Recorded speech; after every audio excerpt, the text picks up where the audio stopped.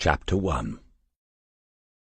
Joe Everson picked up the bone china cup and took a sip of the tea. Sunday best, Smith had said. There was a whole matching service in the cabinet in the dining-room, wafer-thin porcelain, almost translucent, and decorated with pink roses. It was wildly out of fashion, but she guessed that you wouldn't have got much change out of £100, even when it was first bought many years ago. Maybe it had been a wedding present for Smith and Sheila. She said, "I understand. Well, if anyone can. But saying that, I know plenty of coppers who still wouldn't, who still don't."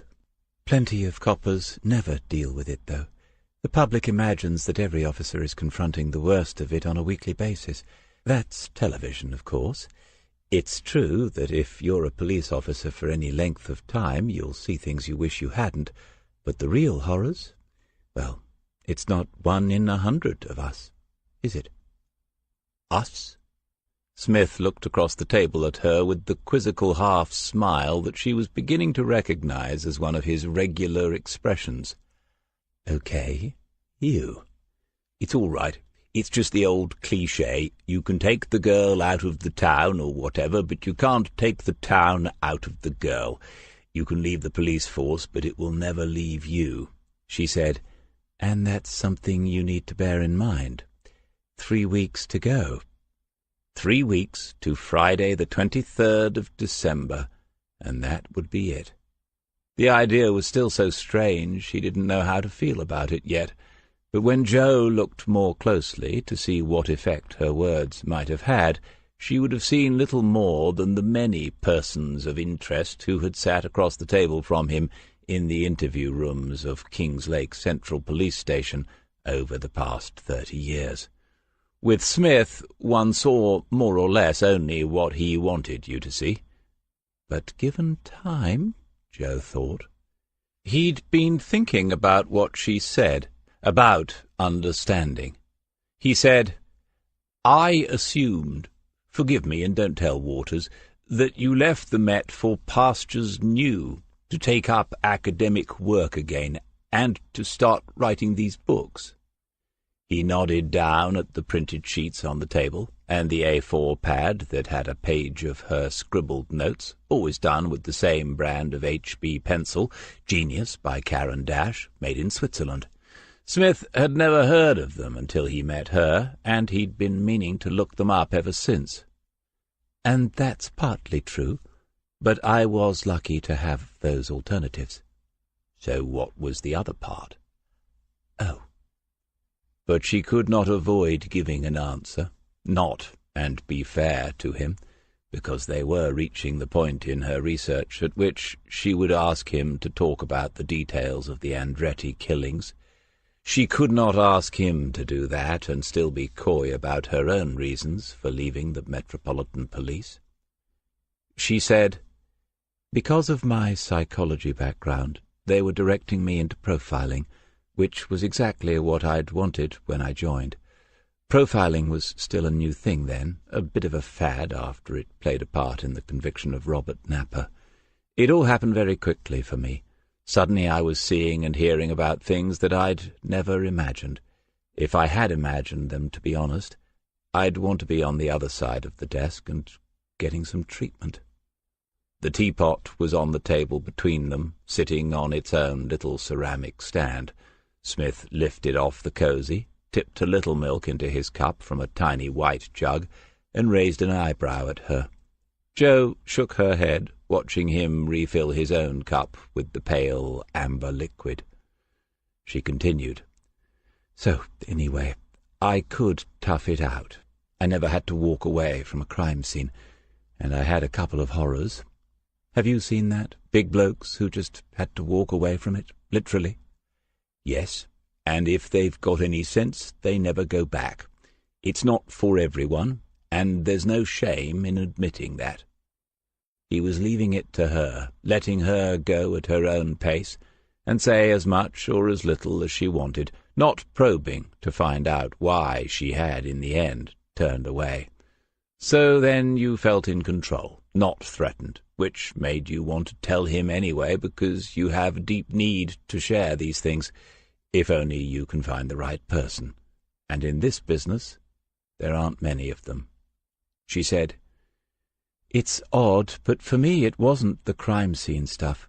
I could detach myself when it was actually in front of me. It was the aftermath, especially the photographs. Sitting at a desk, your desk, staring at them, poring over them for something that might lead to a conviction 18 months later. Certain photographs." "You can still see them?" "Yes." "It's all right. I don't need the details." But she did. That was the worst thing. She needed the details from him, and she wished this conversation had never begun. After a pause, she said, "I went to a lecture once by Paul Britton. Have you heard of him?" "Yes, I know who he is." "He talked about it.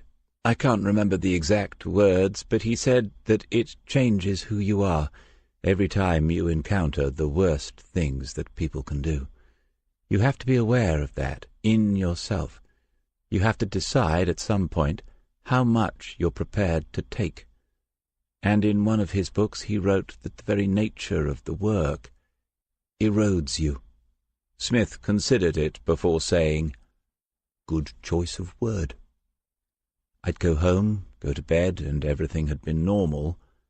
But then, whether or not I'd closed my eyes, I'd see the photographs again, just certain ones, over and over. I'd think, is that what he saw? How long did he spend staring at his handiwork? Did he even arrange things like that because he wanted us to take the photographs? Are we his audience?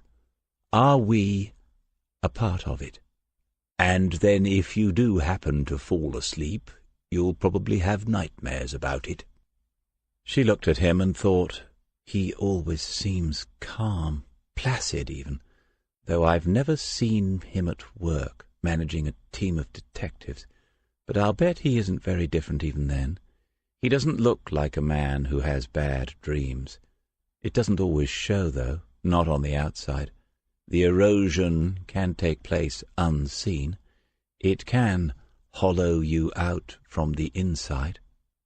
Smith said, "There are a few like that, the ones for whom it's a game, and the pawns they sacrifice just happen to be real people. Those are the ones they call primary psychopaths, aren't they, miss?" It was easy to see him as the epitome of the pragmatic policeman, and he wasn't above mocking her academic background, as those officers invariably do, though from him it was always good-natured and friendly. But she knew now that he was more than that. She knew about the bright grammar school boy, meant for university until family circumstances intervened. She knew a little about his time in the army, the dangerous undercover work in Belfast. She knew that he had himself been offered a post in an elite squad in the Met until a case back on his own turf demanded his return. The Andretti case, the ice cream killer, the very one that she was now beginning to interview him about. Yes, correct, go to the top of the class. But they're very rare. Most atrocities arise out of upbringings and relationships that have gone wrong, hard as that might seem to believe. Smith drank a little more tea and looked past her out into the garden. There was weak winter sunshine, and last night's sharp frost had retreated into the furthest, darkest corners, waiting for nightfall once more. It was a funny sort of conversation for a Sunday afternoon. He said, "Tell me about the primary sort. Just one sentence, if you can." They don't empathize. They don't share in others' emotions. They don't feel guilt or remorse.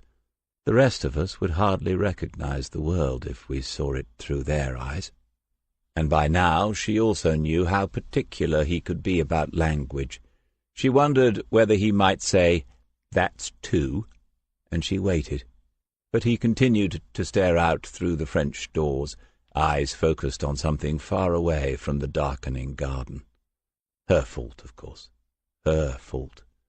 She had made him think about Marco Andretti again. She was catching an early train back to London, so at 10 o'clock Jo had left him in the lounge and gone up to her room now, to which she had taken her bag without being prompted on Saturday morning. Then they had gone into town and had lunch at Sandrine's, and she had guessed correctly what he would order. It's about being known, isn't it? About letting yourself be known. No peck on the cheek before she went up to the bedroom. It was consciously avoided by both of them. The unspoken agreement made months ago would hold because they were grown-ups, and because to break it would fatally compromise the writing of that book. The book mattered to her, and it was beginning to matter to Smith, though possibly for somewhat different reasons. When he went upstairs a few minutes after her, he turned on his bedside lamp and then crossed the landing to his office.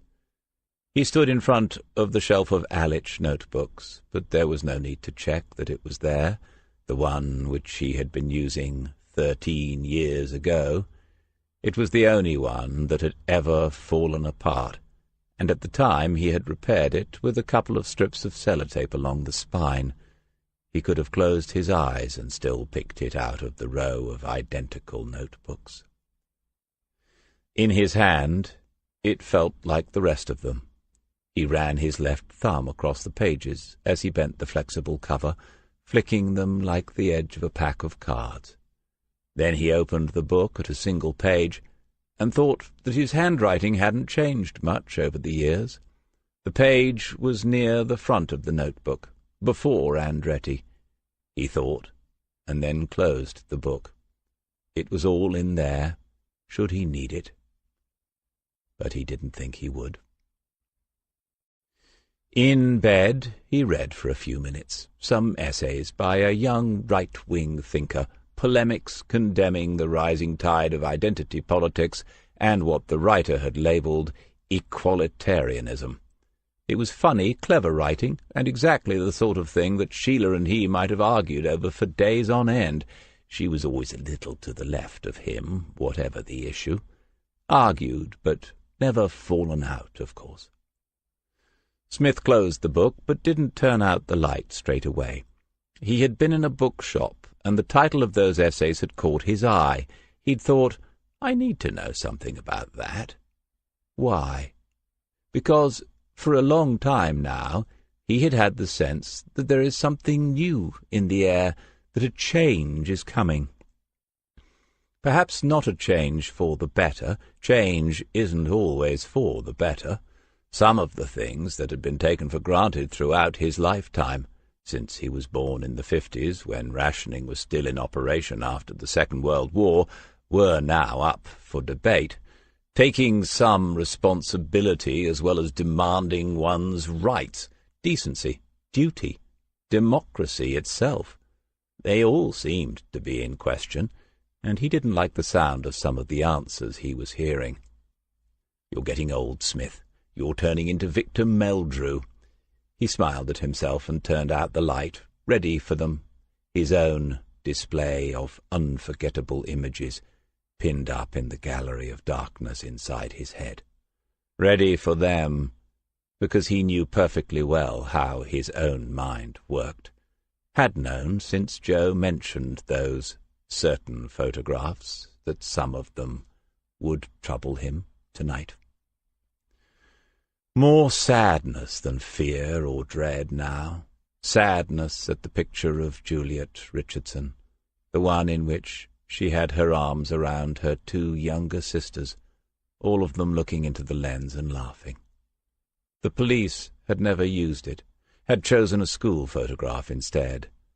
But that family image had lain in the file for months, and it was the one that still haunted Smith. Sadness at the image of Annabel Lewis, the second girl, 17 years of age, blonde, blue-eyed, arranged on the sand like a slender, naked, fallen angel, a mile west of Barnum. That photograph had been taken in the early light of an August dawn before anyone had touched her, and it had a surreal, unearthly quality. And not only photographs for Smith as he lay there in the night. Sadness at the laughing face of a young Irishman walking towards him, raising the gun, ready to fire again. The bedroom was cold.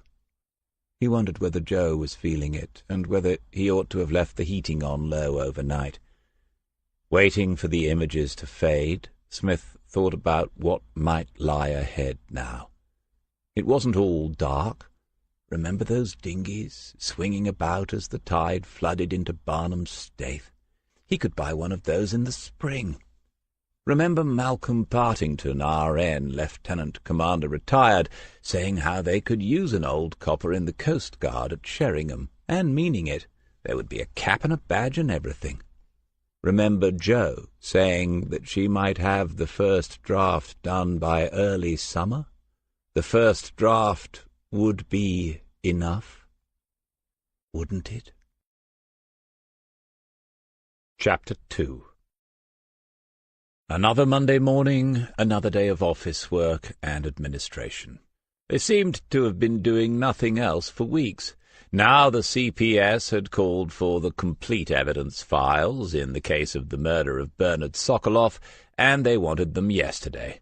What was the hurry? Peter Vince and John Fisher had both been remanded in custody. Mark Williams had shown no signs of running for the hills of mid-Wales. Detective Constable Serena Butler glanced around to see where the DI was this morning. She still hadn't got used to him having a desk in the main office as well as one in his own room 3 doors further down. Terek was all right, but you couldn't relax like you could when Alison Reeve had been DC's line manager. It wasn't like it used to be. If Terek saw you chatting across the desks, it wouldn't be long before he came over to see what he was missing. And there was talk of everything being reorganized, everything and everyone in the new year. Not for the first time she wondered whether they were waiting until DC had left the building. She'd been going to talk to Chris for something else to do, but now he was on the phone. Like herself, he was making plans, and she was curious as to how much progress he had made. Plenty, probably, with all his bits of paper and certificates. So she did a little more on the screen while she waited, giving the work only as much of her attention as was needed to do a meticulous job, because DC would go over the lot before it went any higher. Everything involving every mobile phone in the Sokoloff case had to be entered onto a database, and every time she did this there seemed to be new columns that needed entries. As well as names, times, and durations, they now wanted GPS data, authorization codes, and the employee information of everyone contacted at the mobile operating company. Why? Next time we'll need their birth certificate and sexual orientation. Though, come to think of it, she had wondered about Martina a couple of times recently when they were in the showers after squash. Waters was off the phone at last. "Stormy, what are you doing?" She was always trying to find a nickname that would stick and which would also annoy him, so far without success. He just answered her with his eyes still on the screen, as if what he was doing was interesting. He told her he was writing the evidence summary for how the Lexus had been tracked on its journey from London to Norfolk and back again. Serena frowned and said, "Why? That's not going into the case against Vince and Fisher, and no one's going after Frankie Jacobs." Waters said, still intent on the work in front of him, "No, but DC says he might want to bring a charge of careless driving. You know they ran us off the road at Overy." He'd got very good at this, the straight face and serious voice, learned it from the master, but she wasn't falling for it. "Why are you wasting time on that when you could be helping me with this, which is actual evidence in a real case?" Finally he sat back and looked at her, and she thought, what's wrong with his face? Oh, he hasn't shaved. Why not? Surely he isn't. Why is this happening? Why are young men everywhere growing beards? It's the sisterhood growing too strong, and this is how they are fighting back. We never meant for this to happen. Waters said, "London asked for it. It's my guess it will go into an intelligence file on Jacobs. Jackie Lilly won't give up on him, even if he dies in the south of France, and she has to go and dig him up with an international warrant." "Ooh, get you, Jackie, first-name terms." Waters stretched his long frame, still not playing even when she said, "Don't forget to put an X at the end." He said, "How's the phone stuff? Nearly done?" "God, you're worse than Tarek." And then that reminded her of what she had really wanted to ask him. "What's happening on the sergeant thing? Have you decided?" "Yes, I've put my name down. I should be in the first round next year." "You'll walk it." Waters didn't react, and she knew why. They both knew why. It wasn't like the good old days that Smith had told them about, when they made you a detective sergeant because you had proved you could catch villains and could probably lead a team of others doing the same thing.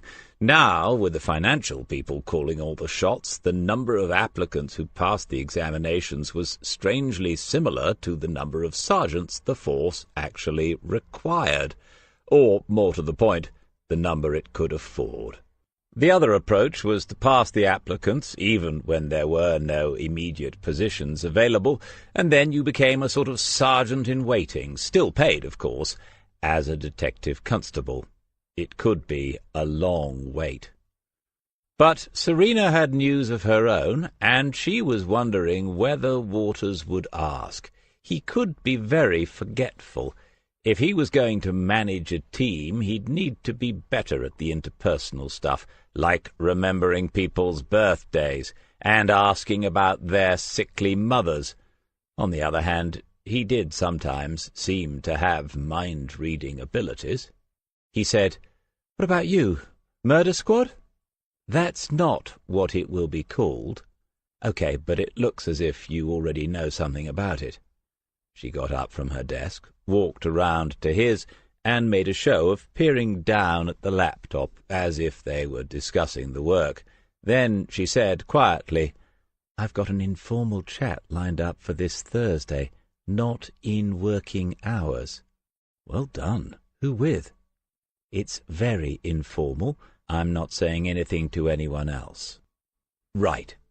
So now he wasn't going to pursue it, which was annoying, over-respecting her request for secrecy. She said, "It's with DCI Freeman."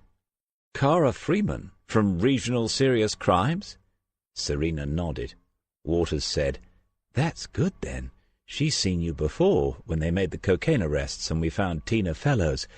You're aware she spent a long time trying to get DC into RSCU. I know that's one of the reasons she said she'd speak to me." He nodded this time before he said, "Yes, probably sees you as the next best thing, which is a sort of compliment."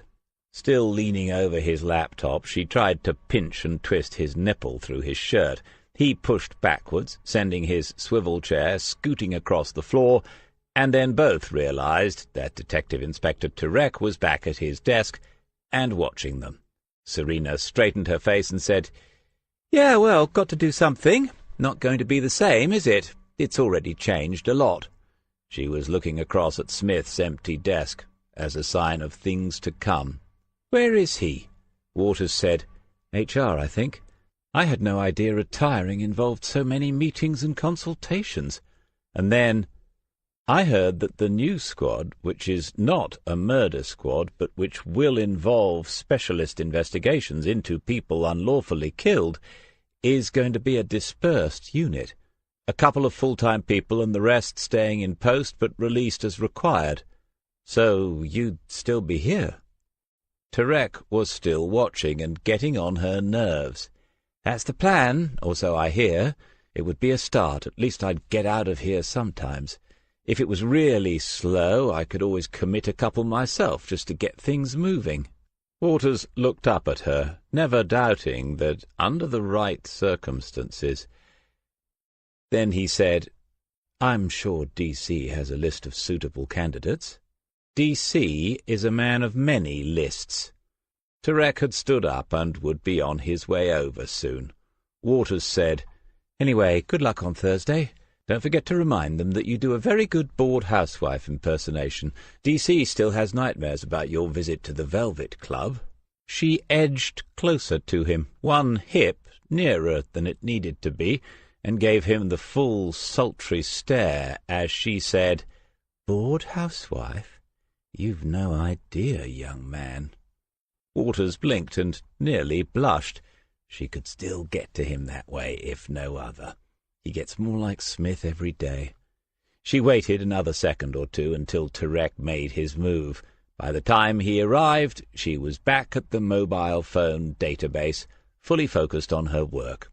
As she did so, Smith pulled into the car park and found his usual space empty, as it ought to be. It didn't have a little signpost like Superintendent Allen's, 3 bays closer to the station's rear entrance, but it didn't seem to need one. That was his last trip to Norwich, then. He had signed the final papers, and the numbers had surprised him because the tax-free lump sum had been significantly higher than he had predicted, thanks to the fact that when he stepped down he had done a deal that preserved the force's contributions at the level of Detective Chief Inspector. That had been Sheila's idea. She knew that teachers could do that sometimes. Now he could afford a small fleet of dinghies, and still have plenty of change. He sat in the car, thought, and patted the steering wheel. It looked as if the old girl was going to see him through to the end after all. There had been many of little faith, many siren voices telling him for years to get a new one, but she had stuck by him and he by her. Loyalty is an underrated quality these days. But for heaven's sake, Smith, you're talking about a car. He got out, not bothering to lock it, but deciding nevertheless that when this was finally over, he would need to make a decision about the Peugeot's retirement as well. And this would finally be over in 14 working days. And a glance at the date, 15200, 6 hours. Canteen? It was almost lunchtime, but he wasn't particularly hungry. Once inside, instead of going up the stairs to the offices, he went left along the ground floor, round to the front entrance where Charlie Hills should be on duty. There were just 29 opportunities remaining for the two of them to indulge in mutual commiserations.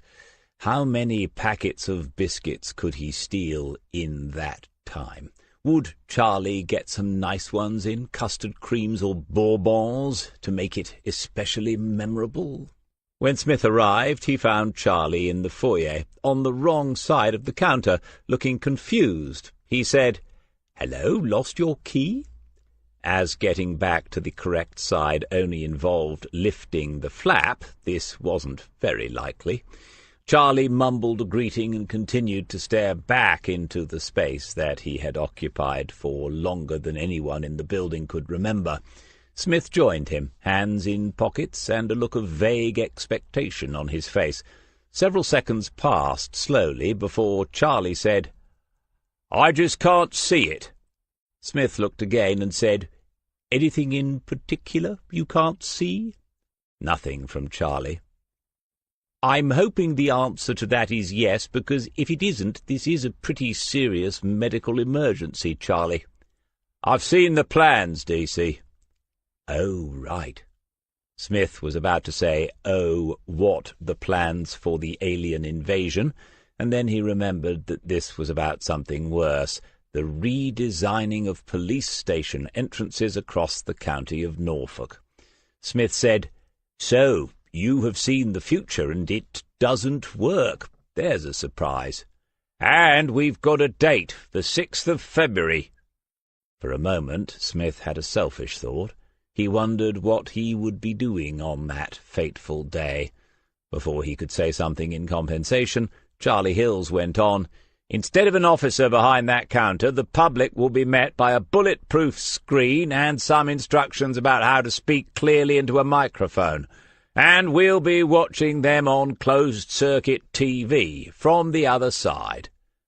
One could make a joke of it. Say, let's have a practice, Charlie. You go back and pretend you can't see me, or I'll hide behind this pillar and pretend I've got some of the usual queries.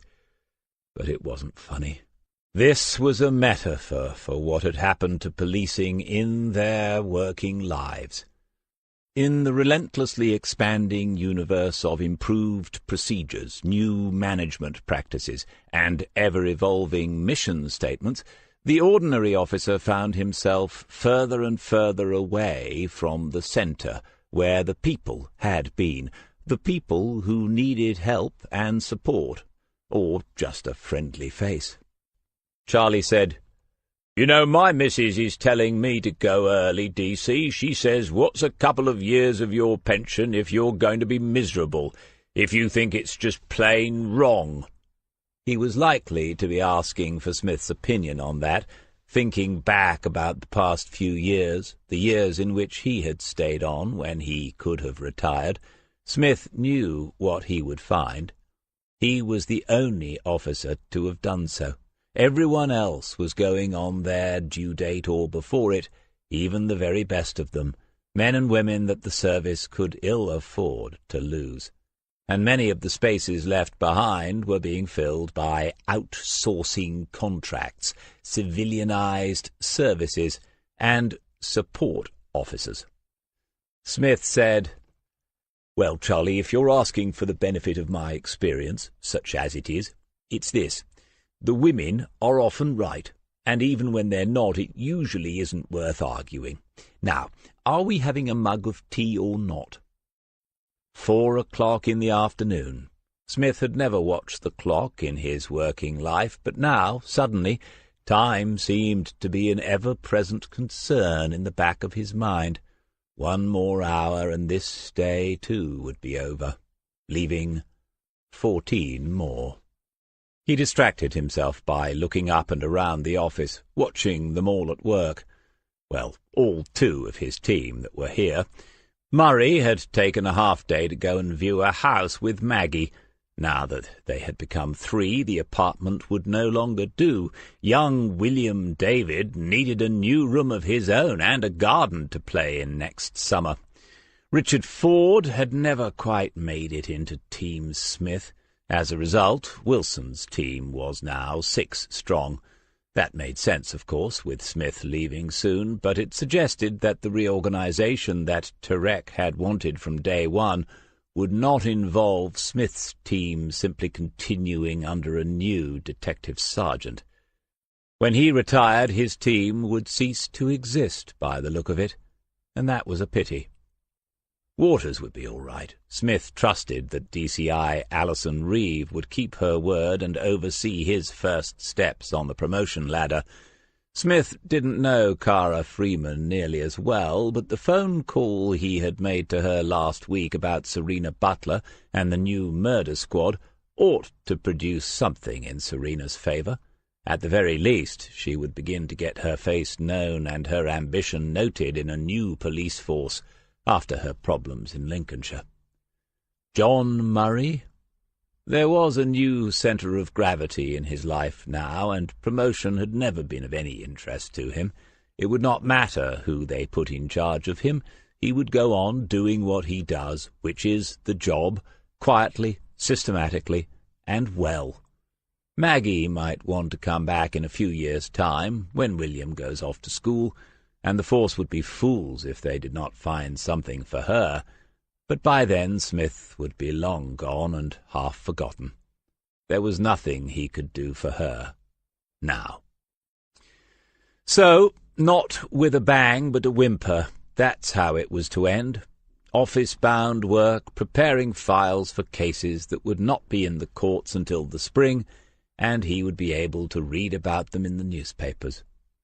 Wilson was getting his people out and into the town after reports that Lake would be targeted by organized shoplifting gangs during the Christmas bonanza.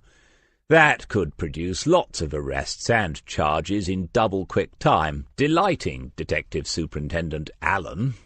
And Smith could concentrate on ways to avoid the surprise party that was being arranged in his honour on the afternoon of Friday the 23rd of the month. This is the way the world ends, Smith. Bernard Reuben Sokolov was your last case, just as you guessed he might be. Enjoy the quiet life. Start getting used to it. After all, if anything interesting was to walk through the door here tomorrow morning, you probably wouldn't have time to get it sorted anyway. You wouldn't want to leave with a job half done. Chapter 3. The Dock Mills estate to the north of the centre of Old King's Lake is nothing special. It has hundreds of counterparts in scores of British cities. The accommodation is all either privately rented or social through the many associations that sprang up after the demise of local council housing departments. Almost universally there are 3 bedrooms to a property, as if this had somehow been ordained as the optimum living and sleeping space for modern humans, but the number of ways in which individual families and other nameless groupings of people have evolved to inhabit those 3 bedrooms is effectively infinite. Some of the houses are in terraces of 8 or a dozen, while in the posh southwest corner a planner with dreams of greater things created an enclave of semi-detached homes, perhaps as a gesture of reconciliation to the estate of private houses 200 yards away over the disused railway line that inevitably soon became an unofficial and unadopted footpath down into the city centre. It was here, up against the old railway line, and a decade later, that another group of councillors agreed to make another gesture and construct a small adventure playground for the offspring of the Dock Mills, somewhere for them to use up some of that energy which otherwise tends to find its release in ways that produce caseloads for environmental health officers and long lists of repairs for local authority subcontractors. The railway play park opened with a half-page spread in the local free paper, and the wife of the mayor had her picture taken at the top of the slide. But over the years it was used less and less by the young mothers and their toddlers, even during term time when the older ones were sometimes in school. After a walk around you might decide to take your youngsters elsewhere too, what with the litter and the dog fouling and the evidence of play of sorts surely never intended by those well-meaning, if somewhat naive, district councillors. Hundreds of counterparts in scores of cities? It might be more. And these are places on the edge of things in so many ways. It might be only 200 yards across the old tracks, but that's another world, a different universe. Attitudes and values alter somewhere in the space between. On the Dock Mills, other laws apply. On that Monday evening, the girl got off the roundabout she had been idly pushing around with her feet. As it slowed and then stopped, the roundabout gave a final drawn-out squeal of protest. Gemma wasn't coming. The girl wasn't annoyed or even that surprised. People let you down, you get used to it. Neither of the 2 texts she had sent had been read, or maybe Gemma had turned off show-read receipts.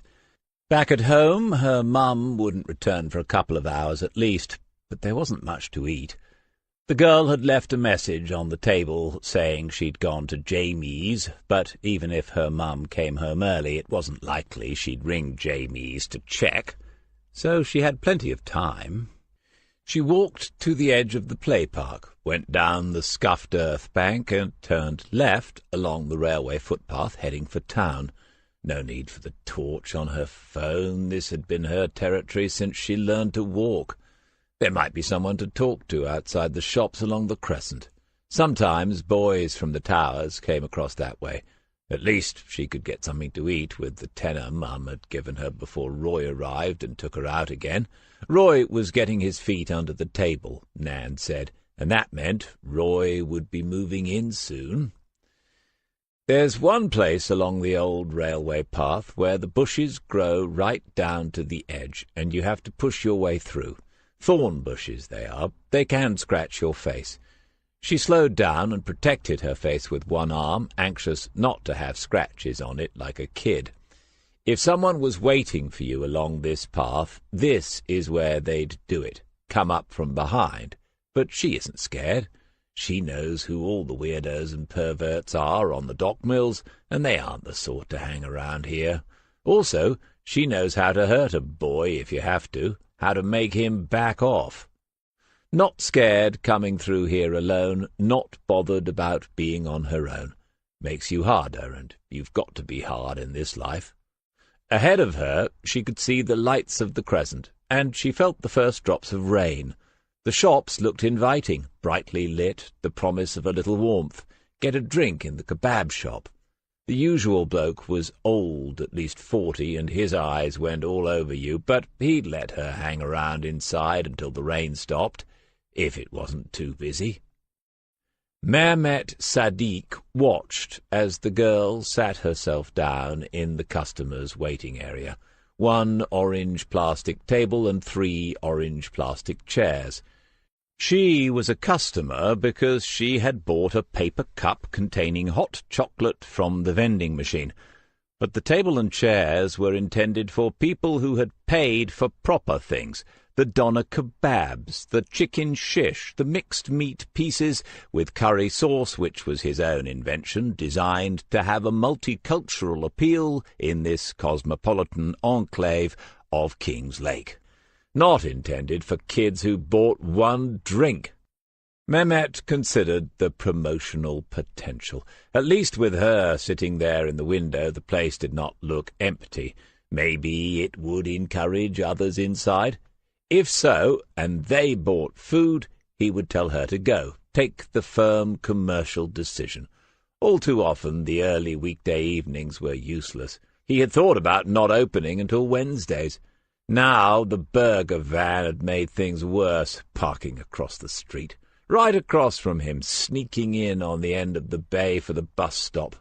Mehmet had gone out the first night this happened and spoken to him, told him to clear off, but the man was young and not afraid. He had offered to come out of his van and settle it on the pavement, and Mehmet had retreated. He thought about calling the council to see if the burger man had any sort of license, but that might mean officials coming to his own takeaway establishment, and he didn't want the environmental health here again. So life is hard. You try to offer a service and make a small living, but always it is a struggle, a fight for survival. Mehmet made a point of not watching the girl all the time. She had caught him looking already. What is a man supposed to do now? Nobody knows any more. In the village he had left as a boy back at home, such a girl might be married already.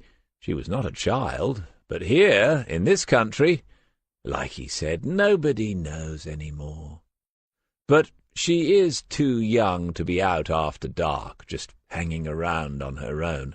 That cannot be right, he knows that much. The girl was staring out of the rain-streaked window most of the time, taking an occasional look at her phone, as if someone might send her a message. A taxi driver, Mehmet recognized, came in and bought 2 wraps from the ready-made counter, and he too had a long look at the girl as Mehmet assembled the order. On the way out, the driver asked the girl if she was waiting for a cab, and she might have been because the rank was only 30 yards away from the shop, but really he just wanted to say something to her. The girl pouted and smiled, saying no thanks, and the driver left, honour satisfied. 10 minutes passed, and there was no sign of another customer. Mehmet came out from the counter and went to the table. It was awkward, her sitting there for so long. He said, "You know this is not a youth club, right?" "Yeah, think I worked that out." She looked him straight in the eyes, insolent because of the youth thing. "So you want something to eat, you tell me. That's what we do here, we sell food." There was a smile on her face now, but it was meant in mockery. She looked around the shop, made a point of leaning to the side so she could see behind him before she responded. "We? Can't see no one else. You look like a bit of a loner." He pointed to the menu on the wall behind the counter. "This place isn't a bus shelter, neither. You want some food? Okay. You can stay in here and eat at the table, but you don't sit here all night with one drink." She took her time reading the menu, and then she stood up, shaking her head. She kept him waiting, lifting her hair out of her coat collar and then slowly pulling up the zip, trying to be like a lady who has just declined tea at the Ritz. "No thanks, mate. I don't fancy any of that foreign muck. I think I'll have a burger instead." She left the door open so that he had to go and close it. He stood watching through the glass panel as she walked across the road. She said something to the man in the van, and straight away his hands were busy as he chatted back at her. Mehmet thought, "This rain is getting worse. I might as well go home." The girl ran a line of sauce down the hot dog sausage, and then another line back up to where she had begun. She put down the bottle and picked up the other one, the mustard, and ran a line of that down the opposite side. A smile, because she knew he was watching her. He wasn't hiding that at all. And then a pause, probably because she was wondering how to eat it with any delicacy in front of him. She could just walk away, but it was raining harder, and she was getting a little shelter from the awning that pulled up over the serving hatch. He said, "Mustard, eh? You like it hot?" She knew what sort of talk that was. Her mum and Roy were at it all the time, thinking she didn't understand. "Yeah, you got any chili sauce? I'll have some of that as well." "I think you've got enough sauce." He had a nice smile and really white teeth and a tan like he'd been on holiday somewhere sunny, long fingers with clean nails, just one heavy gold band on the ring finger of his right hand, which is also called the digitus annularis. She remembered that from a magazine which told you how to learn things about people from their hands. She was interested in human biology, and Mrs. McBride had said she had potential if she paid attention in the lessons. Maybe she would be a nurse. He said, "You're getting wet." "It's all right, my coat's waterproof." "Go back and sit in the kebab shop till it stops. He'll love that." "Nah, he's a dirty old man." He liked that she could see, her not being afraid to say it. "Girls that look like you have to watch out for them." She took another bite, but found it hard to swallow. That was a proper compliment, without being rude or anything. So she shrugged, as if this was the sort of thing a girl has to put up with these days. A cabbie came across the road, a big man with a stomach to match. He knew the burger man, called him by his name, but she didn't catch it properly. They talked about the weather, and the girl stood and listened as 2 burgers with extra cheese and extra onions were finished off. Before he went, the cabbie looked at her and said, "You all right, sweetheart? What are you doing out on a night like this?" "Eating my dinner." "I see. Sharp enough to cut yourself and all. Well, watch this boy. I reckon he could charm the birds out of the trees." The cabbie went back to where 3 taxis were parked up.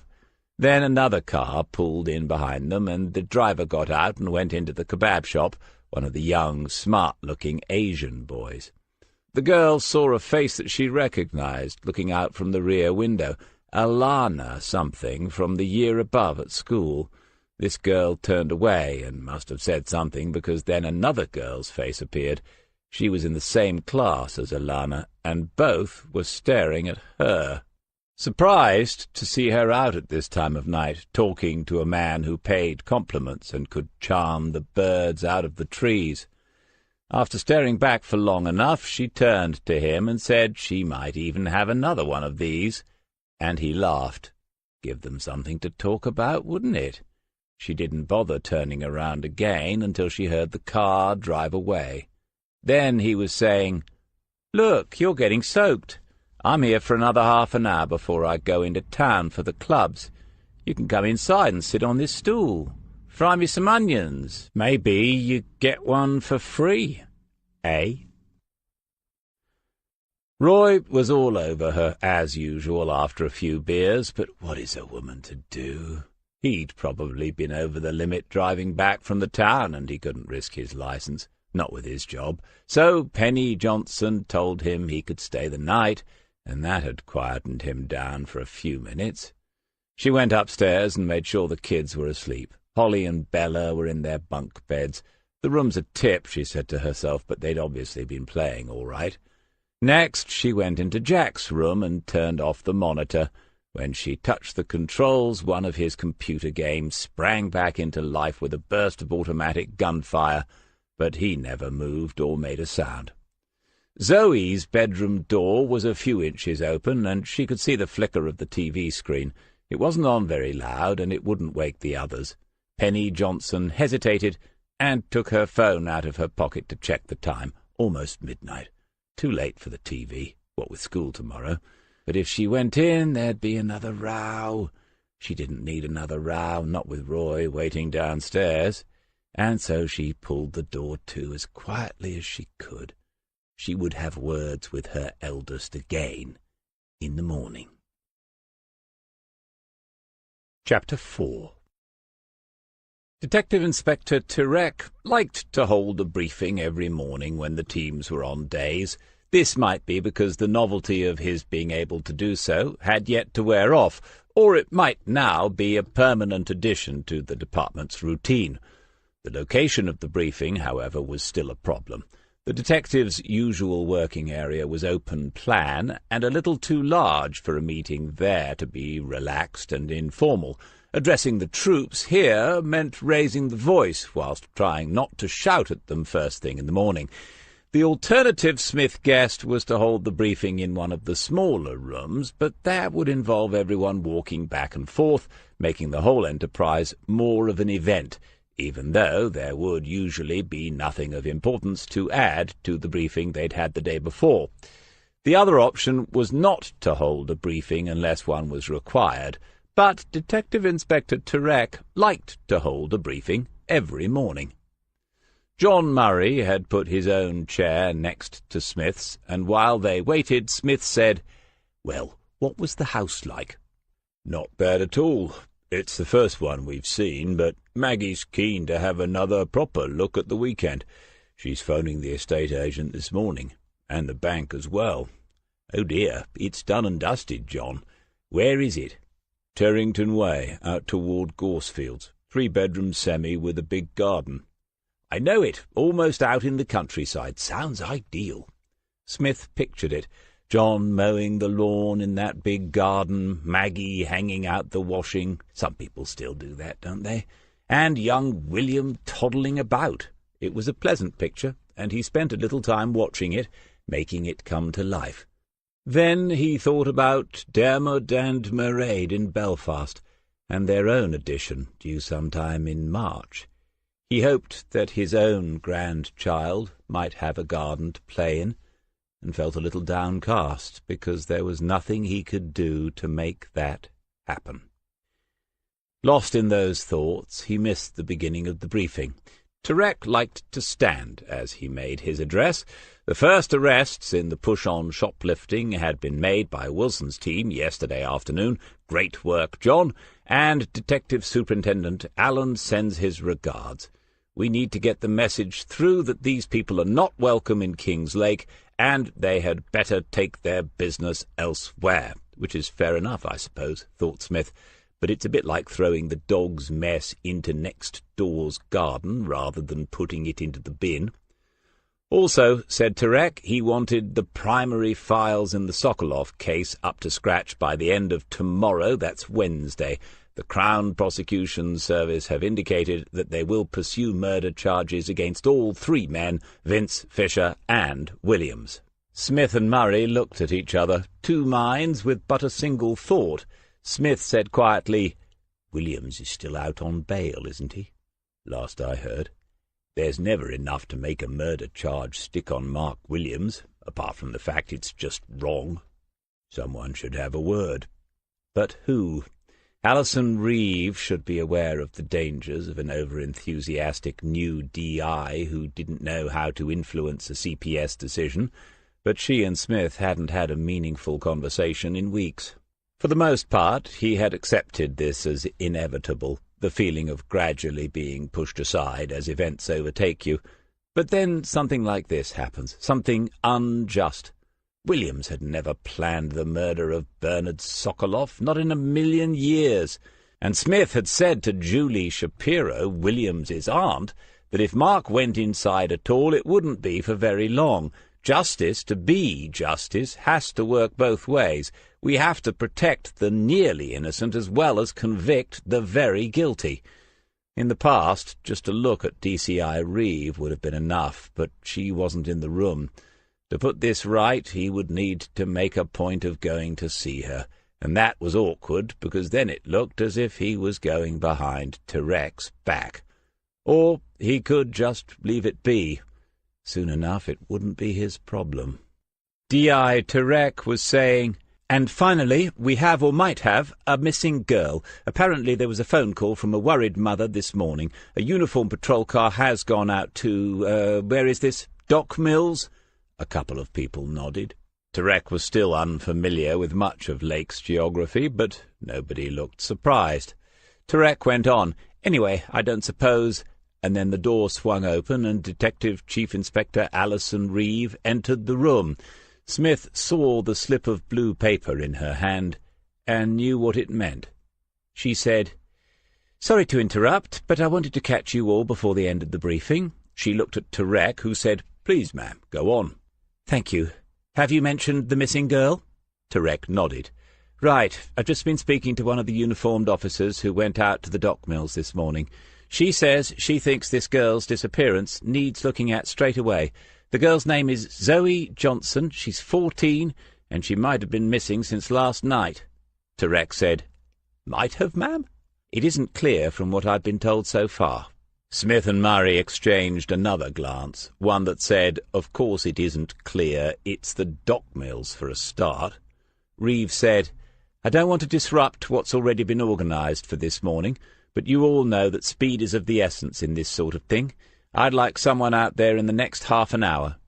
Detective Inspector Tarek was already eyeing the room. Smith thought someone older, someone who's likely to have done this before, someone who can, in the first instance, both reassure the frantic mother and see quickly beneath the surface of the domestic situation. Almost invariably, that's where the answer lies. Tarek said, "Chris and Serena, then. You're not directly involved in the shoplifting. John and D.C. can take over whatever it is you were about to do this morning. Off you go. Report back to me as soon as you've made an assessment, please." Within seconds, the pair of them were on their feet and back at their desks, getting what they needed. Serena would probably take charge, but Smith didn't know whether she had any direct experience of this type of thing. He did know that Waters did not. And as they headed for the door behind DCI Reeve, it was Waters who glanced back at his sergeant for a fraction of a second, as if to apologize. Smith watched Reeve then. Was she making a point of not looking in his direction? Tarek ought to have passed down a matter of routine deployment to a sergeant, but he was still new and keen to impress, to look decisive in front of the assembled men and women who made up the detective force at King's Lake. He had even told Waters and Butler to report back to him directly. And then Smith had to wonder whether the D.I. had prioritized getting the paperwork done for the CPS and his senior officers over a first look at a missing teenager. John Murray said to Smith, 14, 10 to 1 she's gone off in a strop and turns up by lunchtime. The odds are more like 100 to 1, that's what'll happen, John, thank God. Murray didn't say anything else, but he must have wondered. Smith had been the senior investigating officer on the Andretti case when the last 2 girls disappeared. You don't get over that. And every teenaged runaway story must be an echo of those awful events. As the SIO, you get the glory if he's caught in time, and you get the blame if he isn't. Forever and a day, you will be asking yourself, what did I miss? Could we, should we, have caught him sooner? Smith didn't know whether Tarek had given the signal or not, but people were drifting away to their desks. He said, "Right, John, we've got some bullet-pointing, proofreading, and digital filing to do." Murray gave him the appropriate look, and nothing more was required. Between them, they had more than 50 years of investigative experience. They had caught a serial killer, murderers, rapists, armed robbers, drug barons, and people smugglers. They had been beaten up more than once for their trouble, and Murray had even managed to get himself shot through a door. They both had commendations for their work as detectives and medals for their bravery, and they were going to spend the rest of the morning preparing paperwork which would be emailed to a junior lawyer in the Crown Prosecution Service. "Make sure you get a look at the girl's bedroom, her private space. She's bound to have somewhere like that by the age of 14. Get the mother's okay and do a quick initial search. Find out what she was wearing and the details of her phone, because, again, she will have one by the age of 14, probably by the age of 4 in the dock mills, and a computer or an iPad, social media accounts, a photograph just in case. Take a really close look at that photograph, Chris. What is it telling you about Zoe Johnson? When was she last seen? A precise time and where? Did she say where she was going? Did she mention a name? And has that person been contacted? Do not assume that any of this has actually been done. You would be amazed. Does she have a boyfriend? Has there been a family row, and does she have any history of this sort of behaviour? Is there a man in the household, and is he her natural father? If not, pay particular attention to that and get some detail about him that we can check. Also, don't forget to—" Smith sighed in irritation because his head was full of it every time he tried to focus on Serena's mobile phone reports and data tables. He had fought off the temptation to text the key points to Waters, to phone even, and hadn't he been saying to himself for weeks that it was time for them to show more independence? His watch told him that the two of them had been gone for more than an hour, and the dock mills is only a 10-minute drive from Central once the morning rush is over. He could see Turek with Wilson at his desk. There had been no sign that Turek had had any phone calls. Then, as he watched, he saw Turek open his mobile, but he was making a call, not receiving one, something to do with what Wilson was talking about. Moments later, Smith's own mobile was in action, and he could see straight away that it was Chris Waters. Murray had stopped writing. He was watching before Smith had answered. After Smith's question, "Right, what have you got?" he followed one side of the conversation, working out the rest. Smith said to Waters, "Where are you now?" And then, "Yes, well, he's on the phone. I can either take a message and ask him to ring you when he's done, or you can tell me what's happening." Murray smiled and hoped for Waters' sake that he was about to make the correct decision. The sarcasm could get much more painful than that. Then Smith was listening, with just a couple of goods and a "You've seen her bedroom?"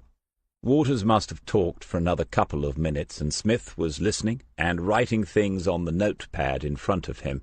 Murray looked up and saw that Turek was still involved with John Wilson. Finally, Smith said, "All right, so far so good. Describe the photo to me." Another silence, and then, "Have you got the name of the other girl in it?" "Good. You said Zoe looked older. How much older?" "Fair enough. Funny how they never look younger." And that last comment was directed as much to Murray as it was to Waters. Smith said to the phone, "Sounds as if the two of you have done a decent job. Now, you're the man on the ground. How do we play this?" Turek, of course, would never have asked the question, but Murray understood why Smith had done so. Sooner or later, every officer must learn to use his judgment out there. Not everything can be brought back to the station for further discussion. Chris Waters was clever, but sometimes he liked the luxury of time, and you don't always have that. In the end, he might become one of the back-room boys rather than a front-line officer. Murray wasn't sure as yet. Smith said, "It's your call. You can have a ride round for an hour or two and see if she turns up, or you can press the alarm bell now." Smith was looking directly at Murray. It was perfectly plain what the detective sergeant himself would do, though he had had only 5 minutes' telephone conversation in the office. "Okay, Chris, I'll let D.I. Turek know. and then Smith ended the call. He took a few moments to make sure that everything on the screen in front of him was saved, and then he said to Murray, "John, we might be needing some family liaison. See if Anne Crisp is about, will you?" "You've already sent a family liaison officer?" Turek was giving Smith the full over-the-spectacles stare. "Yes, Anne Crisp. She's very good." "I'm sure she is, but we've not had this report an hour yet. That might be premature, sending family liaison." Smith said, "I realise that. It's a judgment call." John Murray was also standing beside Smith's desk, watching and waiting. He could see that the detective inspector was more perturbed that Smith had made the judgment call than by the actual decision. Turek said irritably, "I realise that, but where was Chris Waters when you spoke to him?" "He was outside the Johnson family home, in the car, I think. Why, sir?" "Well, because we ought to have spoken to Serena as well. She's the more experienced of the two of them. She might—" "I have, just now." The skin on the side of Turek's neck could go a little blotchy sometimes. It was doing so now. After a deeper-than-usual breath, Turek said, "I see. You didn't mention that." "No. Well, we're only now having this conversation, aren't we? I had to start somewhere." "And what did she have to say?" Smith summarized what Serena had told him. The mother, Penny Johnson, is borderline hysterical. There are 3 other younger children in the house, all refusing to go to school and adding to the confusion. There is a woman from next door who is also hysterical because she was supposed to have been looking after the children last night while Mrs. Johnson was out. Turek said, "Supposed to have been looking after them? What does that mean?" Smith said, in the same level, factual tone that he had used throughout the conversation with the detective inspector, "That's something we need to establish, but Serena's guess is that Mrs. Johnson left the children in the house after telling them to go and see the next-door neighbour if there was a problem." "Left them?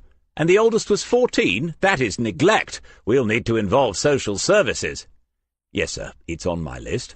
Turek stared down at the piece of A4 paper on Smith's desk. At least a dozen lines had something written on them, but before he could ask, Smith went on, "But we oughtn't to call social services this morning other than to see if there's a family history with them. We should certainly do that, but the last thing we need is social workers in the house investigating neglect while we're there trying to find the missing girl, if you see what I mean, sir." Turek looked at Murray and said, "John, we're obviously going to need someone else on this. It's come at just the wrong time, what with everything else. Can you be ready to go?" Murray nodded and returned to his desk. He guessed that's what the DI wanted. To Smith, Turek said, "Waters is on his way in, you said. What about Serena?" "She's staying at the Johnsons until Anne Crisp arrives, which should be any time now. I thought it was better to have Serena available to us than tied up at the house all morning. We'll just need to go and pick her up when she's ready. There's a uniform car still in the street, so we can use that." Smith waited then, watching Turek and thinking about his last words to Murray, just at the wrong time, what with everything else. "When we're not so busy, sir, you'll have to tell us the right time for one of these. There are entire training courses on prioritization methodologies for ranking officers these days.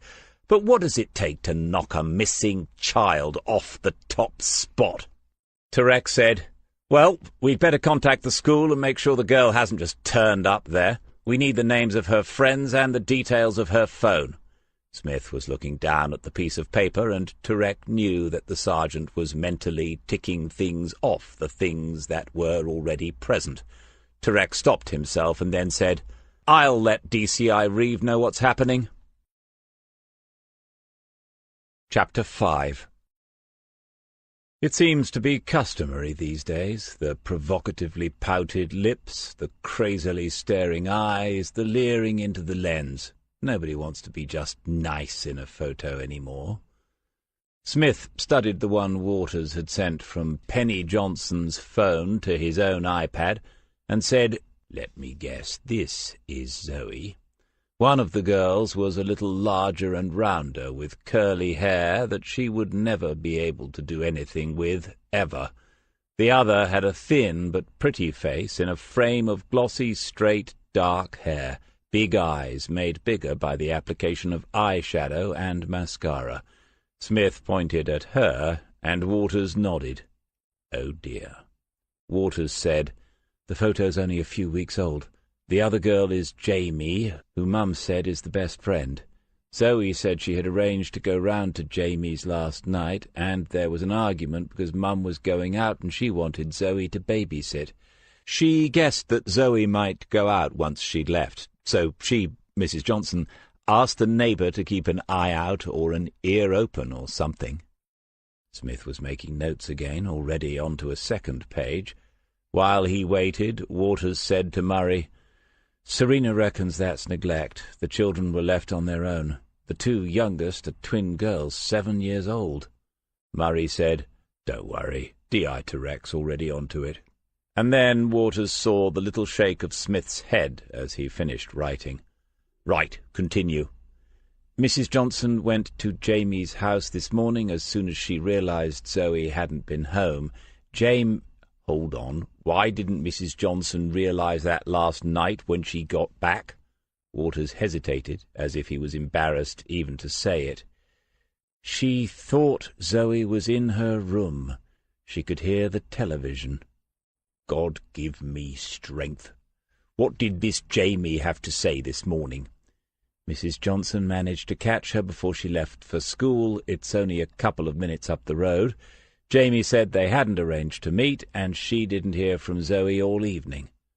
As he wrote a little more, Smith said, "The most significant thing so far is that you just said Jamie said instead of just they hadn't arranged to meet, because in my admittedly limited experience of them, most teenaged girls can't lie straight in bed when it comes to telling us about their secret social lives, not first time around.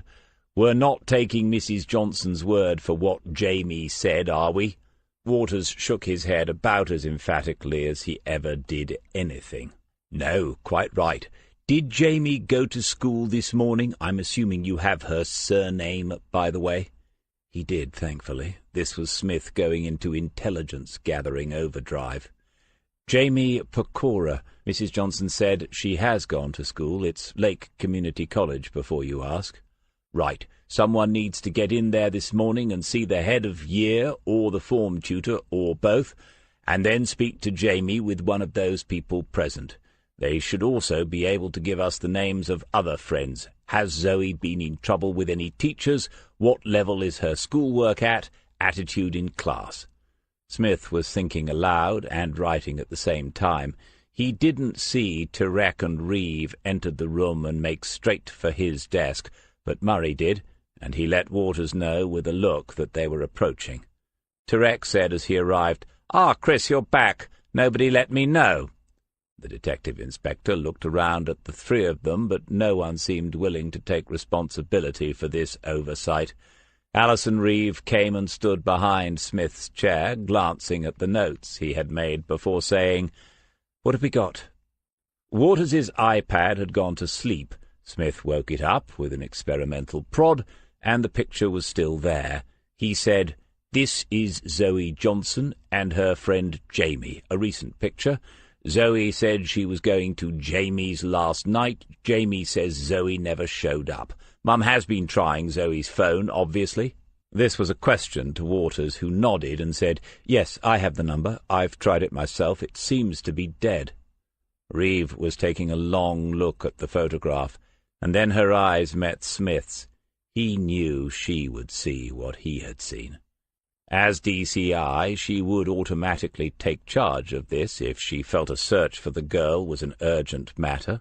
She said to Waters, "How far is it from one girl's house to the other?" "We haven't checked the route yet. Mrs. Johnson said 2 or 3 minutes' walk." "And do we know what time Zoe left home?" "Mrs. Johnson says her son Jack thinks it was about 8, around half an hour after Mrs. Johnson went out herself." Reeve was silent for a moment.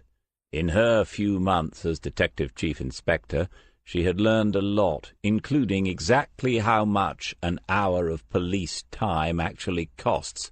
The unenlightened among us imagine it is the salaries of the officers involved, along with something added for buildings and resources. But if you take the total monthly budget of a force and divide it by the number of hours officially worked, the figure runs into the thousands of pounds. Simon Tirek said eventually, "We're relying too much on what Mrs. Johnson has told us, ma'am." Smith seemed relieved that someone else had pointed this out. He said, "Yes, we are. She's far too involved to be objective. Also, she must be aware that if she has left the children in those circumstances, she's going to be in bother herself. This might be colouring what she's telling us. We need to be checking things out for ourselves." Before he could answer, Tirek's mobile began to ring. As he answered it, he took a few steps away from the group around Smith's desk. Reeve said to the rest of them, "This is a dysfunctional family, isn't it?" Waters said, "I think so, ma'am. I got that feeling this morning." "So it's 10-1 that it's a mother and daughter fight, and this is Mum's punishment or the daughter's revenge. Where should the girl, Zoe, be at this moment? On a normal day, if they have such a thing. School, yes?" Waters nodded. Smith and Murray waited. "Okay, let's at least make sure she isn't there, having spent the night with another friend or boyfriend or someone. Someone goes in person and speaks to a teacher about her. From the corner of her eye, Reeve saw Smith make a small neat tick by the second or third item on his list. Tirek returned and said, "That was John Wilson. One of the shoplifters' vehicles has been seen in the town, one of the vans. At least half a dozen got out and disappeared into the Ferndale shopping centre. John says they could do with more pairs of eyes if we have them, ma'am." Thousands of pounds an hour, a figure which can also be divided by others, such as the numbers of arrests made each month and the number of successful prosecutions. Reeve knew, of course, that Smith had been here himself years ago, and with different numbers, but the calculations would have been more or less the same, limited resources and unlimited demands upon them. Still, she didn't need his help to figure it out any more. She said to Tirek, "Tell Wilson we can send him John this morning. He'll make contact when he's on the ground at the Ferndale." Murray already had his coat in his hand before she had finished speaking. When she nodded, he headed for the door without a backward glance.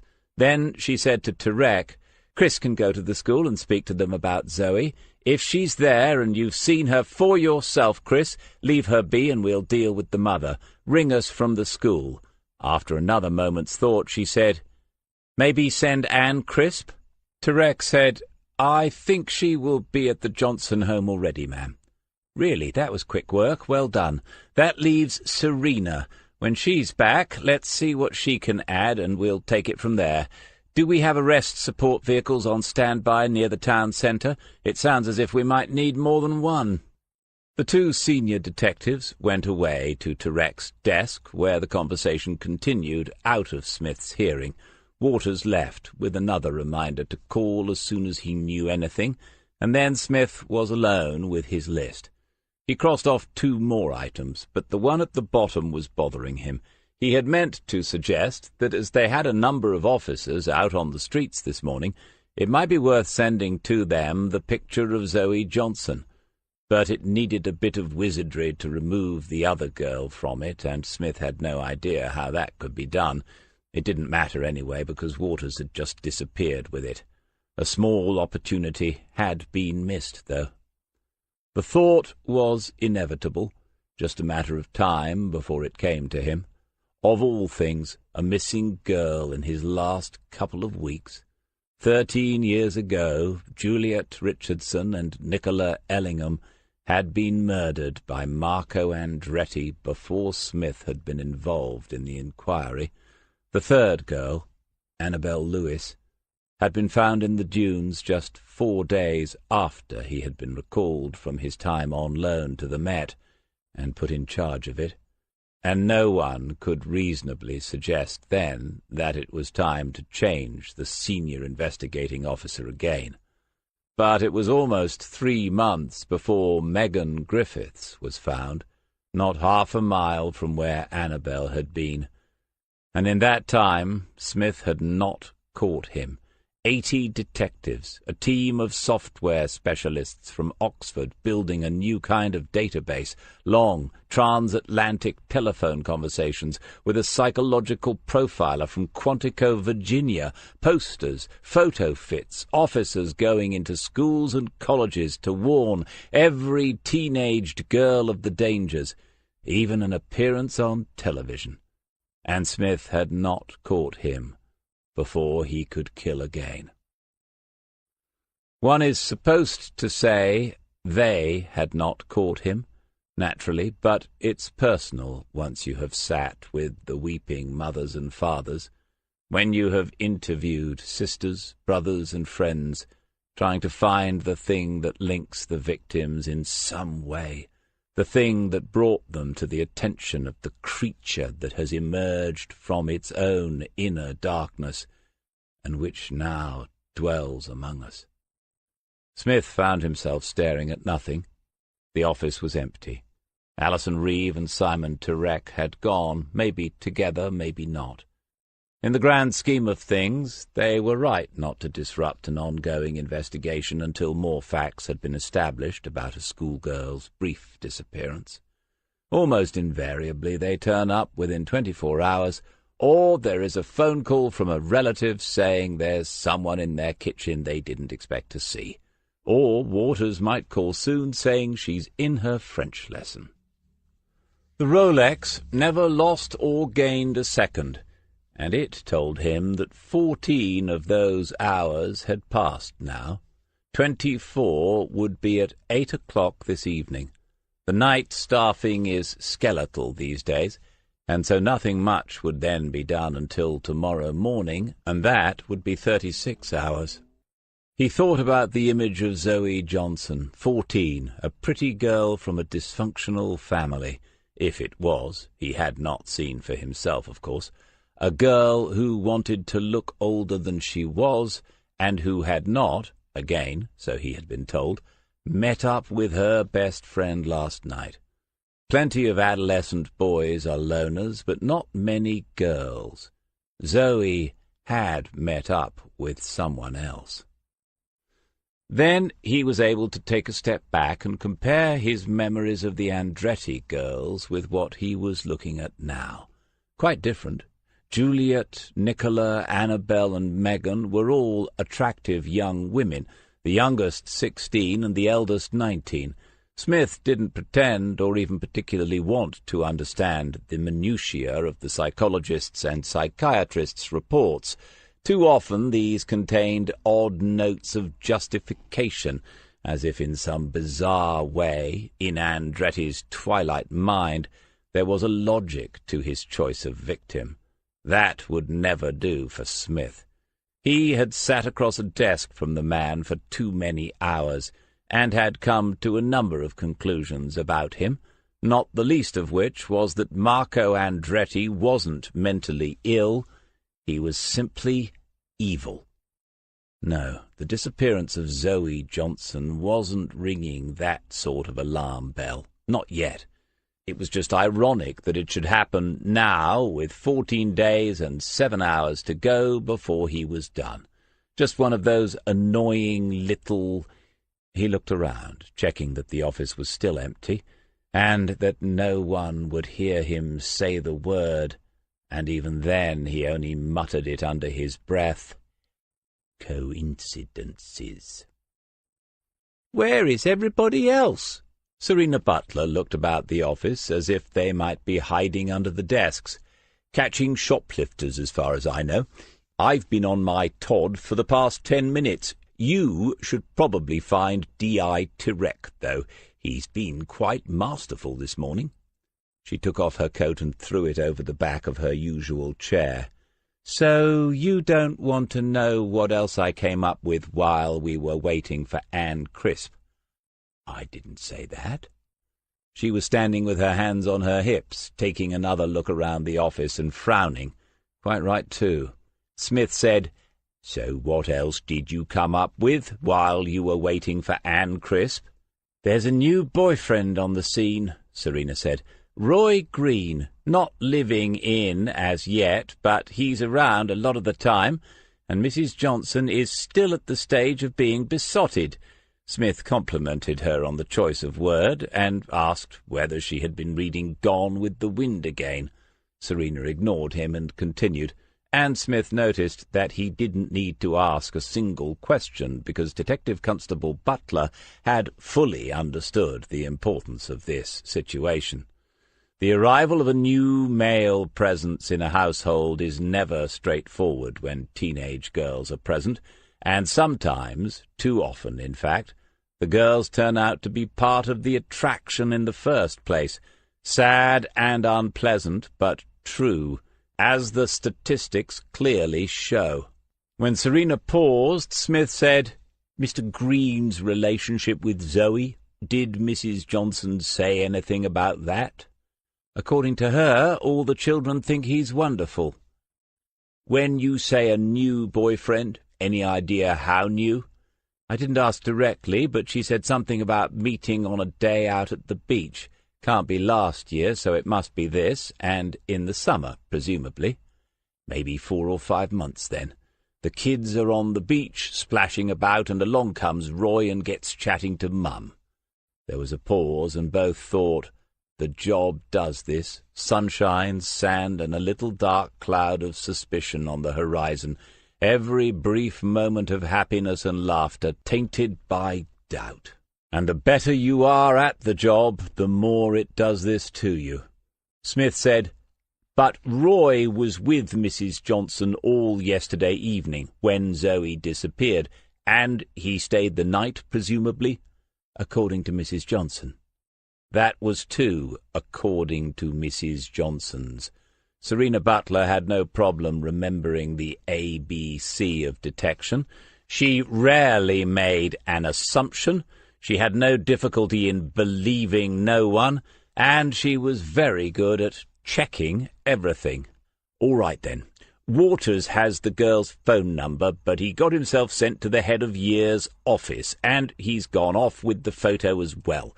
Maybe you could—" Serena had both, and as she set to work transferring the picture to her desktop so that she could edit it to show only Zoe Johnson, Smith asked more questions.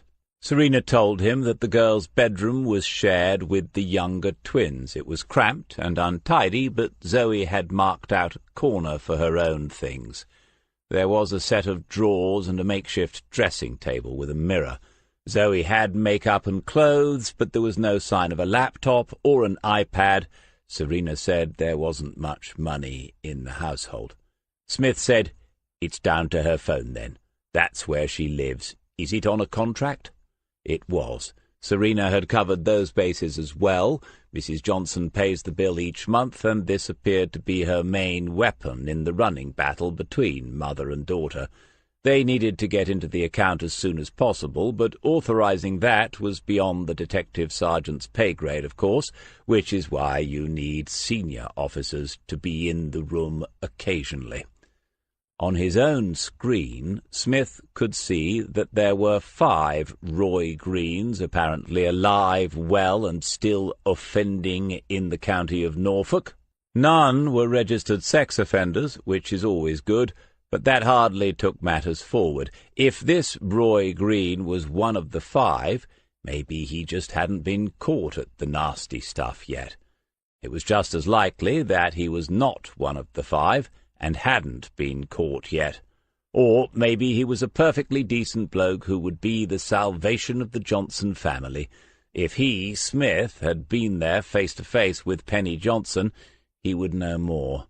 He would have studied her until she realized what he was doing, and then she might have given something away.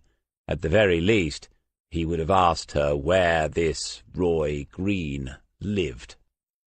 The sound of voices in the corridor distracted Smith for a moment, and then his mobile was ringing. It was Chris. Zoe was not in school. He had spoken to the form tutor and head of year together, and he had a decent picture of her situation at Lake Community. Zoe was an average student who did not generally draw attention to herself. She had a circle of friends, and there was no knowledge of any personal issues that might have led to her running away. Tarek and Reeve came into the room. Again, on the detective inspector's face there was a look of surprise that might also have been irritation. No one had told him about Detective Constable Butler's return either. Smith wondered how his own role was being perceived by the DI in these final weeks. Some sort of airport public address system announcing arrivals and departures? If you want to be told what's going on, stay in the office. If you want to find out what's going on, go out of it and into the big wide world, sir. Smith had almost forgotten that Waters was still on the line. So I spoke to the friend, Jamie, in the head of year's room. She gave me the same story as she gave Zoe's mother, which was that she hadn't arranged to meet Zoe last night, and she didn't hear from her. When I questioned her a little, I got quite a lot more. Hold on, Chris. Tarek and Reeve were by his desk now, and the DI asked who was on the phone. Smith said, "It's Waters. He's at the school, but there's no sign of Zoe Johnson." Alison Reeve said, "Put him on speaker, DC." Smith took a guess and pressed the main button. Waters had told him to do this if in doubt. Luckily, there was a speaker symbol to press.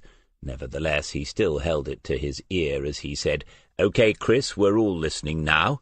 What did this girl Jamie have to say?"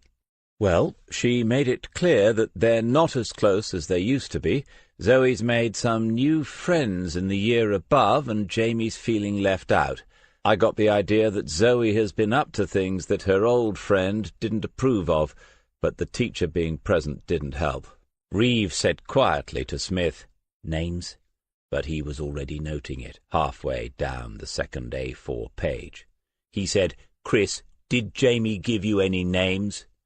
"Yes, one, and from the way she said it, it's the person she likes the least, Gemma Powell.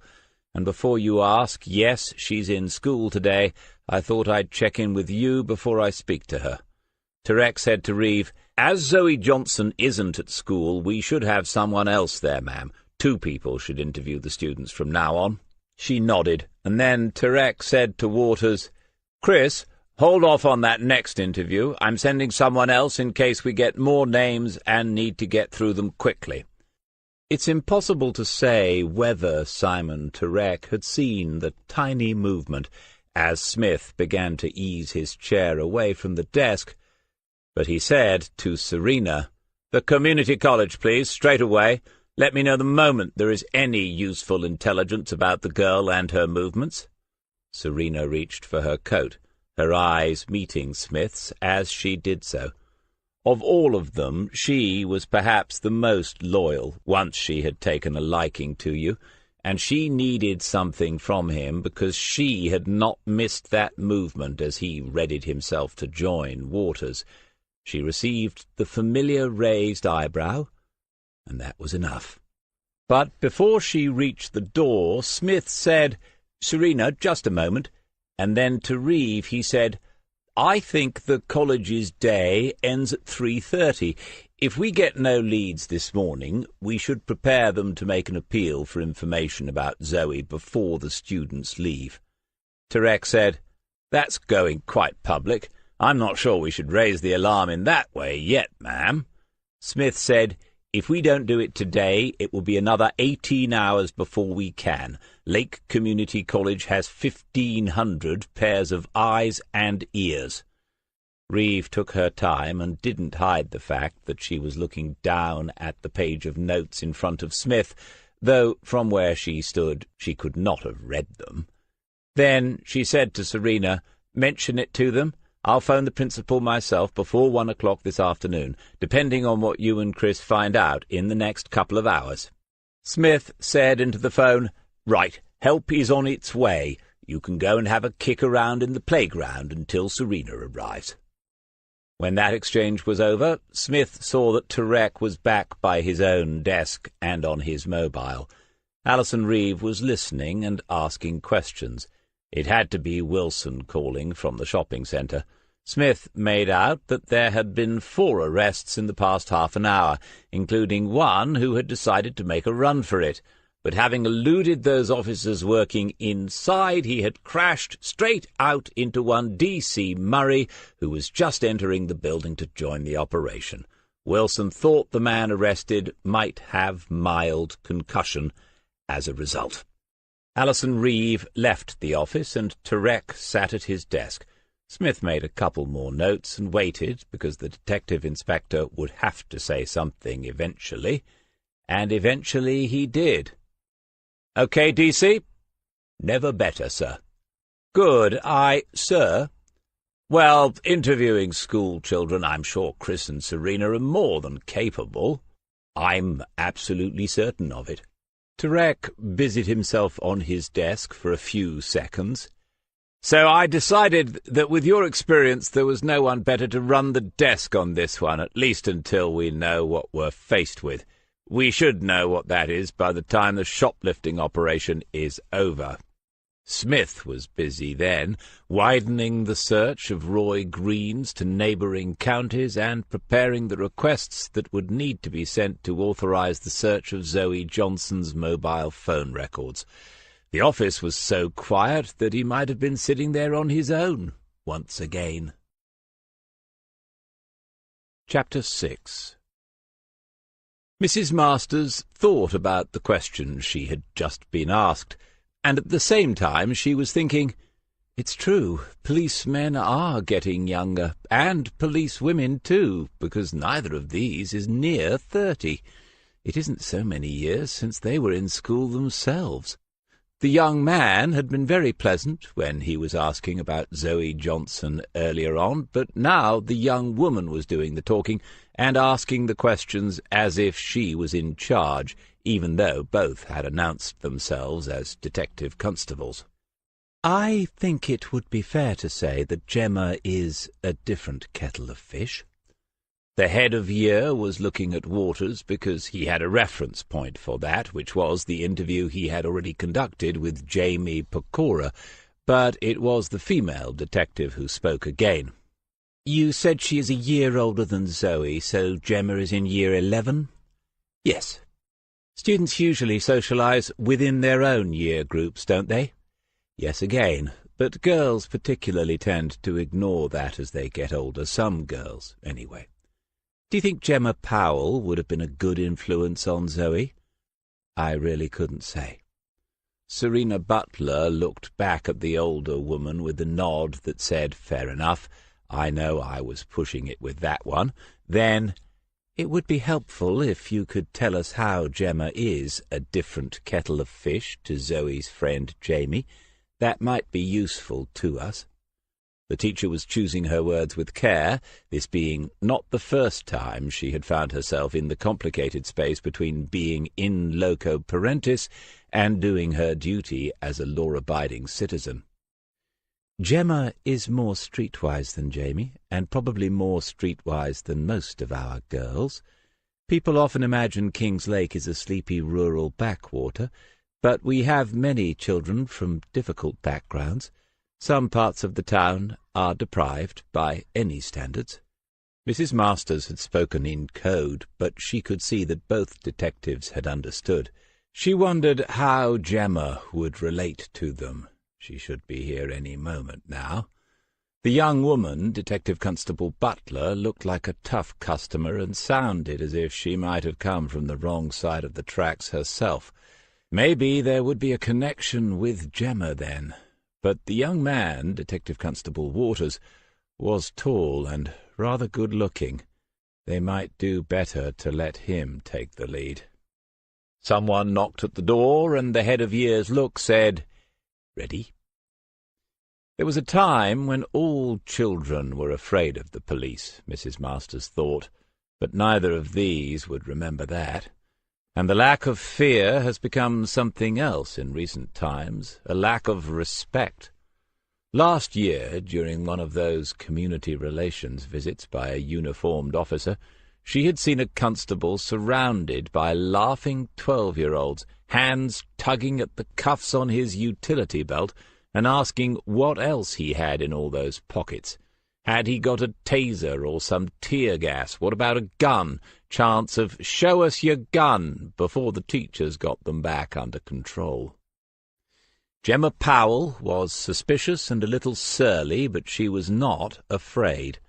Her face had the pale, stark look of one that is already accustomed to wearing makeup. She had probably worn some on the way to school and removed it before this interview, thinking she was in trouble with the head of year. Once the questions began, her demeanour had changed. She looked all of them in the eye and kept her first responses short. It looked as if she had something they wanted, and there might be a deal to be done. And besides, this was keeping her out of maths. Serena Butler said, "It's a simple enough question, Gemma. Is Zoe a friend of yours or not?" "I wouldn't say a friend exactly." "What would you say?" "She hangs about with us sometimes." "And who is us?" "Me and my other mates." "Your other mates from year 11? "Yeah." Serena looked directly into the schoolgirl's eyes, but there was nothing coming back, nothing she could use to refine or redirect her line of questioning. "Okay, so Zoe is a year younger than you. Do you often hang about with younger girls?" A simple tactic which brought no change in the girl's expression, but when she answered there was a note of annoyance at what had been implied. "No, I don't. We don't." "So why Zoe, then?" "Like I said, we didn't ask her. She just sort of invited herself, started turning up and hanging around with us." Where was this? The man had spoken to her for the first time. He was more posh than the woman copper. Gemma looked at him pointedly before she said, "In the playground and that, lunch-times." He was leaning back casually in the chair, the ankle of one leg resting on the knee of the other. His hair was blonde, and he had a few days of stubble on his face, which was thin but sort of interesting. He looked nothing like a policeman, Gemma concluded, more like an actor or something. He saw her looking at him and smiled. "Right, and anywhere else? Out of school?" "Sometimes." "Whereabouts? Remember, Gemma, we're not asking you about what you've been doing. We're not interested in that, unless it involves Zoe. We just need some places to go and look for her." "What do you think's happened to her?" "We're not thinking anything particular at the moment, but it's not a good situation when a girl of Zoe's age goes missing, and it looks as if she has. You know this isn't a good situation. You understand that, don't you?" "Yeah, of course." The two women in the room watched and waited. It was clear that Detective Constable Christopher Waters had the girl's attention, and clear that she was thinking something over. He waited just long enough, and then said, "So, when did you last talk to Zoe?" "Yesterday after school on the way home. She walked along with us." "That's helpful. What did she say? Did she seem okay to you?" "Yeah, just normal. She what, Gemma?" "Nothing." But there was something. Waters had seen Smith do this often enough, and so he did what Smith would have told him to do. Don't chase after it, and it might come back to you. He said, "So you walked home with her?" "Some of the way. We don't live in the same road or nothing." Waters said, "I see, but you do live on the Dock Mills estate." Gemma nodded.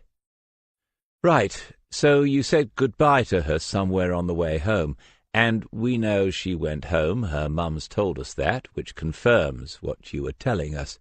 You've told me that was the last time you saw her as well. Did she say whether she was planning to go out anywhere later or meet anyone else?" He was close now. There was something here in the girl's face. She swallowed and was blinking more than she was before. He prayed that Serena and Mrs. Masters would keep their silence a little longer. "Gemma, we need to know. You said you understood that Zoe disappearing might be serious. Of course you do. You're more than old enough to know why. Telling us now isn't going to get you into trouble, and it might help us to find Zoe." The girl said, "She wanted to know where we was going after school. I said I didn't know, but we might go down the railway about 8. "The railway? Where is that?" "Railway play park. It's just some kids' swings and slides and all that." Waters didn't look at Serena, but he could tell that she was tapping on her iPad, no doubt getting up the map of King's Lake. Then he said to Gemma, "And did you go down to the railway last night?" "No, started raining. Then my mum took us down to the pizza place for our tea. I didn't go out last night." It's important not to show the disappointment, but he felt it. If he could have accounted for another few hours of Zoe Johnson's time, that would have been something. Waters looked at the teacher and nodded his thanks. "But Zoe went down there." 3 pairs of eyes swivelled back to the girl. Waters said, "Zoe did go to the railway. How do you know that, Gemma?" "She texted me. Asked me when I'd be there." "Don't chase after it, and it might come back to you." "Okay, Gemma. Do you have your phone with you now?" The girl glanced at Mrs. Masters before she said, "Not allowed 'em in school." The teacher said, "Gemma, it's fine." The phone appeared out of her school bag, was opened, and then presented to Waters. There were 2 texts, 2021 and 2030. The second said that she, Zoe, was going into town. That's where she would be if Gemma still wanted to meet up. Waters said, "I'm going to ask Detective Constable Butler to make a copy of the messages, and then you can have your phone back. Is that all right?" And she nodded. Then after a little while, Gemma Powell said, "If something's happened to her, it's not my fault, is it? I only said we might go down there. Didn't know it was going to rain, did I?" It was Serena who said, in the end, "No, Gemma, it's not your fault." She had then done as she was told and called D.I. Turek directly. He took it in the main office and waved Smith over towards him, indicating that DCI Reeve ought to be here as well, and Smith reached her on the internal phone. Turek still had Serena on the line when Reeve arrived, and he relayed what had taken place at the college to her. The chief inspector wasn't new in the role any more, and it showed. "Ask Serena to get in touch with the principal, then, and say I'm going to ring him in," with a glance at her watch, 15 minutes. "We have evidence now that the girl was wandering about alone after dark, and that she may have gone into the town. We need those 1,500 pairs of eyes." Then Reeve took the phone from Turek and said to Serena, "We want an appeal for information made to every pupil this afternoon, but we don't want panic. Tell the principal I'll discuss the wording with him when I call, okay? And well done to whoever moved things on just now." When that part was done, Reeve turned to them and said, "Does anyone know this railway place?" Turek looked blank, but Smith said, "Yes, I know where it is, the southwest corner of Dock Mills. It's on the list of places we visit when we're having a crackdown on misuse of drugs in public spaces." Turek said, "A children's play park?" Smith shrugged, just another one of those occasions when words seemed inadequate. Reeve said, "Is it very big? Not acres of it, are there?" "No, maybe half an acre and a few trees and bushes. You can still get from there down to the Crescent along the old railway line. There's an unofficial footpath. One cannot download local knowledge like that. When the officer leaves, it goes with him or her, and the service that remains is a little poorer for the fact. The bobby on the beat is an endangered species, but there is no campaign to prevent his final extinction." "Is this it?" Turek had the satellite view on his laptop. When he enlarged it at Smith's request, the little oblong of green was visible, as was the course of the old railway running south towards the northern city centre. Smith nodded, and Reeve said, "Oh, right, I know where that is. It's tiny, isn't it? We need someone to take a look straight away." Smith resisted the temptation to take a theatrical look around the office because, apart from the 3 of them, it was empty, and Reeve already had an important phone call to make. It was just a few minutes' drive, and Turek said, "I'll arrange for a uniform vehicle to get over there, ma'am. We're not doing a full search yet. A couple of officers will be enough to confirm that she isn't still there." And the detective chief inspector agreed, giving the idea just a nod as she went off to her own office to wonder about how to word the appeal that needed to be made in every classroom at the college during afternoon registration. What was she thinking, though? A couple of uniforms?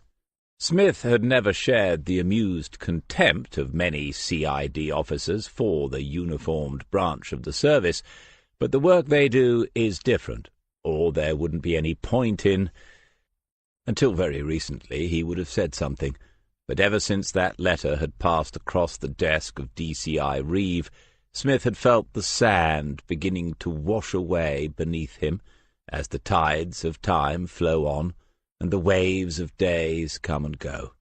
The power he once had of making changes, of shaping events to his own will in this building and out there in the city, was ebbing away. It was almost gone. Tarek was saying, "So we'll need to get a look at the girl's phone records, DC. I've already emailed the details to you. It just needs a signature." "Excellent. And we might need a recent photograph of her, I suppose, so—" "There's one waiting on Serena's desktop, sir." "Really? You see, I said you were the man to run the desk on this one. How are we going to manage without you?" But it seemed that Anne Crisp, who was the best family liaison officer they'd had in a long time, hadn't got the message about Detective Sergeant Smith. She called him directly about half an hour later. She said she was outside the Johnson house taking a break for 5 minutes, which meant she was having a cigarette. Smith asked her whether she'd picked up anything concerning the mother's boyfriend, Roy Green.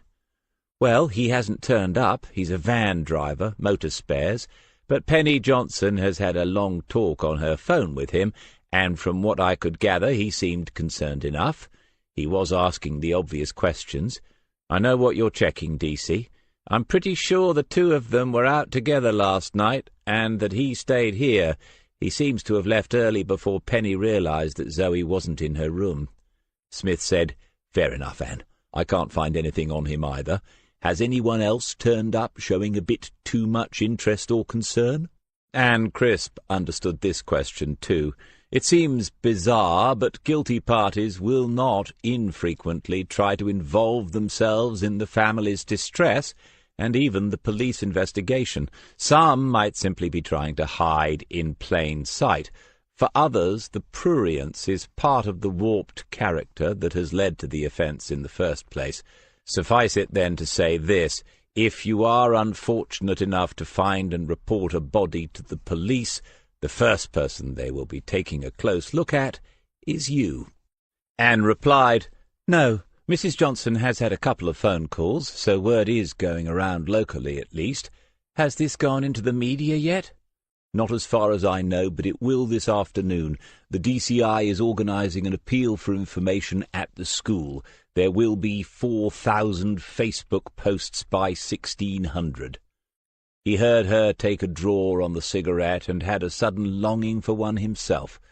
He was more annoyed about this than he had first admitted to himself. Nobody wants to retire from the game sitting on the bench, do they? When the final whistle blows, you want to be out there on the pitch. He said, "What about the neighbours?"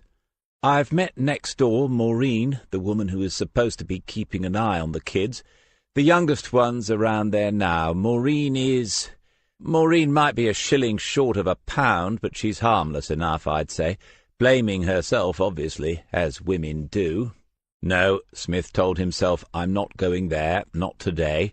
But he liked the reference to the old money, to sterling and the whiff of slower days and steadier times. He said, "And Zoe, anything? What sort of 14-year-old is she?" "You mean, is she sexually active?" Smith blinked and looked at the phone as if he and Anne Crisp were on a video call. "Well, that's one possible interpretation of the question, but I thought we might get there by degrees, approach the matter with a little circumspection. If that's how you like to do these things, DC, we can play it that way." And surely in the old days, before decimalization, women didn't make all these suggestive remarks, did they? Or maybe they did, but not to him. Maybe he just hadn't met the right kind of girls back then. Or the wrong kind. Anne Crisp must have got tired of waiting for a response. She said, "I know Serena Butler had a quick look around the bedroom. I had a longer look. Mrs. Johnson was keen for me to do so. I didn't find anything that made me think Zoe was there yet. Is that circumspect enough?" "Yes, perfectly, Officer Crisp." "Mum is actually a bit protective. She told me about an older boy, well, a man, who was hanging around a few weeks ago. He lives a few doors up. Mrs. Johnson knows his mother, but when he started turning up for no obvious reason, she soon worked it out. She knows Zoe is going to attract attention, but I think she made it clear he wasn't welcome. How old did you get a name?" But he knew as he asked what the answer would be, at least to the second question. "He's 19, Stephen Sweeney, 54 Nelson Road, the same road as the Johnsons' house. I thought you'd want that. It's mainly why I called." "Good stuff, Anne. I'll have a look at him." She was quiet then, and Smith began to wonder whether there was more to come. "And also, DC, I called because this is probably the last time, isn't it? The next time I'm liaising, it's not going to be with you, is it?" "No, not unless you start making a nuisance of yourself when I'm pruning the roses or taking an afternoon nap." "Well, anyway, I wish you the best of luck." He was waiting for something to signal that the call was over, when Anne Crisp's voice came again. "Oh, I almost forgot. Zoe has a Facebook account. Has anybody looked at it yet?" "I don't think so. I'll get Waters onto it. He should be back here eventually." "I glanced at it. Not much there at all. She seems to be more of a follower than anything. I think she's a young 14, or younger than she thinks she is. I don't think she's found herself yet, if you know what I mean." That was the end of the call. Smith sat and wondered for a moment whether there is a difference between not finding yourself and being lost. Had Zoe Johnson got herself lost because she was a bit lost? He hoped so. He hoped that's all there was to it. Over the next half an hour, Tarek was on his mobile several times, but it was nothing that he needed to share. It might be Serena or Chris, or it might be John Wilson, still out at the shopping centre and saying they'd got enough for a football team now. Smith passed some of the time searching for Stephen Sweeney in records, but there was nothing. It seemed to be an unusual surname in Norfolk, but when he ventured into new realms and looked for him on Facebook, he found there were dozens. They were all over the world. He managed to narrow it down to the UK, though if you asked how he did so afterwards, he would not be able to tell you. But beyond that, he could make no progress. Sometimes a profile said where someone lived, and sometimes it did not. There was no rhyme nor reason to it, as far as he could see. If Stephen did have a profile, of course, Waters would be able to glance over it and say that he had sent a message to Zoe on the 3rd of this month, that they had 8 friends in common, and that Mr. Sweeney's dream holiday was a visit to Disneyland Paris. "DC, I didn't know you were on Facebook." Tarek was by his desk, and Smith hadn't seen him coming. "I'm not. I wouldn't have a clue." The detective inspector peered at the monitor over his rimless glasses. Smith said, "I'm on it, but I'm not on it, if that makes sense. Just following up a name that Anne Crisp gave me." "Ah, she's reported in, has she?" "Yes, you were on the phone," which he probably was. "Anything useful?"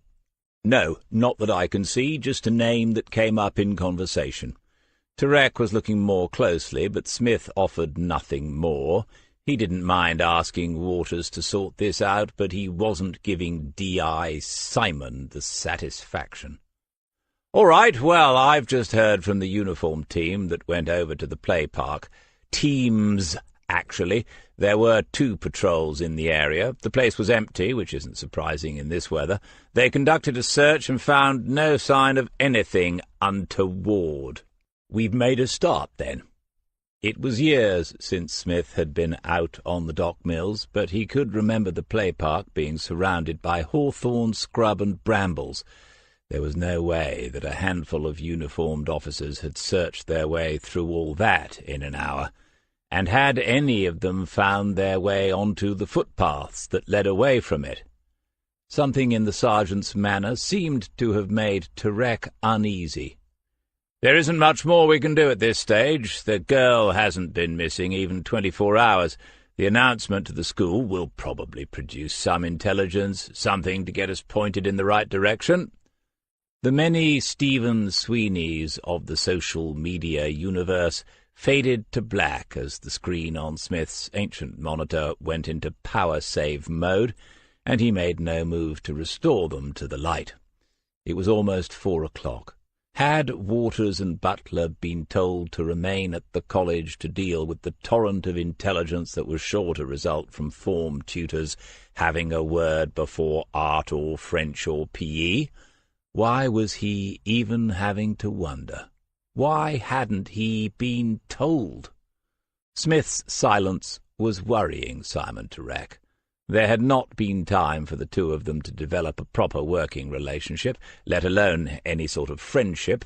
Remember that Smith had delivered his resignation to DCI Reeve on the very day that Turek joined the criminal investigations team at King's Lake. Nothing personal, everyone had said repeatedly, but even so. Now, for some reason, Turek found that he could not walk away from Smith's desk without saying something more. He knew none of the details, but of course he did know that his sergeant had more than once acted as the senior investigating officer on major investigations. "DC, I get the feeling that you would be doing things differently." "Yes, I would." "Would you care to elaborate?" And that was a better question than it might appear. Did he care enough this close to the end? Why should he care when it seemed clear to him that he was already being gently manoeuvred out to pasture? In this situation, and if it had been almost anything else, theft, smuggling of any description, fraud, even apprehending dealers, he might have thought to himself, "No, take all the rope you want and go hang yourself." But it wasn't anything else. It was this, a missing girl. 2 things on occasion haunted his dreams, and this was one of them. Had history made him afraid? Was he overreacting simply because it was a girl that was missing? Zoe Johnson had nothing in common with the others, apart from a certain prettiness, and the man who had murdered them was locked up in a high-security unit at Long Hill, 100 miles from here.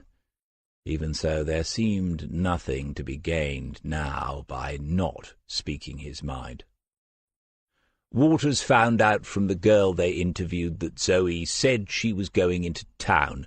We've had, a dozen officers in the town all day just watching the crowds, and they don't have a picture of Zoe yet, or do they? I'm supposed to be managing the desk, and I don't know whether that has been done or even discussed." Turek said quietly, "It hasn't. Anything else?" "Zoe has mobile phone and Facebook accounts. Those should have been immediate priorities. I don't have a clue about Facebook, but I know 2 people who do. They're both on my team, but I don't know where they are or what they're doing. 2 hours ago, I emailed a request to get access to Zoe's phone records, and so far I've had nothing back." It's not that he's annoyed, thought Turek, even though he plainly is. It's the way he translates that into arguments as cold and sharp as surgical instruments.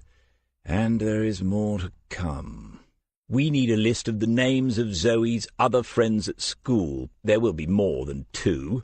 And we need to visit them in their homes, not in front of teachers. There are 100 reasons why teenagers will not tell you what you need to know the first time you ask them. Maybe Serena has that list. Again, I don't know. I hope we're not going to claim that we have searched the railway play park, because we haven't, not properly. I'm not blaming uniform, they did what they were told, but if Zoe Johnson is lying in the middle of a bramble patch out there in the rain, they won't have found her." It was the first time anyone had voiced a possibility like that. Turek said, "Really, DC? It's far too early to say that. We have no reason to suspect anything like that at this stage." Smith got up from his chair, and Turek made a tiny movement, as if he thought this was about to get physical. But Smith went the other way, around to Serena's computer. He clicked the mouse, and everything came back to life. As he had hoped, the picture was still there. He said, "Take a look. Ignore the silly expressions. Does Zoe Johnson look like a potential victim to you, sir?" Turek did as he was told, and then he shook his head. "DC, there's nothing to go on here. It's just a couple of schoolgirls." Smith was silent, watching him, waiting for another answer. "I don't know." The single raised eyebrow was infuriating, and never more so than now. Smith's gaze went back to the photograph, and Turek said, "Well, does she look like one to you?" "Yes, she does. She absolutely does, as they say these days." Chapter 7. Dawn stood at the window of the Kingslake Central Canteen and watched the rain blurring the city lights. It was after 6 o'clock, and she should have been home by now. The other two girls had left dead on time, and she couldn't blame them, not after what they'd been told today. All the rumours these past few months had been true. The canteen was to close at the end of March. Vending machines would take their place, and these would be situated for convenience on the ground floor. The station's services manager from Norwich had reassured them that the redundancy package would be a generous one. So she would not stand here many more times and admire the view. The third floor always had been a daft place to have a canteen, of course, but they'd made it work. They'd given the officers a proper service, and there had been plenty of laughs over the years. She looked down at the rear car park of the station and saw the lights of a car being driven to the entrance, a maroon-coloured Peugeot saloon. That was Detective Sergeant Smith. He was one of the good sort, a proper old-fashioned gent, but naughty with it. Remember the time he caught that mouse in the kitchen for us, and we told him to kill it, but he put it in a plastic cup and took it outside. He let it go behind the mortuary. He said it wouldn't matter if it frightened the technician to death, as they wouldn't have far to carry her. He got free bacon sandwiches for a week. The Peugeot turned left and headed north away from the centre of town. Dawn was sure he lived on the Millfield estate, so he wasn't going home yet either. And then she remembered that he was finishing at Christmas as well, retiring. He hardly looked that old. But it's all changed these days, she thought, turning away from the window. A few more tables to be wiped down, ready for the morning rush. The grass verge at the entrance to the play park had been made soft by all the rain, so he pulled onto it carefully, keeping the two offside wheels on the tarmac. The window wipers kept going when he stopped the engine, but it looked as if the rain was easing a little. He'd wait a couple of minutes more just to see. Waters and Butler had arrived back at 4:30, and at 5 o'clock there had been a meeting of sorts. But DCI Reeve hadn't put in an appearance, and Smith was annoyed about that. Not that there was any point. John Murray had poked his head around the door and told them he was needed downstairs, where Wilson's team were processing the day's haul of shoplifters. That was the last Smith had seen of him. Waters had Gemma Powell's address, and also the idea that they should speak to her again, away from the school, which was spot on, but D.I. Turek didn't say, as Smith would have done, "Go on, then." Waters also had the names of 3 other girls with whom Zoe had been friends, all from her class, but the detective inspector again pointed out that she hadn't been missing for 24 hours. He seemed to be fixated on this number, and Smith had to wonder whether it was a new protocol that he had missed.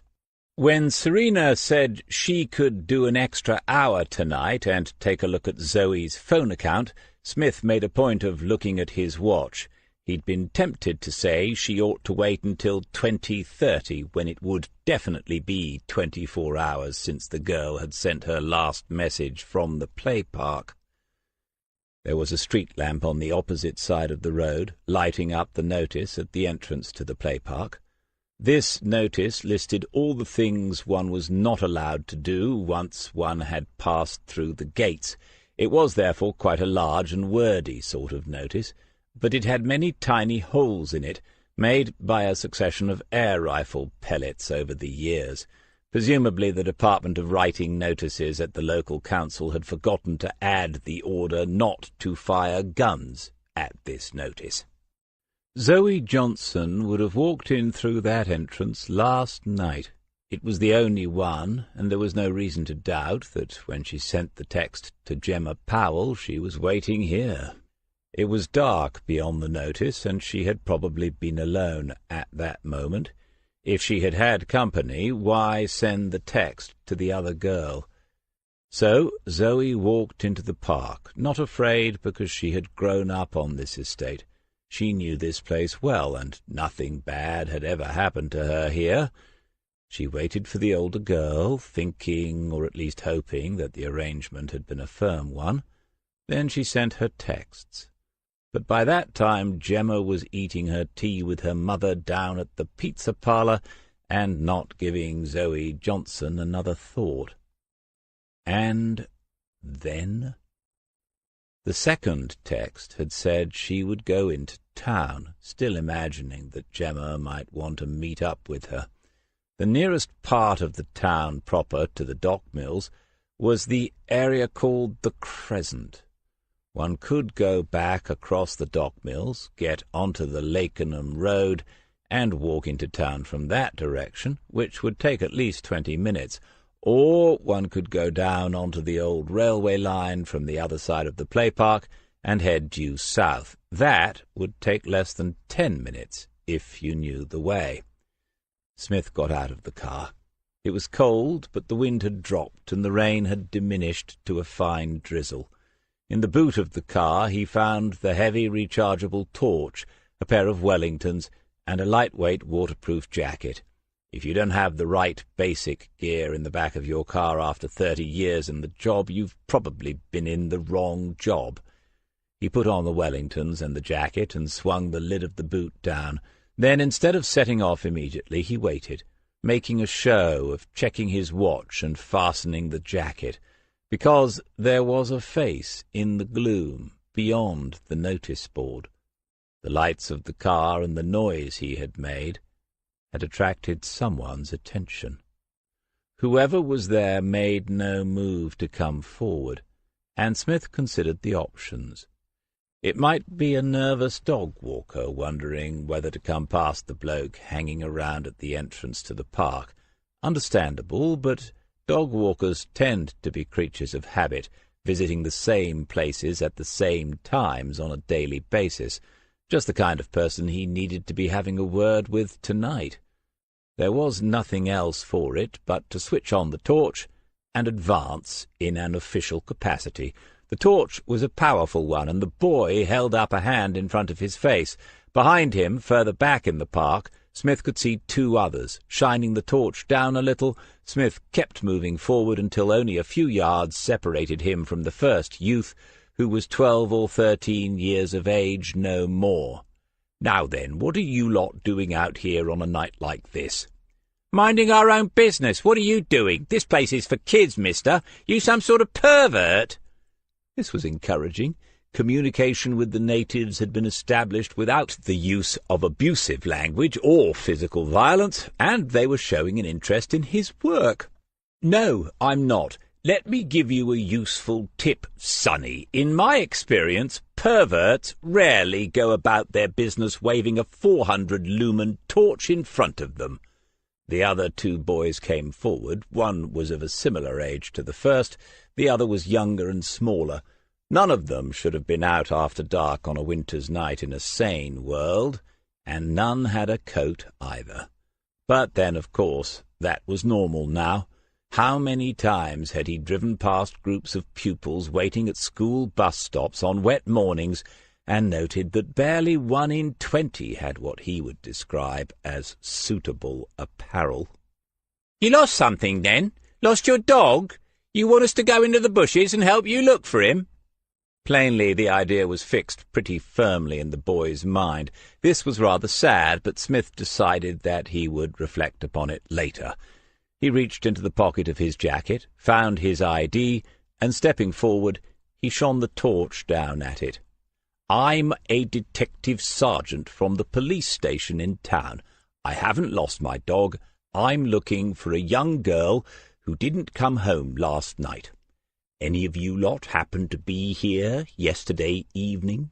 The first boy studied the ID card more carefully than most adults. Then he looked up at Smith and said, "Is this about Zoe Johnson?" There was no mystery. The two older boys attended the community college, and their form tutors had read out a message before afternoon school. Smith asked them what the message said because he didn't know, and they told him. Anyone who saw Zoe after school yesterday, or who thinks they know where she might be, should tell their tutor or come to the main office at the end of school. In answer to Smith's question, they told him they hadn't been here last night, and they didn't know anyone who had. But yes, they knew Zoe, and they had seen her here in the past. It was one of the places she used to hang around in. Who with, he'd said. There are times when the objective case pronoun must be sacrificed for the sake of an investigation, but he still winced inside. Anyone in particular?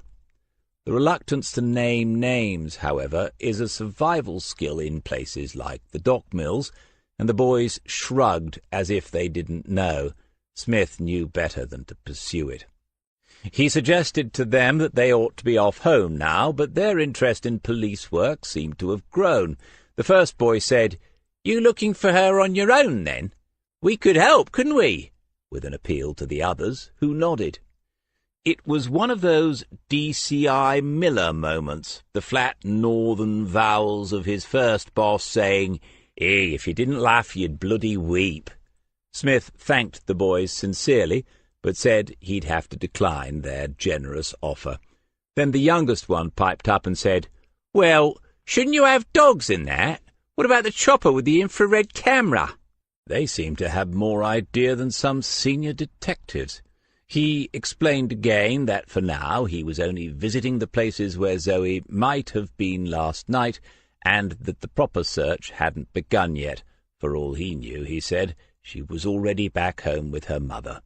The first boy said, "Want us to watch your car for you, then?"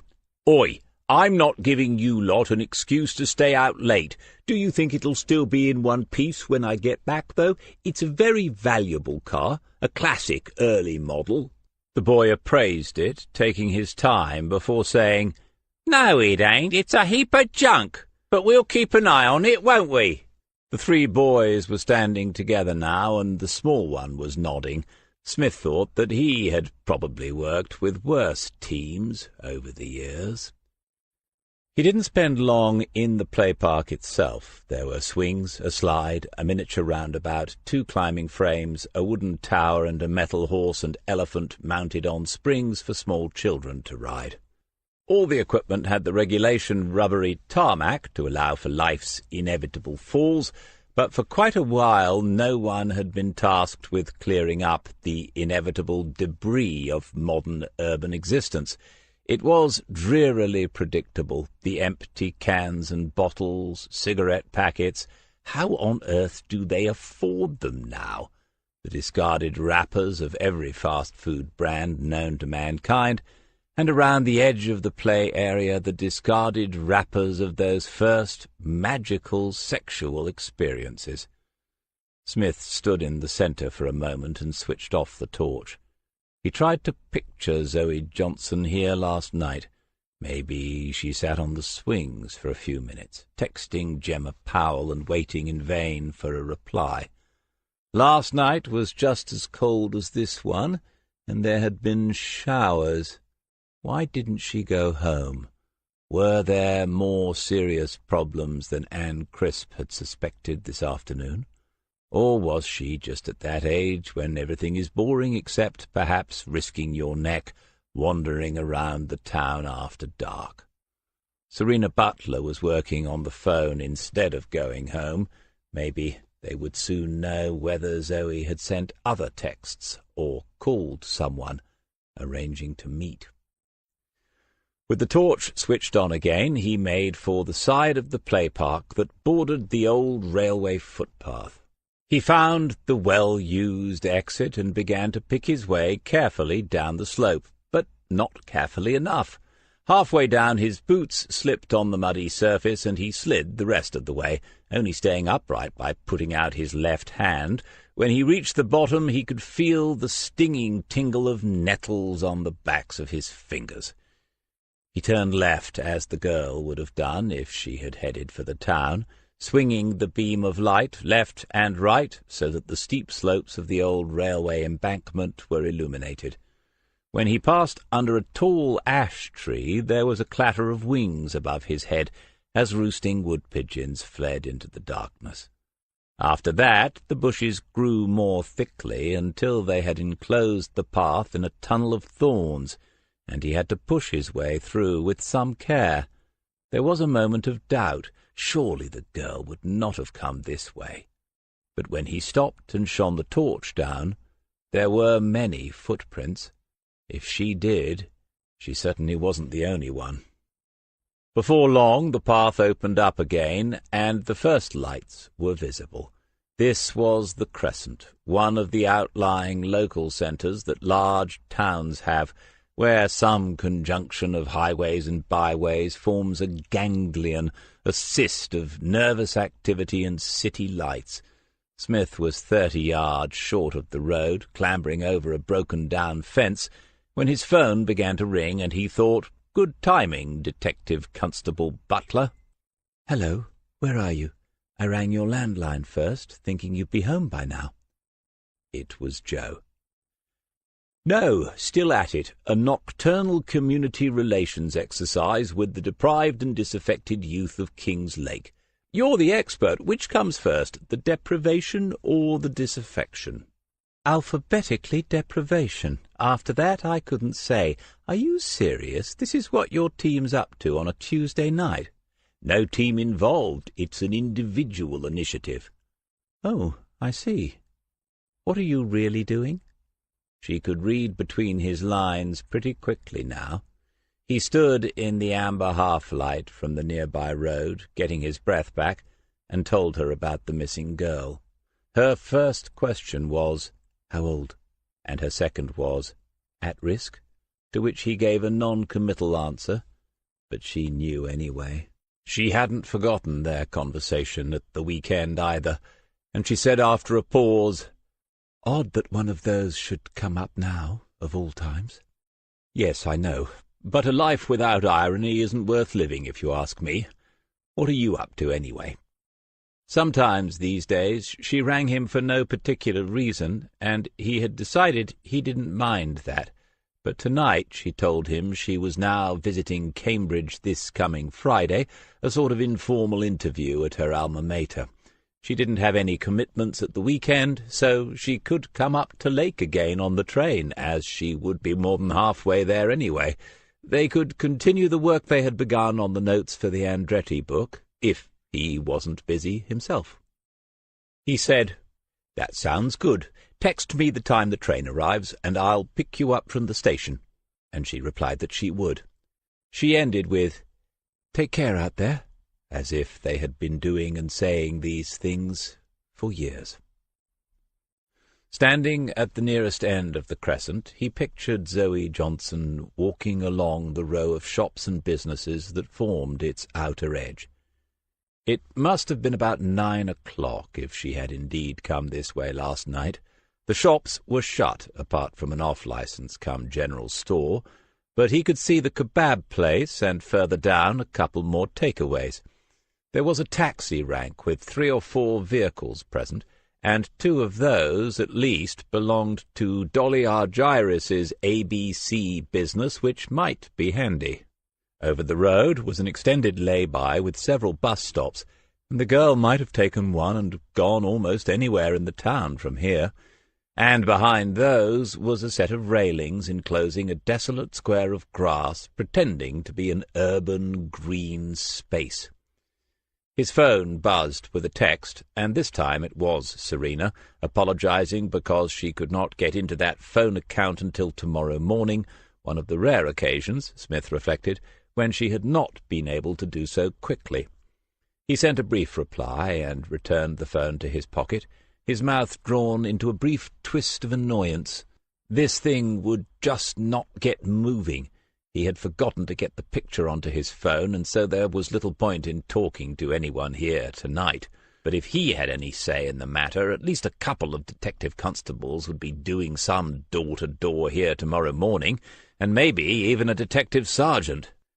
Getting back up the slope into the play park wasn't straightforward.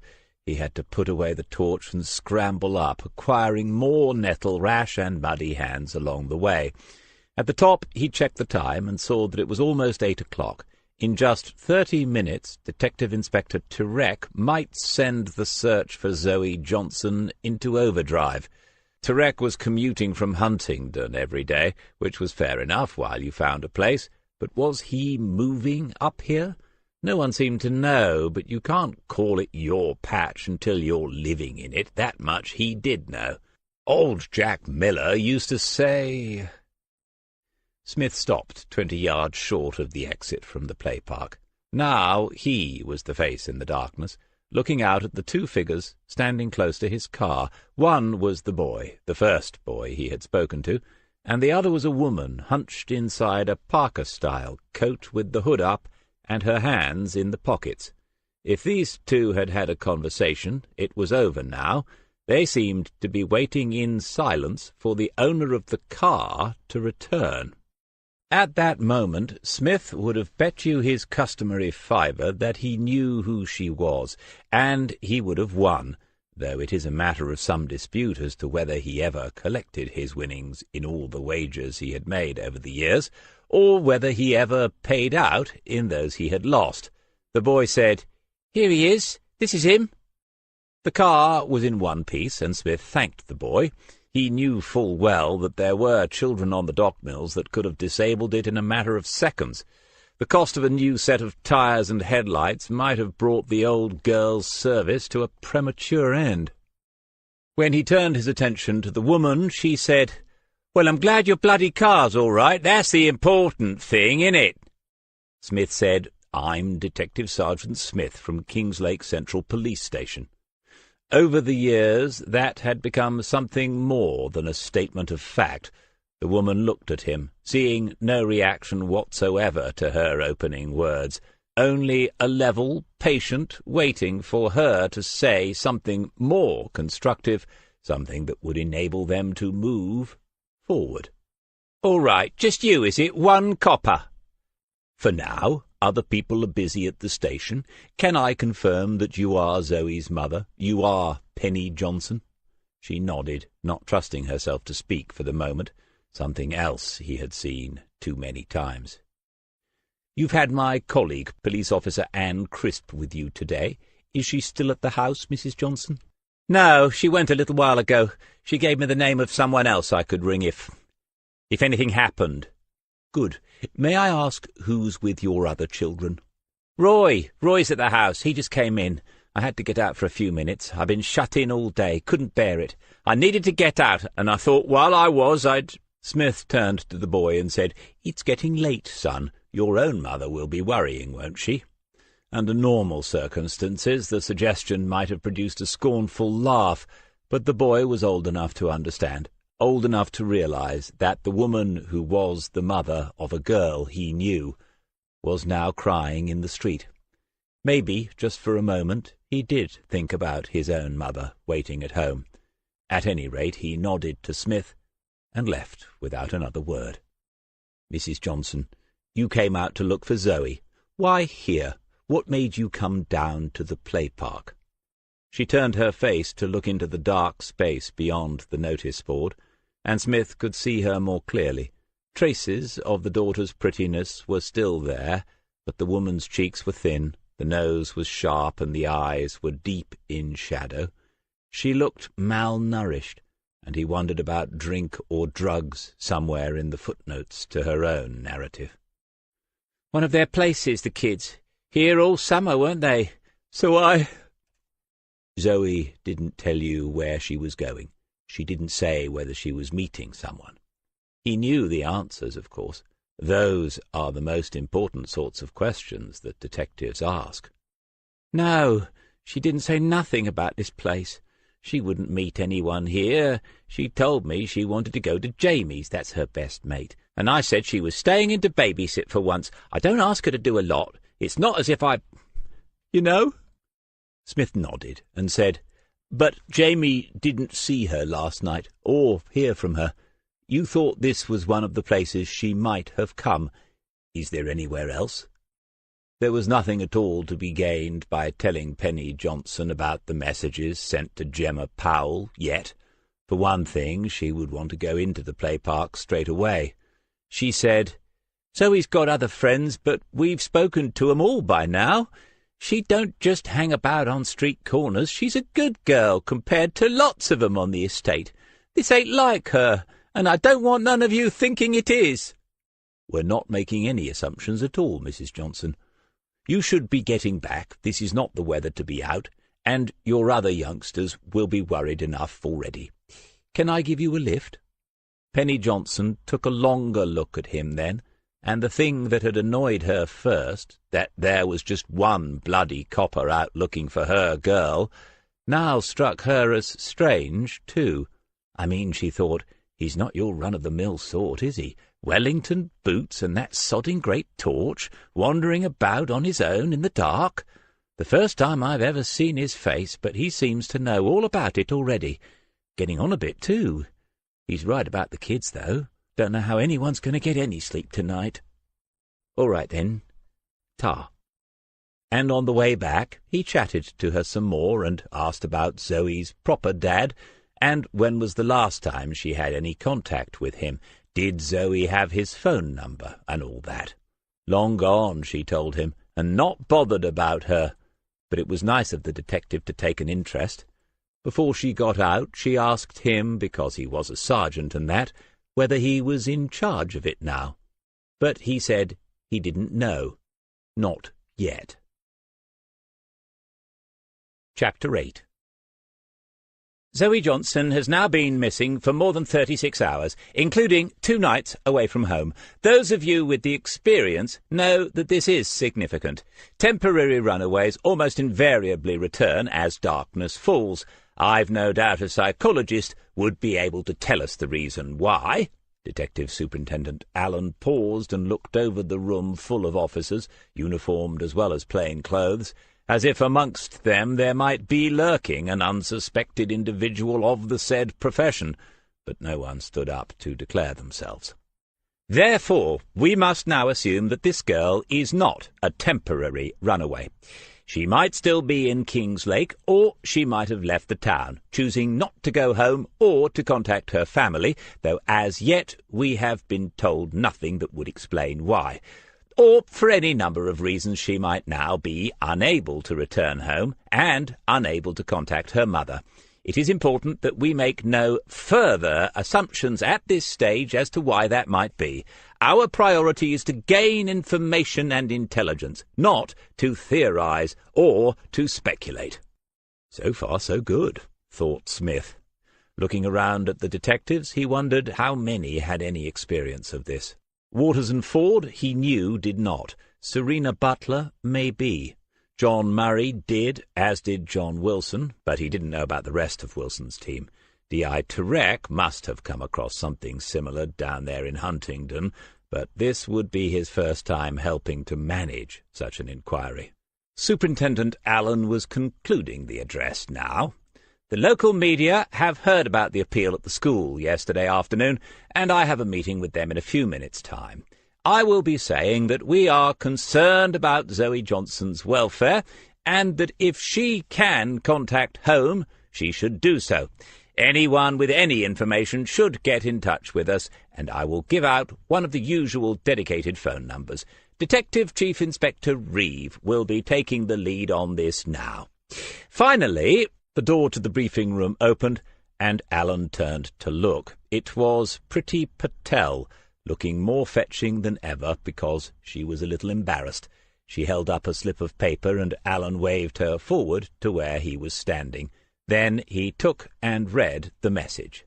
"We have a girl in reception with her mother, a Gemma Powell. Apparently she was spoken to at school about Zoe Johnson yesterday. Who were the officers involved?" Alan had the rare gift of making even the simplest request for information into an accusation. Smith saw Serena stare hard at Waters until he raised his hand. Alan said, "Good, well done, Walters. As soon as DCI Reeve has briefed you, let's get this young lady interviewed again. You all need to be aware that this sort of investigation can produce a huge amount of intelligence in a very short space of time. I want everyone to be at the top of their game. Let's get to it." The matter of Detective Inspector Turek's desk had become an interesting one to Smith over the past few weeks. It had altered the dynamics of the spaces they used in several ways. For example, because Turek spent more time in here than in his own office, so now did DCI Reeve. It was where she usually had to come if she needed to speak to him. Perhaps the plan was to convert the entire operation to open plan, and Smith wouldn't be at all surprised because that's the model now adopted in many forces. He would have argued against it if he had been a part of it, but rehearsing the arguments was pointless, and so he simply watched as Reeve, Turek, Chris Waters, and Serena Butler talked around the detective inspector's desk. This would be about Gemma Powell. Serena had already told him it was Waters the girl had talked to yesterday, so let Chris do this on his own in interview 1 and record it. Someone, ideally Smith himself, naturally, should be next door and watching the live version as well. What would it be? The girl hadn't told the whole truth, but had shared something with Mum who had realized the significance of whatever it was. Maybe Gemma Powell knew where Zoe was at this moment, and in half an hour she would be safe and secure in the back of a BMW. Stranger things have happened. But in the meantime, Serena needs to be getting after that phone account, not standing over there with the others. The sum total of his own work in the past half an hour had been to look at a map of the Dock Mills estate and decide which streets the uniformed people would knock door to door this morning. The estate was huge, and they could not manage it all, not in the first round. He made sure, though, that the door-to-door would include every house between Zoe's home and the entrance to the railway play park. Chris and Serena left the room together, so that wasn't helpful.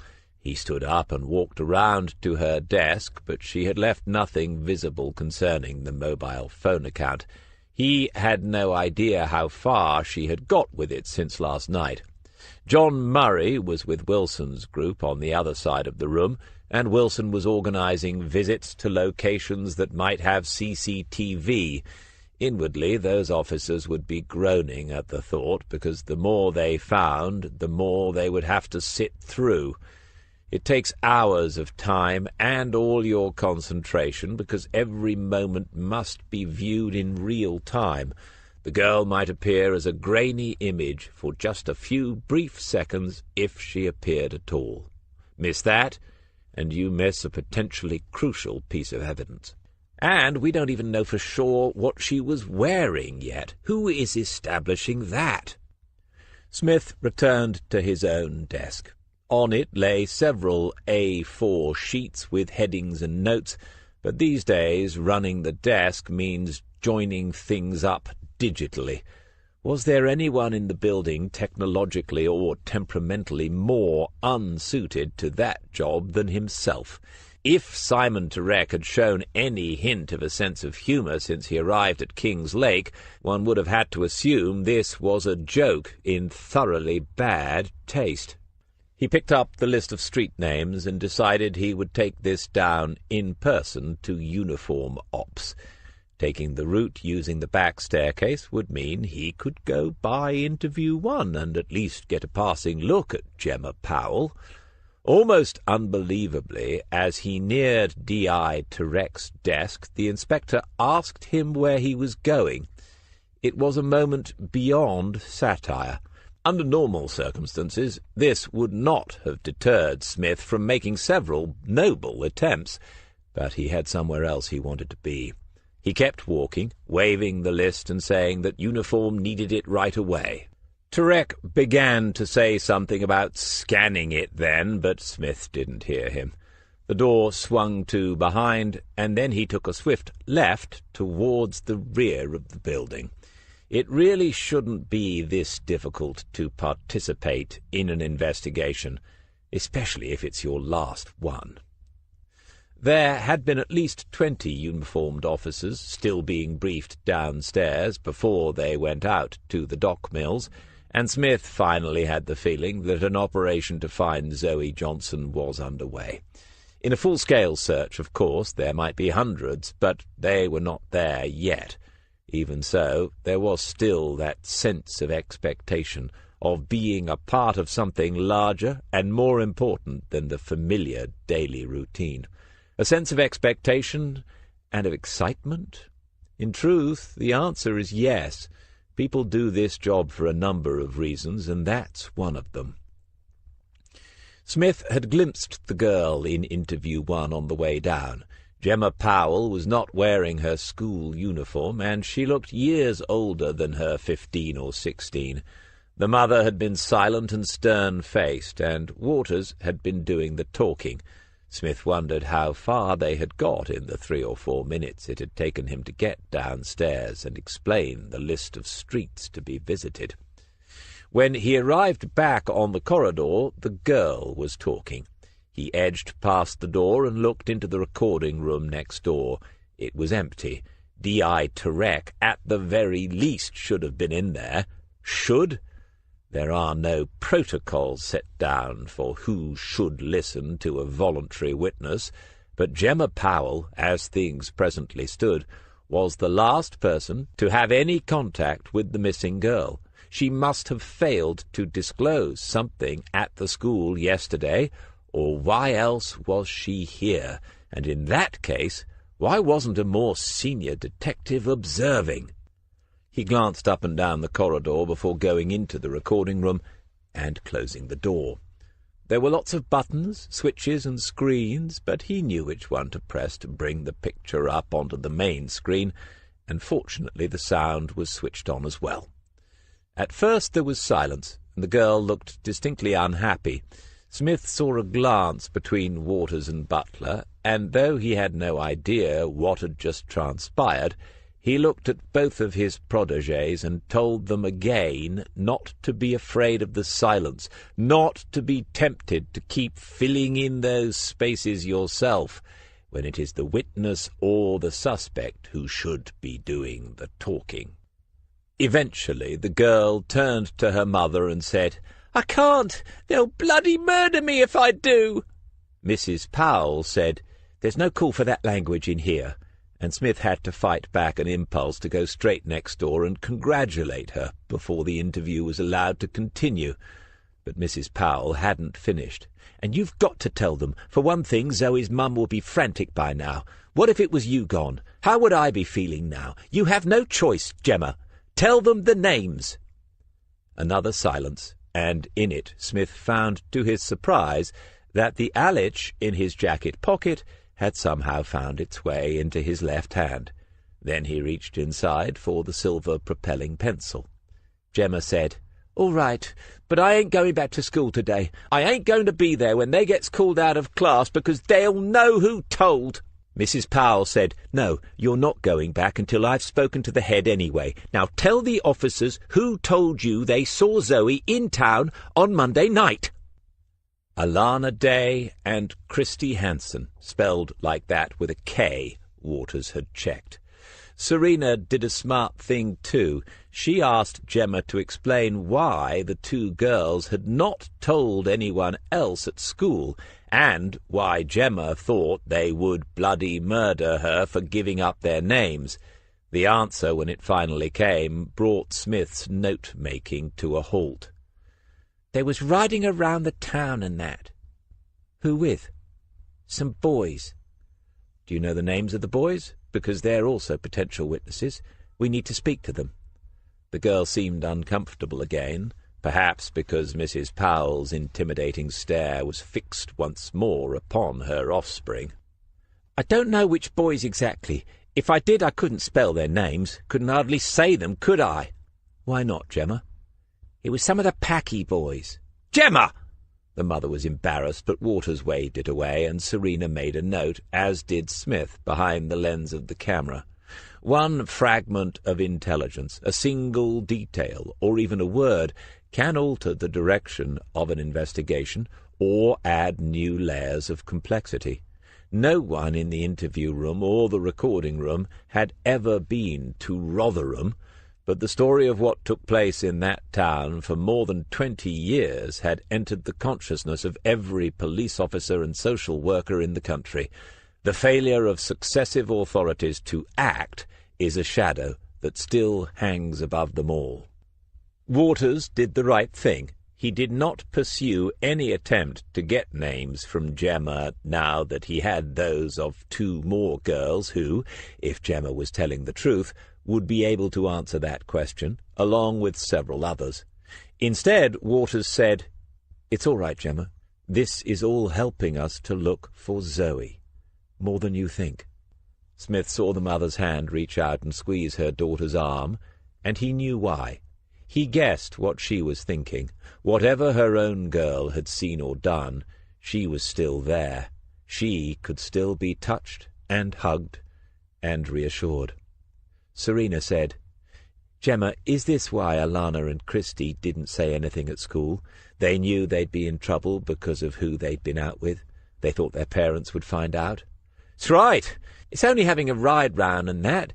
Everyone thinks the worst, don't they? But they're all right." Then the girl turned to her mother and said, "And they call themselves Packies, so that ain't being racist either." A look passed between the mother and the female detective. As far as Smith could read it through the camera and its fixed point of view, the look from Serena Butler said, "Someone's going to need to ask your daughter the question," and the mother's silent reply had been, "I know, but not now. Leave it to me." It would in no way be to Christopher Waters's discredit if he had missed entirely that particular exchange. It was probably something that was easier to see from a distance. Smith switched off the screen and stood up, returning his notebook to the familiar pocket. There was no one in the corridor, but in a minute or so, he calculated, the two younger detectives would be reporting their findings to Terek. A couple of minutes after that, the proverbial cat would be amongst the proverbial pigeons. Chapter 9. DCI Alison Reeve sent a message, but she might just as well have sent up a flare because Detective Superintendent Allen strode purposefully through the doorway of the operations room not 5 minutes afterwards. Reeve had called the remaining detectives together after hearing what Waters and Butler had to say, but she had not begun to brief them, and Smith knew that was because she had anticipated the arrival of the superintendent. Wilson and his team had already left in search of CCTV. John Murray had remained behind and now sat alongside Smith. Terek was present, and so were Chris and Serena. Smith had long ago concluded that Allen was at his best when he was terrified of controversy. This was a difficult trait to manage upwards, but just occasionally it was useful. Alan had immediately taken charge of the briefing that Reeve had arranged. "Now, let's be very clear what we have here and what we do not. As I understand it, we have a girl who was spoken to by us yesterday at her school, who has now come forward with additional information. This includes the names of 2 more girls from the same school who, according to the first girl, have told her that they saw Zoe Johnson at— where was it?" Smith was holding a small sheaf of papers and pretended to look it up, demonstrating what a fine job he was making of managing the desk. Then he said, "At the Crescent, northeast of the town centre, sir." "Good. But we do not yet know the time of this claimed sighting. It might or it might not be the last trace we have of the missing girl. I mean, if this supposed sighting took place before she sent the texts received by the other girl. There are too many girls in this business already. Smith!" "Gemma Powell, sir. It's the same girl, the one who received texts from Zoe and who has told us what Alana Day and Christy Hansen were saying after school yesterday." "Right. Well, my point is, we do not know the time of this sighting of Zoe Johnson, do we?"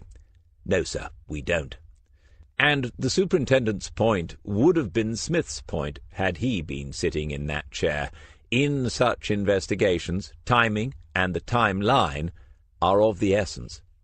Alan said, "Establishing that is a priority, then. DCI Reeve?" "As soon as we're done here, I plan to contact the head teacher again. We'll ask for contact details for the 2 girls named by Gemma Powell. I'll speak to their parents first, and then we'll collect the girls from the school and interview them here, separately, of course. By the time we get around to it, they should be pretty shaken up. We shouldn't have too many problems getting to the truth of it." Alan nodded his approval before saying, "As you know, I have already spoken to the local media. They are reporting it as a teenager going missing, that's all. It will be mentioned on KLFM this morning, and there will already be a post on the community Facebook page. We do not need to release any further details at this stage. I hope that is clear to everyone." "He might mean me," thought Smith. "He's never been convinced that I had nothing to do with the press acquiring certain details about Captain James Hamilton after we arrested Petar Subich. In his day, Alan probably wasn't a completely useless detective. But what Alan was worried about here was the leaking of the mention of young Pakistani men taking teenaged white girls for rides around Lake late on a Monday evening. That was a fire risk, and the detective chief superintendent was right to underline the dangers. Alan said, "Good. What else? Do we have someone out at the Johnson house? What's the domestic situation? What do we know about the girl's mother?" Turek said that family liaison in the form of Anne Crisp was back there this morning. Emotionally, the circumstances in the home seemed to be exactly what one would expect. Nothing had aroused Anne Crisp's suspicions at this stage. Alan asked about the absent father, and fortunately Turek had been told enough by the liaison officer for Smith to maintain a diplomatic silence concerning his meeting with Penny Johnson the previous evening. "The girl's mobile phone account, then. Where are we with that?" There was an awkward pause. DCI Reeve looked at DI Turek, who looked at DC Butler, and Smith thought, "Don't try to land this on Serena, Simon Turek, because you'll regret it if you do." She had only done what she had been told this morning and interviewed Gemma Powell instead of chasing the phone record. Turek said, "We're in the process of getting a look at that, sir."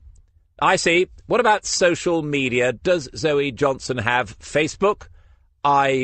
Yes, we believe she does." "We believe so? Don't we know for certain, Detective Chief Inspector?" This was a mess, and in uncovering it, Alan was only doing his job properly for a change. There is a reason for the chain of command, and for the hierarchy that has evolved. A detective inspector tells his sergeants what needs to be done, and the sergeants work out the best way to do it with the people they have available. Wilson had done this correctly that morning, and his team was out doing essential work. Turek had taken Smith out of the loop over the past 2 days, and this was the result. Alison Reeve said, "Yes, we do know for certain, sir. I think that will be Chris's next job this morning, and Serena will be getting access to the phone records right away." It was Turek's most awkward moment since he arrived at Lake a few weeks ago. The dream start he had made in leading the teams that arrested Peter Vince and Johnny Fisher for the murder of Bernard Sokoloff was in no one's thoughts this morning. In this job, you're not even as good as your last case. It's the one you're in the middle of that counts. The superintendent raised his eyebrows and looked around the table. He did not catch Smith's eye directly, but the thought might have been there, that only one detective here had direct experience of the true weight of responsibility that comes when a girl has gone missing, and when you have been given the task of finding her. A long time ago, of course, and no doubt under very different circumstances, because there was no reason to think the worst here. But Smith had been in the dreadful situation of hearing that another young woman hadn't come home last night, and knowing with awful certainty that someone would find her body out in the dunes in a few days' time, unless he managed to catch the man responsible.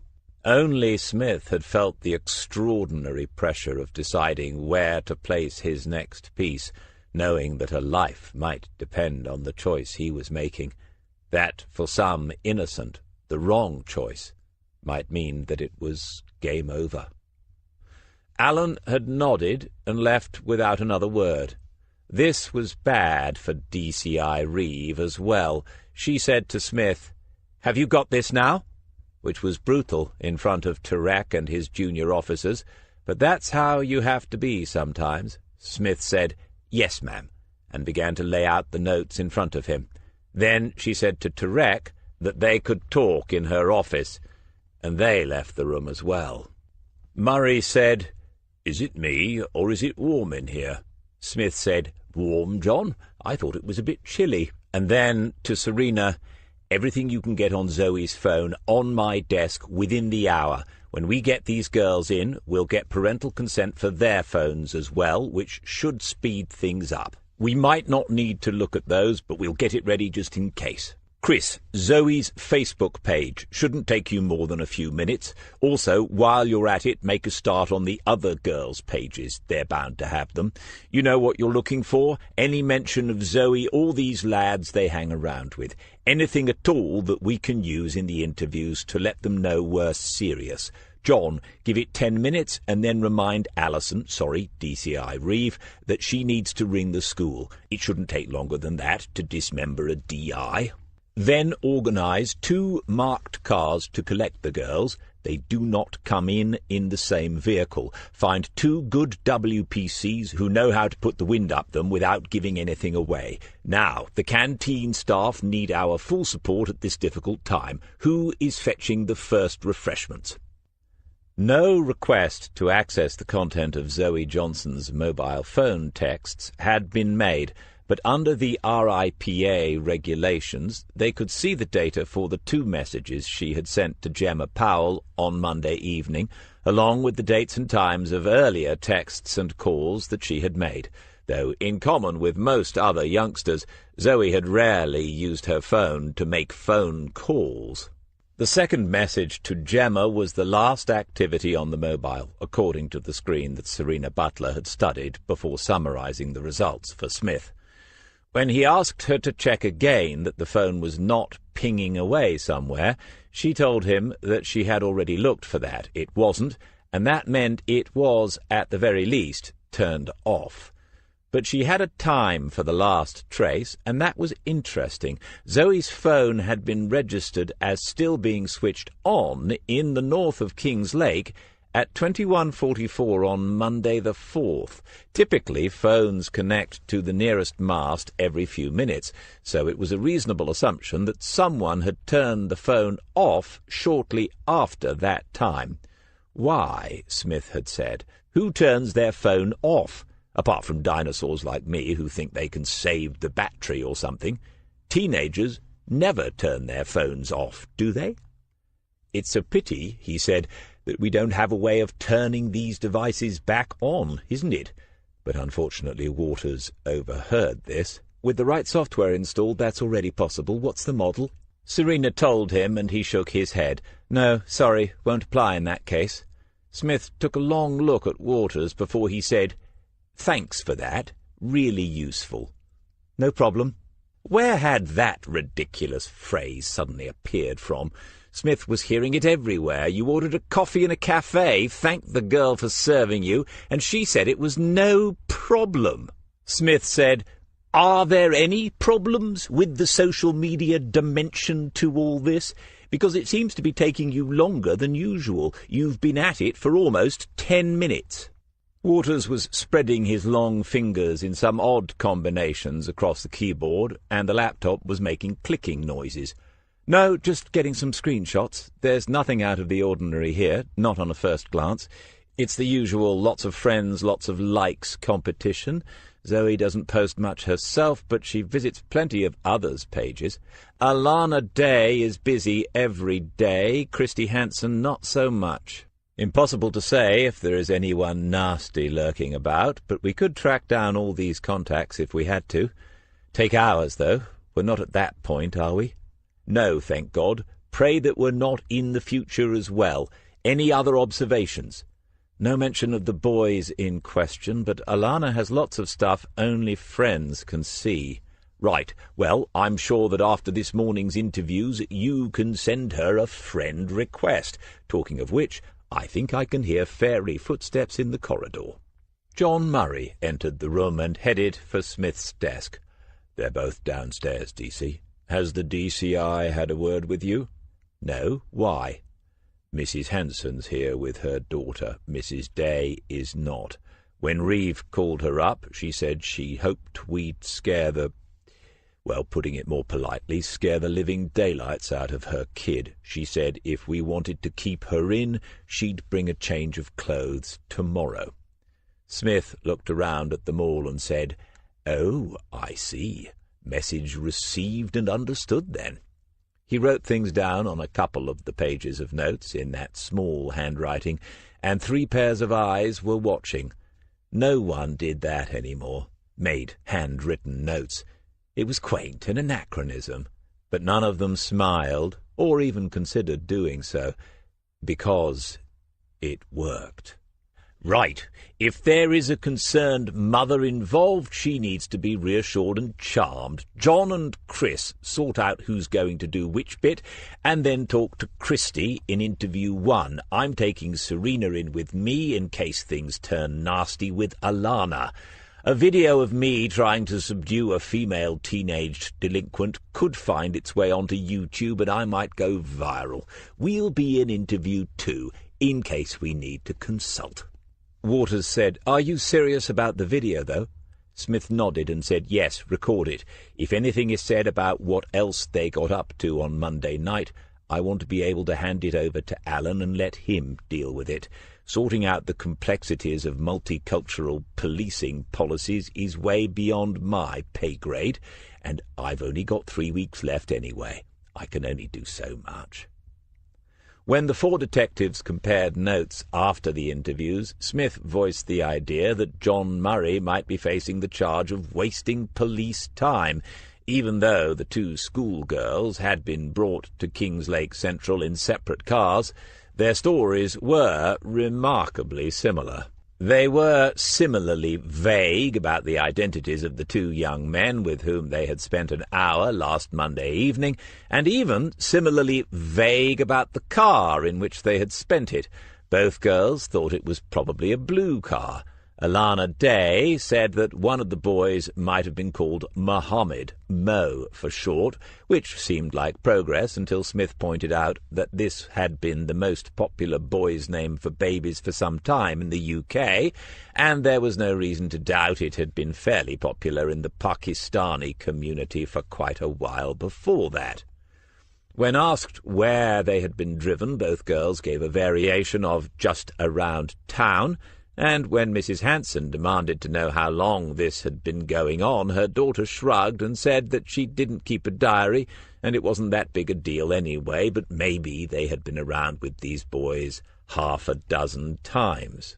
Waters had said to her then, "But they're not really boys, are they, Christy? They're older than you and Alana." The girl seemed quite pleased that he had pointed this out and took it as a compliment. "Not that much. They're still at college.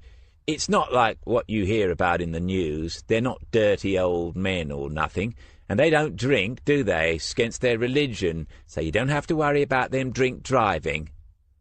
This last was directed at Mrs. Hanson, whose response was a slight shake of the head and a mute appeal to the older detective to do something or say something. But John Murray said, "Christy, you know these boys go to college, you know they're Muslims, but you don't know their names?" "No." "All right. Take us through what happened on Monday from the beginning again, leading up to when you saw Zoe Johnson. Take your time. Don't miss anything out."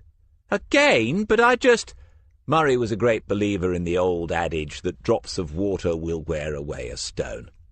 Alana Day was a slight, pretty, red-haired girl with an air of vulnerable innocence which immediately had Smith on his guard. There was a significant mismatch between what he could see in front of him and the attitude of the girl's mother, who really had not turned up at Lake Central to sit with her daughter. He made no attempt to get further information about the Asian boys, and perhaps that was why this interview was, in the end, the more productive one. It was Alana who had first spotted Zoe in the Crescent, standing at the burger van. She had pointed this out to Christy, who had also had a good view of the younger girl. Smith had asked, "What time was that?" And Alana had been sure enough that it must have been 9:30. She had to be home by 10, or she'd be grounded again, she'd told the boy driving, and sure enough he had dropped her off at that time. "And did Zoe see you? Did she give any sign that she had?" "No, but she did. You could see she did, you know. Gave us that long stare like she was saying, 'Look at me, getting chatted up.'" Serena said then, "Is that what was going on? Did it look as if she was being chatted up by the man in the burger van?" The girl gave them a half-mocking smile, and Smith's sympathies went out momentarily to the missing Mrs. Day. This one was 7.5 stones of trouble if ever he'd seen it. She answered, "Can't say that, can I? Could have all been in her head." And then to Smith she said, "You know what these young girls are like." Something seemed to have caused D.C. Butler's hackles to rise a little. "Zoe Johnson is about 1 year younger than you." "I know. I can remember being that age. Girls like that get desperate for attention, don't they?" After watching this brief exchange, Smith had decided it was time to intervene. "Alana, did you see an actual conversation? Were Zoe and the man talking to each other, or was it one way?" "No, they was talking. He was laughing and that. He might have been chatting her up." "What was Zoe wearing?" The girl closed her eyes as she pictured it, something that Smith had often seen good witnesses do. "Sort of dark-coloured coat, might have been dark blue or green, didn't see no hood on it, jeans and trainers, white probably, or mostly, light-coloured trainers anyway." "Gloves?" Alana looked surprised that he would ask that, but she answered definitely enough, "No, I could see her hands when she was eating the burger, or whatever she'd asked for." "So she stood at the stall and ate? Was there anyone else around?" "Not that I could see. There was some taxis parked up in front of us, but there usually are in that place. We was only there a couple of minutes." This all has the ring of truth, thought Smith. Then he said, "You've been helpful, Alana. When you heard the appeal for information at the school, why didn't you tell someone then? It would have saved us some time." The girl shrugged it off. "I wanted to talk to Christy first. Probably would have said something today, but somebody dropped us in it, didn't they?" "That's one way of looking at it, but I advise you not to go looking for that person or trying to make anything of it. Zoe's disappearance is a serious matter now." Alana Day nodded, and Serena said, "Also, it would help us if you don't go posting anything about what we've said this morning. Too much chat can make it more difficult for us to be sure who saw what and when." "Yeah, all right. Can I ask a question, though?" Smith said. "Of course you can. Do I have to go straight back to school?" Chapter 10. Whatever took place in DCI Reeves' office lasted more than 30 minutes instead of the 10 that Smith had predicted. When Turek returned, there was nothing to be read on his face. He acknowledged Smith across the room, sat at his desk, and wrote some sort of note before opening his screen and reading several pages of something. Smith ignored the twinge of sympathy and moved on. He had himself incurred not a few bollockings over the years, and considered them an inevitable part of the job in which there are so many moving parts that failure from time to time is unavoidable. If he was made of the right stuff, the detective inspector would get over it. They could not be far away from the moment when either Reeve or Allen would march through that door, call a briefing, and ask where we are with all this, so that was Smith's immediate focus. And the reason he was certain this would happen was simple. Zoe Johnson had been in the railway play park, and then she had been in the Crescent at 9:30 or thereabouts. After that she had disappeared. The area between the two places consisted of a disused railway line running through a patch of urban wasteland and scrub. There would need to be a search, a proper search this time, and that was a major operation involving dozens and maybe scores of officers. There would be media interest, and the entire operation would go up several notches because everybody knows that at that point you're not expecting to find a live girl playing hide-and-seek under a hawthorn bush. He had put Waters onto Roy Green and Serena onto Stephen Sweeney, telling them to start from the beginning to make sure that he, Smith, had missed nothing. John Murray had been given the job of taking the two girls back quite deliberately. Once out of the building and together in the same car this time, it was possible that the girls would say something new that might be of value without realizing it, and Murray was exactly the sort of quiet presence to make the most of that. He would also speak to the school's principal and brief him on the state of the investigation into the Zoe's disappearance. Smith went back to his customary page, noting that Turek had now received a phone call and was in conversation with someone. All the data one could ever need was a matter of a few clicks away, and Smith was not such a dinosaur that he couldn't acknowledge its value. He looked at the UK homicide statistics for 2015 and found that of 54 victims under the age of 16, 60% had been killed by a parent or step-parent. There was no surprise here. He had only looked at these numbers to confirm what he already knew from too much experience. Killed would be seen by some as too much of a leap this early on, but as in so many aspects of life, whilst hoping for the best, cases are actually solved by assuming the worst. 60% is too high to ignore, and someone would have to go over everything that Mrs. Johnson and Roy Green had said with a tooth-comb. Neither had yet been formally interviewed. In fact, had any officer actually met Mr. Green? He made a note to call Anne Crisp. Turek arrived at Smith's desk, apparently back in one piece and ready to resume.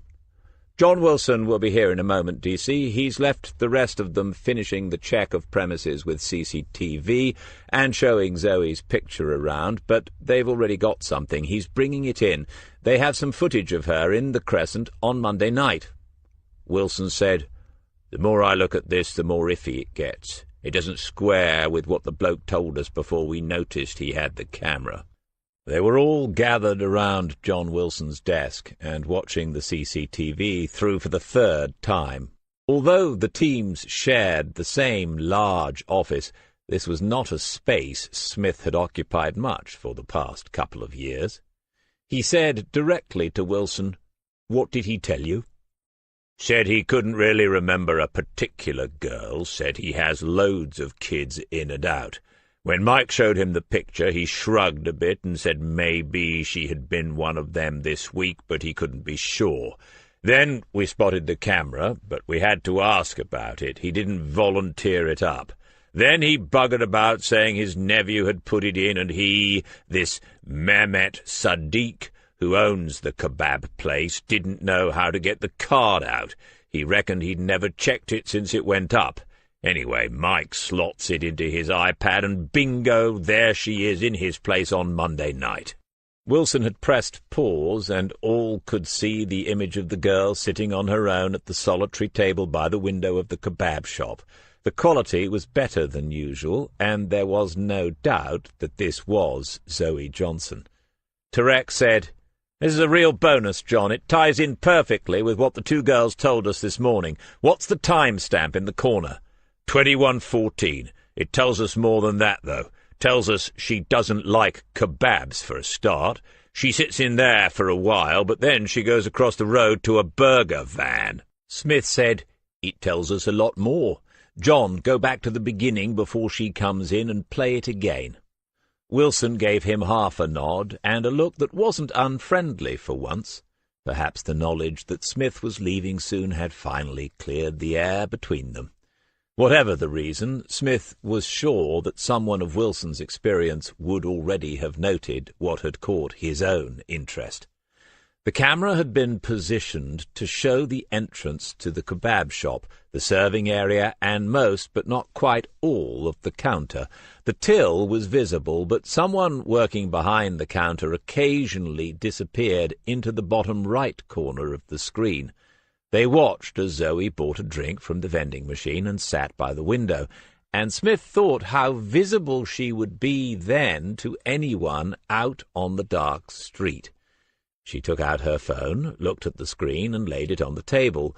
Wilson said, "She checks her phone a few times, as if she's expecting a text or something. Then this bloke comes in." A man in his 40s or 50s crossed from the door to the counter, white, medium height and build, clean-shaven, but not wearing a coat or jacket, just a sweatshirt. So on a night like that he must have had a car outside. Mehmet Sadiq prepared some food for him, only taking a couple of minutes. The man stood at the counter, looking back out of the window, the girl directly in his line of vision. Then as he left the shop, the man clearly spoke to the girl, and she to him, just a few words on each side before the man glanced back at Sadiq, smiled, and left the shop. Wilson pressed pause and said, "There's a taxi rank outside, so—" Smith said, "If he is, and if you can get me a good still out of that, I can probably find him pretty quickly." Dolly Argyris knew the name of every driver in the town, having employed and sacked most of them over the years. "Will do, but there's more. I'll fast forward a bit. She sits there for several minutes after he goes out, not doing much at all, and then— here we are. Then this Sadiq character is at the table talking to her. Watch this." He points behind him to the back of the shop. "Why? What's he saying?" The girl takes a good look at whatever he's pointing to and shakes her head. Is she saying no thanks to whatever he just suggested? She gets up and goes out then. He goes across, shuts the door, and then watches her go. He stares out of the window for a while. A couple of minutes later, an Asian kid comes in and picks up an order. Then our kebab man closes the shop. They watched Mehmet Sadiq locking the shop door from the inside before disappearing again bottom right. After a few seconds, Tarek said, "When you first spoke to him and showed him Zoe's picture, he said she might have been in, but he couldn't be sure. But all this took place less than 48 hours ago, and he wasn't overrun with customers. He had some sort of conversation with her. And," Wilson said, "he closed up early. Mike spotted that when we were watching this again in the car. The sign in his window says he closes at 22:30 weekdays nights, but he was locking up before 10 on Monday. I think I need to get back out there today, see if I can jog his memory, sir." Tarek nodded, still looking at the final image on the screen. "Yes, agreed. Get this copied, and get the stills of the other character while I brief DCI Reeve. She'll want to see this before we act on it. I'll do that now, but you and Mike should see him again today." Smith said, "While you're there, ask if he minds you taking a look around his premises. You know, the girl might have got shut in a storeroom or some such nonsense. See how he reacts. He can say no, in which case you might need to find a reason to arrest him." Tarek was in the process of thinking that over when Alison Reeve entered the office and made straight for them. She had her serious look on, and Smith thought, "Now you're feeling it, the weight of that crown you wanted for so long." She looked at the picture on Wilson's screen and said, "Got something?" He said, "Yes, ma'am. Good footage of the girl, and more besides." "All right, I'll take a look. But I've some news for you all as well. In a meeting with Superintendent Allen just now, we decided to instigate a search. All uniformed officers on non-urgent duties are being brought in now, and we will have a coach party from Norwich arriving early this afternoon. The area of the railway play park south to the Crescent is to be swept. There'll be a helicopter, and that will help to target the search to anything out of place and to the more impenetrable areas." This was all happening more quickly than Smith had expected, and his was not the only surprised face around Wilson's desk. When an operation goes as public as this one was about to do, there are upsides and downsides. The exact information given out to the media must be selected with great care. Already someone needed to be thinking at least several months ahead to a possible court case. Chris Waters spoke for the first time. "What about the burger stall? Was it there this morning?" Disguised sarcasm wasn't one of Wilson's strong suits. "No, as it happens. If it had been, we'd probably have had a word." But Waters had developed a thicker skin these days, and everyone here had seen his apparently innocuous musings lead to sudden advances in more than one case. He said, "Just evenings, maybe? It would be useful to know if it's a regular pitch for him." Smith said, "Well, not every evening. It wasn't there last night either." DCI Reeve and John Murray exchanged a knowing look, but no one else picked it up. Then Reeve said, "None of you will be deployed in the search. We have leads already, and I want these thoroughly worked today. I want everything passed back up the line, however insignificant it might seem. My next job will be to go and speak to Mrs. Johnson before the news of this search gets out. You can imagine how frightening this is going to be for her and the family. Serena, you can brief me on your contact with her before I go." Smith thought about Chris and Serena then, their eyes on the senior investigating officer waiting for her to finish. In their situation, would he be convinced by DCI Reeve? He was, but then he ought to be, having taught her almost everything he had learned himself over the years. "Okay," she said, "let's look at this CCTV. No, all of you stick around. 5 minutes isn't going to make any difference. I want to hear what everyone thinks." Bravo. During a few minutes' break at lunchtime, Smith stood at the canteen window and watched uniformed people from other stations arriving in the car park. Some stood in small groups and talked. It wasn't raining then, but was likely to later on, making the job they had to do yet more miserable. It isn't an afternoon out in the countryside, or a break from the daily routine. Everyone hates it because it's an admission of something, not of failure as such, but an admission that things have got serious for the missing person and their family. Think back. How many times have we seen a report in the news telling us that after an extensive search of city streets or woods or damp, dismal fields, the missing person was found alive and well? And of course it's worse when it's a child. Everything is worse when it's a child. Back at his desk, Serena told him that Stephen Sweeney was unemployed, which, if he was able-bodied and 19, was a sort of crime, but not one that has a high conviction rate. Was his employment status relevant? The unemployed are much more likely to be convicted of certain crimes than those who make a contribution, for blindingly obvious reasons, but only slightly more likely to be convicted of serious sexual crimes. Nevertheless, Smith told Serena to assemble full details for Sweeney because he would be interviewed at some point, if only for the purposes of elimination.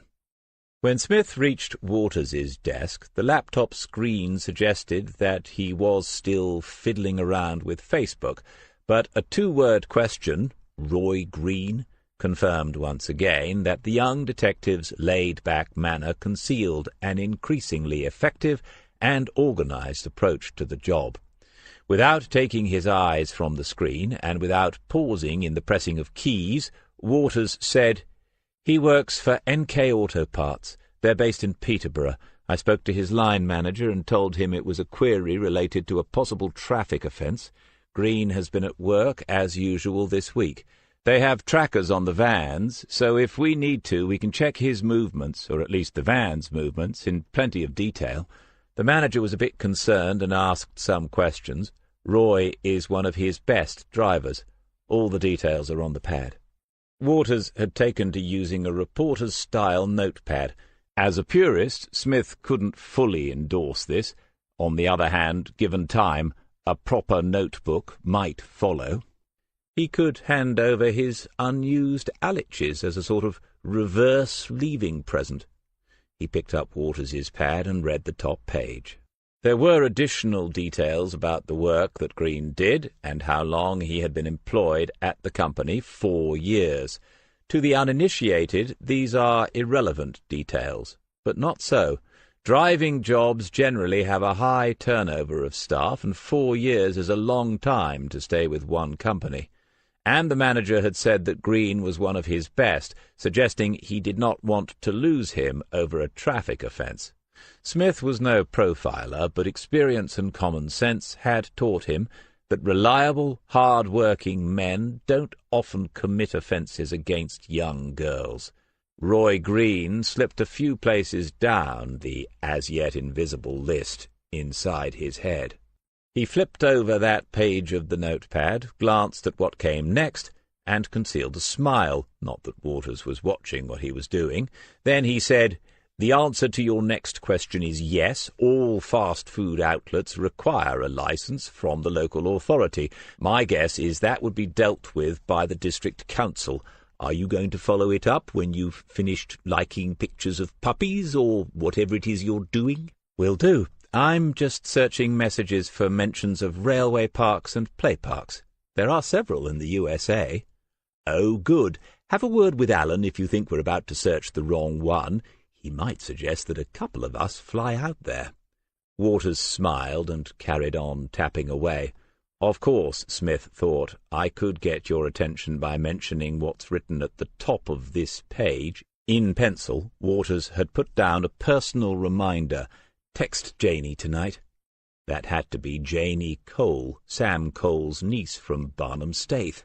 It was months since they had been up there, closing down the investigation into Sokolov's murder, but the sly young dog had stayed in touch with her. At uni, wasn't she?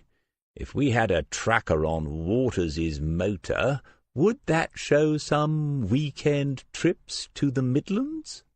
Smith returned to his own desk. His role was now somewhat unclear. Turek had clearly been told to let Smith do more of his own thing, and there had been no mention of his being desk-bound since. On the other hand, what he was actually meant to be doing, Turek had not said. That was probably deliberate, and Smith could understand how his detective inspector was feeling. He opened his Alich, found the latest page and the latest list, and crossed off "List of licensed burger stalls." Murray had gone back out with Wilson, back onto the streets where he belonged. Turek was checking recent reports of missing girls in Norfolk and neighbouring counties over the past few months. Routine procedure these days. We no longer wait for newspapers to point out that there might be a serial offender on the loose. DCI Reeve was on her way to see Mrs. Johnson, which might turn out to be a little awkward when she gets back to the station, he now realized. We'll cross that bridge when we come to it, DC. Dolly Argyris answered the phone herself and recognized his voice immediately. In the past, he might have pretended to be concerned at that, but now, with the growing feeling of fin de siècle that accompanied everything he was doing, he found it both reassuring and sad. The next time he spoke to her might be as a paying customer and nothing more. She said, "Must be trouble, I know this. You only come to Dolly when it's trouble. But you arrest no drivers, please. Very short of drivers now." "What you want, Sergeant? Maybe you just need a cab for a change, yes?" Smith explained that he had a picture of a man who might be a taxi driver, and he told her the area where it had been taken. Yes, she said, that was an unofficial rank and parking area used by all the Kingslake firms, with room for 4 or 5 vehicles at most. Her drivers did use it sometimes. When he said he would call into her office shortly, Dolly made the usual protests about not being in a fit state to be seen by her favourite policeman, suggesting instead that he call round to her rather grand house in Oaklands at about 8 o'clock that evening, when she would have a nice meal waiting for him. It was a game they had played many times, but what she then said surprised him. "Okay, then, if you not come to me like that, just send the picture to me. You got my personal number. I take a look at it, tell you if he is one of my men, Sergeant. You know I have many men." The whole world is going digital, even Dolly Argyris. Send the picture as an attachment and wait for an electronic answer. Quicker, obviously, and saving fuel as well as time, but think about what is lost. Control of the image is lost. He would not know then to whom it had been shown. He would not see the reactions of those who saw the picture, the frowns, the sideways looks, the blinks of people who might have 100 different reasons for saying no. They did not know the identity of the man who had spoken to Zoe Johnson as he left the kebab shop last Monday night, when in fact they did. Smith doubted that Dolly would lie to him, but she wasn't trained to spot the tiny uncertainties in others that he might see for himself if he was there in the room. You have to be in the room. He went across to Waters, told him where he was going, and to keep him up to date with anything regarding the search and the inquiries going on in the Crescent. Then it was time to see whether his right to roam really had been fully restored. He went to Turek's desk with his waterproof jacket over one arm. The inspector's screen showed that he was still on some sort of missing persons database. Smith said, "What do you think? It's not obviously part of anything bigger, is it?" Consciously or unconsciously, he had dropped the "sir." There didn't seem to be any point in it now. Turek leaned back in his chair and folded his arms. "If it is, I'm not seeing it yet. Superintendent Allen is concerned that there might be a racial dimension to it, but it doesn't fit with any of that, not that I can see. Girls have been exploited and abused, but not abducted. Or worse." Turek looked directly at him for the first time. "What about you? What's your gut feeling?" Only Smith's eyebrows gave away his momentary surprise. Turek said, "DCI Reeve said I should take note of them. Your gut feelings." Put like that, it sounded medical and faintly unpleasant. Turek went on, "Not the way that I work, hunches and half-guesses. Policing needs to be rational and scientific, in my opinion. Protocols. But I'm under orders, DC. Besides, it's only for 3 weeks. Yes."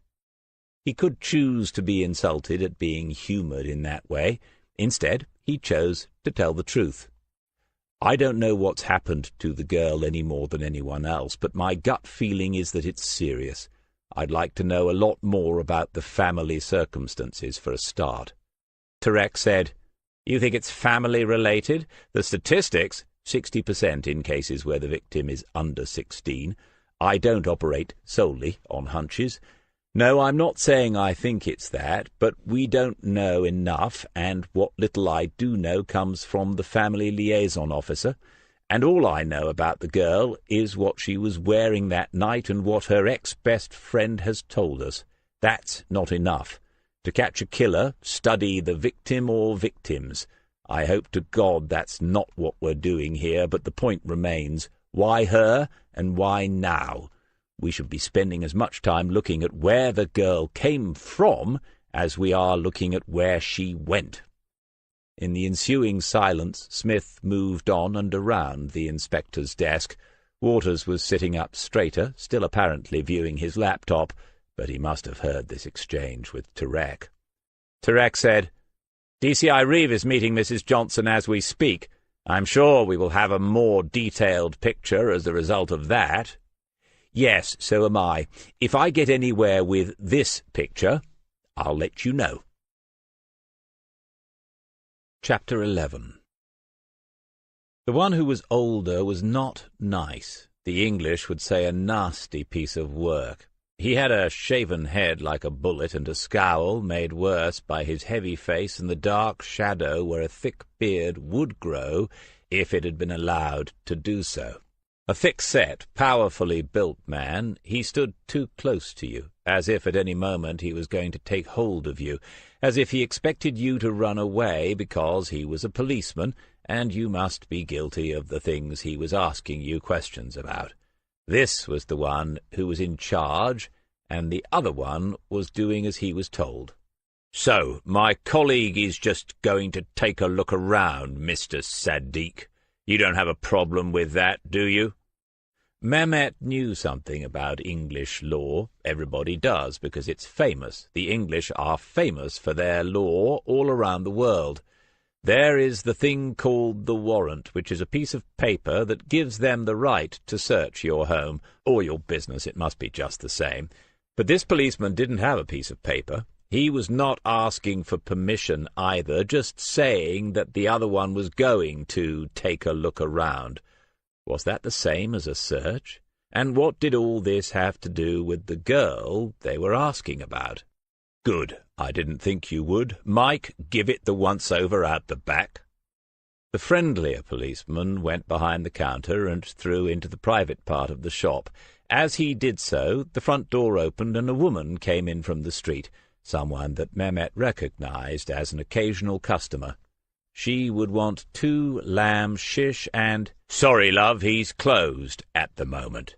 The woman looked at Detective Sergeant Wilson as if he might be robbing the place, and she asked Mehmet Sadiq if he was all right. Mehmet nodded, but didn't look convincing.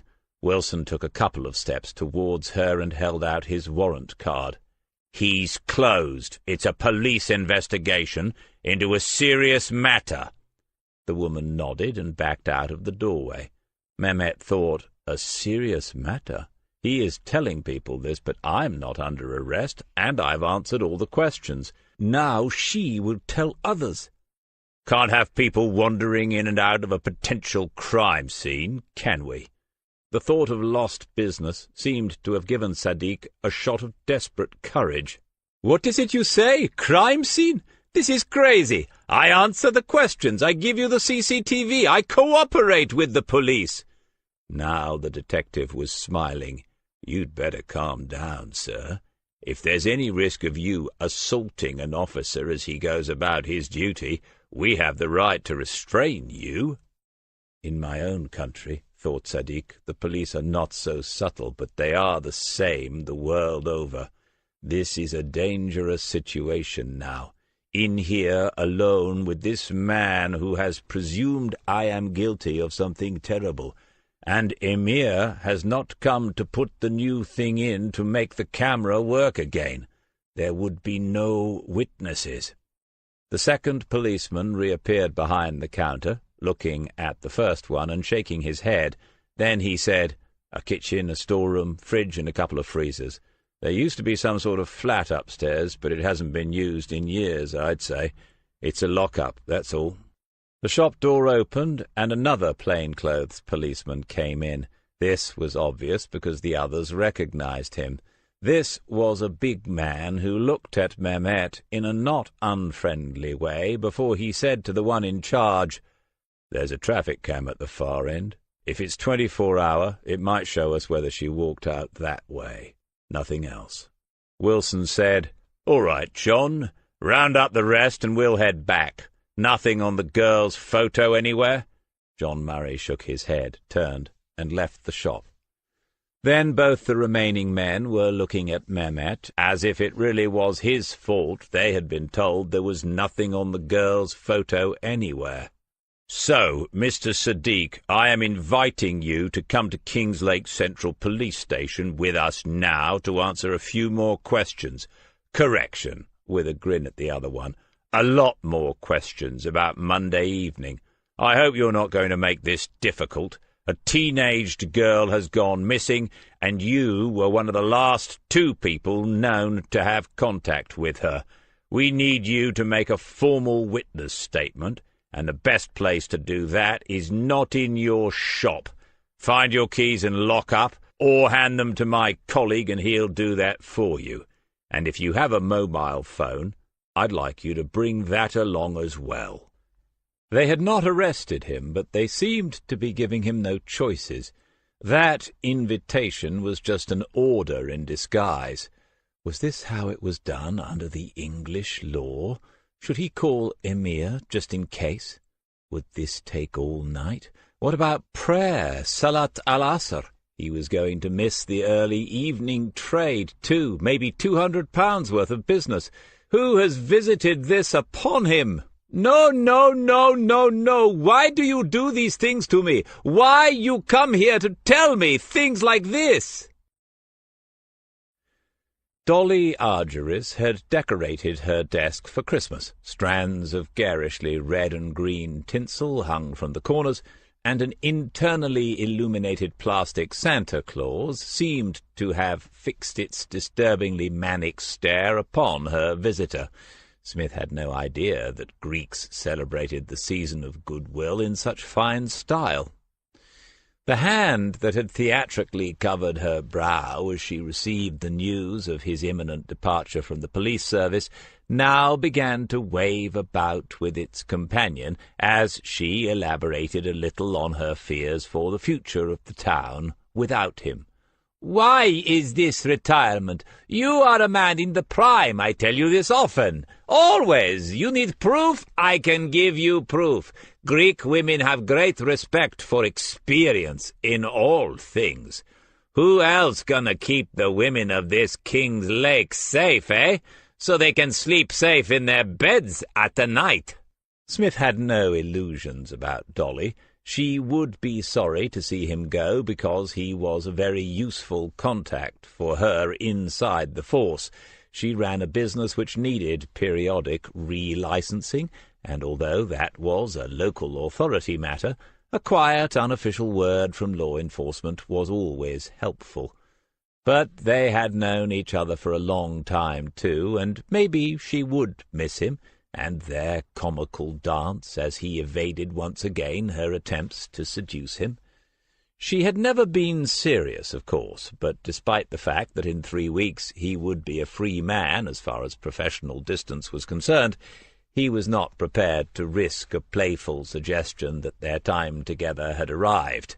Discretion is the better part of valour, and it would take a braver man than him to meet Dolly Argyris after business hours. Smith said, "Dolly, you've met John Murray, one of my detective constables. I'm going to ask him to keep an eye on you. You'll be fine." "Eh, which one is this? Not that skinny boy. A skinny boy is no good to me."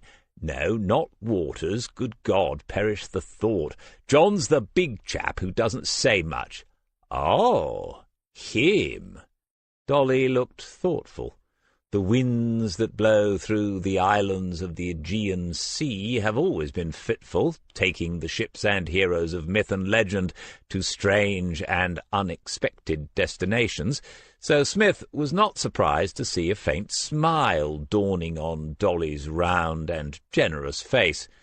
She used her 2 hands to measure the height and breadth of the imaginary Murray as she continued, "This is a big man. Yes, okay. He is married?" "I'm afraid so." There was absolutely no need to explain that technically John Murray was still available. "Okay, all the good ones are. Never mind. When you gonna bring him around, make the formal introductions?" "On my very next visit. That's if we can actually get on to what I asked you about half an hour ago, Dolly. This girl, your driver's, Monday evening." Smith was holding up his phone, the picture of the man in the kebab shop, towards her. Dolly waggled her fingers impatiently, and he handed the phone to her. "Don't know him. Not one of my boys. How you know he's a driver?" "We don't. It's just somewhere to start, Dolly." "How old you say this girl is?" Smith took back the phone, found the picture of Zoe Johnson, and showed it to her as he said, 14. She looked at the image for quite a long time, and her face gradually darkened. Then she said, "Still a child." She pressed a button on the ancient, complicated base unit for her landline, and a man's voice answered through an intercom. Dolly said, "Terry, Monday night. Who we have on? Anybody sitting on their backside at the Crescent all the evening?" Terry said he would find out, and Dolly handed the phone back to its owner. She said, "You need a taxi when you have no job, you ride with me for free. And you need a job because you have no money, you drive for me. But you must get new car first. I can't have that old thing with my name on the side." Smith thanked her for the offer, which he knew she meant. He wouldn't need the money, but he had a sudden moment of doubt about retirement, the latest of quite a number now, because one just had to wonder how the time would pass if he wasn't doing this. The gardening, the idling about on the coast, the learning of new riffs that he had been meaning to get around to for the past 30 years, could only take up so many hours, and none of those things could act as a compass point, could they, giving life a sense of purpose and direction? There was Joe, of course, but a relationship isn't going to work if it becomes a substitute for a job. Terry's voice came back through the intercom. "Dolly, Albert was on Monday night, and he had a couple of pickups from the rank at the Crescent." She said, "Okay, Sergeant Smith here going to give him a call. You got his number?" "No need, he's out in the yard. Want me to send him up?" Albert King had a taxi driver's paunch of classical proportions. By the time he reached the top of the stairs that led to Dolly's office, he was half-winded and red in the face. He nodded to Smith and then listened to Dolly's explanation as to what was going on. Then he looked at the picture of the man in the kebab shop and shook his head. "I don't know him. If he's a driver, he's a freelance." "You see, like I always say, freelancer is nothing but trouble." In Dolly's mind, this had convicted the mystery man of all possible crimes, but Smith had no intention of getting involved in the internecine wars that drivers for hire had been conducting in Kingslake for the past decade. Smith said, "Thanks, Albert. That's a start, anyway." Was there anyone else about who might have seen him? Taxis from other firms? Albert wheezed a little before he spoke, and Smith noticed the nicotine stains on the pudgy fingers. He was definitely giving up for good. "There was a Wings cab there for a while. I could have a word. What's this bloke done, then?" "Almost certainly nothing, but we're eliminating people who were in that area on Monday evening. A girl's gone missing, and we need witnesses. We know she was in the Crescent at around 9:30. And that is why you have to be in the room." Albert King's face altered then as he looked at Smith, at Dolly, and then back at the policeman. Is this about the kid who was on the news tonight? It was on the radio not half an hour ago about them searching up at the dock mills. Like I said, I was listening on the radio in the car, so I haven't seen no picture, but she was in the Crescent." Smith was already swiping right across the screen of his phone while keeping his gaze fixed on the taxi driver. Then he held up the photograph of Zoe. Albert said, "Jesus Christ, she's the one?" Smith said, "Yes, Zoe Johnson. She's the missing girl." The blue eyes were zeroed in on those of the driver with an unnerving intensity, watching for the dilation that could only be a fraction of a millimetre, but which can speak volumes to someone who understands the secret language of guilt. "Jesus effing Christ! Sorry, Dolly, but I spoke to her myself Monday night. She was at the burger stall. I spoke to her." "Alison, your job is straightforward. Find the girl. Mine is somewhat more complicated at this moment in time. I have to find the resources for you to find the girl. Tell me what you need or think you need, and I'll tell you whether we can afford it. I know that sounds brutal, but it's a calculation that has to be made in every investigation, especially these days, as you well know." Detective Superintendent Allen used both hands to adjust the position of the entirely superfluous blotter on his desk, and DCI Alison Reeve wondered whether he had stored on his mobile a picture of how that desk was supposed to look at the start and end of each working day. Every item seemed to be placed with mathematical precision and perfect alignment. Allen added, "And as far as we can tell, the girl hasn't come to harm. That is something that I have to factor in these cases. I appreciate how distressed families can become, and I know that you have just spent time with the mother, but we have to weigh up the matter dispassionately. Fortunately, we don't have other significant calls upon resources at present. However—" Reeves let him talk on for a few more seconds. Like any decent officer, she disliked the talk of resources when people were suffering, but she was a realist, and the realities of senior management had certainly become clearer since her last promotion. But this was not what was uppermost in her mind this morning. It was not the cost of the current operation that was worrying her, but its sudden momentum and scale. She had taken the final decision on the search of the area between Dock Mills and the Crescent, and now 70 officers were out there in waterproofs with dogs and drones and an ambulance crew on standby. There had been a helicopter flyover before the search began, and that alone had cost thousands, never mind the hourly rate for all those people. And all that was just one aspect of this operation. She had not formed any doubts about Mrs. Johnson, but more needed to be done on the family background. Social services needed speaking to, and that was very delicate always, and so it was something else she had better do herself. Hopefully DC's team would sort out the mother's boyfriend and the youth who had been hanging around the Johnson house for a few weeks previously. Had Wilson's team been thorough with the CCTV? She didn't have time to check that herself. The kebab shop owner was more than a witness now. He was a person of interest. Was there more that needed to be done at the school? Would there be a deluge of information after the media appeals? To call this a roller-coaster ride would be to incur the cliché wrath of Smith, but she had to admit it to herself. She hadn't been this high or fast before, and it was scary.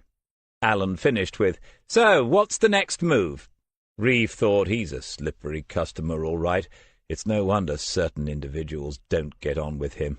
The next move, not your next move, which would have been blatant, and not our next move, which would have suggested a willingness to share the responsibility.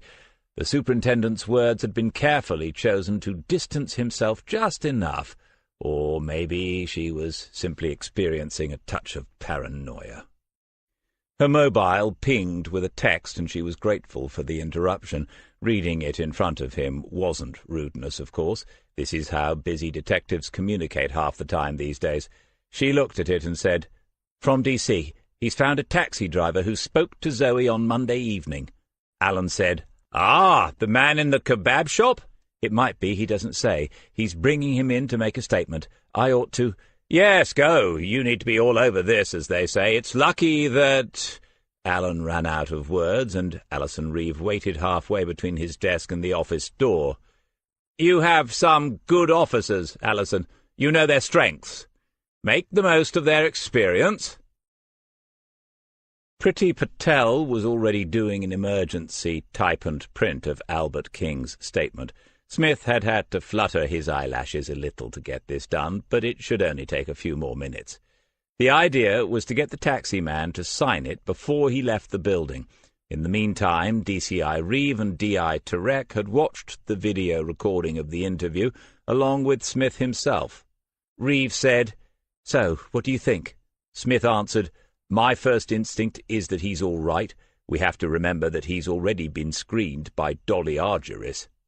The detective chief inspector looked at Turek, who couldn't be blamed for not knowing these things, and said, "The same Dolly Argyris who has herself been the subject of various investigations. How can I put this delicately? Some unconventional business practices resulting in some of her competitors leaving the industry and possibly the country as well?" Smith nodded, undeterred, and said, "The same, but as she would say, all's fair in love and war, and business is war. But she'll take a very dim view of anyone harming a kid, believe me. If it was one of her drivers, he'd better hope we catch him before she does."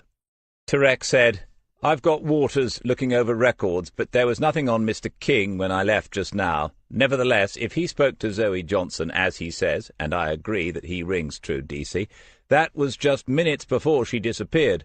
Would he be right about the time? Taxi drivers are always right about the time.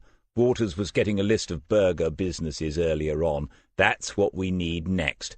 I'm sure the council still issues street trader licenses for them. Albert reckons this bloke has been around the Crescent for a few weeks now. Even if he's a cowboy, he shouldn't be hard to find, should he?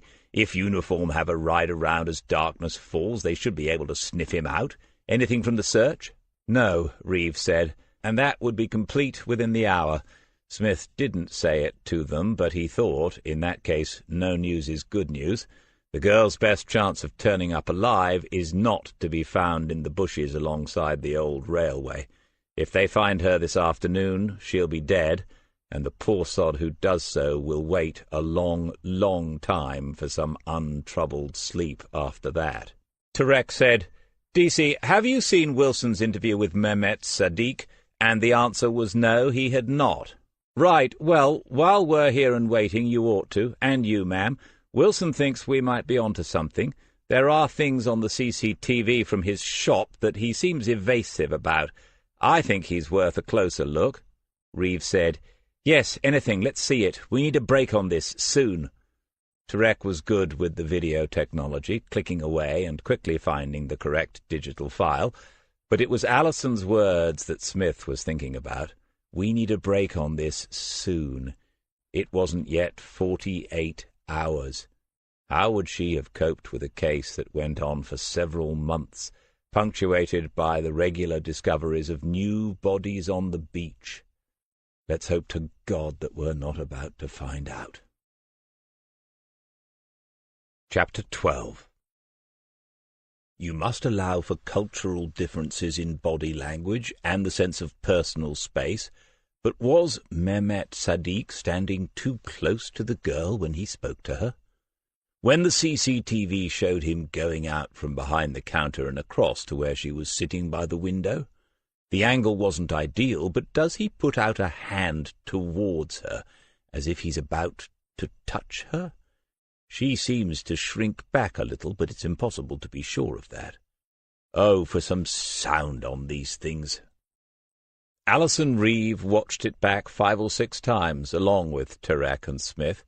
It's what you do, sometimes scores of times. You rewind and rewatch these tiny, grey and gritty fragments of life, in the hope that eventually someone will see something that moves an investigation forward a millimetre or two. And then Sadiq points to something at the rear of the shop. What is it? Wilson asked him repeatedly, and he says he cannot remember, But no, it wasn't the door, as Wilson kept suggesting to him. It wasn't the door, and of course he never suggested to the girl that she go into the back of the shop with him. Why would he do such a thing? Wilson tells him why, and it isn't the best moment of this interview. But Wilson is always tough like this. He isn't making an exception for Mehmet Sadiq. Then Zoe Johnson laughs at Sadiq, laughs into his face. If he had made some indecent proposal to her, that would have been a dangerous thing to do. But a 14-year-old wouldn't have understood the danger, not if she was a typical 14-year-old. She was, wasn't she? Only a couple of hours ago, Reeve had asked Penny Johnson directly whether she thought her daughter was sexually active. The woman was past the point of pretending outrage at the suggestion, and she had answered honestly, as far as the detective could tell. "No," said Mrs. Johnson. "Zoe knows what's what, but I don't think she has." So, if Sadiq thought the girl had flirted with him in some way, more potential for cultural confusion there, and then she had laughed at him, that could have triggered it. Zoe gets up from the table then, says something else to the shop's owner with a look on her face that might be contemptuous, and goes out. She leaves the door open intentionally to wind him up, that's obvious. He walks around the table, closes the door, and then he stands for quite a long time looking out through it, and one can only assume he is watching the girl.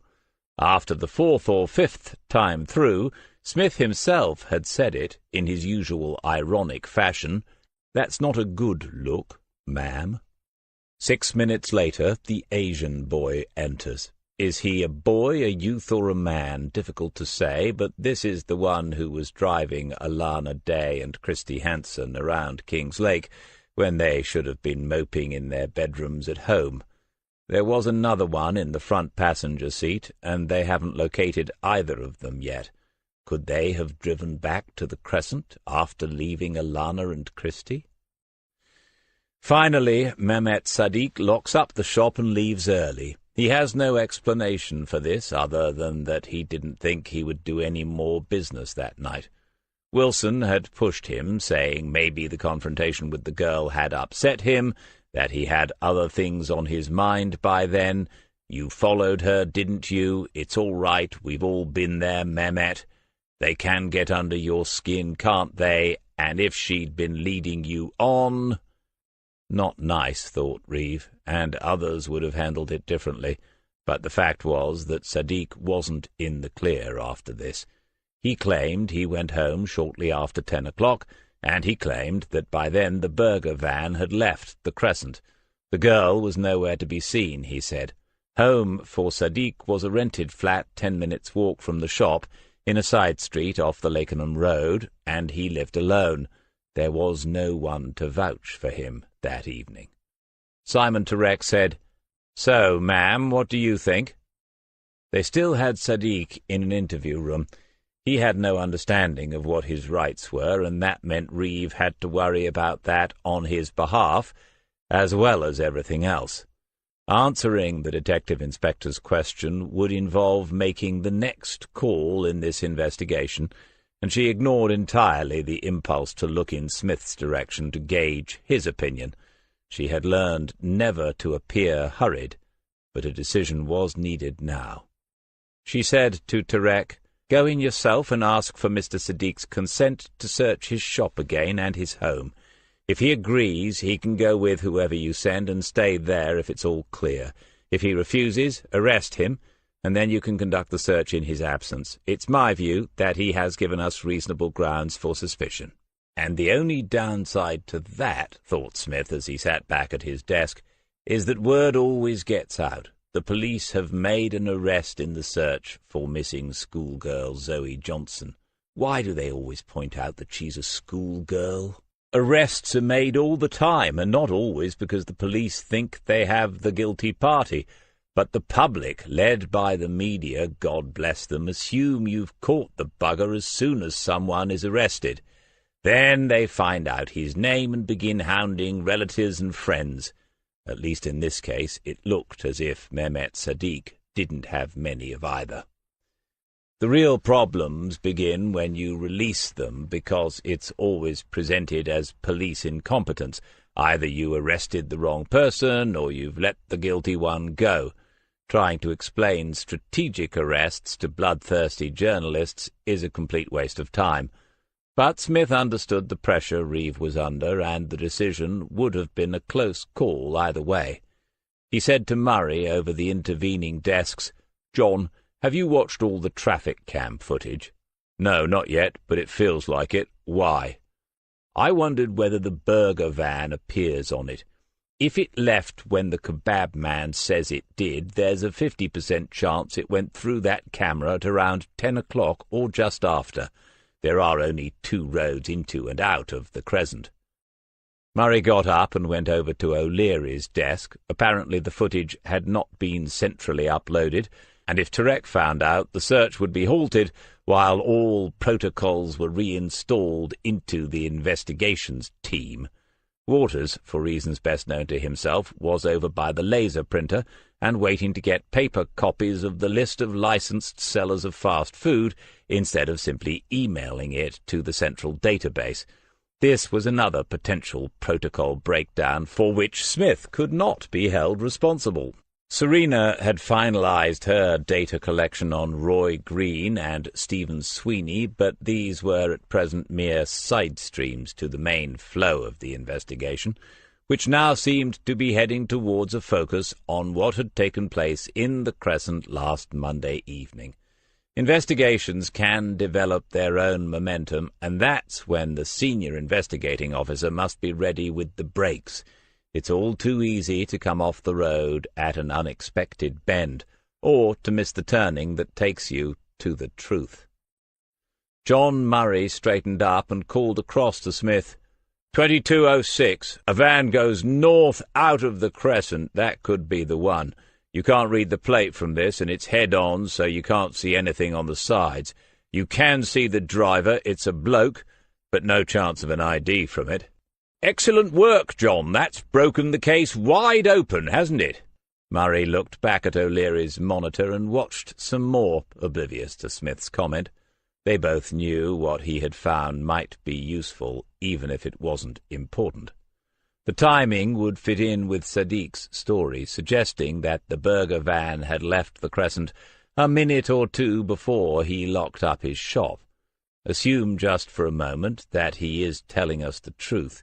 He did not then see Zoe Johnson in the street after the departure of the van, or surely he would have mentioned it. So Sadiq walks down the road at, say, 22:10, and assume just for a moment that Alana Day is spot on with her recollection of the time. She says she saw Zoe at the stall at 21:30. Allow 5 minutes for the boy to go into the kebab shop to pick up his order. Which was what? Has anyone asked? And when did they eat it if they took the girls home for 10 o'clock? Is that odd? But anyway, that would be 21:35. Assume all that, and Zoe disappeared in that 35-minute window, didn't she? Her phone had registered itself at 21:44 and then fallen silent. Does it do that when you turn it off, or do you need to disable the device more comprehensively, by removing the battery, for example? He made a note to ask Waters, but nobody under the age of 40 ever turns the things off, do they? And then Smith had that moment in a dream when you find you have wandered close to the edge of the abyss, or you find yourself on a cliff face with no idea of how that happened, but the drop is infinite, and you're too terrified to move. The mobile was key to this. Whoever turned off that phone? Waters was at Smith's desk, putting on it a copy of the list he had obtained from the council offices. He said, "There are 42 current licenses. It's a general permissions thing, so they don't specify who is serving what, or when, or where.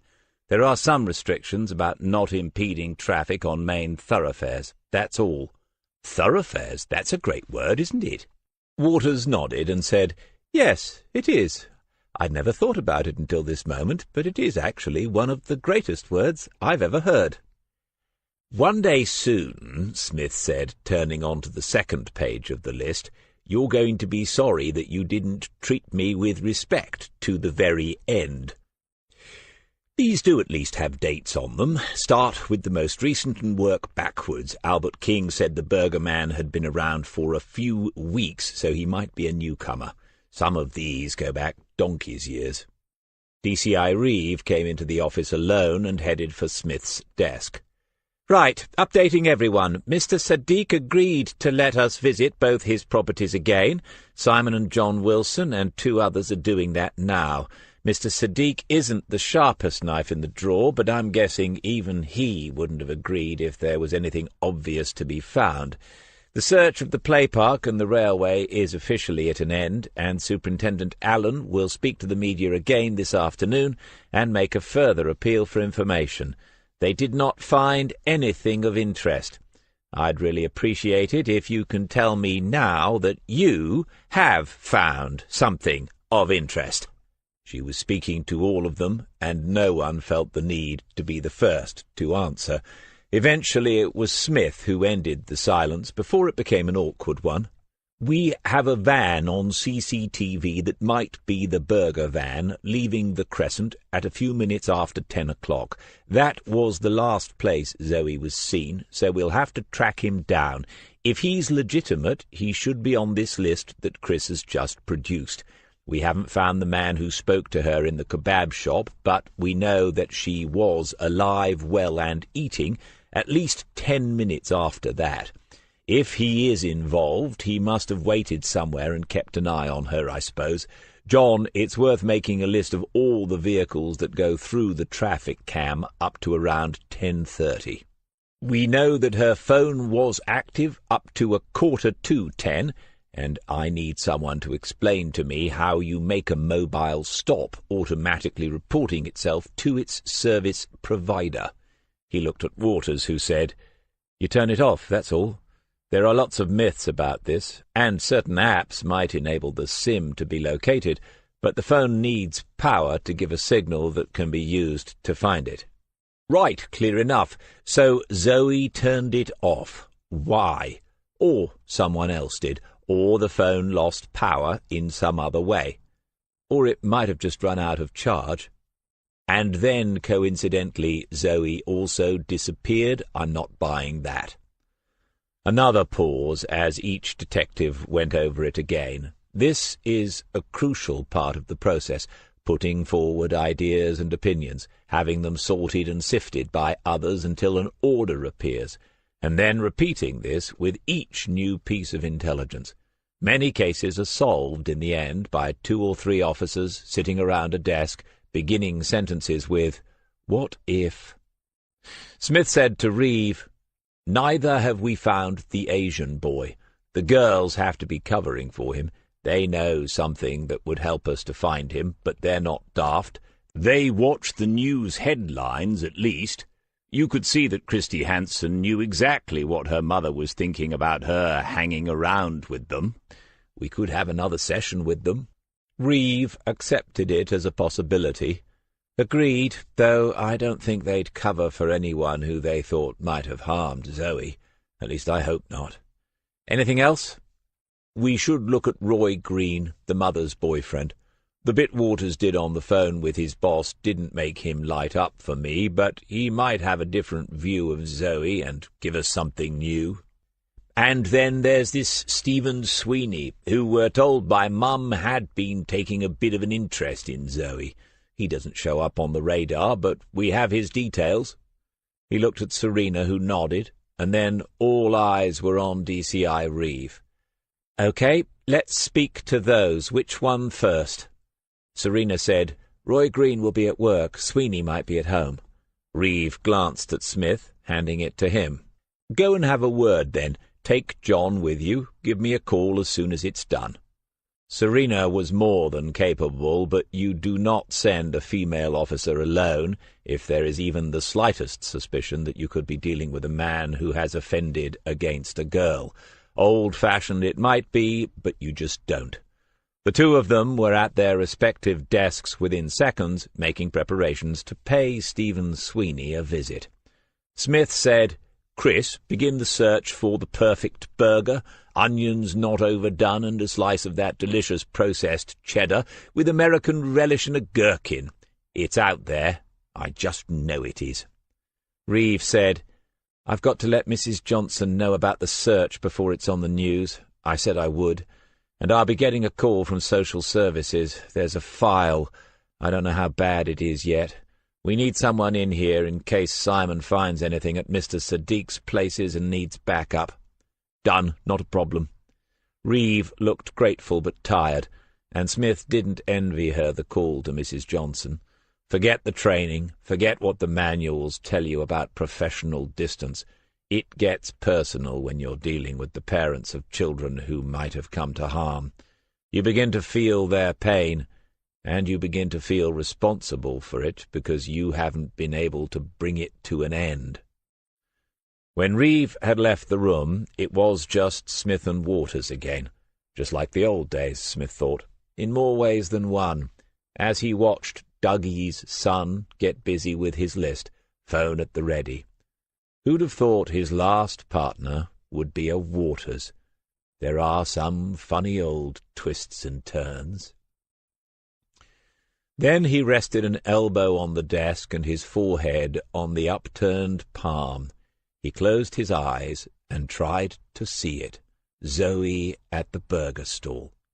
He'd written them down somewhere, but could remember Alana Day's words without checking. He was laughing in that.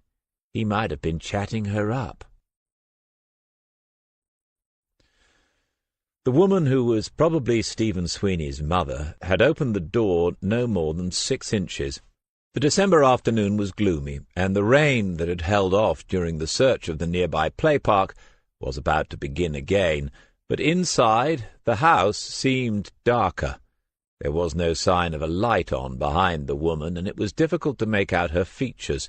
She was small and round-faced, and after one look directly up at the female police officer, her gaze was focused somewhere else entirely.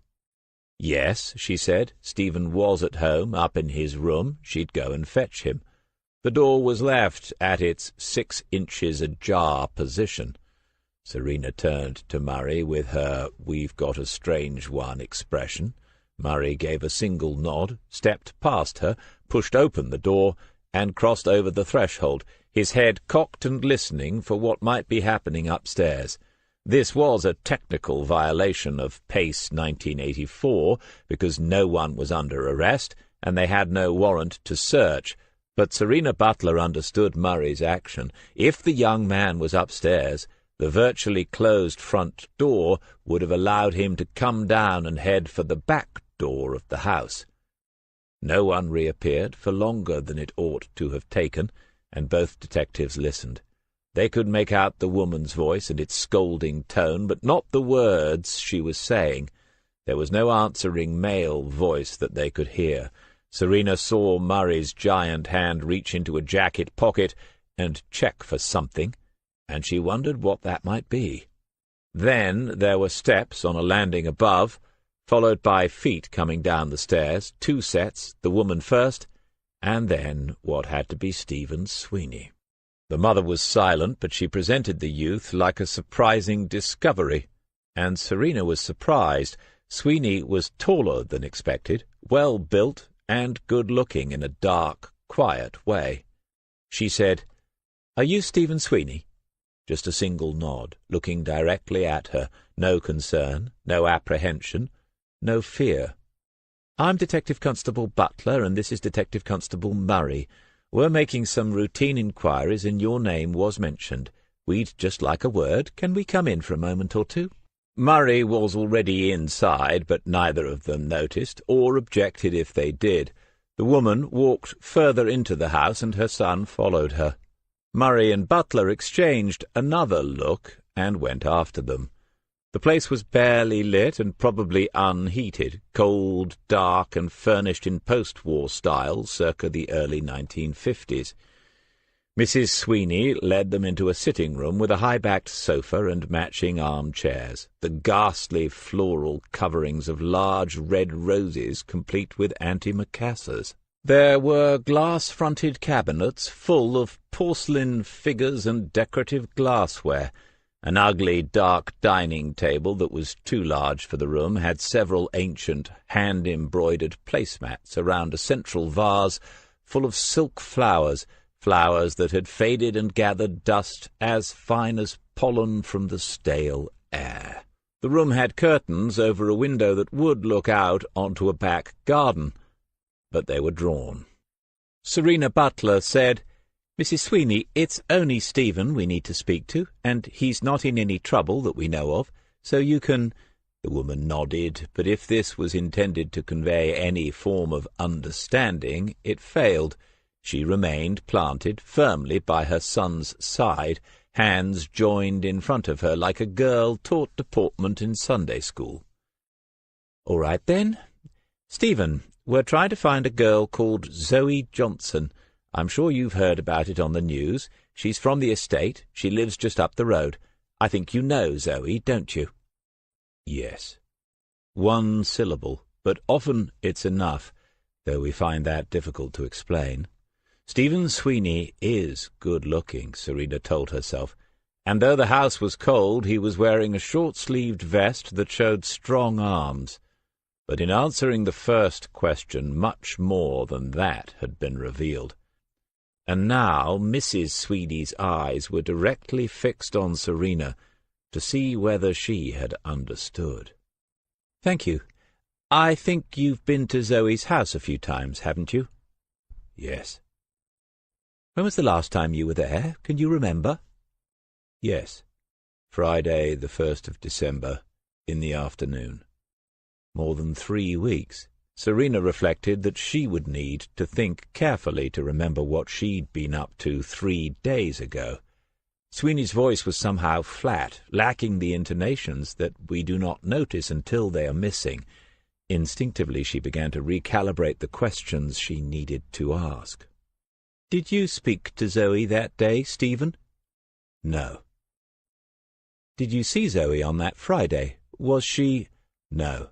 Mrs. Johnson told me to go away." An awkward silence, then, with Mrs. Sweeney's expression apparently unchanged, but her eyes were saying something new and angry to Serena. She, Serena, wanted to ask why Mrs. Johnson had done that, but the result might have been too awkward for the boy's mother, too painful to hear. "Have you seen Zoe since that day?" "Yes." "Okay, Stephen. Just tell me about the last time you saw her." He did, and when he had finished, Detective Constable Butler found that her mouth was half open. Then she closed it and looked at John Murray. He stared impassively at the boy for some seconds, and then he looked at Serena. She had asked the question, and so it was her call. She took a deep breath and said to him, "I'll just go outside and get in touch with the station." Chapter 13. Alison Reeve's new office had a window. This is a perk of rank at Kingslake Central.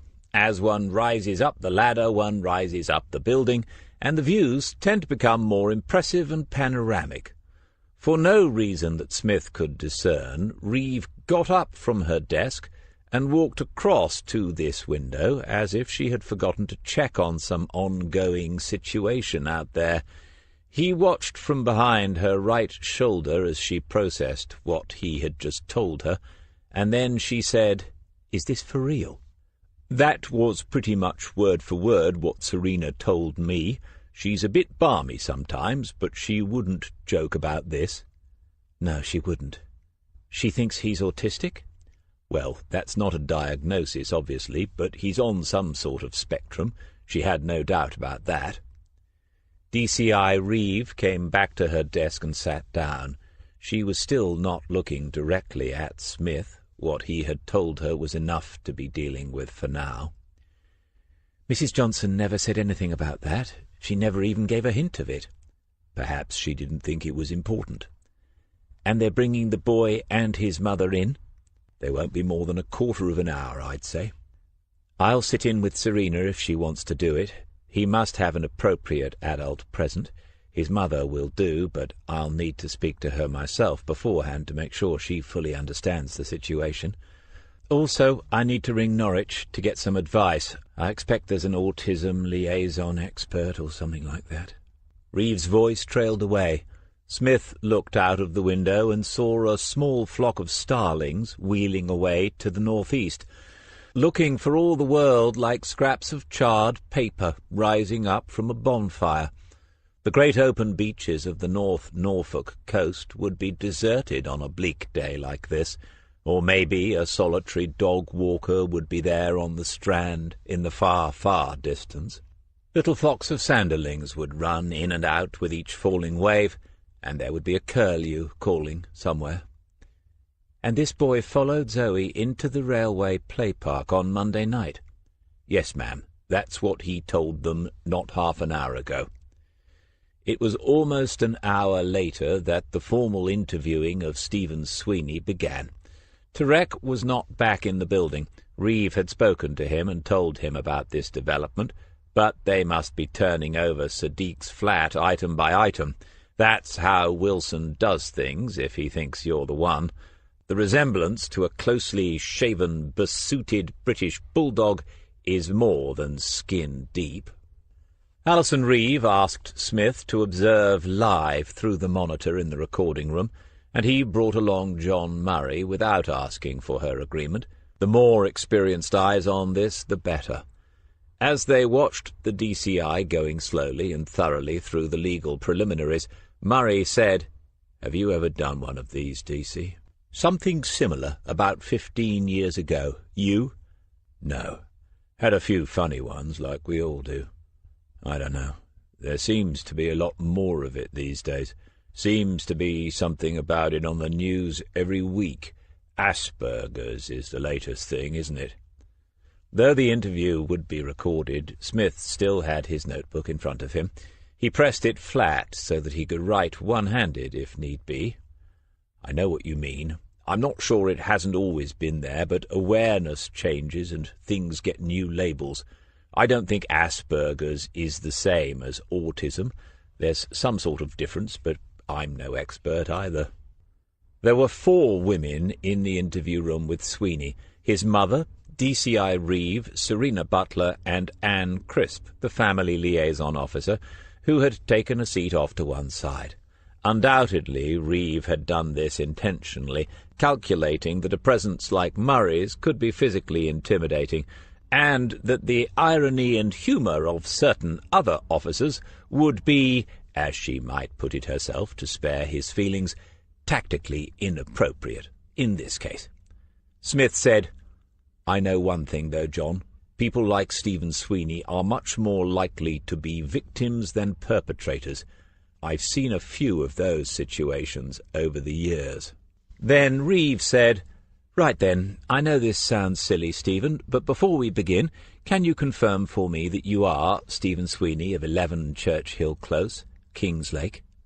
Something about that made him smile, and he looked shyly at his mother.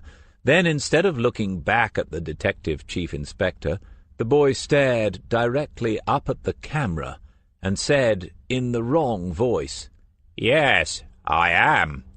Smith had no idea whether there really was such a person as an autism liaison officer at Norwich, and even less idea how one might qualify for the role. But if Reeve had found and spoken to him or her, they had advised her well. She was patience personified as she gradually teased out the story of what had happened involving Stephen Sweeney and Zoe Johnson on Monday evening. Mrs. Sweeney remained alert, but she relaxed visibly as the senior detective took charge of the interview, instead of simply sitting in, as she had suggested she would to Smith earlier on. Serena was happy to stay back, and Smith could detect none of her usual impatience. This was a valuable learning situation for any young officer. Stephen went out for long walks every day, sometimes 2 or 3 times a day. He had set routes which never varied, and his mother knew what these were. He had a simple mobile phone which he knew how to use but never did. There was one number in it which he was to ring if he was worried, and that was Mrs. Sweeney's. Murray saw Smith making a note of that. If necessary, the phone might be able to confirm Stephen's locations that evening. Walking along Nelson Road, which was one of the main routes through the dock mills, and therefore well lit, Stephen had seen Zoe Johnson leaving her house ahead of him. No, he did not think that Zoe saw him, because if she had, she might have said hello. He explained that Zoe was one of the people who sometimes said hello to him, and after that there was a short, poignant silence on both sides of the camera lens. He walked behind Zoe for a little way because Nelson Road was one of his regular routes, but then she turned off along the path down to the play park. When he reached the same place, he stopped. He did not know what to do. Zoe had gone into the park. He did not go there any more because the children were not very kind, but Zoe was on her own, and it was dark, and she might not be safe.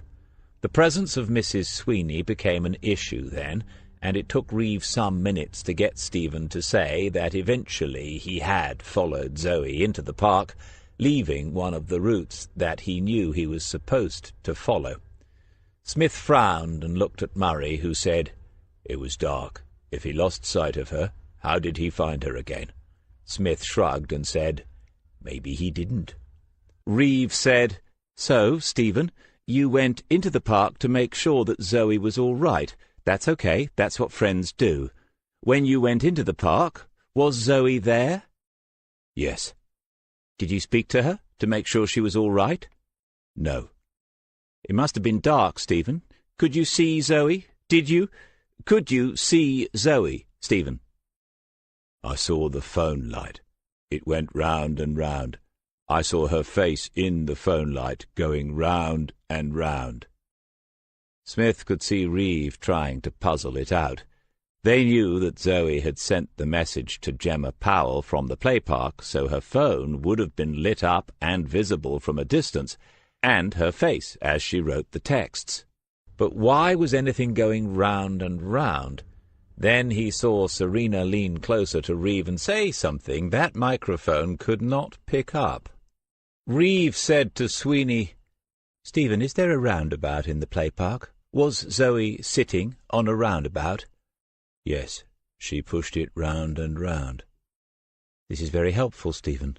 What did Zoe do next?" "She got up and walked away. Nobody answered on the phone, and it went out. The light went out. Zoe went into the dark." "Zoe did not leave the park the way she went in?" "No, the other way, into the dark." For the first time, Stephen seemed to become agitated by Reeves's questions, and she sensed it, and left a longer pause before she said, "What did you do after that, Stephen?" "I went back to the road." "You went back onto Nelson Road. Did you go home then, or did you finish your walk, Stephen?" Even through the camera, Smith and Murray could sense the change in Sweeney. He seemed to be trembling. And then Mrs. Sweeney put out a hand, stroking his shoulder before putting it onto his thigh. His left leg was shaking uncontrollably. He looked down at the floor and mumbled something to his mother. Mrs. Sweeney said to Reeve, "Stephen says he came home.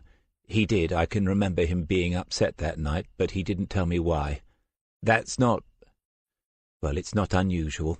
The DCI smiled sympathetically and said, "We're almost finished, Stephen. Can I ask you one more question?"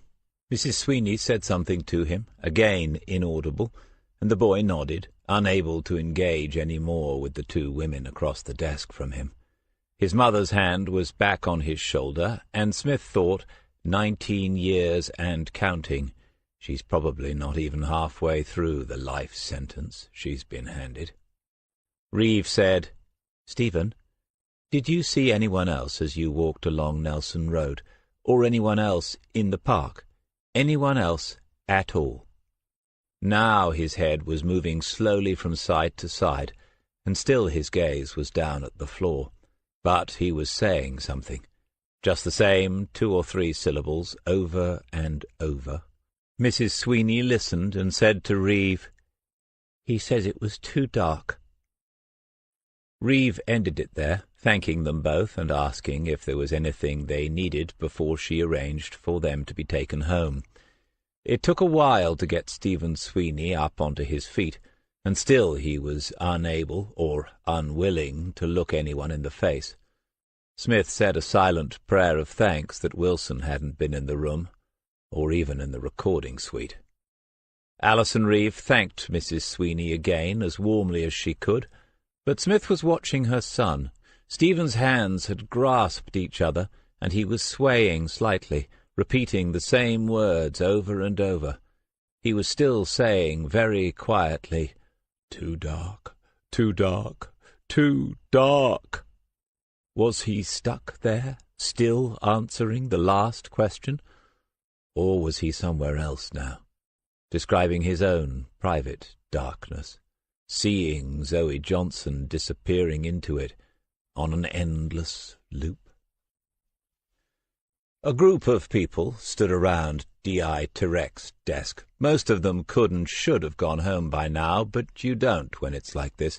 You hang around, you make a call or send a text to a partner if you still have one.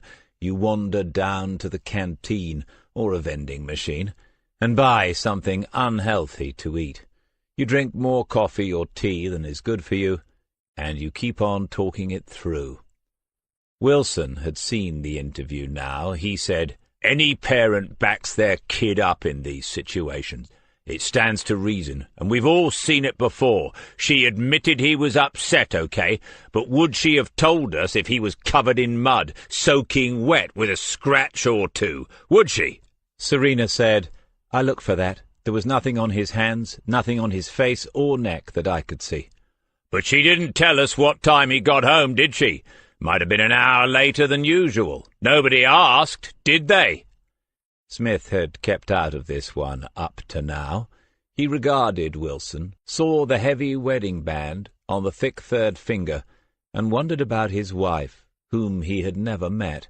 She must be a remarkable woman in many ways. He had no doubt that the vows of love and devotion had taken on the nature of accusations at some point in the ceremony. The ever-faithful O'Leary said, "He definitely got a bit wobbly when the DCI asked what he did next, didn't he? Didn't look normal to me."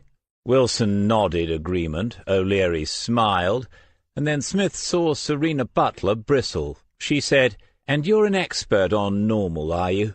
Mike Dunn laughed, and Murray's eyebrows, raised in Smith's direction, conveyed something like, "Here we go." Turek did the right thing and cut it off immediately. "Stephen Sweeney is a valuable witness, be in no doubt about that. Any talk here about whether he is normal or not is entirely inappropriate. I thought the interview was handled very well under difficult circumstances. If anyone disagrees, they can take that up with DCI Reeve in person." Smith thought, well, he's tougher than he looks, our Simon. A few hours ago he seemed as if he'd stepped on his own wicket and everyone knew it, but now he's hit a very nice straight drive for 4. We'll take this silence for applause. Turek went on. "The fact that nothing was found at Mr. Sadiq's premises doesn't mean he is no longer a person of interest. We might need to interview him again, and for that reason we need a full account of the searches we made today. John, by the end of tomorrow?" Wilson nodded, and it was long odds that anyone other than O'Leary would get that job. Turek moved on. "The search in the town today will make us headline news tomorrow. No one makes any comment to the media. Superintendent Allen has asked me to make that clear. We have a good picture of Zoe Johnson's life before this event now, but nothing in that is helping us to find her. So we have to look again at what we do know about the night she disappeared. Who's leading on the burger van business?" Waters was the only one still at his desk. Smith saw him look up and intervened, saying, "That's my lot. We have a list of licensed traders and we're working our way through. It's a long list, though." Turek said, "Fine. If you need more hands on it, let me know." Which was a polite way of saying get a move on, and that was fair enough. Then the detective inspector told them there was no overtime available, and he quite understood that if they needed to be somewhere by now, that was okay, but if they didn't, and everyone wandered back to their desks to see what more could be done. Smith went to Waters's desk and picked up the first page of the list of licensed street traders. These were the older ones, and he could use a bit of common sense to get through them quickly. Waters said that no one was answering. He was mostly leaving messages, but Smith knew that he didn't need to remind him never to rely on that. Waters had always been thorough. 10 minutes later, Alison Reeve came back into the main office. She spoke to Tarek. Things looked friendly enough, and then made her way towards Smith. She said, "Are you busy? Can I have a word?" "Here?" "Yes, you're not in any bother. Well, not by your standards." "Oh, good. I knew I'd get the hang of this job in the end." "I meant to catch up with you after I'd met Mrs. Johnson the first time." "All right, have a seat, ma'am. No need to stand on ceremony." She pulled over a chair from Murray's empty desk, John having finally relented and gone home to Maggie and the baby, and looked as if she needed 5 minutes. Smith knew that she would be here until everyone else had gone, and she would be back first in the morning. In between, she wouldn't sleep much. That's how it is. In other jobs, you can catch up on those files tomorrow, and if you're behind with laying bricks or a bit of wiring, well, you'll get paid all the same in the end, and no one's life depends on it. But in this job, as the senior investigating officer in the disappearance of a teenaged girl, how do you leave that behind? You can't go home, make a nice cup of cocoa, put your feet up and watch a bit of telly. Every waking moment is haunted by that mother's face. Smith said, "So, what sort of a woman is Penny Johnson?" "You know perfectly well. She asked me about the detective she found wandering around the play park on his own last night. Even if she hadn't remembered your name and given a description, I'd have known who it was." "She gave a description. I suppose I shouldn't ask, but sort of all right, but a bit weird for a copper. Very apt, I thought." Smith rubbed his chin speculatively before saying, "At my time of life, sort of all right will have to do, I suppose. What state was she in this afternoon?" "As you'd expect, keeping it together for the sake of the other kids, but torn to bits inside." "Why did you go down to the park last night? I know you weren't expecting to find her." "Of course not," he said. He'd wanted a sense of the place where she'd been, wanted to refresh his memory of it as much as anything. He told Reeve that he had then gone along the old railway into town, wondering how long it would take and how easy it would have been for Zoe Johnson. She said, "Really, on your own, after dark? It's bandit country, isn't it?" "Maybe, but I didn't have a lot on me they could have nicked. The remnants of professional pride were at risk if I'd been mugged, I suppose. After 30 years as a police officer, I'd have received one of those helpful letters explaining how not to be a victim of crime. I'd have it framed and up on my wall if I got one now." Reeve smiled vaguely, and looked as if she'd like to take a short nap at his desk while he kept watch. When he had gone, who else was left with whom she could lower her guard, even for 2 minutes? He said, "What about social services? Anything there?" "No, there's a file, but it's only about the oldest boy, Jack. He's 10, and he's had a few more scrapes and bruises than usual. The school reported it, and a social worker went round. They didn't find anything of concern. There's the usual daily domestic chaos, I'd say, but no worse than millions of others." "What about the father? I know he left the scene a long time ago, but he might have contacted Zoe, or she might have found him. Kids can be amazingly persistent with that, once they've got it into their heads."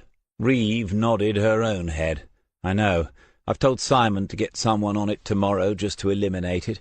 Zoe's behaviour before she disappeared doesn't point in that direction. Whether she had arranged to meet her dad or to set off to look for him, I don't see her hanging around the play park sending texts and then going into town for a hot chocolate and a burger. Do you?" Smith had already thought along those lines, and his silence after her question told the DCI that he agreed with her conclusion. Waters was talking to another person on his phone, working his way through the list, and Smith felt guilty that he wasn't doing the same with his half of it. It occurred to him that if they found the man in question, they'd have an excuse to go out and sample his wares. He hadn't eaten since midday.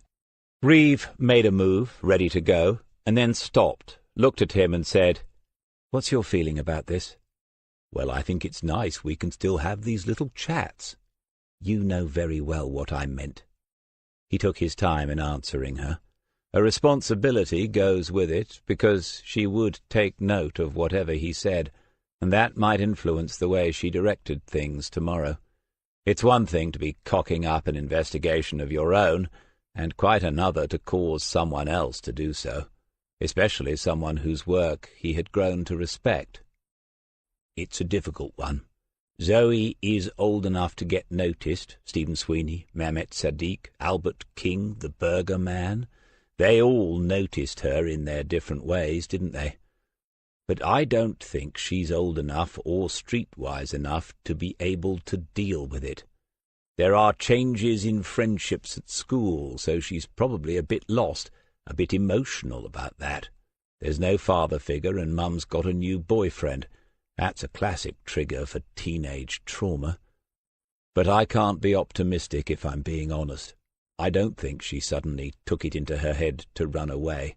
I don't think she ate her burger and then hopped on a train to King's Cross. Reeve had listened intently. "No, neither do I. I think it's bad." "Yes." She stood up properly this time and took a deep breath. "Okay, I'm going back to my office. I'm going to sit down, and then I'll go back to the beginning again. I'll get some bits of paper, scribble little notes on them, throw them up in the air, and see how they fall. Does that sound familiar?" He smiled, and then she turned and walked away. He wanted to say, "Well, if you need some company," but it was too late for any more of that. It's a cross that you bear alone. Instead, he turned his attention to Waters. "Oi, I'm starving. Haven't you found him yet?" "No, I just had a whelk stall, though. It's been in his family for 3 generations. "Brilliant. Should I inform Superintendent Allen or go straight to Assistant Commissioner Devine? Do we need to send an armed response unit to bring in this master criminal? I'm serious. Whelks are the one sort of seafood I cannot abide. Evil things. The people who purvey them should be locked up." Waters wrote something down then, and Smith thought, another idea for a leaving present, no doubt. He picked up a pencil in one hand and his half of the list in the other. The first name on it was B. Salis, followed by an address. Smith remembered a Salis from years and years ago. He sold fish and chips from a mobile van on the marketplace. The fish was mostly batter and the chips were greasy. Surely he wasn't still in business. He'd be 114 by now. No point in ringing that number. But he did. No stone unturned, young Smith. Not even the tiniest little pebble. Chapter 14. In the end, Christmas comes down to a couple of cardboard boxes that you keep in the attic. They were still on the kitchen table where he had put them on Monday, thinking that he really should make some sort of effort before Jo came again, and now she was coming this weekend. If he'd been asked to guess, he would have said that she wasn't the sort to get excited about tinsel and turkey, but he would, he now knew, have been wrong. It probably all goes back to whatever sort of childhood you had. Most things do in the end. He moved the boxes to the side of the table and sat down with a sandwich and a mug of tea. He still had tomorrow night to make the place look a bit festive, even though he didn't remotely feel that way himself. And there was the initial thing of taking out those decorations one by one, and remembering, because some of them were 30 years old, bought for the first Christmas that he and Sheila had spent together. That string of silver bells would tinkle again, just as they had 3 decades ago, and sounds like smells catch us unawares and transport us back to forgotten moments in an instant. Making himself aware of what was to come like this would not make it any easier. A ham sandwich. It was very good ham, but he hadn't eaten properly this week, another sign of a case that was taking all his attention. This will be Zoe Johnson's third night away from home, and everyone who has ever worked such a case knows that with every night that passes, a little hope fades. The change is inexorable and frightening, but the world slowly adjusts to someone not being there. This is true for us all. After a week or two, people will walk down Nelson Road past number 52, and they'll say to each other, or maybe they'll just think it, "That's where Zoe Johnson used to live." A piece of red tinsel was hanging out of the corner of one box, and the two lines of thought joined together.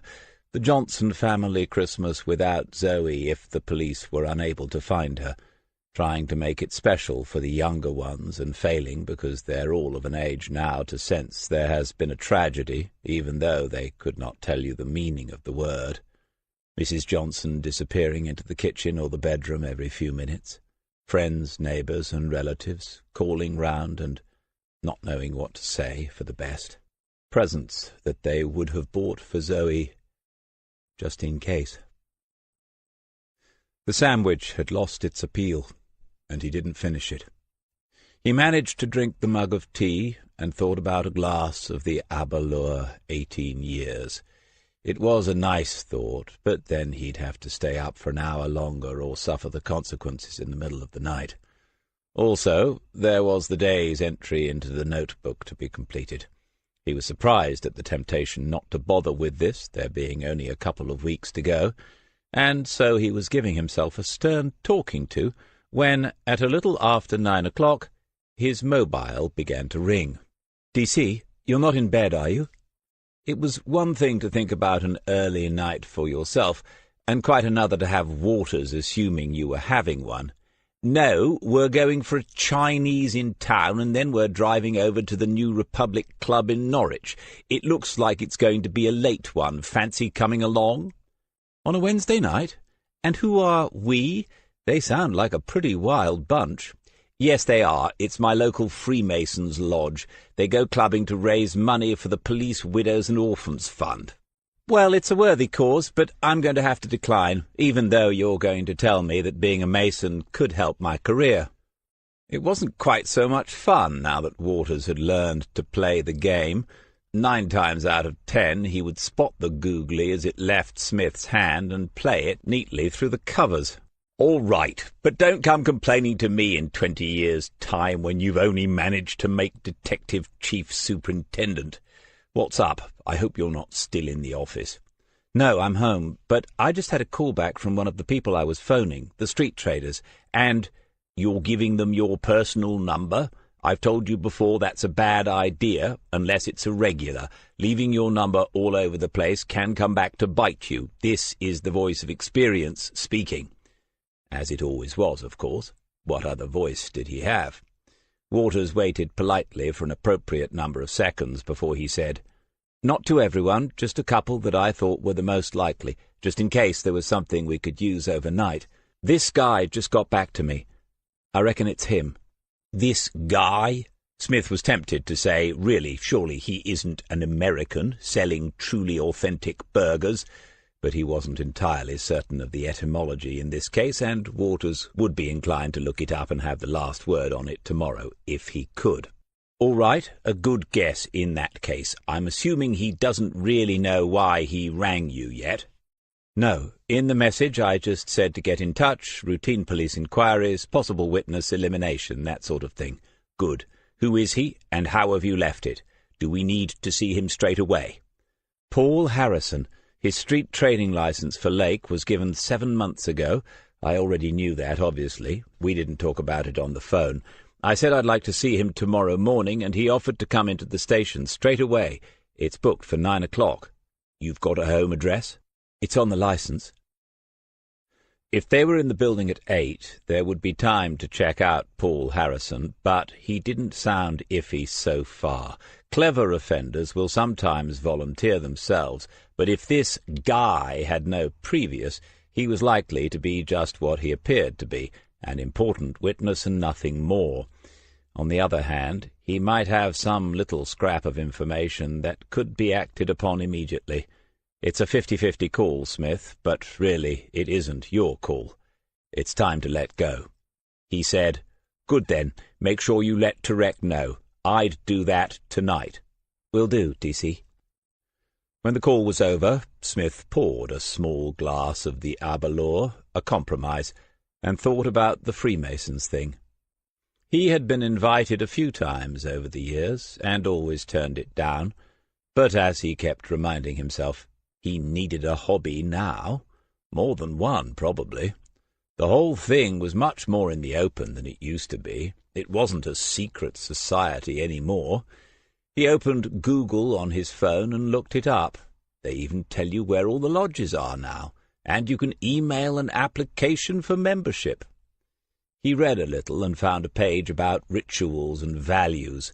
The rituals sounded as daft as ever, but he was struck by the 5 values: integrity, kindness, honesty, fairness, and tolerance. If only. He seemed to have spent his entire working life dealing with people who lacked at least 3 of the 5, and that was just in the police force. Maybe he should join the Masons or the Round Table and do good works, rather than investigating bad ones. Then he took the whiskey upstairs to his office and wrote brief notes about the search for Zoe Johnson. When he had finished, and for no particular reason, he counted the empty pages to the end of that alich, and found there were exactly 12, one for each day he had left in the service.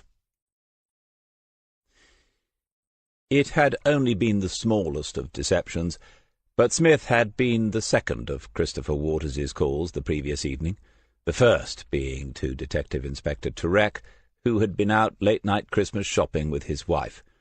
Turek had asked questions not dissimilar to Smith's, and concluded that the morning would do, perhaps not least because Milton Keynes is a rather long way from King's Lake, and Marina had had this trip in his diary for 3 weeks. By the time Smith arrived in the office at 10 minutes past 8, Waters had already ascertained that Paul Harrison was yet another individual in this case who had no trace of a criminal record. He double-checked through the address and the postcode, but nothing produced a result. DC was suggesting lines of questioning. How often did Harrison use the pitch at the Crescent? Had he gone on to another pitch or spent the entire evening there on Monday? If he remembered the girl, could he remember the customers he had served before and after her when Waters saw Turek arrive? He ought to say something now before the inspector joined the conversation, and it got embarrassing. "Okay, thanks, DC. I'll make sure I cover those." "You will?" "Yes. When I spoke to D.I. Turek last night, he told me to take the lead with Paul Harrison this morning." "Fair enough. You found him. And he's going to sit in with me. D.I. Turek, that is."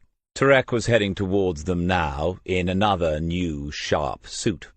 "Good morning to you both. All set, Chris?" And then to Smith, "A useful development, isn't it? If this is the man from the burger van, we can account for virtually every minute up to the point when the girl disappeared." After a moment, Smith said, "Zoe Johnson, sir." "Pardon?" "That's the girl's name, Zoe Johnson." "Yes, of course. Up to the point when Zoe Johnson disappeared." Waters felt himself caught between the old and the new as Smith and Turek looked at each other. For a moment he was Janus in the perpetual doorway that leads from the past to the future. It was uncomfortable, and a part of him knew that he would be glad when this was over. He was not naturally two-faced. Turek got past it and said to Smith, "Anyway, if this is the man, he ought to be our most useful witness so far. While Chris and I are interviewing DC, can you make sure that everything is straight on Stephen Sweeney? There is a feeling that we might need to speak to him again with a specialist officer present, someone from Norwich. It's a delicate situation for obvious reasons. I'd like everything packaged up and ready to be sent over there just in case." Waters saw Smith's curt nod and heard the words saying that it would be done within the hour, but this was a routine task, the sort of thing that he, Waters, had been doing within a week or two of joining the team at King's Lake. You had to wonder whether Turek did this sort of thing deliberately, or whether he was simply terminally insensitive. But then, when Smith had left them, Turek was asking him how he wanted to handle the coming interview. Asking him, not telling, and Waters had the feeling that the new DI, he still seemed new, though he'd been in post since September, was not only aware of Waters's ambition, but actively encouraging it. Not that Smith had ever done otherwise, but this was for real now. The interview he was about to conduct, about to lead, it would be recorded for posterity. It might even help to find Zoe Johnson. Turek got a message on his phone. "Right, Chris, he's here, Mr. Harrison, 20 minutes early. Sergeant Hills is bringing him up to interview 1. It makes a change to have someone who actively wants to help, doesn't it? Are you ready?" Murray said, "You don't fancy him for it, DC?" They were talking about Stephen Sweeney, the three of them in the office. Wilson had everyone else out again, now doing the buses and the train station. What remained of Team Smith was doing the administration once more. Smith said, "Not really. I can accept that he has a thing for Zoe, and that when you have his issues, it's even more complicated than usual. But you've got to look at the practical problems. Let's say he did do her some harm. No, let's be completely brutal and say he attacked Zoe and killed her. This would have happened in the play park or along the old railway, right? Well, it's been searched thoroughly and she isn't there, which means if he did it, he's moved her body, taken it somewhere else. How? He doesn't have any sort of vehicle, and he'd hardly use public transport. Did he carry her back through the streets and hide her at home? Not impossible, but not very likely either. And we know from Mrs. Sweeney what time he got home. It's not a big window in which to move and hide a body, is it?" John Murray and Serena Butler considered these points. When you're not out gathering new stuff, all you can do is reprocess what you've already got. It's frustrating, but not always a waste of time. Plenty of cases have been solved, sitting around a sergeant's desk.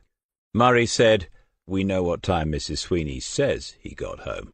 Serena nodded and said, "Mrs. Sweeney will have been protecting him all his life. It becomes a reflex, I should think. You can't entirely rule it out, that she knows more than she told us." All true, all perfectly reasonable, and Smith told them so. As more time passed, it was likely that senior officers would decide to go back over everything, and that might include a search of the Sweeneys' home, and that specialist interview for which Smith had just prepared the foundations.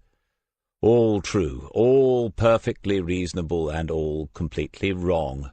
He was certain of it. But there comes a point, apparently after about 30 years in the job, at which you give up trying to explain to others how you know things like that. And you also know the effect of such a search on the lives of the Sweeneys as the neighbours watch the police going over their home, looking for the missing girl, the nods and knowing glances that will never be forgotten, even though nothing was ever found. There is always someone to say, "No smoke without fire." They talked through the rest of it as they worked, in the same speculative, unhurried way. Smith took a call from Wilson, a call meant for Turek, saying that nothing had been found yet to indicate that Zoe had used any form of public transport that evening. After that, Smith looked at his watch and realized that Waters and Turek had been interviewing Paul Harrison for more than an hour. He was thorough, measured, kept a good professional distance, and at the same time he managed to gain the witness's trust. An excellent job, Chris. Waters wasn't entirely comfortable with this, not in front of the three people who had been his senior team members for the past couple of years. Serena was giving him a warm and encouraging smile, but he knew what was coming as soon as Turek was out of earshot, and Smith would not have missed that remark about professional distance. Oh no, there would be something soon about whether that only applied to the young men that Waters interviewed in the course of his inquiries. Turek went on, "Anyway, Mr. Harrison is the man who sold the burger to Zoe last Monday evening. He was completely open about this and made no attempt to hide the fact that she had taken shelter inside the van when it began to rain heavily. She was in there for no more than 10 minutes, he says, and we should be able to find the 2 or 3 other customers who saw her sitting there. He remembers her making a joke to someone about maybe getting a part-time job in the business, and she took the money for one sale and put it into the till. When it stopped raining so hard, she left the van, and Mr. Harrison remembers that she crossed back over the road towards the kebab shop before turning left. He thinks the shop was still open at that point. He said the lights were still on. We need to check whether Sadiq turns the lights off when he locks up. But, DC, you know the place. Would turning left have taken her back towards the old railway? If anyone had followed her, that's where they might have been waiting, isn't it? Well, turning left would have taken her back towards the railway, and right past the point where Smith himself had been standing in the rain on Tuesday evening. And it was true, said Smith, that if anyone had followed her and not wanted to be seen, that's about as far as they would have gone. But what about Harrison? What time had he left the Crescent, and where did he go after that? It might have seemed to some that he, Smith, was checking up that the proper questions, that is, the ones he would have asked, had been asked, but not so. He wanted to know. Paul Harrison was the key witness now, the last person to see Zoe Johnson, and you always have to stop yourself saying, or even thinking, alive in these moments. And that means that Harrison himself, though perhaps guilty of nothing but being in the right place at the wrong time, had to be put under the investigative microscope. Waters said, "Harrison left at a little after 10 o'clock. We didn't show him the CCTV that John found, but it's probably his van. There wasn't anyone else parked up selling anything nearby. We could show him that, get him to confirm it if there's any doubt." Eyes looked at Smith, but it was Turek who said, "We could, but it's not necessary at this point. Harrison was quite open with us. He left at a few minutes after 10, as Chris said, and went into town. He parked on the marketplace to catch the pubs and clubs, as he called it, most of which close at around 11 on weekday nights. He says he did some more business, but not much. He packed up about an hour later and went home." "And where is home?" That abruptness was easily mistaken for all sorts of other things, of course. John Murray knew these were the moments when Smith, unconsciously, slipped back into DCI mode, and Serena Butler and Chris Waters had worked with him for long enough to know it was nothing personal. But for Turek, well, Detective Inspector Turek hadn't known him nearly long enough to understand what was going on here. Waters said, "Snettingham," and Turek started to say, "It's a small village on the Huntston." Smith said, "Is he married, a partner, children?" Turek put up a hand. "We haven't had time to complete a full check on Harrison, DC, but we will, rest assured. As I said before, he came across as quite open. He didn't react negatively when Chris said, quite rightly, that we might be in touch with further questions as things move forward. Has everything been sorted for Stevens, Sweeney? I want to take that to DCI Reeve this morning." It had been done neatly enough, and all felt it in different ways. "Yes," said Smith, "everything is being sorted." He even managed to smile. Chapter 15. Simon Turek could have said, "Why not go and watch the recording for yourself, DC?" But he had not forgotten the final interview that landed him that job. There had been some very senior officers from county involved during the day, but it was Detective Superintendent Allen who had made it clear, "We're looking for someone to run a very tight ship in terms of resourcing and allocation, Simon. Very tight." He meant money, naturally.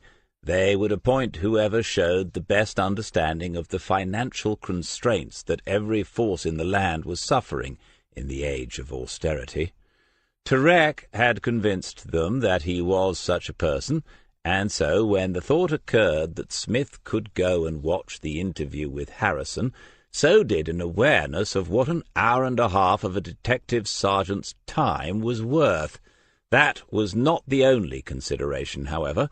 The rest of the team had to realize that not everything needed checking by Smith, and that Smith's opinion was not the only one that counted. There is a hierarchy for a reason, Turek reminded himself, and I am the detective inspector. In my view, the interview went well. It was productive, and Christopher Waters showed promise. He's new enough and young enough to adapt to another way of doing things, my way of doing things. And so he had not said to Smith, "Go and see for yourself," and Smith had not asked. Turek took Waters with him to brief the DCI on the Harrison interview, and Smith returned to his desk and the records for Stephen Sweeney. That was all done in 30 minutes, but then Wilson's team began arriving back with nothing to show from their visits to Lake's bus companies and the railway station. All these places had cameras now, and the initial checks had been made on site. No one resembling Zoe Johnson had travelled around or left Kingslake on public transport last Monday evening. The companies had been told to make copies and not to delete the originals, but as far as Wilson was concerned, this was a dead end, and Smith didn't disagree. Smith updated the newcomers on the interview with Paul Harrison, and there was some general talk about what that might add to the inquiry, before Wilson directed his people back to their desks to write up the morning's work before new orders and directions arrived from upstairs. But as they did so, it was Wilson who remained behind with something on his mind. It wasn't difficult to see when this near-mythical event was taking place. Wilson said to Smith, "Have you watched that interview?" "No, I don't think anyone else has seen it yet." "Why?" Wilson looked at him and then at Murray, shrugged, as if it was after all a matter of little importance, and half turned away, but he couldn't quite leave it there, whatever it was. He turned to face them again. "Dunno. He sounds like a useful witness, Harrison. But he came straight out and told them the girl had been in his van? Just told them up front?" Smith said, "So it would seem. As I say, I've not been invited to the premiere yet. What's bothering you about that?" But he knew the answer, and so did Murray, who was nodding. They, Smith and Murray, had talked this over 15 minutes ago. Here were the three most experienced detectives in Kingslake, three of the most experienced in the county, and John Wilson, though he was at times a bully and a thug, was not a fool. Something about their expressions told Wilson that the two had got there before him, but he said it anyway. "It's not bothering me exactly, but, well, if we get down to the nitty-gritty on this, he's just accounted for that girl's DNA being in his bloody van, hasn't he?" 3 nights, soon to be 3 days as well, since Zoe Johnson went missing. These moments come in every case, every inquiry that is not resolved quickly, and it was clear to all that this one had passed the point of a quick resolution. It isn't a moment when one senses things are drifting. They still had people to find and things that might be leads to follow, but the initial intensity and excitement had gone. Their purpose was unchanged, but the plan needed to change because everything obvious had been done, and Zoe was still missing. An indirect consequence seemed to be that Turek had deserted his second desk in the main office in favour of the proper one in his own office several doors away. As a result, there was more talk than there had been recently, but not of the idle variety. Serena Butler had picked up on Wilson's comment, and she came back to it more than once. "I see it, but you'd have to be pretty devious, wouldn't you? And pretty smart? To think that far ahead? Harrison doesn't have any sort of record, nothing to suggest he's a criminal mastermind." Murray said, Maybe that's the point. You've heard DC say it often enough. The really clever people never get caught because they're really clever. Serena's dark hair was longer than when she first arrived in King's Lake, and she had developed an unconscious habit of twirling locks of it around an index finger. She was doing it now, as Smith and Murray watched her thinking this over. Even so, we've all seen the smart-ass who comes up with a good story after disclosure. You reckon someone would voluntarily come into the station with a plan to cover the outside chance that we might want to carry out a forensic search of his van before any disclosure? Smith said, "Disclosure of what?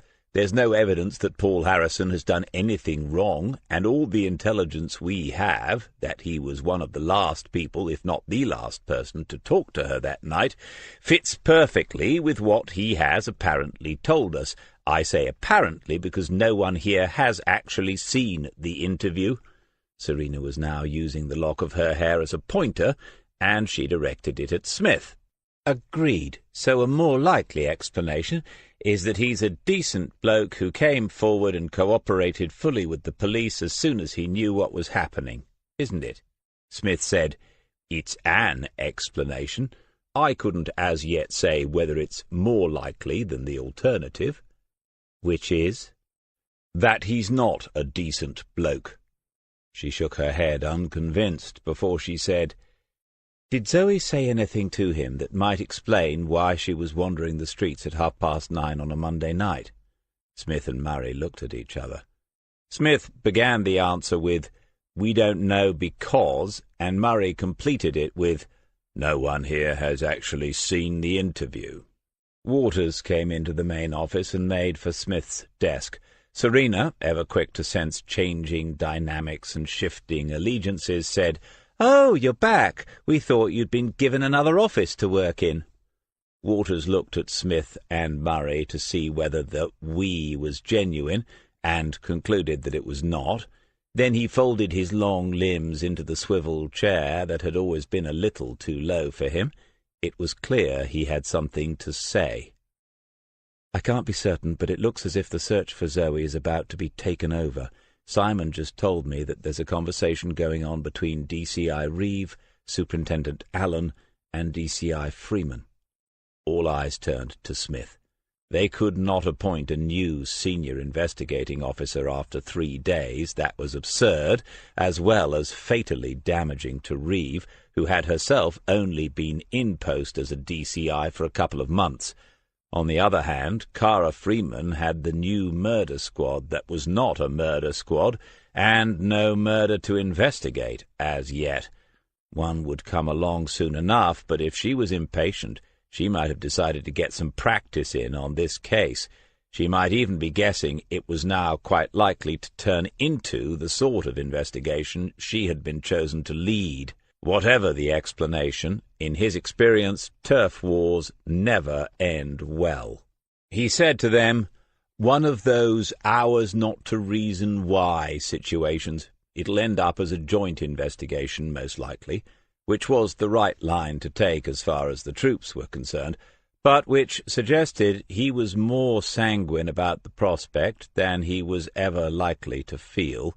The two female officers had worked well together on the major cocaine bust 18 months ago, but Cara Freeman was a force to be reckoned with, and highly ambitious, not the sort to let friendship get in the way of another step up the ladder. The arrival of Charlie Hills was a welcome distraction. He advanced towards Team Smith, waving a rolled-up newspaper like a cheerleader's baton, a frighteningly incongruous thought for Smith, who greeted him with, "Have they got you delivering the Lake Daily in your spare time?" "We're front-page news. Just thought you'd all like to see it." They opened the paper on Smith's desk. The staid, old-fashioned local rag was no more. 3 months ago a new young editor had arrived, from Australia of all places, confirming that the world has taken leave of its senses, and a small tidal wave of sensationalism was sweeping through these journalistic backwaters.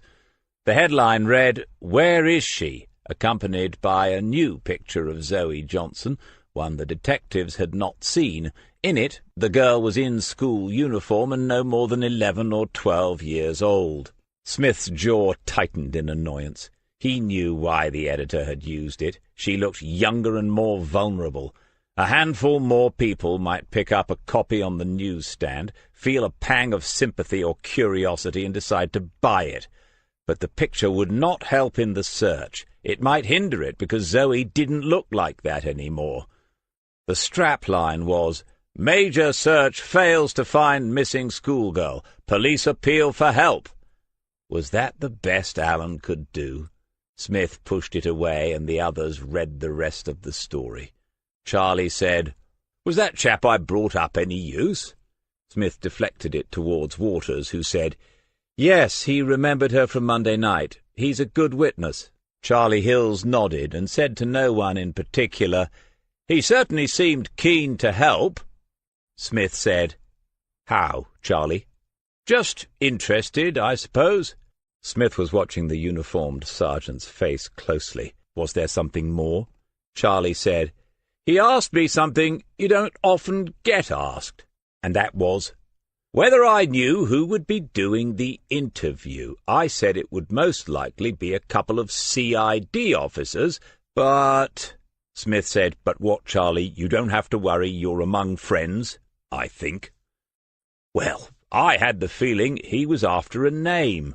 When he asked who'd be interviewing him, I think that's what he wanted. A name." It was a little odd, if Charlie was right. Harrison had no record, had had no contact with the police in an apparently blameless life. Obviously he might know someone on the force, in another way, socially perhaps. It does happen. Smith looked around at the others and found that they had considered it and moved on, except for John Murray. John Murray was frowning and scratching the side of his chin absent-mindedly, and that, believe it or not, wasn't a good sign. At 4 o'clock, everyone involved in the investigation assembled in the office to be told by Detective Superintendent Allen that from tomorrow morning a team from the Regional Serious Crimes Unit would be assisting in the search for Zoe Johnson. Detective Chief Inspector Reeve remained as the senior investigating officer, of course, but this would significantly strengthen the inquiry. Allen reminded them that the outcome of the last joint operation had been hugely successful, making national headlines, and there was every reason to think and to expect that those levels of cooperation and integrated teamwork would continue. Alison Reeve handled it well, her expression giving not a trace of the irritation she must be feeling, and when she took over the briefing she said all the right things about welcoming the additional investment of time and expertise. But in Smith's long experience this was a first. Specialist units like RSCU don't get involved in anything until there is actually a crime, and in this case there isn't, not for certain.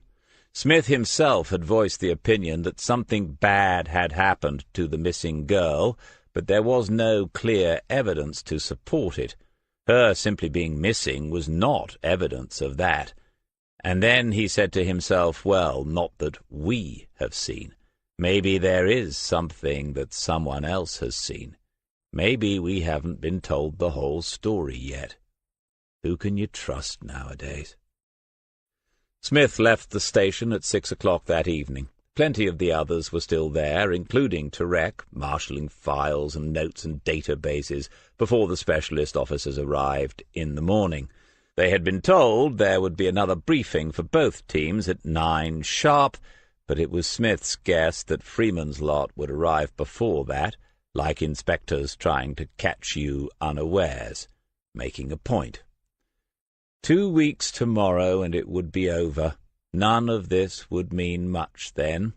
The lake streets in which he had spent so much time over so many years were dark and dank after several days of rain, but at least that had stopped for now.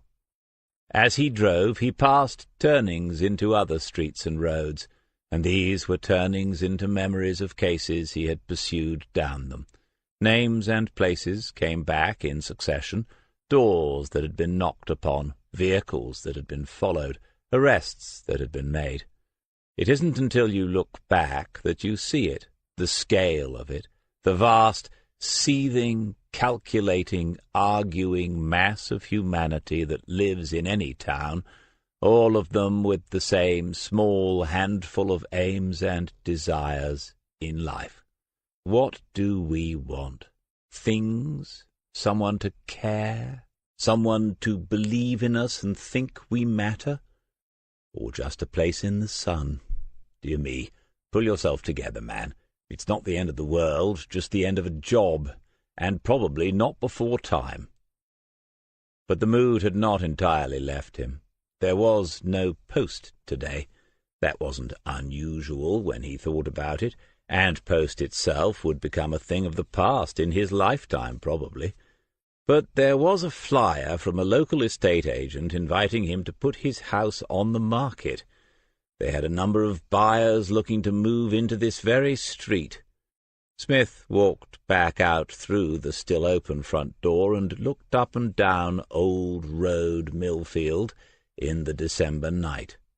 A number of buyers. Could that conceivably be true? There were worse places, of course, and it was a part of the town which had improved since he and Sheila bought the house many years ago. No doubt that was part of the reason why.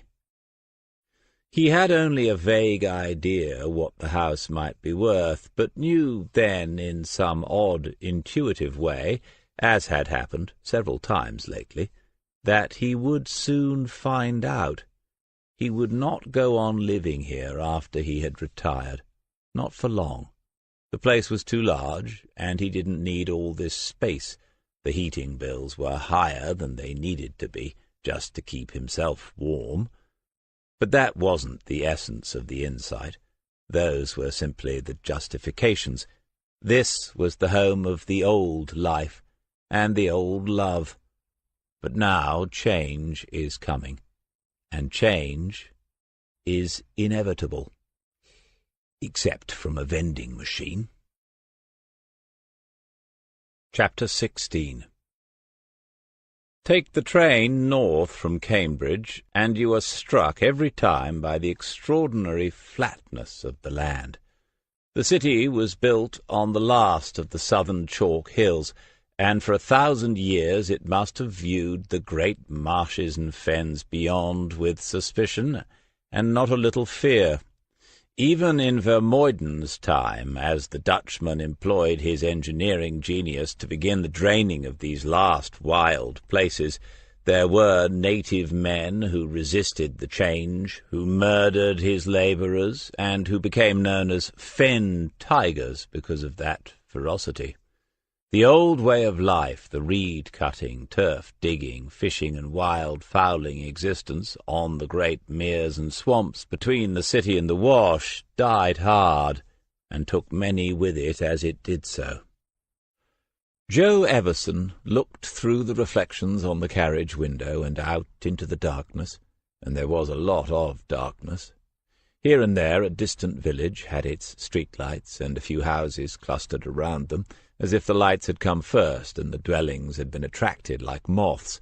But between these hamlets, at this time of night, there was emptiness.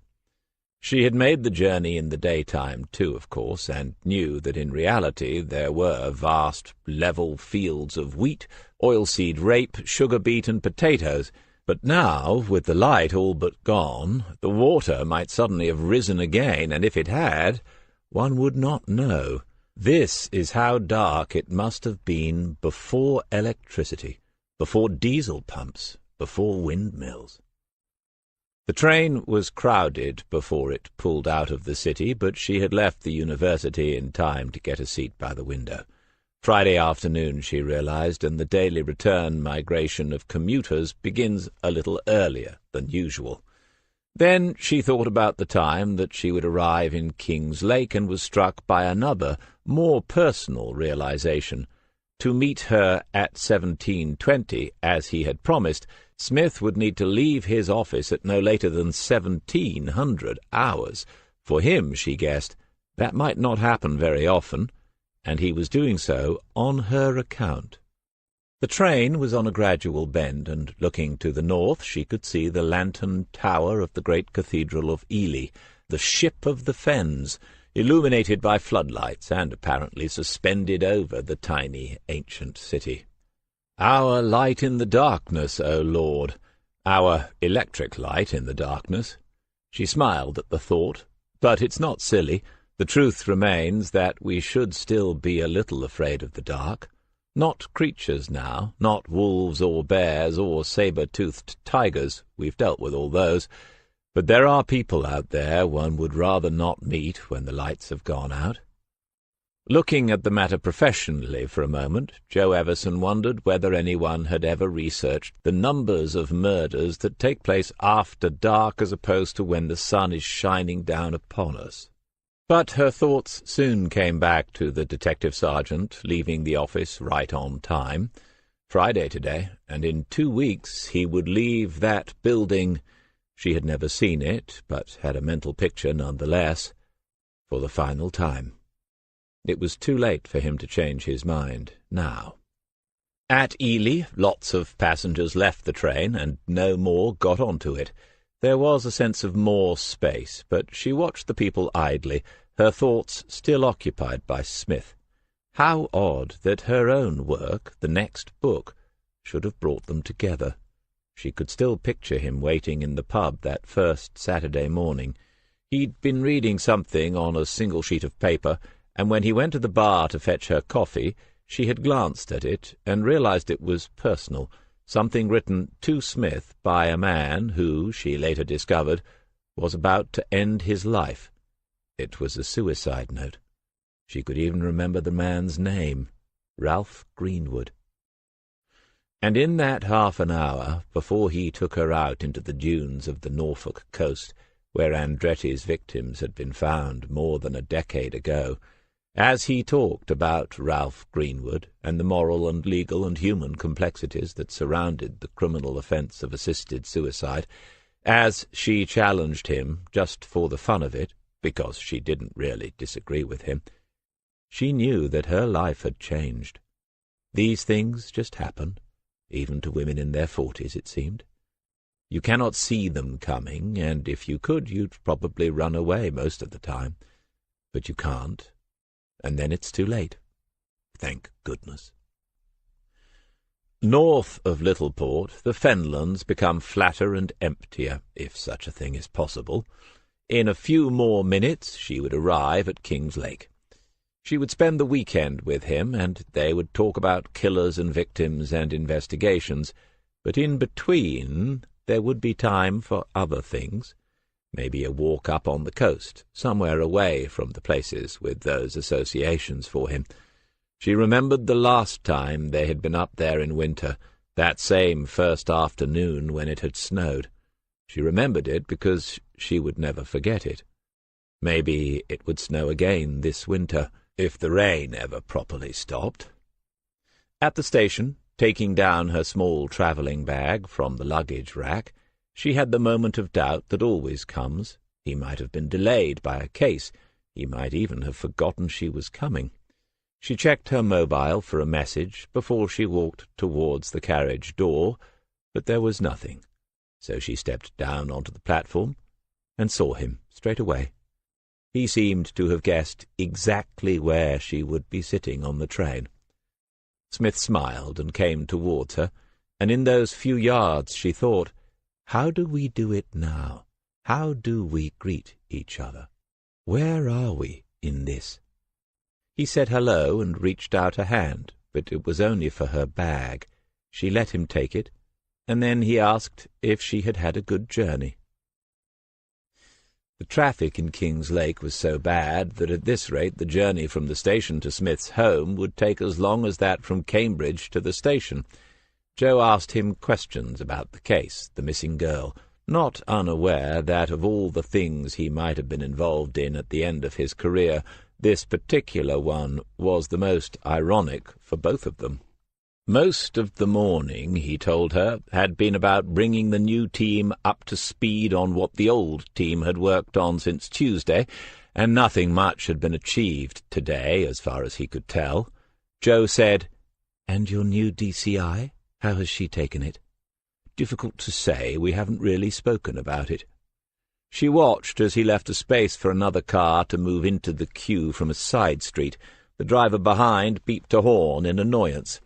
Smith's eyes were on the rear-view mirror for several long seconds, and she wondered whether, in these situations, he would ever get out and deal with it directly, the sort of thing it's useful to know about a man. She guessed that under certain circumstances he might. Then they began to crawl forward again.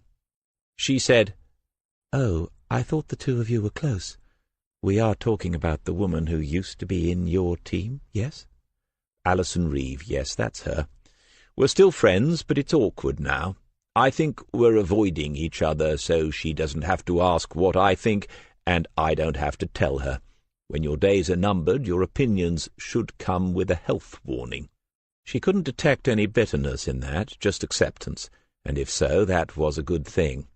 After a time she said, "And what about the girl herself? If you'd rather not talk about it, say so. I haven't forgotten that two sorts do the job, those who take it home and those who don't." She knew perfectly well which sort he was, but it was only fair to give him the opportunity to make an exception tonight. He said, "Zoe Johnson, 14, disappeared last Monday, late evening, after being out on the streets when she should have been going to bed because it was school the next day. Several witnesses, some of whom spoke to her, all men. Some of them don't have anyone who can corroborate their story. She buys a burger and then goes into the night without leaving a trace that we can find, as yet." Suddenly the car was picking up speed. They were past the invisible bottleneck, and she recognized streets that were not far from Smith's home. She said, "Oh, dear." "Yes." She had been about to ask what his instincts were, whether he thought the girl had come to harm, but the expression in that single word told her all she wanted to know, and probably more. He was driving carefully but quickly, as if in some sort of hurry, and she didn't ask any more questions on the way home. On the doorstep, as he put the key into the lock, Joe thought, "We must look like a couple, a professional couple home from work on a Friday evening. He has collected her, and now they plan to spend the weekend together as they almost invariably do." That's how it would seem to someone passing by, someone who doesn't know them.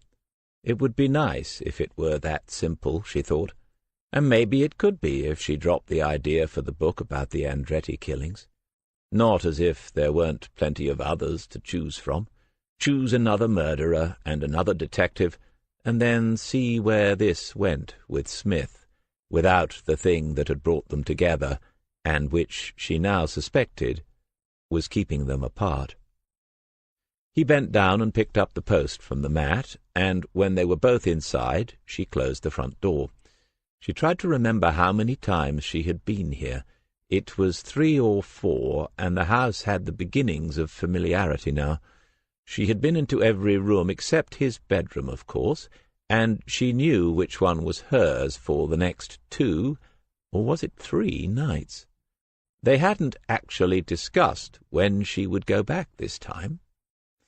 As she began to climb the stairs with her bag, he said, "Tea, coffee, or straight on to the aperitifs?" "Oh, tea, please. Assam loose-leaf, I think." He smiled, because she knew his habits already, and then she turned away, knowing, too, that he was watching as she climbed the stairs. She made up her mind in that moment.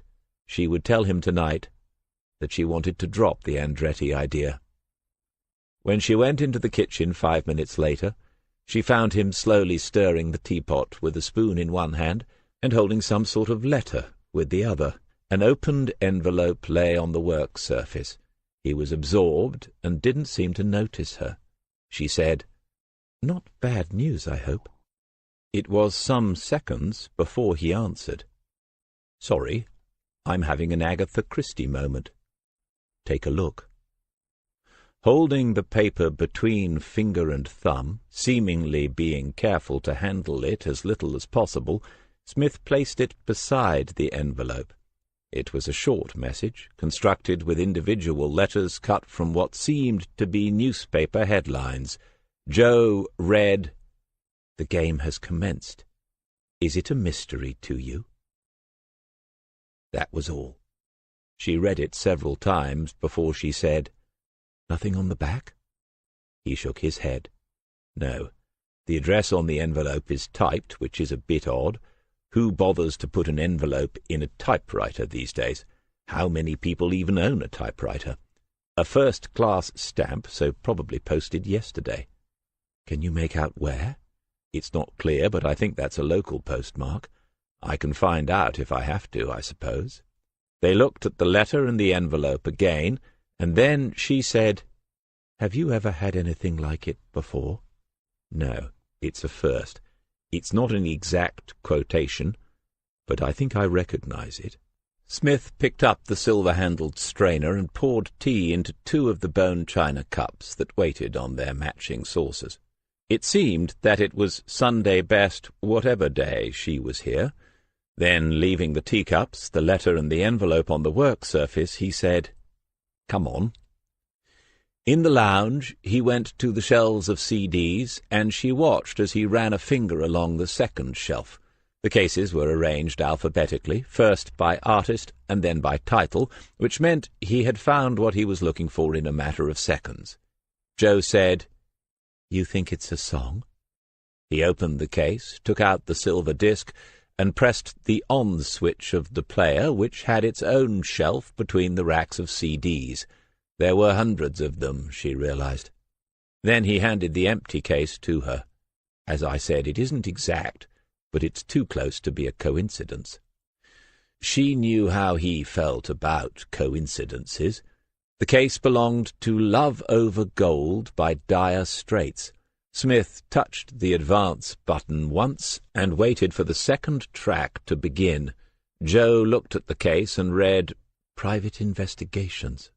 Sure enough, the opening lyrics were, "It's a mystery to me. The game commences for the usual fee plus expenses." And that was too close to be a coincidence. One word, maybe 2, but mystery, game, and commenced, all occurring in the 10 words of the anonymous message. Smith pressed pause on the player, as if he might need to listen again to be certain. Whoever sent it had achieved their likely aim. They had his full attention. She said, "It might be nothing to do with work. One of your musical friends playing a joke. Something to do with your retirement?" "I don't think I'm friends with anyone who'd go to that much trouble. That message is very neatly done, did you notice? They haven't cut the individual letters out in rectangles or squares. Each one is cut around precisely. That took a bit of time and concentration. It's not a spur-of-the-moment thing for a quick laugh. And why that particular song?" "Well, Mark Knopfler, a famous guitarist, someone who knows that you play, someone who guessed that you'd know where the words come from, presumably." He stopped the CD, took it out and replaced it in the case, before returning that to the shelf, in the proper place, naturally.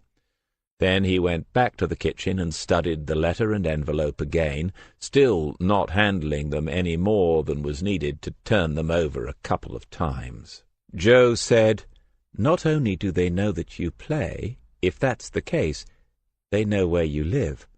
And you've never seen anything like it before?" Straightening up then, he picked up his cup and saucer and took it to the kitchen table. Joe followed, and they sat down. "No, not like that. I made some friends in Belfast who got in touch a couple of times in fairly unconventional ways, but that's over and done with. Private investigations. A friend of mine offered me a job as a glorified PI a couple of years ago, but this isn't his style at all." "No odd text messages or emails lately?" Smith shook his head and smiled, and she knew why. She was back in Detective Inspector mode for a few moments. Only from some dodgy woman down in Cockfosters. She chose to ignore that and said, "You're linking it to the case, then?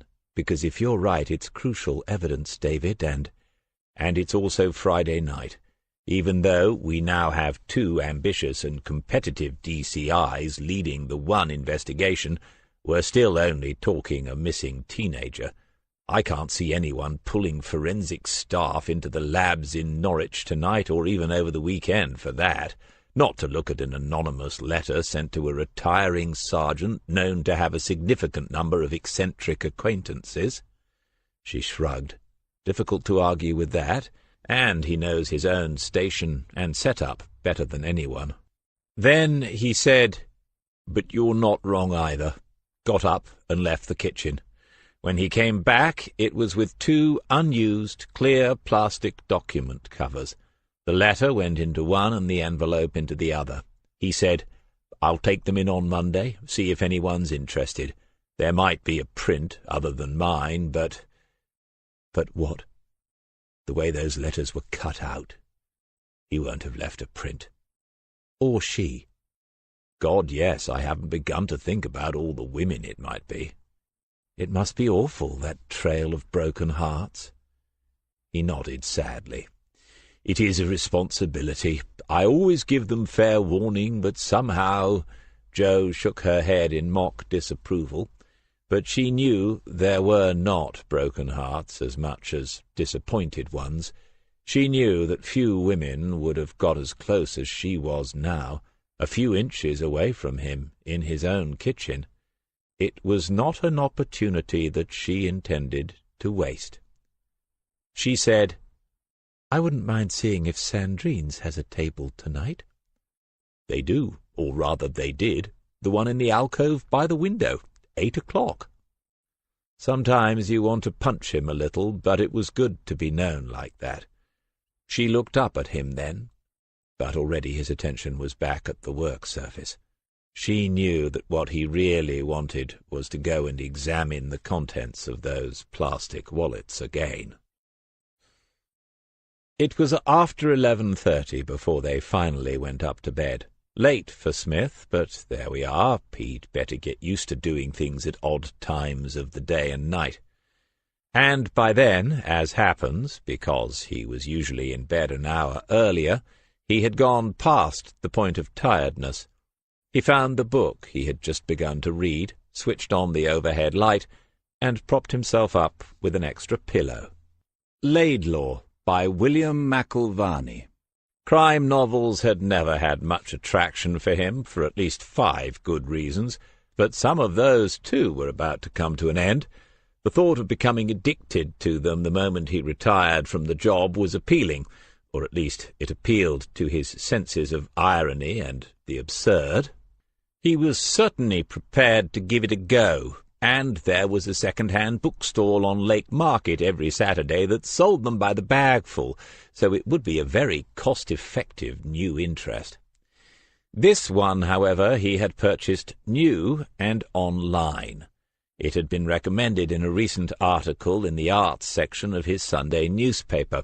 McIlvany had been described as the father of tartan noir.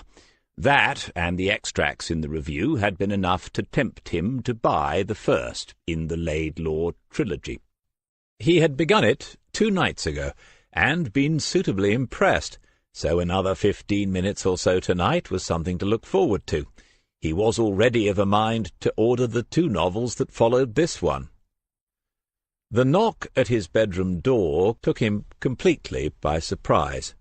In the following 4 or 5 seconds, Smith wondered whether he should say, "Come in," and remain in bed, say, "Come in, but get out of bed," though ready then for what eventuality he had no idea, or to say, "Just a moment," and seize control of the doorway. Fortunately, it being late December, he was wearing pyjamas. It must have been the silence itself that caused Jo to open the bedroom door a few inches, better to see if he was actually asleep than to keep knocking and wake him up. As she peered in, she said, David, I'm sorry. If you're... Oh, you are awake. Guilty. Couldn't sleep. Knew I shouldn't have had the lobster. What's up? Are you all right? Yes, I'm really sorry to disturb you, but... He waved her into the room, and she came forward, wearing a plain pink T-shirt and surprisingly flowery pyjama bottoms that ended just below her knees. She said, "I feel stupid now." And he thought, it's an hour or two since the heating turned off, and I don't like a hot house anyway, but surely she isn't going to suggest getting into bed to keep warm. That would be too... But the word, whatever it was, simply escaped him. She stopped midway in the space between the door and bed, a sort of no-man's land, or no-woman's land, and said, "Just tell me the name again. The name of the man who drove the burger van, the one they interviewed yesterday." Smith put down the book and sat up straighter in bed. He'd already realized that he had got into the habit of telling Jo more details about cases than he had told Sheila, no doubt because she was a former detective and because she was, as a writer and probably as a psychologist, good at asking questions. Was he telling her too much? Paul Harrison. Why? "That's what I thought you said. I didn't notice at the time, but it's been bugging me for the last few minutes." Smith waited, watching her and feeling awkward, him being in bed and her just standing there a few feet away. He ought to get up, do something. She said, "You remember when I stayed at the caravan with my aunt, and you came down to see us for the day?" He wasn't likely to forget. The day had ended with a kiss of sorts on the caravan steps, and that had been bugging him ever since. He nodded. "Right. Well, that was the day I told you that Andretti's lawyers were looking at an appeal because of an incident in Huntston. It involved Andretti's cousin, didn't it?" "Yes, Paolo Harris. I looked into it a bit. It was nothing. Any judge would have dismissed it as a frivolous appeal, and that's if he or she was being polite. It was nonsense." "Okay, maybe, but I didn't come in here to discuss the legal niceties." And Smith thought, we're bound to have a proper argument at some point. It could be quite an experience. But not now, not at nearly midnight after an excellent dinner. He said, "All right, I'm still listening." "Some girls had reported him, or rather their parents had. They thought he was a bit too friendly, trying to get the girls into his van, his burger van." It was a detail he had forgotten, something that had been told to him by a uniformed officer at Huntston when he made an unofficial inquiry after Jo told him the story. There had been no investigation and no caution for Harris. He had simply been advised that a complaint had been made and to avoid situations that might lead to further complaints. There were only two mysteries, Smith had concluded. One, how had Andretti's lawyers ever got to hear of it? And two, how did they ever imagine it would be of any use to them? Jo said, "That's not what I remembered first, though. It was the names. Paul Harrison? Paolo Harris? They seemed too similar to—" "But you interviewed Harris at the time, didn't you? So you'd have recognized him yesterday. He wouldn't have changed that much in, 12 years? 13. To call it tenuous would be to give it more credibility than it could possibly deserve. A burger van and a bit of a surname. It was ridiculous. Still, he now had a confession to make, thanks to Detective Inspector Simon Turek. "I'm sure I'd have recognized him if I'd seen him, but I didn't, and I never got to watch the video." "Oh, right. Obviously it's nothing, though. I feel like a complete idiot now." She looked as if she felt cold, too, and he was about to say something when she turned towards the door, still apologizing, even as she said good night once more. Smith said, "Tomorrow morning I will take that letter in, if it's okay with you. It won't actually be me going to work. I'll just drop it off." Of course, she said she'd like to come, see the place where he worked, before he left it forever. When she had closed the bedroom door, He wondered whether she had guessed his intention once he was back in the office. Probably. She was pretty smart.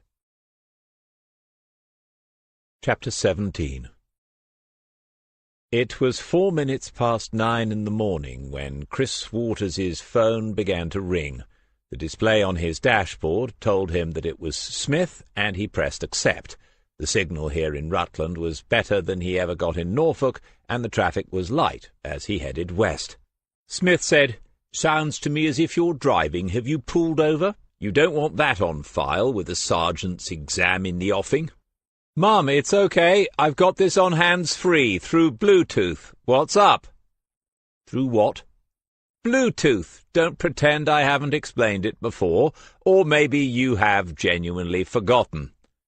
What I don't understand is how it ever got the name Bluetooth. Can I get it fitted into my motor?" "The Peugeot? Yes, but it would involve rebuilding the thing from scratch. A good project for your retirement, DC. Are you in the office? You're not on this weekend, or are you?" None of Team Smith were on duty over the weekend. It was likely that at some point in this conversation Smith would ask where Waters was driving to, and then he would have to decide whether to give an honest answer. Smith could sometimes appear forgetful, but it was sod's law that he would remember where Janie Cole was in her final year of university. There was no earthly reason why, if he knew, Smith would then go and report the matter to Sam Cole, Janie's large, heavy-handed and highly protective uncle, but even so, at least one of the principles of detective work he had learned from Smith himself should also apply to one's personal life. Assume nothing. Smith said, "No, I'm not, but I need to drop in at the office for a couple of things. The video of your interview with Harrison, where's the best place to find it?" "On the video recorder." "God give me strength." "No, seriously, the new one has a massive hard drive and its own mini-screen. Switch it on if it's off, and you can navigate to the recorded files. Just look at the dates to narrow it down, double-click, and it will play." "Why?" A pause then, and Smith was definitely talking to someone, a woman. "Just curious, really." "On your weekend off, you're going in to look at witness interviews? I'd say get a life, DC, but fortunately that is going to happen very soon. What's the other thing?" "What other thing?" "You said you had to go in for a couple of things." A mild expletive and a laugh at the other end of the phone, and Waters read Smith's thoughts perfectly. They had come a very long way since that first morning when the new arrival had waited nervously with Charlie Hills at the reception desk, and the small, wiry detective sergeant had appeared and asked him whether he had lost his tricycle. Smith said, "I got a letter yesterday, anonymous, made up of bits from a newspaper." "Is it threatening?" "I'd say more puzzling, and probably nothing to do with work, but, you know, check everything. It could be from Superintendent Allen, of course." The number of bars for the phone signal strength started to fall as Waters began descending a steep hill. He said, "Anything new on Zoe Johnson?" "Not that I've heard. I'll let you know if there is when I get into the office." "Okay, thanks." "One more thing, Chris." "Yes?" The voice was breaking up by then, but there was enough left for him to hear Smith saying, "And watch that one-way system in the centre of Leicester. It's easy to get lost in there." Jo offered to stay in the car, but he wouldn't hear of it.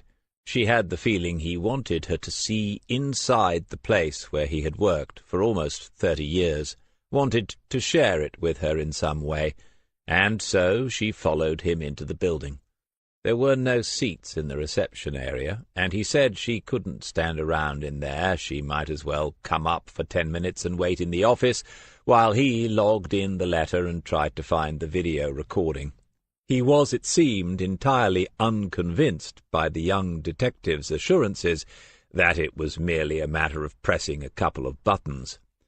The office was a large room with a dozen desks grouped into 2s and 3s, surrounded by all the usual paraphernalia of investigative work. Joe Everson's past professional eye took it all in, and concluded there had been relatively little recent investment here.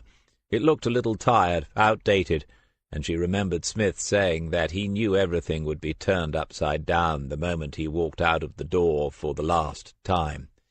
Here and there she could see small, decorative gestures to the season of goodwill to all men, a few cards on desks, a few strands of tinsel, and a little plastic reindeer whose nose flashed red on and off in perpetuity. There was one person in the room, and Smith introduced her to him. "Joe, this is Mike Dunn. Mike, this is Joe." Mike Dunn took her hand and smiled, but there was no concealing the surprise on his face, or the quick glance at Smith. She had the sense she was a complete novelty, that D.C. Smith simply did not do things like this, ever. Smith said, "Mike, can you look after Joe for a minute or two? I need to nip down to the recording suite, something I should have checked yesterday, and then to Joe, if he offers you tea or coffee, my advice is to refuse." Then he handed her the 2 plastic wallets and was gone. They had been standing by what turned out to be Smith's own desk. Mike pulled out a chair for her and made polite conversation about whether she knew Kingslake well, which was a detective's way of finding out where she was from, so she told him anyway. When she said she was ex-job, he relaxed visibly and made the usual comments about what it was like out here in the sticks compared to the Met, and that's what they were talking about when another detective entered the office. This was a sharply dressed younger man, round-faced and a little overweight under the pinstripe suit. Mike Dunn glanced at him and then away, and she thought, no love lost there. How do we know these things in an instant? The new arrival had short legs and a busy, officious walk as he came across to them. He spoke curtly to Mike, and then asked her who she was, clearly assuming she was an officer or at least an employee of the force in Kingslake Central.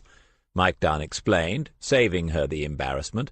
This was followed by a moment of awkward silence before the man asked Mike to speak to him at his own desk on the other side of the room. As they went away, Mike gave her an apologetic glance, and Joe Everson sensed trouble.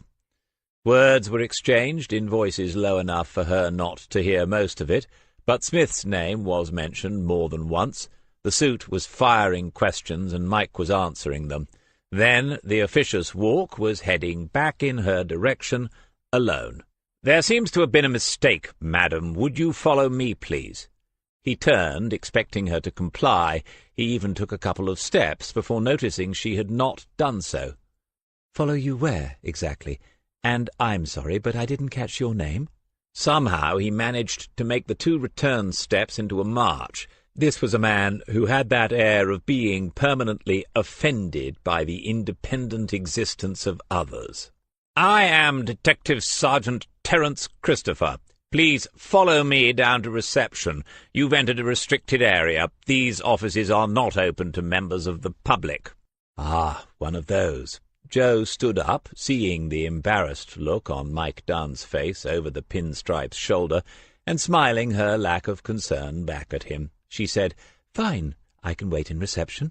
I'm sure it was not intentional on anyone's part." She followed him, and he had almost reached the door when it opened and Smith appeared.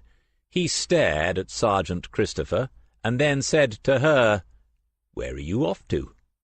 Christopher said, "I'm escorting your guest down to reception. There has been a breach of—" "A what?" "A breach of security. Members of the public are not allowed to wander around the building, as you must know, D.C. I will have to—" Smith looked past him and said to her, "Were you wandering?" "No, I was sitting at the desk and talking to—" "Right, not wandering, and not just a member of the public either. Can you see what this person is holding in her hand, Sergeant?" Christopher hadn't noticed the 2 plastic wallets.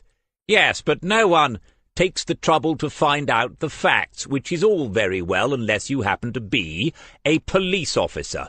Miss Everson is a witness to me receiving an anonymous communication which might be pertinent to a current investigation.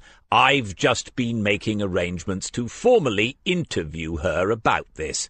This was a side of Smith she had not seen. His face gave little away, but the sharp blue eyes were fixed on the now hapless D.S. Christopher, and the interruptions were as precise and as deadly as a stiletto. The fact that what Smith was saying was ludicrous had no bearing on the matter at all. Christopher said, "If someone had... My old dad used to say that 'if' is the biggest little word in the language. Is your boss in the building?" It was painful to watch. The two of them were of equal rank, but Smith's contempt for Christopher was not being concealed. She was about to say again that waiting downstairs wouldn't be a problem, but when Christopher failed to answer the question, Smith said, "DCI Freeman, is she in the building, Sergeant?" "Yes." "Well, you'd better find her, and I don't mean to report this breach of security. You can do that later. Call GCHQ for all I care. But I've just spoken to DCI Reeve, and she's on her way in. DCI Freeman might want to hear what it's about." Detective Sergeant Terry Christopher walked on and out through the door without a backward glance. Then Smith looked at her with his professional smile and said, "Don't worry about him. He's well, you've worked it out for yourself." Mike Dunn had crossed the room and stood waiting. Joe said, "Are you okay? I didn't mean to be the cause of any trouble." "Yes, absolutely fine. I've been dealing with that sort all my life." But something had changed. The smile was still there, but there was a hardness, a different light in the eyes. A part of his mind was elsewhere, and she was reluctant to ask the next question, though there wasn't really an alternative. Mike Dunn said, "You called in the DCI?" "Yes, she's at the Johnsons', or she was. Be here in about 10 minutes, I'd say, Mike." Joe counted slowly to 5 before she said, "What about the recording?" Smith said, "Yes, found it just like Waters said. I only watched a couple of minutes of it." "And?" That strange light grew a little more intense, belying the casual, almost off-hand way in which he answered her. "Oh, yes, it's him, Paul Harrison, and Paolo Harris. They're one and the same." Smith had given Joe his house key and a sincere apology, but she really didn't seem to mind. She was happy to see Kings Lake properly for the first time, and maybe even do a little impromptu Christmas shopping. She could get a taxi back to his place and amuse herself all day, if necessary. All day. He had the feeling that it might take the rest of his career to sort out the implications of this, and even then a fortnight might not cover it. He passed a few minutes logging in the anonymous letter, though that seemed insignificant for now. He folded the papers, still inside the plastic wallets, and put them into an evidence bag, and then he had to pause and breathe, because, much to his surprise, he'd noticed that his hands were trembling a little. 5 minutes after that he got the call from Alison Reeve, her office straight away. She was alone when he arrived, and she said that DCI Freeman was on her way, would be there in a minute or two. Then she looked at Smith and said, "There isn't the remotest possibility that you're mistaken?" "No. It's been years, a lot of years. He must have been very young then. People change." He understood perfectly and accepted it without rancour. This was her job as SIO, to work through every scrap of intelligence with the sieve of doubt until all that remained was gold dust, the evidence that would survive the crucible of the courtroom and lead to a conviction. 13 years and a couple of months. We've all changed, but there are some faces you never forget. She waved him into a chair and took her own behind the new desk. "Jesus Christ, DC! You've pulled some stunts, but you've saved the best until last. Andretti's cousin? Where is Superintendent Allen? I'm sure he'd like to know." "Oh, he will be thrilled. He's at a golfing weekend in Surrey." "In this weather? They must be mad. Still, I'll call him in person if that will help." "Kind of you to offer, but I don't think so." Reeve shook her head, still processing it all, and he took the opportunity to organize his own thoughts again. As the senior investigating officer, which he was in a funny sort of way, he knew exactly how he would handle this, but there were many complications now, not the least being the fact he had led the team which convicted Paul Harrison's relative of the murder of 4 young women. On top of that, he had himself put to Harrison, as Paolo Harris, 13 years ago, that he had been somehow involved in at least the 4th killing, that of Megan Griffiths. As SIO, he would in this situation take steps to keep the detective previously involved as far away from the current investigation as possible. Not doing so was effectively handing the defense lawyers a 2-goal lead before the kickoff. But no one else knew that earlier case better than Smith. No one else had already interviewed Paolo Harris, also known as Paul Harrison, as a murder suspect. Detective Chief Inspector Cara Freeman came in through the open doorway, followed by Terry Christopher. Smith stood up, and she held out her hand to him.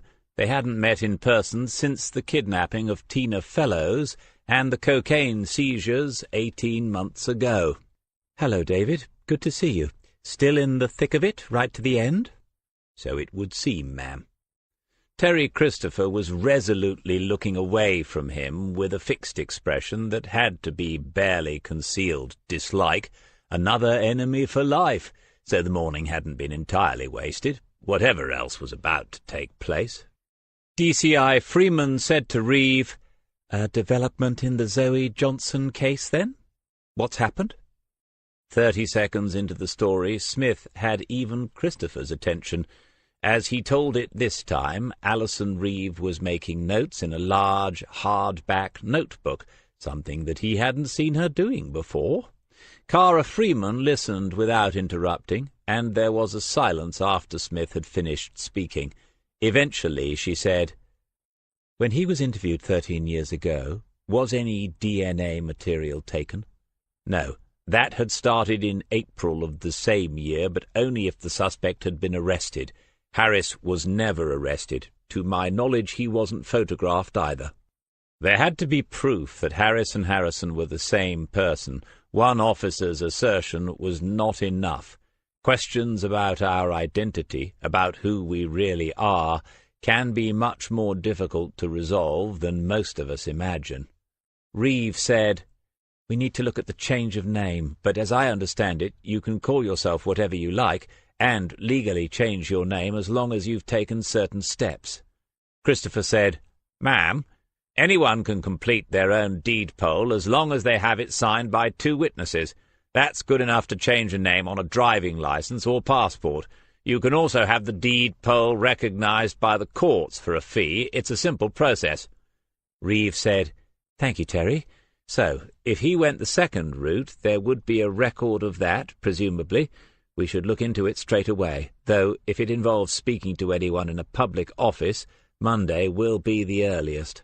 "Or," said Smith, "we could just get him back in and ask him. Better still, pay him a visit and have a look around while we're there." Reeve said, "By we, I'm hoping you mean it in a general sense, because there's no way you can be involved with Harrison, DC."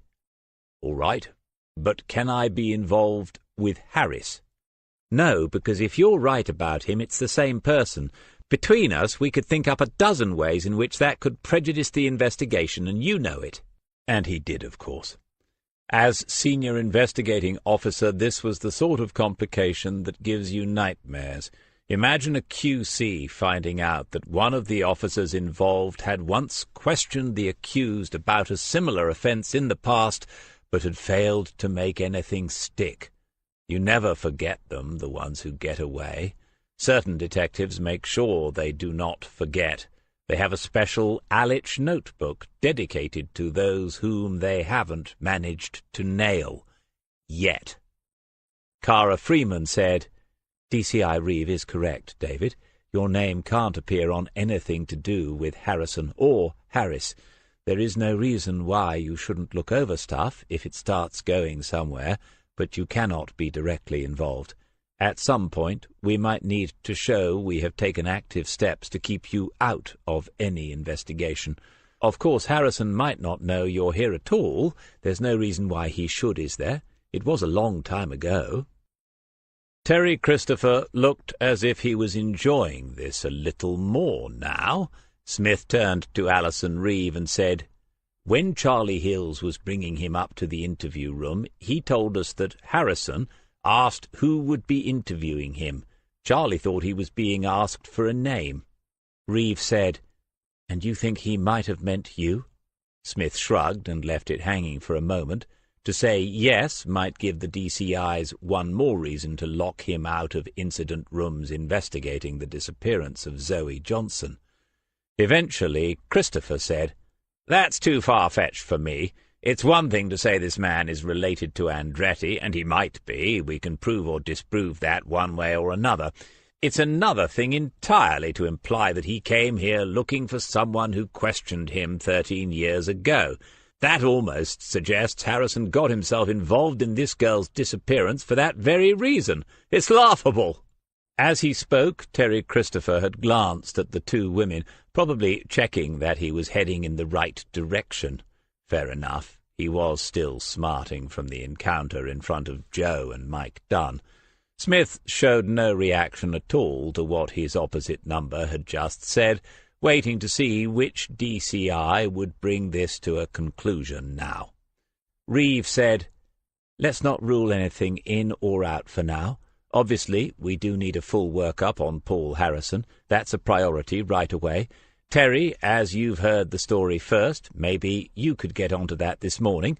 There should be a couple of John Wilson's people in if you need help with it. But nobody else outside these four walls needs to know why we are looking at him more closely now. DC, is that the letter?" The evidence bag was in Smith's right hand, forgotten until Reeve mentioned it. He opened the bag, took out the plastic wallets, and laid them on her desk for all to see. Christopher gave the letter a cursory glance, and then, clearly believing that he was on a roll as far as Smith was concerned, said, "I don't see anything that links this to the missing girl. We all get odd things from time to time. I've certainly had some." Smith thought, "I'll bet you have in your many years of service, mostly from the poor sods who've had to work with you. But pull yourself together, Smith. We're treading on eggshells here. I've already been sent off the pitch. If I fall out publicly with the assistant linesman, I'll get sent to the back of the stand." DCI Freeman examined the letter closely through the plastic wallet. "It's a neat job. It reminds me of something from Dire Straits." Cara Freeman had fine brown eyes, and they came up from the page to meet Smith's gaze. He allowed her to see that he was impressed. She was nowhere near old enough to know that band from the first time around. To understand how she had recognized it would involve a succession of backward steps into another's life. Or maybe she just had good taste. He said, "Yes, private investigations." Odd. Reeve said, "It looks like newsprint. If it is, we can scan it and find a match. That's not difficult. We'd know the publication then. DC, one of your team on Monday? Chris Waters would enjoy that." Which was a nice way of telling him again not to get involved naturally. She went back to them all, saying, "Final thoughts? Whatever the explanation, the arrival of Harris is a potentially significant development, but we need to be careful how it's put to everyone else. Any mention of Andretti could send things off course, so I say again, we keep that under wraps for now." Cara Freeman looked at Smith again before she said, "Someone has to say this. Even if Paul Harrison is who you think he was, David, his involvement with the missing girl could be coincidental. Simply being related to a convicted killer doesn't make you anything but unfortunate. I know you mentioned the incident in Huntston, but he wasn't even cautioned, and no one came to any harm as far as we know. That, too, is circumstantial. As for the change of name, in his situation, I would probably have changed mine. When necessary, Smith had a highly compartmentalized mind. He had followed her arguments closely, hearing every word and not even blinking when she said coincidental. He had watched Alison Reeve's reactions to what Freeman was saying, grateful that these were considerably more subtle than the approving nods that came from D.S. Christopher. But another, more logical and dispassionate Smith had already removed himself to the back of that stand, so he could view the game in its entirety. Cara Freeman might be right, of course, but if he, Smith, was to play any part in establishing whether she was or not, whether Paolo Harris was the unluckiest burger salesman in the universe, or something else entirely, if he was to play his part, he would have to operate with great care. Now was not the time to disagree with the first head of the county's new murder squad. Chapter 18. She didn't need to say anything. It was plain that Alison Reeve wanted him to stay behind when that meeting was over. She waved him back into his seat, and she was wearing her disappointed look, so it wasn't difficult to guess where this was going. She said, "You brought someone through the security door into the office?" "Yes." "Who was it? Sorry, but I have to ask." "I'll say one thing for Terry Christopher. He can work quickly, when it suits him." "This comes from DCI Freeman, just to be clear." "Same thing. Before this goes to a tribunal, I want to make it clear I have tried to get on with that man. I've changed my deodorant, my aftershave, and my socks regularly. I've made a point of appearing to listen respectfully whenever he speaks, but nothing seems to work. I think it's something in his subconscious. It might even be genetic, a sort of clash of chromosomes. To a degree he couldn't help himself, but you have to keep on to the end. Be true to yourself and all that. Perhaps that was him here in his closing scene, old Polonius nattering away, amusing the audience and missing the point until the point found him, stabbed through the arras by a mad prince. Still, there was no need to make this any more difficult than it had to be for one of his former pupils. She was patiently waiting. "Her name is Jo. We were in town together this morning, and there was nowhere else for her to wait. I suppose she could have stayed in the car. I only came in to put the letter into the system." "Really? So watching the video was unintentional, or just a spur-of-the-moment thing?" He could explain that it was Jo who had first put the idea into his head, but that would make things worse. It would then seem that she was involved in the whole business, that the two of them had been discussing the investigation, which they had, of course, and which everyone does, but you do not admit to it. I don't think I've ever unintentionally watched a video. No, it had been on my mind since the Friday. I thought I ought to take a look. Good thing I did. This person was not left alone in the office at any point, and she didn't see the video. As I said, her name is Jo. I'm pretty sure that Mike Dunn was with her until D.S. Christopher arrived to escort her from the building, which you then prevented with the story about your intending to interview this woman. Jo. She was going to get annoyed soon. He had to bring this to an amicable conclusion because they'd worked together for a long time, and because it was, well, Saturday morning, and they all had better things they could be doing. Reeve said, "She's the writer you mentioned months ago, isn't she? God, that's worse. Isn't she doing something on Andretti?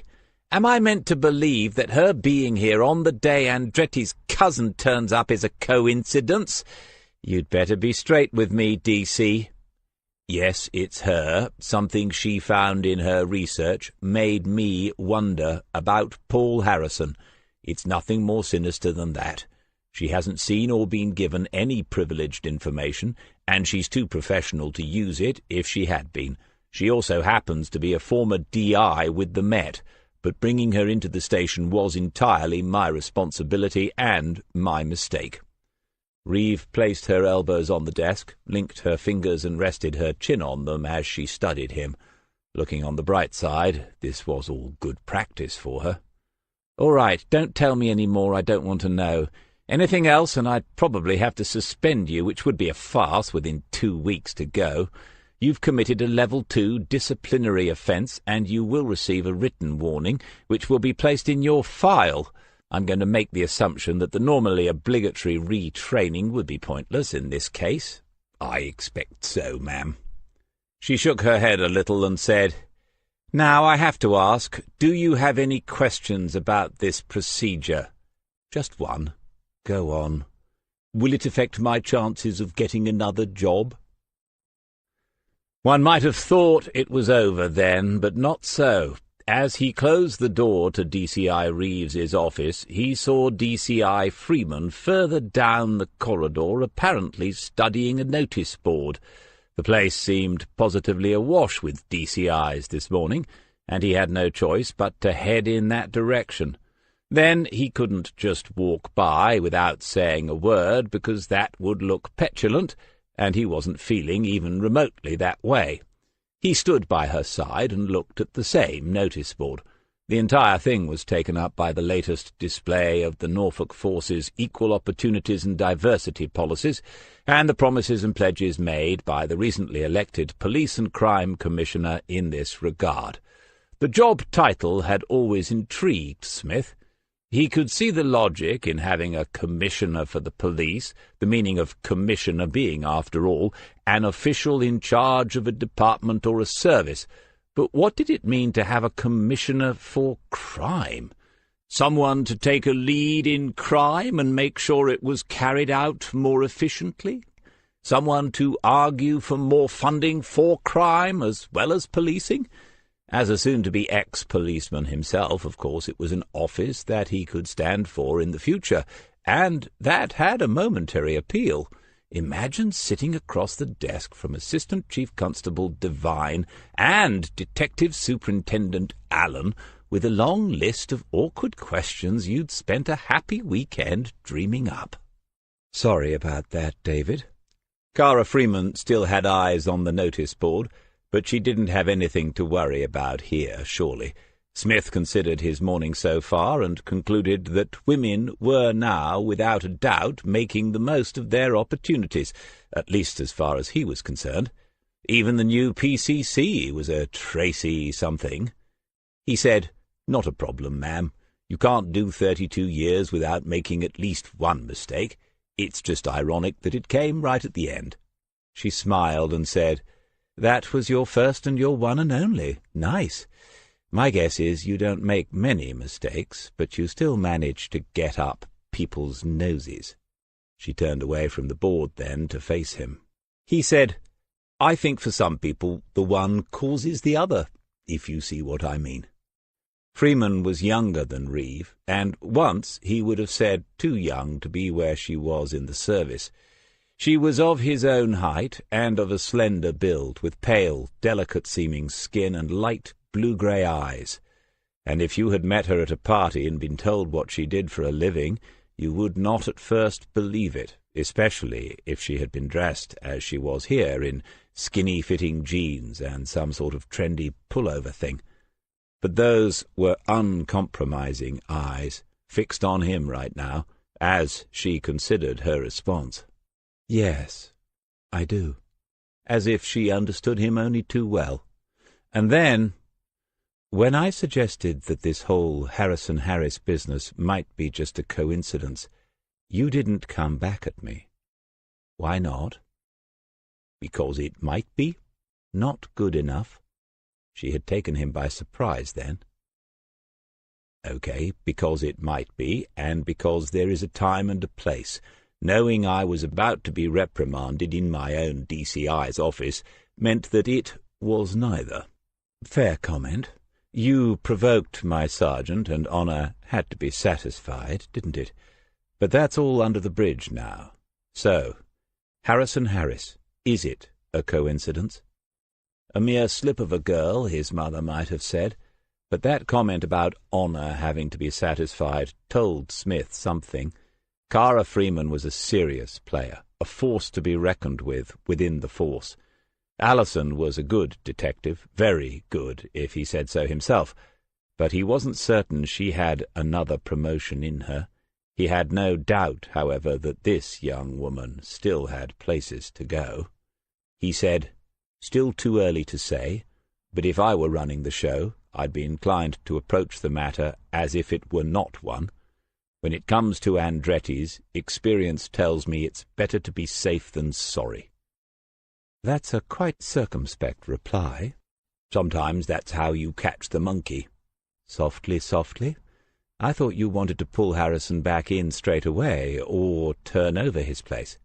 I would, yes, but only on the grounds that he has admitted having the girl inside his van. As one of my DCs has already pointed out, that could have been innocent, or it could have been the move of a clever man, but I wouldn't let him know that we know who he is yet.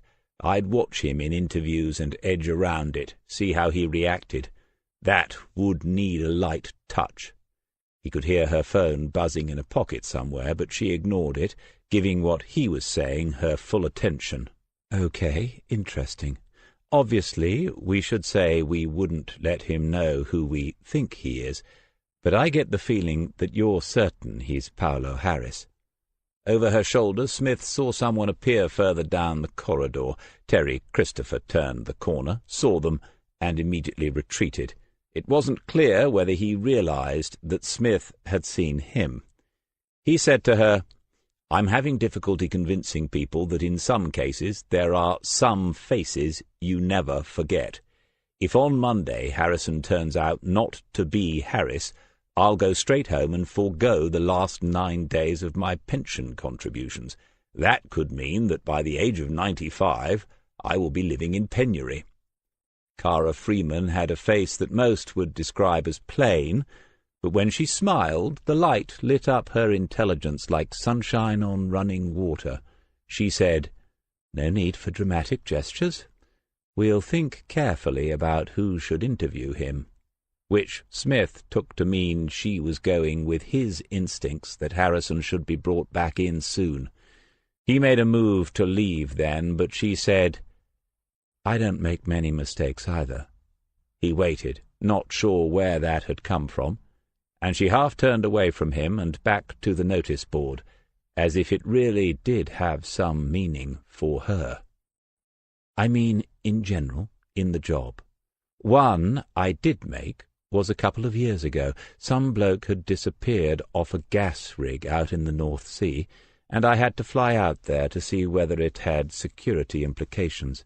That was just routine procedure. It didn't, and it looked obvious that this person had had an accident and gone over the side. So then me and my sergeant jumped back onto the helicopter and left a couple of local plods to sweep up the mess. But lo and behold, it turns out that this bloke, I can't remember his name, James Bell. That's it. This James Bell had been killed on shore and never even arrived on the rig he was supposed to have fallen off. It was a case that came out of nothing, and I never saw it.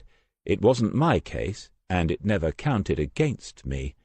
But I never saw it." Smith nodded sympathetically and said, "Well, we've all had them." "I never saw it, and you did. It's been bugging me ever since." "What did you see?"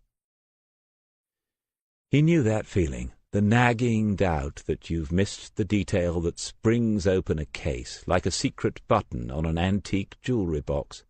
Freeman was looking directly at him again, and he hoped that if she interviewed Harris herself, he would at least get to watch the recording this time, or if not, the box set eventually. When we looked into him, we found he had a pretty alternative lifestyle. It seemed possible, therefore, that he might have had a pretty alternative ending as well. Also, I never liked that operations manager. I've always had doubts about Geordies in suits. And then there was this lock that was far too shiny. She stared a little blankly at him before she said, "Oh, well, that's cleared that up then." When he didn't respond, she said, "And then last year, when we came in on that Class A shipment into Kings Lake docks. You had it tied to the abduction of those 2 teenagers and the killing in Littlemore Prison before the rest of us. Thank God you did. If we'd gone for the shipment first, as Command had planned, it wouldn't have turned out as well as it did for those 2 kids, would it? So how did you see the big picture in that case? Smith recognized that trait too, the going over and over it, sometimes for years, trying to squeeze something useful out of every failure so it stops eating away at you. When it's about money or the fact that dealers have beaten the system, it's bad enough. When it's about lives endangered or lost because you didn't spot what was printed on one tiny fragment of a 10,000-piece jigsaw, you don't get over it. The scars never heal. He said, "I don't know. There's no magic in this job, no secret. You just hope the birds have left enough breadcrumbs, I suppose. After a while, there are patterns to it. Human nature doesn't change much over time. In the end, you've met pretty much every type there is going, and you start relating them to each other. Make a list of everyone with a motive, and the odds are you've just written down the name of your perpetrator. 90% of the time it's sex or money. You know that already. The other 10% are often the interesting ones." After a pause, she said, "I'm glad we had this conversation. I've got 2 more questions." "Do I need a solicitor?" She smiled, but it wasn't her proper one. "First, after both the cases I just mentioned, I tried to get you into regional serious crimes. Why did you turn that down? It's all right, I'm not revisiting it. Just curious." Smith said, "I've been faffing about with this retirement thing for a couple of years, putting it off. I couldn't have given a job like that what it needed, not with that in the back of my mind. Second question?" The smile had faded altogether now. He could see she was measuring her words carefully before she spoke again. "Okay. Before I offer anyone a position like that, I have a good look at them, as you would yourself, I'm sure." She waited then until he acknowledged it. "I read the files. Marco Andretti made a number of allegations against you during and after the trial. He claimed that you, as the senior investigating officer, had planted evidence. I would not normally mention this. I hope you can accept that. But in view of what has taken place this morning, I have to say something. Do you see what I mean?" Oh, yes, he could see it all right. Cara Freeman went on, "If Paul Harrison really is Paolo Harris, I'm sorry, but was there ever any truth in them, in the allegations that Andretti made against you?" The day had taken Smith by surprise in more ways than one. When he pulled to a halt outside the railway play park, the cloud had broken up and a weak sun was beginning to shine.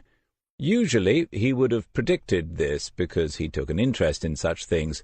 Stop him in the corridor on a typical day and ask for the general outlook, and he would say something like, "Well, there's a ridge of high pressure building over the Azores which will move steadily east.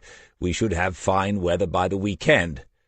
One of his A-levels was in geography, and he had enjoyed his university days in Belfast impersonating Stuart Riley, and sometimes wishing he was him instead of merely pretending to be. When he lost track of the weather, then, it meant he was preoccupied. The office had been getting busy when he left at lunchtime, not least because of the information he had added to the mix, and he needed somewhere to think. Joe would be at home by now, so that was out of the question. It was either the station car park or take a drive. He had taken a drive and ended up here, but wasn't entirely sure why. That had taken some nerve, hadn't it? A youngster like Cara Freeman looking him in the eye and asking whether he had framed Marco Andretti. Was that why she had waited for him in the corridor in the first place, or was she making it up as she went along? He didn't think it was the latter. Freeman had asked him how he had seen the big picture in those earlier investigations, but for a short while at least she had been ahead of him on this one. He felt stupid now, thinking back, telling her to look for the motive as if she was a rookie, a Detective Constable Waters of 3 years ago. Ms. Freeman had joined up some very scattered dots in a matter of a few minutes, and something deeply unpleasant seemed to be appearing. What was her process, though? Missing girl, D.C. Smith, Paolo Harris, Marco Andretti equals a motive? He couldn't see that clearly, and the entire thing might be taking place in his imagination. But if it wasn't, and what motive exactly? Payback? Revenge? Had he brought this upon himself in some ill-fated way by saying that the 10%, the ones in which the motive isn't sex or money, were the interesting ones? A man of about his own vintage came walking towards the entrance to the park, with a small dog on a lead, some sort of wire-haired terrier cross.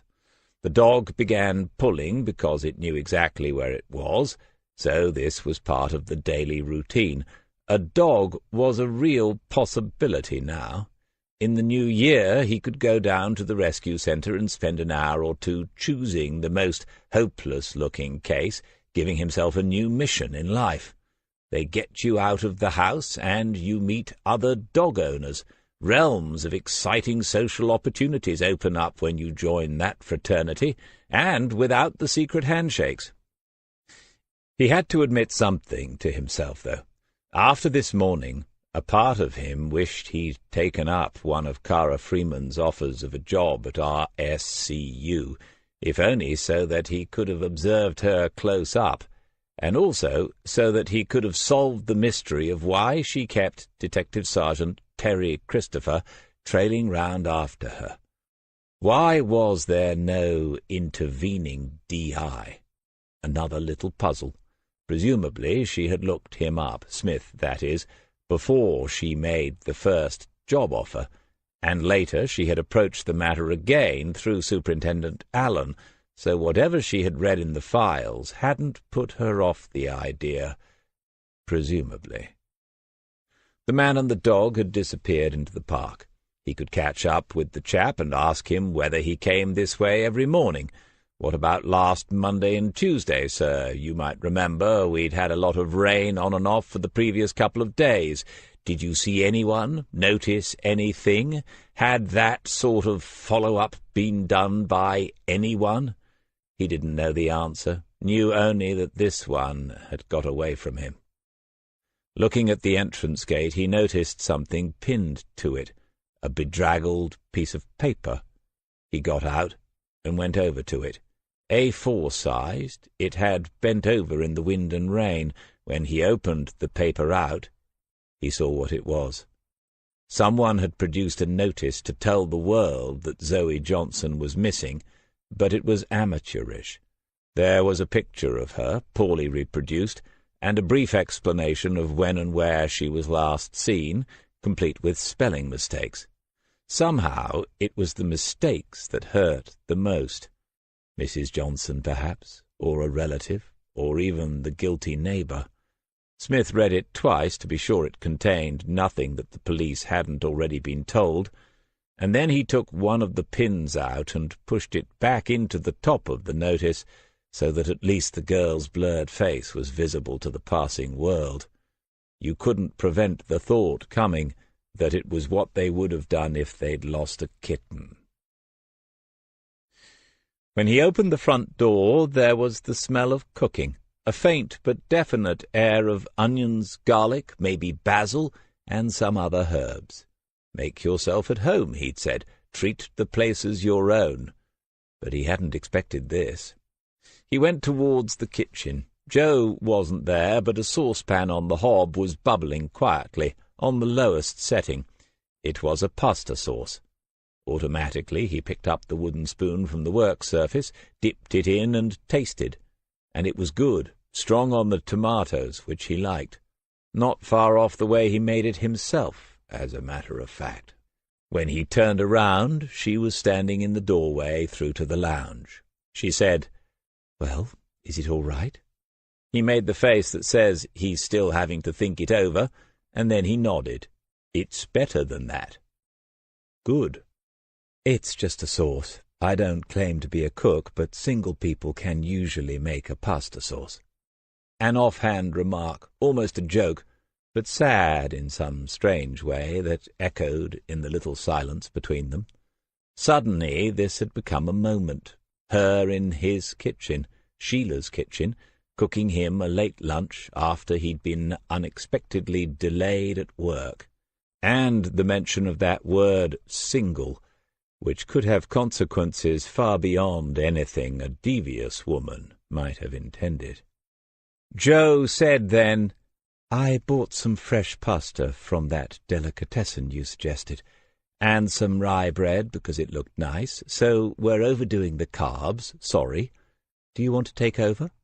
She was pointing to the items on the work surface, perhaps, in her offer to withdraw, acknowledging that she might have gone too far. Smith said, "No, you carry on. I'll fetch a bottle of red from the garage. There's a good Spanish garnacha that should do it justice." Coming back from the garage, bottle in hand, he stopped for a moment. He could see her through the kitchen window, cutting the rye bread into slices. It was the smallest thing, a commonplace, an action carried out millions of times every day all over the human world, a woman preparing food. But he felt as if he was witnessing a miracle. Chapter 19. Detective Chief Inspector Alison Reeve had been right. You can call yourself by any name that you like. You can change your label as often as you change your shirt, and you have committed no criminal offence in doing so. Certain institutions would rather you didn't, of course, but as long as you can persuade a couple of people to sign a piece of paper confirming that you used to be called this, but now you would like to be called that, it's legal and you have your new identity.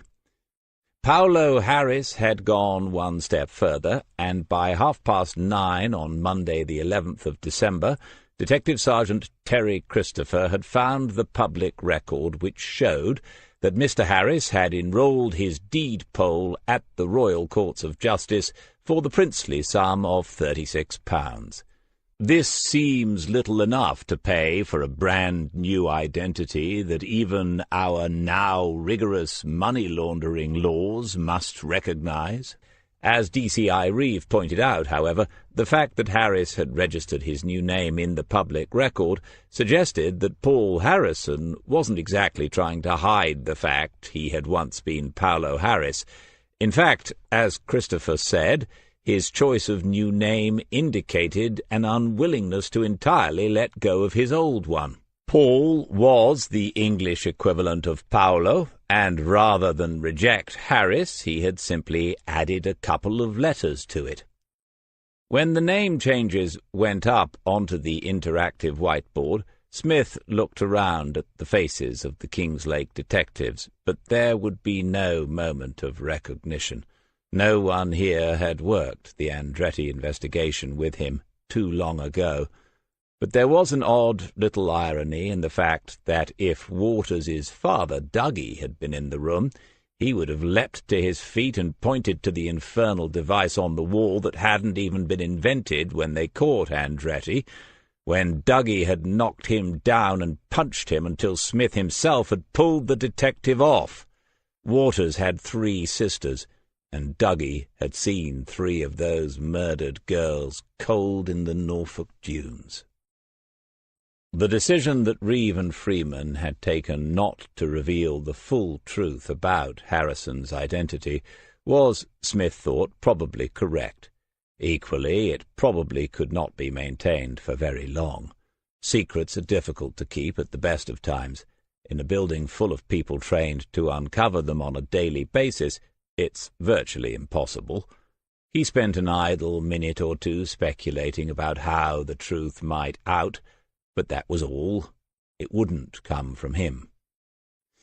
An hour later, and Waters had discovered the source of the newsprint in the letter Smith had received. They didn't have the necessary software at Lake, but they did at Norwich, and Waters knew the right officer to approach to get this done quickly. Already he had built the informal support network that Smith had told him about from day one.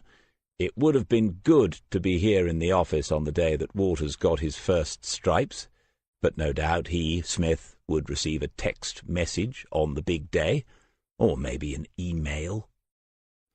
The anonymous note wasn't being seen as significant in the search for Zoe Johnson, and there was no reason why it ought to be, but the individual letters had all been cut from the front page of the Lake Daily News for Thursday the 7th of December, and the headline story on that day had been about the missing girl. Where is she? As Waters watched, Smith wrote that headline out on a fresh piece of A4, and then underneath he copied down the words that had been sent to him in the letter. With a pencil he circled each letter in the headline that had been used in the anonymous message. The is had been used in its entirety, along with all three E's and the S of she. Every letter in the headline that could have been used to create the message had been, and the rest had been taken from the strapline and subheadings of the same story. There were other stories on the front page, but the font sizes were slightly different. There was no doubt that all the letters came from the one story. Waters had found a copy in the canteen, and it was now spread out on Smith's desk. It was easy to see that other stories could have provided the necessary letters, but none of them had been used. Waters said, "That's a bit odd. If you were randomly cutting out letters to make up a message, you probably wouldn't pick them all from one story, would you?" Smith said, "I'm going to assume you're using you as the indefinite pronoun. Otherwise, you're making an assumption as well, that I'm someone who might have experience of sending such missives, or even the inclination to do so. But no, one could argue that with all these other letters available, the writer made a deliberate choice to use the ones he did. Or she. Yes, keep me up to the equality mark right to the end. It's just as likely to be from a woman as a man." Then Smith frowned and looked at his watch. Waters said, "Is it time for another coffee already?" "No, the paper came out on the 7th, and the letter was on my doormat when I got home Friday evening. That's not much more than 24 hours. John, what time does the Lake Daily go on sale?" Murray looked up from his screen. "Around lunchtime or just after, I think. It's more of an evening paper these days. Why?" "I'll explain in a minute. Chris, find out what time the last collections are from post boxes on a Thursday. What's the latest anyone can post something in Lake and get it delivered the next day?" As Waters got back to his own desk, Turek came into the office, talking with Terry Christopher, and Smith thought, "Good God, I hadn't thought of that. It's a match made in heaven." The two of them stood by Turek's desk, Turek doing most of the talking, and both of them sometimes looking around as he did so. The detective inspector was naming names, if Smith wasn't much mistaken, and explaining where the assembled detectives, most of Wilson's team were also present, fitted into the set-up here at Lake Central. Reeve and Freeman had held a meeting first thing, and now the new arrangements were about to be put in place. Turek got everyone's attention and began to speak, with Christopher to his right, one step behind, unsmiling, trying to suggest that this investigation had just stepped up a notch or two. Paul Harrison would be visited at his home address within the hour. DCI Freeman would lead, DI Turek himself would accompany her, and Detectives Murray and Butler would also be in attendance, the intention being to ask Harrison whether he would object to a search of his property. John Murray was too far away for a word, so Smith said it to himself. He will not object. He'll be entirely cooperative. Harrison would be brought back to the station, where he would be interviewed again in the light of new information that had come to hand. No one asked what this information was, and Smith would have been annoyed if any of his team had done so. Nevertheless, this could only be the fact that Harrison's past had been uncovered, that at the age of just 18 he had been interviewed during the investigations into the murders committed by his cousin, that he himself had been spoken to by Huntston police more recently about complaints made by the parents of young girls, and that Harrison had openly admitted that Zoe Johnson had been in his burger van the night she disappeared. And when you put it all together like that, Smith, Reeve and Freeman must have done so. Surely Harrison was now at least a person of some interest. Chris Waters was to meet up and liaise with his opposite number on the RSCU team, re-examining Zoe's social media history. Other jobs were handed out. John Wilson would take a new detective out to meet poor Mehmet Sadiq, and there was a female officer, Detective Marta Dabrowski, also from Regional Serious Crimes, who had experience of interviewing witnesses with, as Turek put it, complex personality issues. She would go to see Stephen Sweeney with DCI Reeve later this morning. Everything was being revisited. Did Reeve feel as if her homework was being marked? The briefing came to an end, and Smith's name hadn't been mentioned. Then Turek was heading towards him, with Terry Christopher, the obligatory one step behind. Turek said, "Right, DC, I think you know Sergeant Christopher. I wouldn't go that far, sir, but yes, we've met." There was nothing to be read on Christopher's face except maybe a trace of satisfaction that he was here to witness Smith about to be told what to do.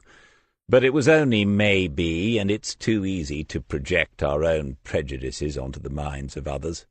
Turek said, "Good. Anyway, it's been noted this morning that we still have some loose ends to tie up concerning Zoe Johnson. Roy Green, the mother's boyfriend, hasn't been spoken to in person yet, and obviously he should be. Could you get that done today? Chris has all the contact details." Which, looked at in one way, was Turek saying, "Go and see one of our most junior detectives and he'll tell you where to go." But Turek was a by-the-book sort, bright enough, but not exactly intuitive where people's feelings were concerned. He ought to make at least detective superintendent. "Will do. Who's going with me?" "Oh, on your own, DC. As I said, tying up loose ends. Obviously, if you come up with anything while you're talking to Green, then—" Detective Sergeant Christopher was smiling then. There are several sound operational reasons why detectives invariably operate in pairs. One is that the situation one man's word against another's is avoided, the not unreasonable assumption being that two policemen would have to collude if they were to lie about what an interviewee had said or done, and the odds on that taking place are small.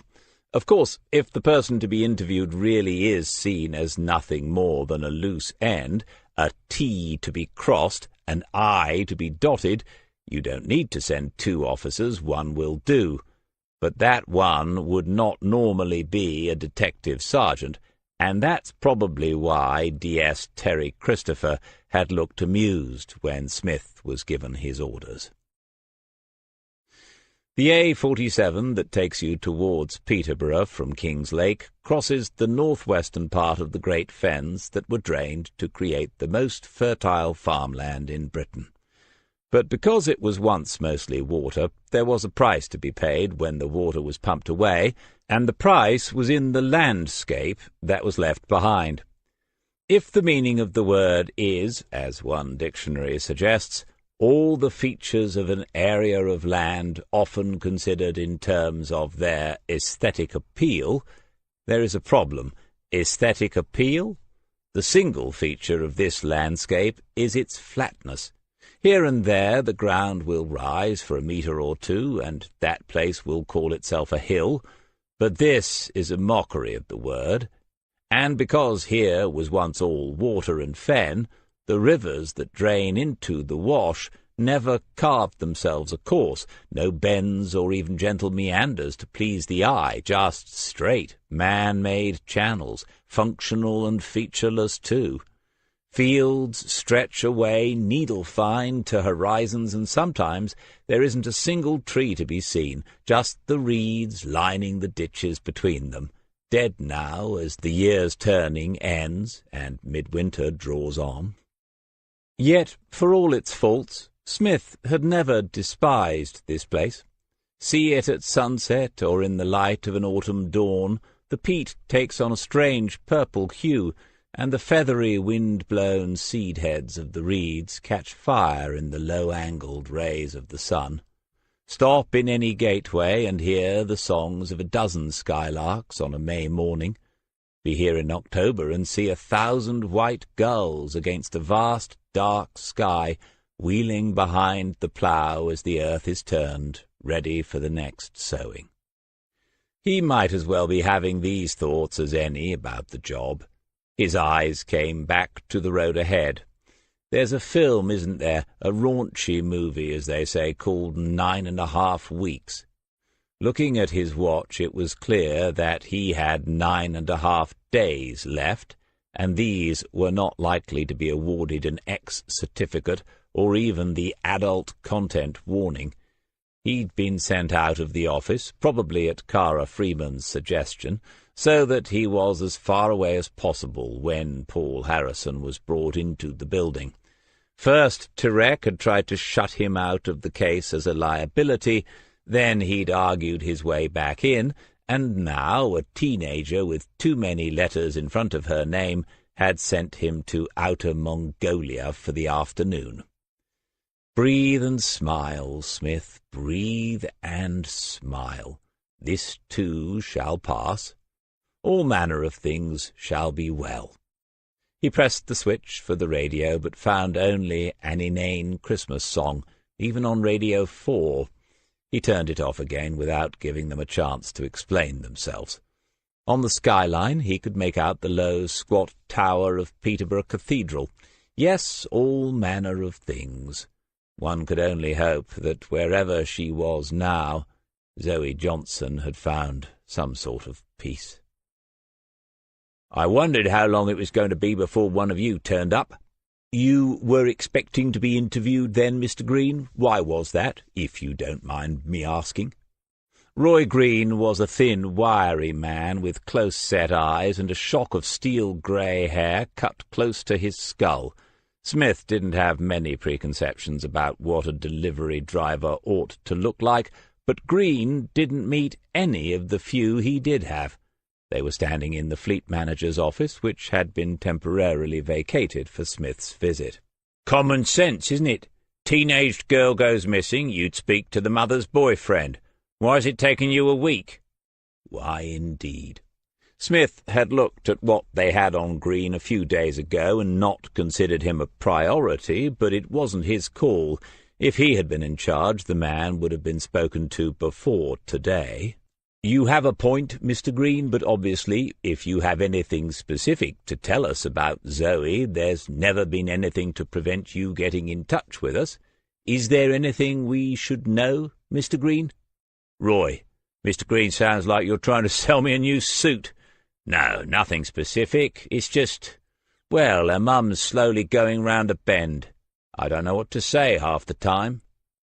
There were 2 blue plastic chairs in amongst the debris of a busy transport office. Smith indicated one to Roy Green and took the other himself.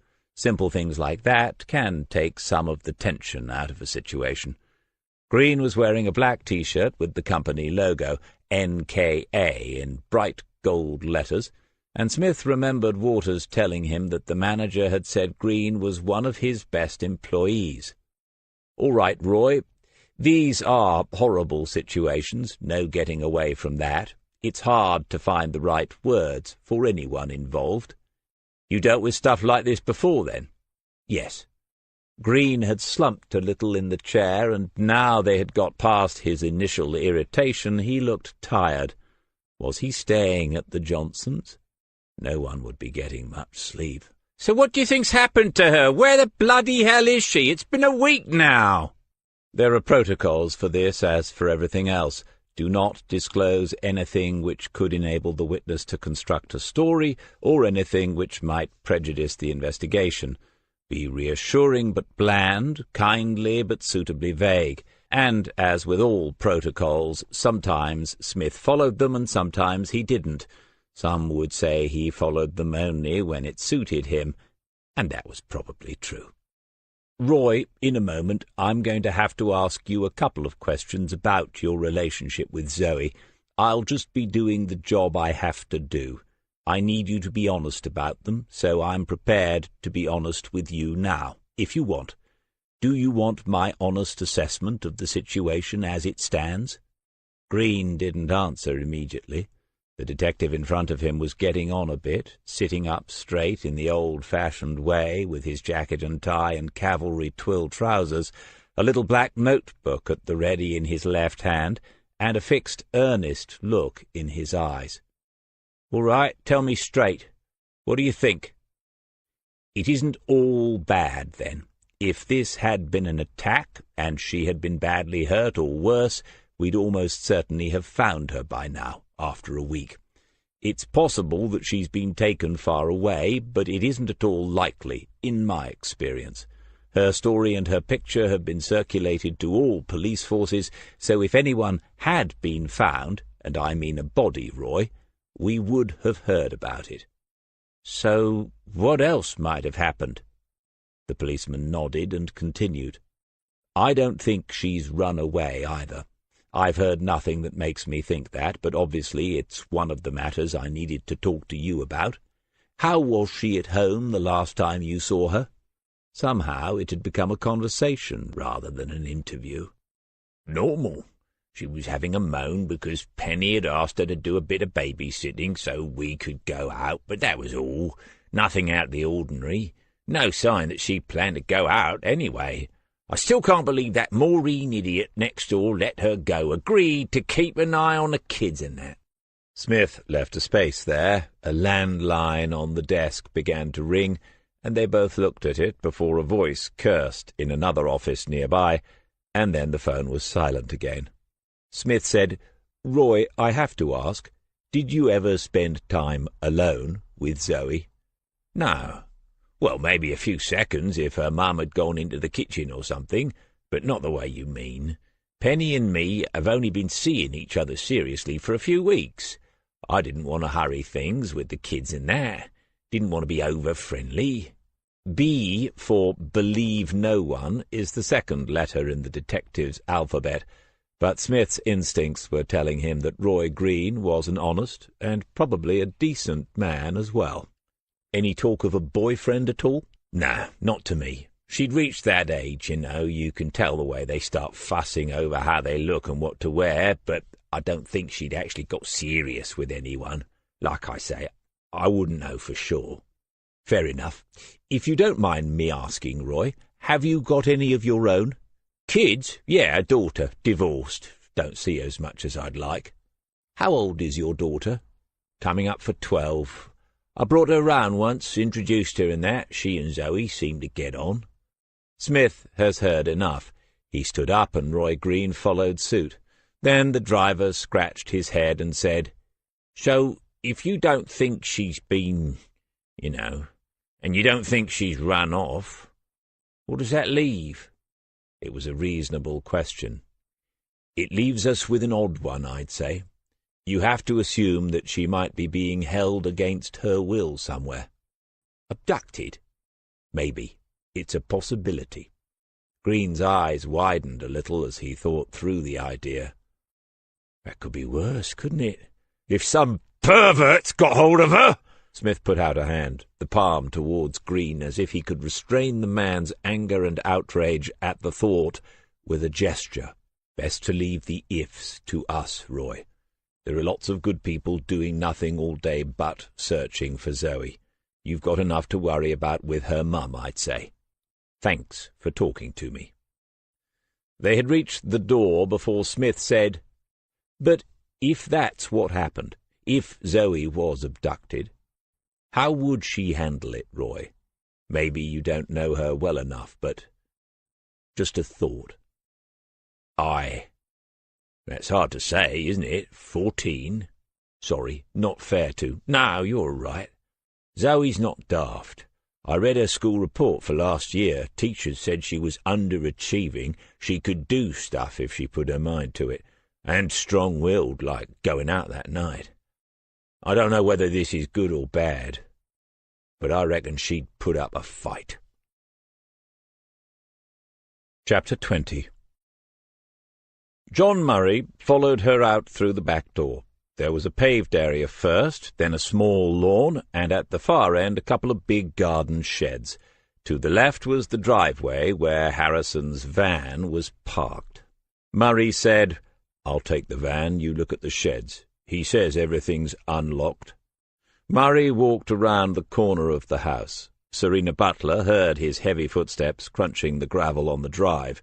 She didn't move, but took another look at everything in front of her. She remembered Smith's words, "Don't just look, make sure you see as well." Everything anyone says or does or owns reveals them in some way, and even the things they don't do and the things that are missing. This was Paul Harrison's home. What did it reveal about him? What had he done and not done here in the garden? On the paved area, the patio, were several large containers for plants. In a typical person's yard, there would be the shriveled remains of last summer's geraniums or fuchsias, or whatever people grow in the things. But here the pots contained only level compost, so either the containers had never been used, or the dead and dying plants had been cleared away. She walked across to the containers and took a closer look. Not a single tiny weed, and the compost was perfectly level, as if someone had measured the gap around the edge with a ruler. Serena turned and looked at the place from the outside. Everything inside was the same. The furnishings matched. The carpets were coordinated with the colours on the walls. All the downstairs light fittings and shades were identical, and when she had opened a drawer in the kitchen, every item of cutlery was in its own section of the spotlessly clean insert, not a teaspoon out of place. She had been there when DCI Freeman asked Harrison how long he had lived here, and he said 4 years, as if he knew to the day. Serena had stared at the drawer again before she closed it and thought, if I'd been out on a date with him, not as mad as it sounds, because there are worse-looking blokes, and he invited me back here, if that had happened, and I found this kitchen drawer, I'd be a little concerned, and I'd certainly not be inviting him back to my place until we were at least engaged. The house was semi-detached and in a good part of a nice village. She had been looking at places herself recently and could guess at its market value. Not bad for a burger salesman. What's the margin in a burger? How many would you need to sell to get a place like this? Because Harrison owned it, he wasn't renting. She walked across the lawn, which was sodden from all the recent rain, and felt her heels sinking into it. She was leaving a trail of 2-inch indentations that would probably irritate Paul Harrison, but no doubt he had a lawn repair kit in one of these sheds. These sheds, which had matching padlocks, both hanging open in readiness, as if he had been expecting this visit. She stopped and wondered, had Harrison been told that they were coming to see him again? Sometimes the police do let people know. Had he thought, well, they'll want to search the sheds, so I'll go and open those in readiness? She opened the door to the nearest one, eyes going over the usual garden shed paraphernalia, and her mind still going over Paul Harrison. He doesn't look like a burger salesman, and he doesn't smell like one. She prided herself on her good nose, and Harrison had used some sort of pine-scented soap or shower gel that morning. So what does he look and smell like? A set of weights and dumbbells under a bench in the first shed, which had been replaced presumably by the newer set she had noticed in the utility room. He likes to keep himself fit. You could tell that even though he was wearing a sweatshirt, because the house wasn't particularly warm. Likes to keep his arms strong, but he's careful with money, keeping the heating bills down. Maybe you need strong arms to flip all those burgers. An accountant, maybe? Someone who counts things, or something in quality control, someone who likes precision and order. But not HR, not management, because there's something odd in the way he relates to people. Something... And he's frying burgers? Anything? Murray stood in the doorway behind her. No. He's very tidy, though. The van's the same. I don't know when he last took it out, but there's not a spot of grease. It doesn't even smell of onions. Murray wasn't much of a talker at work, but when she looked at him then, Serena Butler could see that he too had noticed something of the oddness of the man. Then Murray said, "I'll check the other shed." It became a challenge to find something, some flaw in that shed that would make Harrison more human, but the closer she looked, the less she discovered. There was a tool cupboard, but all the screwdrivers and pliers and saws were grouped together in lines. There were nails and screws, but in little plastic tubs, one to a size. There were paint brushes that had been used, but all had been thoroughly rinsed and cleaned. Serena closed the cupboard doors and stared around. A new experience, the first time she had been made uncomfortable by a garden shed. Murray was replacing the lock on the adjacent one when she went out. He said, "Lawnmower, garden tools, a top-of-the-range trail bike, a Cannondale." She looked at him, trying to imagine Murray on a bicycle, but it wasn't easy. Then she said, "I'll bet they're all polished and ready to go, even the rakes and hoes." "Correct." And then, after a pause, "Bit of a loner, I'd say. No sign of anyone else here." "Well, if he isn't, he probably ought to be. There's not really much sign of him here, either." Both sides of the garden had a wooden fence. That on the left, the one separating the gardens of the semi-detached houses, was 4 feet in height until a point about 10 yards from the buildings, when it increased to the typical 6-foot panels, to give the areas closest to the houses a little more privacy. At that spot, Serena realized, a woman was standing and watching them from the garden of the next-door property. Murray had seen her too, and he said, "Get your story straight. We've got company." The woman had some washing draped over her arm, ready to go onto the rotary clothes line behind her. She must have noticed them and come to the fence to get a proper view. As they approached, she looked worried enough for Serena to say, "Please don't be concerned. We're police officers, but there's nothing to worry about. I'm Detective Constable Butler. This is Detective Constable Murray. We're both from Kingslake Central Police." Serena showed her ID, and the woman looked at it long enough to reassure herself a little. Some of the washing was children's clothes, and there was a wedding ring on the woman's finger. Behind her the garden was, thankfully, a bit of a mess. There was a heap of rubble and plaster from some sort of DIY job, and a child's pink bicycle lay, forgotten and half hidden in the grass of a lawn that hadn't been cut since about last May. "Is this about Shona?" The question was directed at Serena, but the woman's eyes briefly went to Murray in the silence after it. He was the senior and more experienced officer, but when Serena glanced at him, she saw that he wanted her to take this on. She said, "As I said, there is nothing to be concerned about, but could I have your name, please?" There was the usual reluctance of someone who doesn't want to get involved, but also something else. The woman took a small step backwards and took half a glance over her left shoulder. Serena Butler saw it straight away. She's making sure she cannot be seen from the other house. "Reed, Terry Reed. Look, I'm sorry. I'll let you get on, none of my business, so, Mrs. Reed, we're just carrying out a routine investigation. Nothing's happened here." "All right. That's good, then. I was just checking, You see strangers wandering about in the neighbour's garden." She tried a smile, and she tried to turn away, but the female detective said, "Mrs. Reed, if I could have just 1 more minute of your time." Then Serena looked at Murray and said, "I'll catch up with you inside." He got it, gave Terry Reed one of his rare smiles, and went away towards the back door of Harrison's house. Serena waited until she had the woman's full attention, and then she said, "We've spoken to your neighbour, Mr. Harrison, but we haven't met anyone else.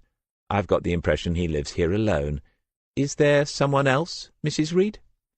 A slight shake of the head and another of those odd, uncertain glances to her left, as if the fence that concealed her might have been silently removed while she wasn't watching. Serena said quietly, "Mrs. Reed, Terry, who is Shona?" Seconds after Smith typed the final full stop of his report for the meeting with Roy Green, Murray and Butler walked into the office, and that meant, or should mean, that Paul Harrison was in the building once more, or Paolo Harris, whichever way you wanted to look at it. He, Smith, wouldn't be involved any more, of course, but this all had an oddly familiar feel to it. He could not help thinking that his contempt for coincidence had all come back to haunt him in his final few days as a detective. John Murray offered to fetch tea or coffee and disappeared again, and Serena sat by Smith's desk, looking pleased with herself. Smith stared before saying, "What?" "Nothing. Tarek says it went well, that's all. Harrison's in interview 1. The DCI and Cara Freeman are meeting now before they go in." "And?" "What do you mean, and? I'm just telling you what's happening." "Very good of you. Now I'll tell you something." "Okay, what is it?" "Don't ever quit policing and take up playing poker for a living. You'll starve to death within a fortnight." But arguing with him was pointless, so she told him instead. The next-door neighbour, Terry Reed, had told her about a girl called Shona Benson. This girl had lived with Paul Harrison for almost a year. The two of them, Terry and Shona, had got to know each other, not really socially, but just talking over the fence and a few times over coffee when Shona was there on her own. Shona was younger, about 22 or 23, and she was nice, Terry Reed said. Worked in an office somewhere on the Heathways commercial estate in Lake. It was good to have someone to talk to, she said. Life in a village can be a bit lonely if your husband works shifts, and with Harrison out in the evenings, Shona used to come round then sometimes. But never when Harrison was there. Sometimes Shona wouldn't even look at her if he was at home, or if she saw them outside the house, like she was two different people. When Serena paused in her story, Smith clicked save on the word file he had completed. That was Roy Green done. Decent chap, quite a catch for Penny Johnson, if she did but realize it, but they wouldn't survive the loss of her daughter, not as a couple. He'd seen such losses destroy a lot more than their brief romance. This couldn't be happening, could it? What Serena was telling him. It could not be happening again. Serena said, "Then Shona told her a few things because she wasn't really happy anymore. They weren't getting on, her and Harrison, and she didn't think it was going to last. He wasn't fighting, it was sort of worse than that. She got a bit scared of him, and what?" "Shona disappeared earlier this year, about 6 months ago. She went and didn't say goodbye to Terry Reed. Eventually Mrs. Reed spoke to him about it and asked where Shona was. He said he didn't know, but she had Smith's full attention now, and sometimes that felt like a responsibility. But she said that Harrison had a funny look on his face, as if something she'd said had amused him. And this Terry Reed was scared about talking to me, DC. She was behind the fence all the time and nervous. Disappeared. You've told our deadly DCI duo all this, I hope?"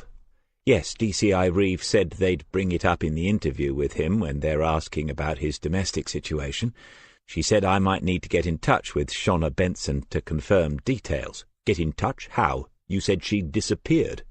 Serena could be hard work, and about half the time this was intentional on her part.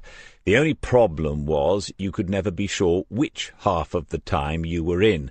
Smith gave her his resigned look, which was rapidly becoming his default these days. "Well, Terry Reed gave me her phone number, Shona's mobile number.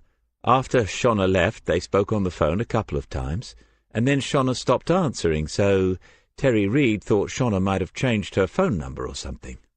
Which would make sense if she was trying to get away from Harrison, and from that time in her life altogether.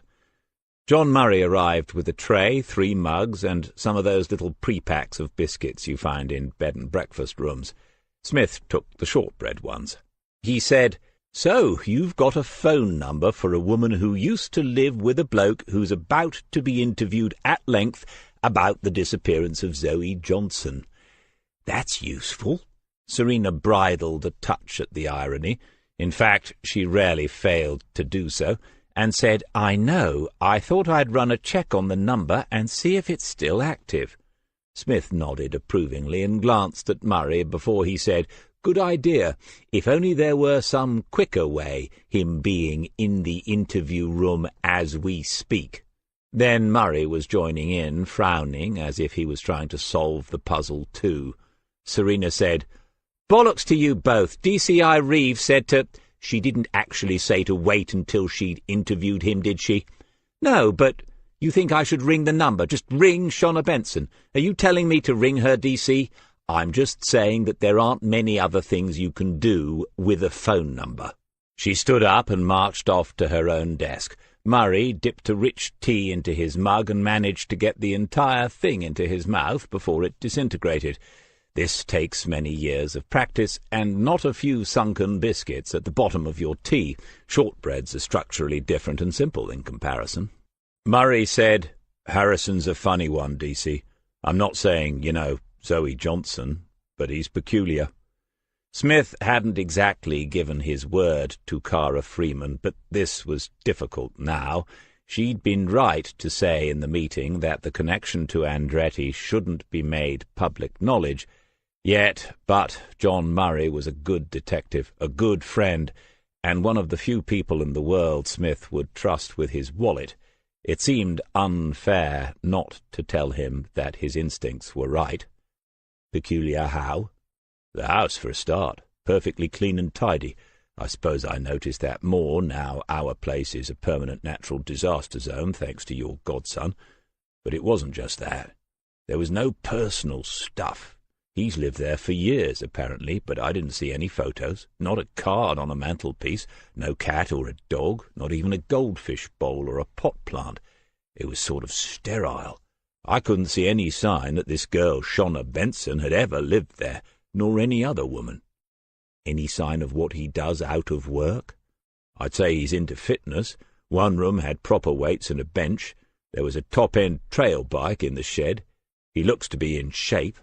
Smith watched Serena. She was talking to someone on her phone already, intent and quiet, and then writing something down. He said, "Does he run the burger business from home?" "Yes, the garage is converted. It's got freezers and proper storage, all just as organized and tidy." "What about another vehicle?" Murray hesitated. "Oh, that's a good point. I don't think anyone asked about that. He can't go everywhere in the van, can he? But I didn't see a car parked anywhere. Maybe it was out in the road. Just a thought. Here we go. Look." Serena was on her way back without the scowl. "I just spoke to her. She still works at Nordco. It's a small world these days. I wonder if she knows a Donald McFarlane. What did you say about why you were contacting her?" "The truth. Routine inquiries. Mr. Harrison's name had come up, and she was a contact." "Did she ask how you got her number?" Serena nodded. "I told her it was Terry Reid. She asked if Terry was all right, which was a bit weird when she doesn't take her calls any more. And when I said, would she mind answering some questions, she said not over the phone. I think she was in a busy office or reception, so she agreed to meet you. Always that split second ahead of you, she thought, in these moments. Michael, before he betrayed her for the sake of this bloody job, used to talk to her about cricket, his passion, sometimes even when they lay in bed together. He told her that the great batsmen see the ball milliseconds before the rest, even when it's travelling at 90 miles an hour. They see the ball early and play into the space where they know it will be. Yes, she'll talk to me. Now, if you think... Turek must still be with the DCIs, or if they've begun the interview, he's probably watching it live. He, Smith, could go and find him, run it by him, and most likely be told to wait until after the interview. But it made more sense to see Shawna Benson now, didn't it, while they had Harrison in the building. She might have nothing, after all, and if someone got annoyed, it would be with him and not Serena. He calculated all that, aware at the same time that there were other questions forming about what Murray had told him, and about what he had not told Murray. There were freezers. Did anybody check the freezers? When he looked up, Serena and Murray were staring at him and waiting, so he said to her, "Why are you still here?" Chapter 21. 20 minutes later, Turek had come to his desk and said, "DC, do you want to come and have a look at this?" It wasn't clear why he had done that. They were not friends and never would have been, even if Smith hadn't been on the point of resigning before the new detective inspector arrived. Not that he viewed Turek as incompetent, not at all, because he was competent in ways that Smith didn't particularly value.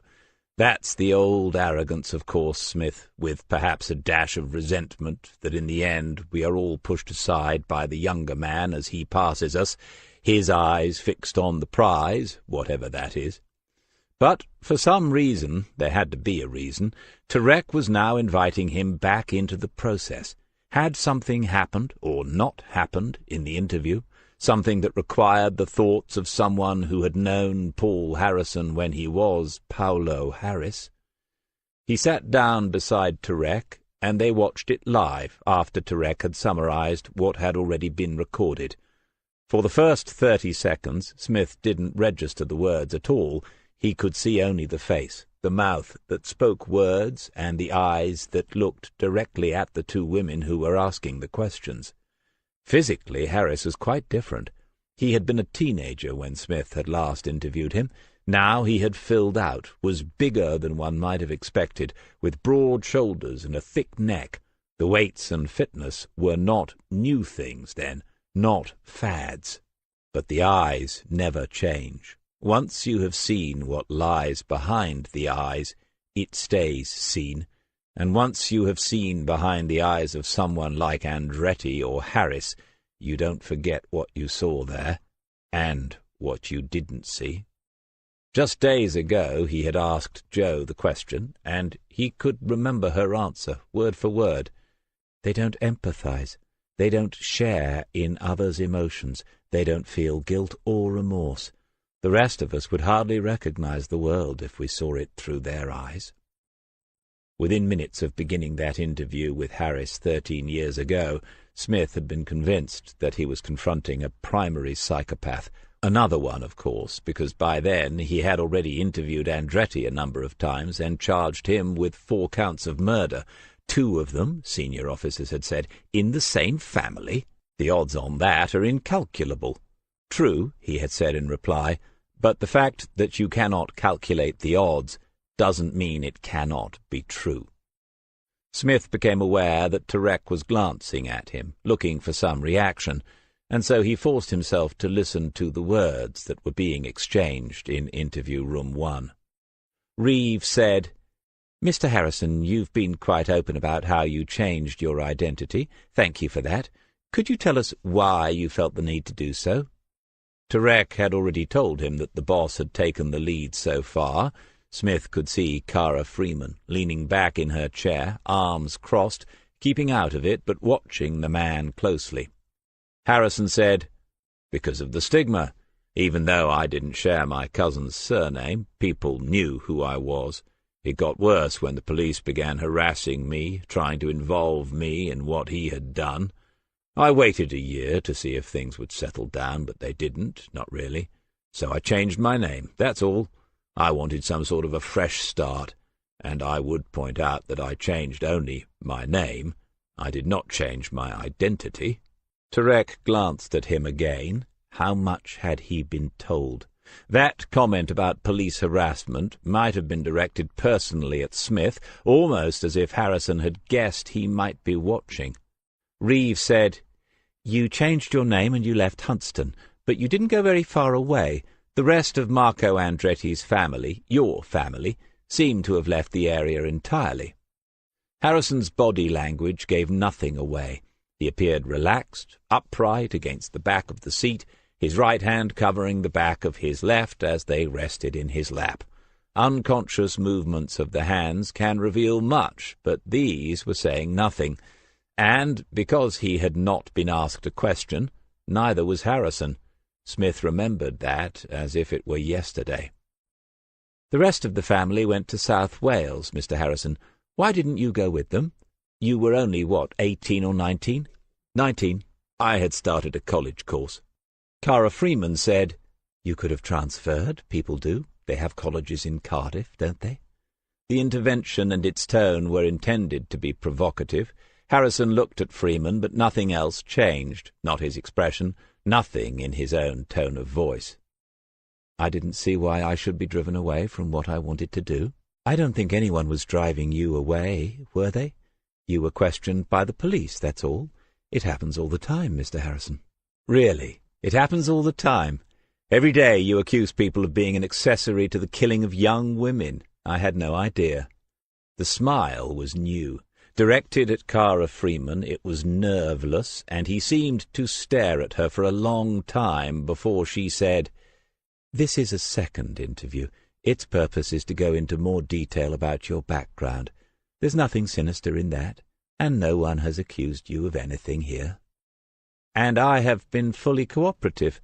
But we seem to be a long way already from what you said you wanted to talk about, which was what happened the night I met the girl, who has since disappeared. I'm not stupid, and I can see how some of you are adding two and two together. However, I have agreed to your suggestion that my business van be forensically examined. You have searched my home and questioned my neighbour. All of this feels rather familiar." Now it was Freeman's turn to smile, to let him know that if she had rattled him, that was what she had intended. Smith watched her and thought that he liked her style, and then he wondered how he might feel if she managed to accomplish something he had not, to put Harris away for a long time. The answer was simple and quick. He would feel nothing but gratitude. Alison Reeve said, "You went to college, Mr. Harrison. What did you study?" "I completed an HND in Business Studies at the Norwich College of Arts and Technology." "That's like a lower-level degree, isn't it?" Another intervention from Freeman that Reeve hadn't anticipated. Smith saw the twitch of irritation in the corner of his own DCI's mouth, followed by the familiar biting of the inside of her cheek. How often he had been the cause of that. Cara Freeman was on a roll. Harrison said evenly, "It's equivalent to the first 2 years of an honours degree. By achieving level 5, I could have transferred and completed a final year as a BA. Reeve stepped in quickly. "But you didn't. What did you do instead, Mr. Harrison?" He gave her a look of mild exasperation, as if the question had no more relevance than inquiring which football team he supported. To a layperson watching the recording of this interview, that's exactly how it would seem. "I went to work. I couldn't afford any more study. Before you ask, it was at MV Instruments as a workflow process technician. The starting salary was £14,500 per annum." MV Instruments. Smith recognized it. Another place on the Heathways commercial estate. The very next building to the Nordco head office where, as far as he knew, Donald McFarlane still sat behind his oversized desk and congratulated himself on getting away with the manslaughter of Jimmy Bell. Paolo Harris had worked for years in Kings Lake, a few minutes away from the station, and Smith hadn't known about it. Reeve said, "Did you work there for long?" "Until almost 2 years ago." "Oh, so that would be about the time you set up the burger business." She looked through her notes, a simple demonstration to an interviewee that you know more about them than they might have imagined, but none of this would impress Harris. He answered, "Yes."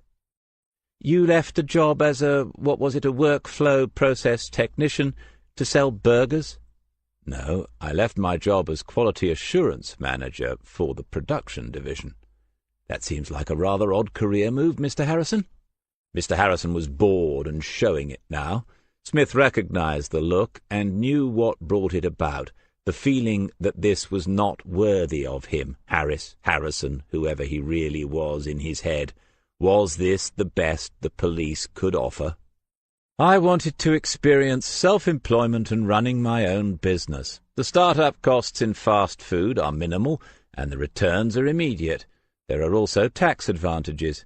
Financially, I was better off within 4 months of setting up, and my own boss as well. Please explain what this has to do with the matter about which I agreed to be interviewed." Turek looked at Smith and said, "He's rather intelligent for a burger van man, isn't he?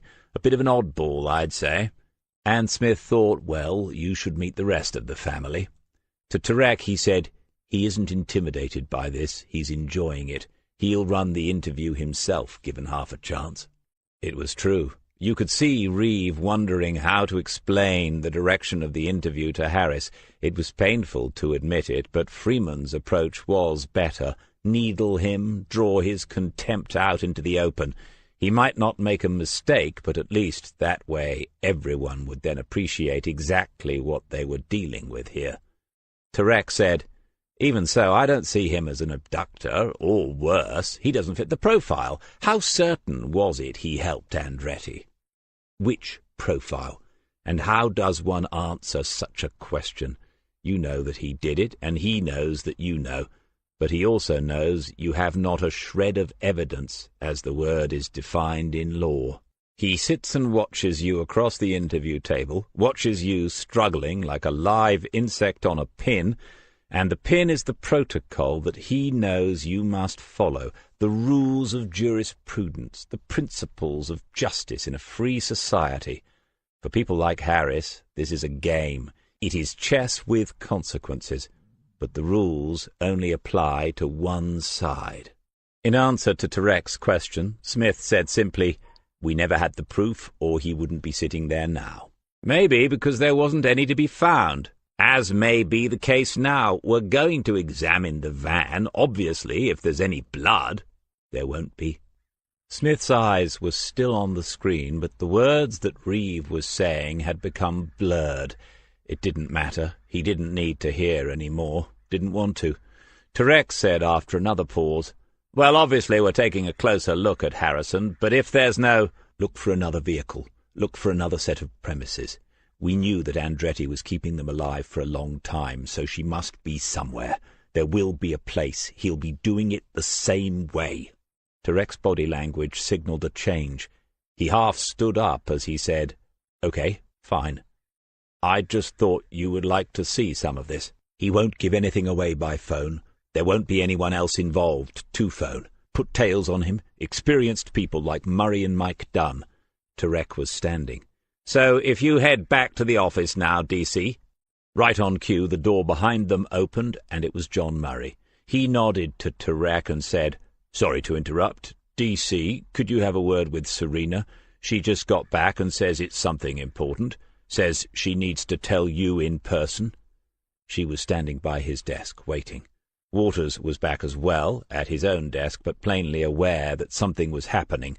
Murray followed, and then he too was there, watching. Smith said to her, "Are you all right? What's up?" It was the first time he had seen Serena Butler looking afraid. She said, "I'm all right, DC. I met Shawna Benson. We talked outside in my car." He bit back on the impatient "and?" aware that his encounter with Turek had irritated him, but even more aware that there was something wrong with Serena. She was looking at him with an expression he could hardly fathom, afraid, as he had already realized, but something with it, something resembling pity. "Okay, I'm assuming she gave you something interesting on life with Paul Harrison, then. We could use it. Fire away." She was trying to signal something with her eyes, something like, "not here." When he didn't pick it up, she said, "It's awkward. You should hear it first. Then you can decide if you want to." "Awkward? Is it about their sex life? Don't worry about that. John's learned his lesson now. Waters could use a few new ideas, and I'm past caring. Spill the beans." Serena was silent again, and then Smith became aware that the hair on the backs of his arms were beginning to prickle under the white shirt. He saw Murray's eyes move from Serena to himself. She said, "DC, it is personal, but it's personal to you." "Ah, I see." And he did. He knew then what she had found. But how on earth? "Well, if it be mine, let me have it. Don't worry about these two. If it's what I'm guessing it is, they'll only be hearing it a few minutes before everyone else. And for heaven's sake, sit down." Serena said, "You knew?" But he didn't answer her. Shauna Benson had said she would prefer to meet in the car park and talk in the detective's car. When Serena arrived, she could see the girl waiting inside, looking out for her, probably anxious not to have her announcing herself at reception. The first odd thing, Serena said, was that Shauna didn't seem surprised she was being asked about Paul Harrison. The second thing was that when Serena mentioned Terry Reed, the neighbour, Shauna had asked, just as Terry had, whether she, Terry, was all right. Serena had said, "Yes, she is. Why shouldn't she be?" And Shauna had backed off. But after that, the girl began to talk quite freely about the time she had spent living with Harrison. It was a familiar enough story to begin with. He was good-looking, fit, had his own business, his own house, and being several years older than her, he seemed to have the maturity so many young men lack nowadays. When he asked her to move in, she did so with few worries. The house was well equipped and very tidy. At first she teased him about the fact that he cleaned the way he did, and then she realized it wasn't a joking matter. He liked order. Objects used would be returned to the precise spot where they had been found. There was routine, and she noticed she could have reset her watch by the times at which Harrison ate a meal or exercised in the second reception room he had turned into a home gym. He expected her to follow similar routines, integrating hers with those he had already established. She began to understand for the first time what controlling actually meant. She said that if she annoyed him, he didn't become angry, he just became colder and colder until she complied. And that was, in the end, more frightening. John Murray had pulled across the spare chair from Chris Waters's desk, and Waters himself was also watching and listening. Across the office, 3 of Wilson's team were working, including Mike Dunn, but not Wilson himself. Smith calculated who might be listening. He wanted some control over how this was going to break, but he wasn't prepared to leave Murray and Waters in the dark any longer. They deserved to know before anyone else. He said to Serena, "Go on." She moved in with him about a year ago. Earlier this year in the spring he started going off on Sunday afternoons. He told her he was visiting a friend of his who was in prison. She said to me she was relieved, sort of touched by that, because it showed he had an emotional side after all. She thought it was a hopeful sign. Anyway, first it was once a month, and then it became once a fortnight. He'd get a visiting order, post it, and get back the form for a visit. He'd go off on the Sunday morning and get back in the early evening. Smith said, "So it was a fair way off." Did she say which prison? Yes, it was Long Hill. It's in North Lincolnshire. I know where it is. Keep going. He glanced at Murray, who was following intently, but who hadn't got it yet. It was Waters who said, "Long Hill is Category A only, high security." "Very good. This is your mastermind specialist subject, then. The Correctional Institutes of England, 1950 to the present. But heaven help you and your generation when it comes to the general knowledge round." Serena finished the story.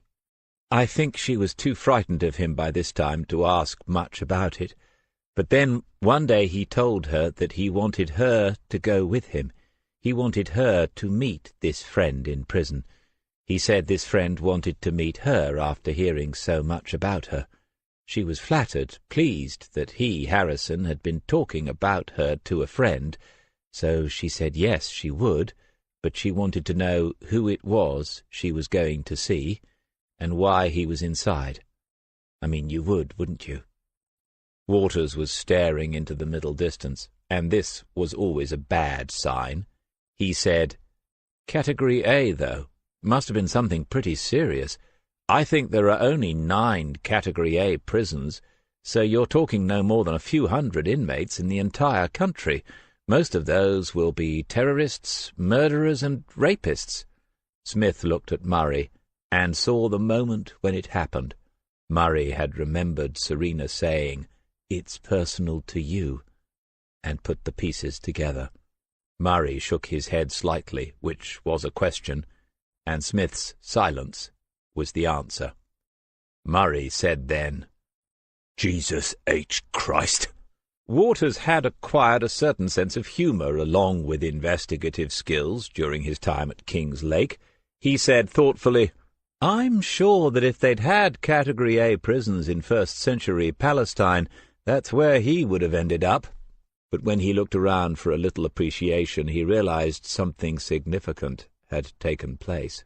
Serena said, "The thing that scared Shonna the most was that Harrison, when he told her who it was, he wasn't embarrassed. And that's when he told her this wasn't a friend. It was a relative, a cousin. He was proud of it," she said. "He thought this would excite her, that she'd really want to meet him." Waters said, "Who?" Smith said, "And did she go?" "Yes, but not to Long Hill. Harrison did, the next Sunday. While he was away, she packed her stuff and left. She stayed at her brother's place until she was sure it was safe. By the time she'd finished telling me this story, DC, she looked like she was going to throw up. She said something weird. She said suddenly it all started to make sense. I quizzed her about that, and she said she couldn't explain it, but... Anyway, now you know." Waters rarely showed impatience, but there was a note of it when he said, "Know what?" Smith said to Serena, "Go on, put him out of his misery." Mike Dunn, the nearest of Wilson's team, was watching and listening, so this was going to break now. Good. Cry havoc and let them loose. No more softly, softly from the senior management. One way or another, this will force their hand. Serena said, "The man in Long Hill is Marco Andretti. Paul Harrison is his cousin." Chapter 22. It was a lively meeting. Superintendent Allen had to raise his voice several times early on to make himself heard, even though the only officers present were detective sergeants and the ranks above. Cara Freeman watched him with her professional eye and thought about what she had been told before coming to King's Lake. He's a bit of an old woman, a job's worth. Maybe he is, she reflected, but he's properly annoyed this afternoon. Is it with Smith? She didn't think so, though she could imagine that the two of them would have had their moments over the years. Chalk and cheese wouldn't cover it. No, Allen wasn't directing anything at Smith as far as she could see. DCI Reeve? That would be awkward, as the two of them, herself and Reeve, were supposed to be managing this inquiry together. Perhaps the new DI, Tarek, who was Smith's line manager, and as such a potential target. Smith was sitting alone, a couple of chairs away from the other Detective Sergeant Wilson. Those two hadn't spoken since the beginning of the meeting, which was odd. Officers of equal rank usually have something to complain about to each other. It looked as if there was no love lost there either. Maybe Smith is a divisive character after all. She'd heard it said when she was asking about him for regional serious crimes. Still, with a clear-up rate like his, she'd have taken divisive. And wasn't Wilson one of the men who had gone into the cottage with Smith and arrested the Albanians when one of Smith's team was shot last year? Sometimes it seems the police are more complicated than the people they're out to catch. Allen had said, "Right, take a break. I'm going to review some of this morning's interview footage for myself. 20 minutes. Nobody leaves the room until I'm back. Then I want an answer. Is this Harrison a witness, a person of interest, or a suspect?" She went over and took the seat next to Smith. Terry Christopher didn't follow. He didn't tend to do so now when Smith was involved. Smith nodded to her, but didn't make any comment. Freeman said to him, "So, how are you enjoying your final few days?" "This is how I always imagined it, going out in a blaze of confusion." "I don't think it's confusion. Controversy, maybe. That's more your style, I think." She saw him weighing up the two words, but he made no comment. "Could you have kept a lid on it? Would Serena Butler have kept it to herself if you'd asked her to?" Smith would realize that there was more than one reason why she was asking that question. "Yes and yes, but I didn't think it was the right thing to do, not for the case, and not for my team. There are times when you have to keep things from them, but in my judgment this isn't one of them. Quite the reverse." "And you always follow your own judgment. You always act upon that?" He turned his head to look at her. "What else is there to do with it?" "You can reserve it, judgment. You can park it somewhere and follow someone else's judgment. When there's a chain of command, that's what we do. You know this. You've been a DCI, for God's sake." He smiled at her, a genuine smile, and she thought again that they would have had some fun if she'd been able to persuade him a couple of years ago. But he wasn't going to get into it now. She said, "But I guess in those days you just caused controversy higher up the food chain.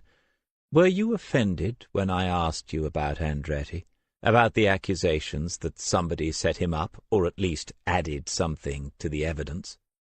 It's a simple enough technique, the unexpected jink to the left, wrong-footing the opposing backs, slipping past them with the ball, but Smith would be adept at it himself, of course. He said, "No, it'll happen to you eventually, if it hasn't already. Psychopaths can be bad losers, just like anyone else." "And Serena? Is she lucky? I'm just thinking about what happened today." Cara Freeman looked directly at him then, and saw that he understood.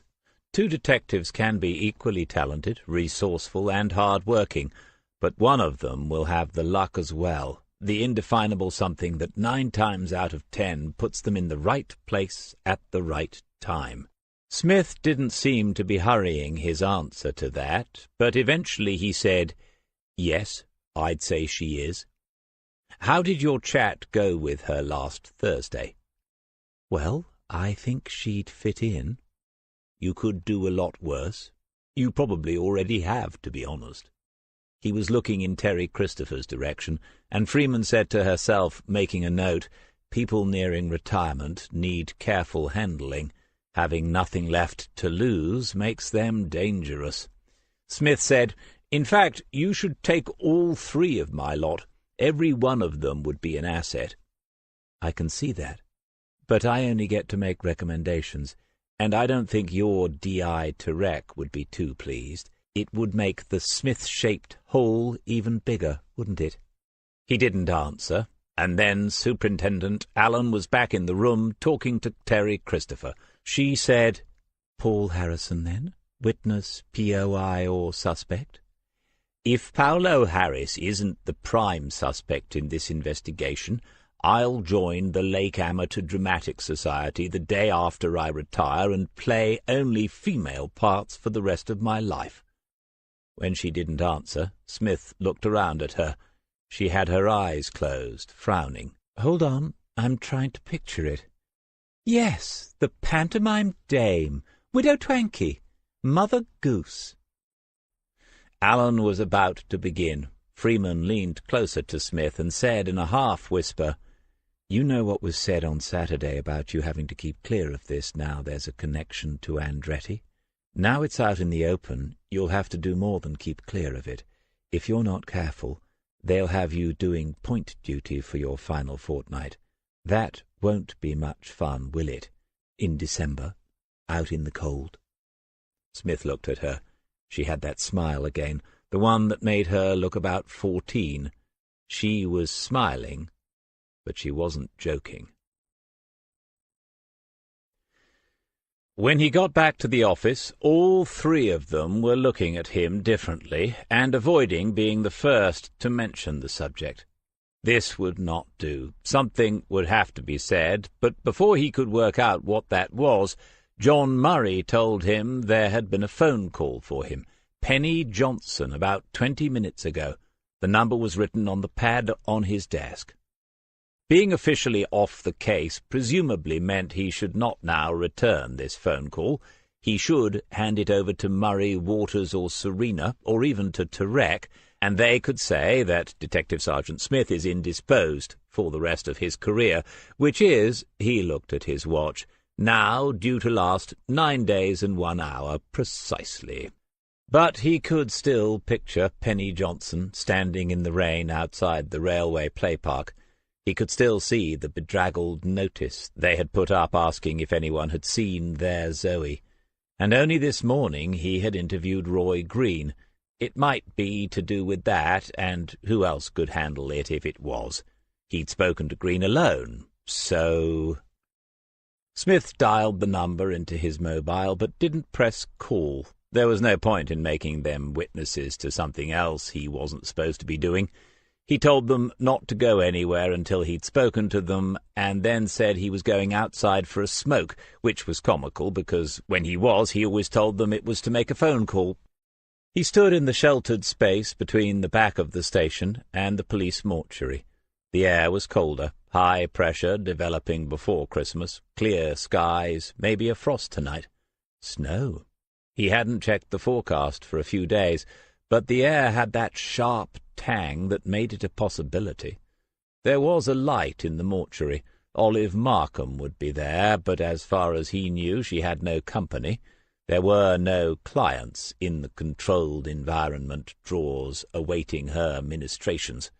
Then he looked at the number on his phone and prayed to God that there would not be. But it was a week now since Zoe had gone. They don't often come back alive after a week, unless they ran away, and he was certain she hadn't done so. What he had said to Roy Green that morning, too optimistic, offering false hope? Maybe it would have been kinder to be cruel. "Mrs. Johnson, it's Detective Sergeant Smith from Kingslake Central Police Station." "Oh, right. I rang because... Thanks for calling back. How can I help, Mrs. Johnson?" She was on a mobile, and the signal wasn't strong. The dock mills was in some sort of shadow, just like up on the coast, and coverage was poor, even though it was only 10 minutes from the city centre. And today, for Smith, everything seemed to have taken on metaphorical significance, glints of meaning unexpectedly revealed, as if there was some sort of plan after all, as if the phone masts themselves had conspired to keep in the dark the unfortunates who lived in that place, cut off from anything that worked as it should. "Just spoke to Roy. He called me, said you'd interviewed him. It was you, wasn't it?" "Yes, Mrs. Johnson. I spoke to Roy this morning." "Can't think he had anything to do with it, can you? It's ridiculous. He's a good man, and—" "Dear Lord, is this a complaint now? Under normal circumstances, he would say, 'Contact Detective Superintendent Allen. He'll be expecting your call, and write to your MP, madam.' But these were not normal circumstances. Penny Johnson was probably so far round the bend by now she was about to meet herself coming back the other way. Mrs. Johnson, I wholeheartedly agree with you about Roy. We speak to everyone in these situations. We try to get as rounded a picture as possible of the person who is missing. Roy is not under suspicion. Going too far there, but what did it matter? When you're off the case, you can say these things, and it felt strangely liberating, just for a few seconds. "Oh, that's good then. I didn't think. Is there any news? We haven't seen no one since this morning." You cannot keep a presence there forever, obviously, and it has to be about the effective deployment of resources. Yes, even Smith can talk the talk. But think about the message it sends on that first day when the police have gone, when no one gets in touch. Hope has been abandoned. Other matters need to be dealt with now, and your daughter just became a statistic. Naturally, the case remains a high priority, but—" Platitudes seemed to have deserted him, and after a short while Penny Johnson said, "Roy said that you said that she, Zoe, was probably still, not all right, but not—" How can you expect a mother to say the word?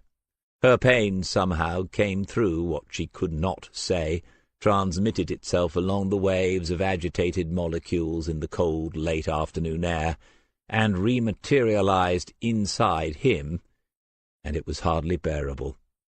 He had said to Roy Green that they had no evidence that Zoe is dead, but that's not the same thing as saying that she's alive. It's a clever linguistic, philosophical, legal distinction, and utterly worthless when confronted with a grieving mother. Smith cursed his silence and searched for something meaningful to say, but it was Penny Johnson who went on, amidst the breaks in the signal. "Anyway, you're doing everything possible. Roy said you're the sort of bloke who'd find her if anyone could.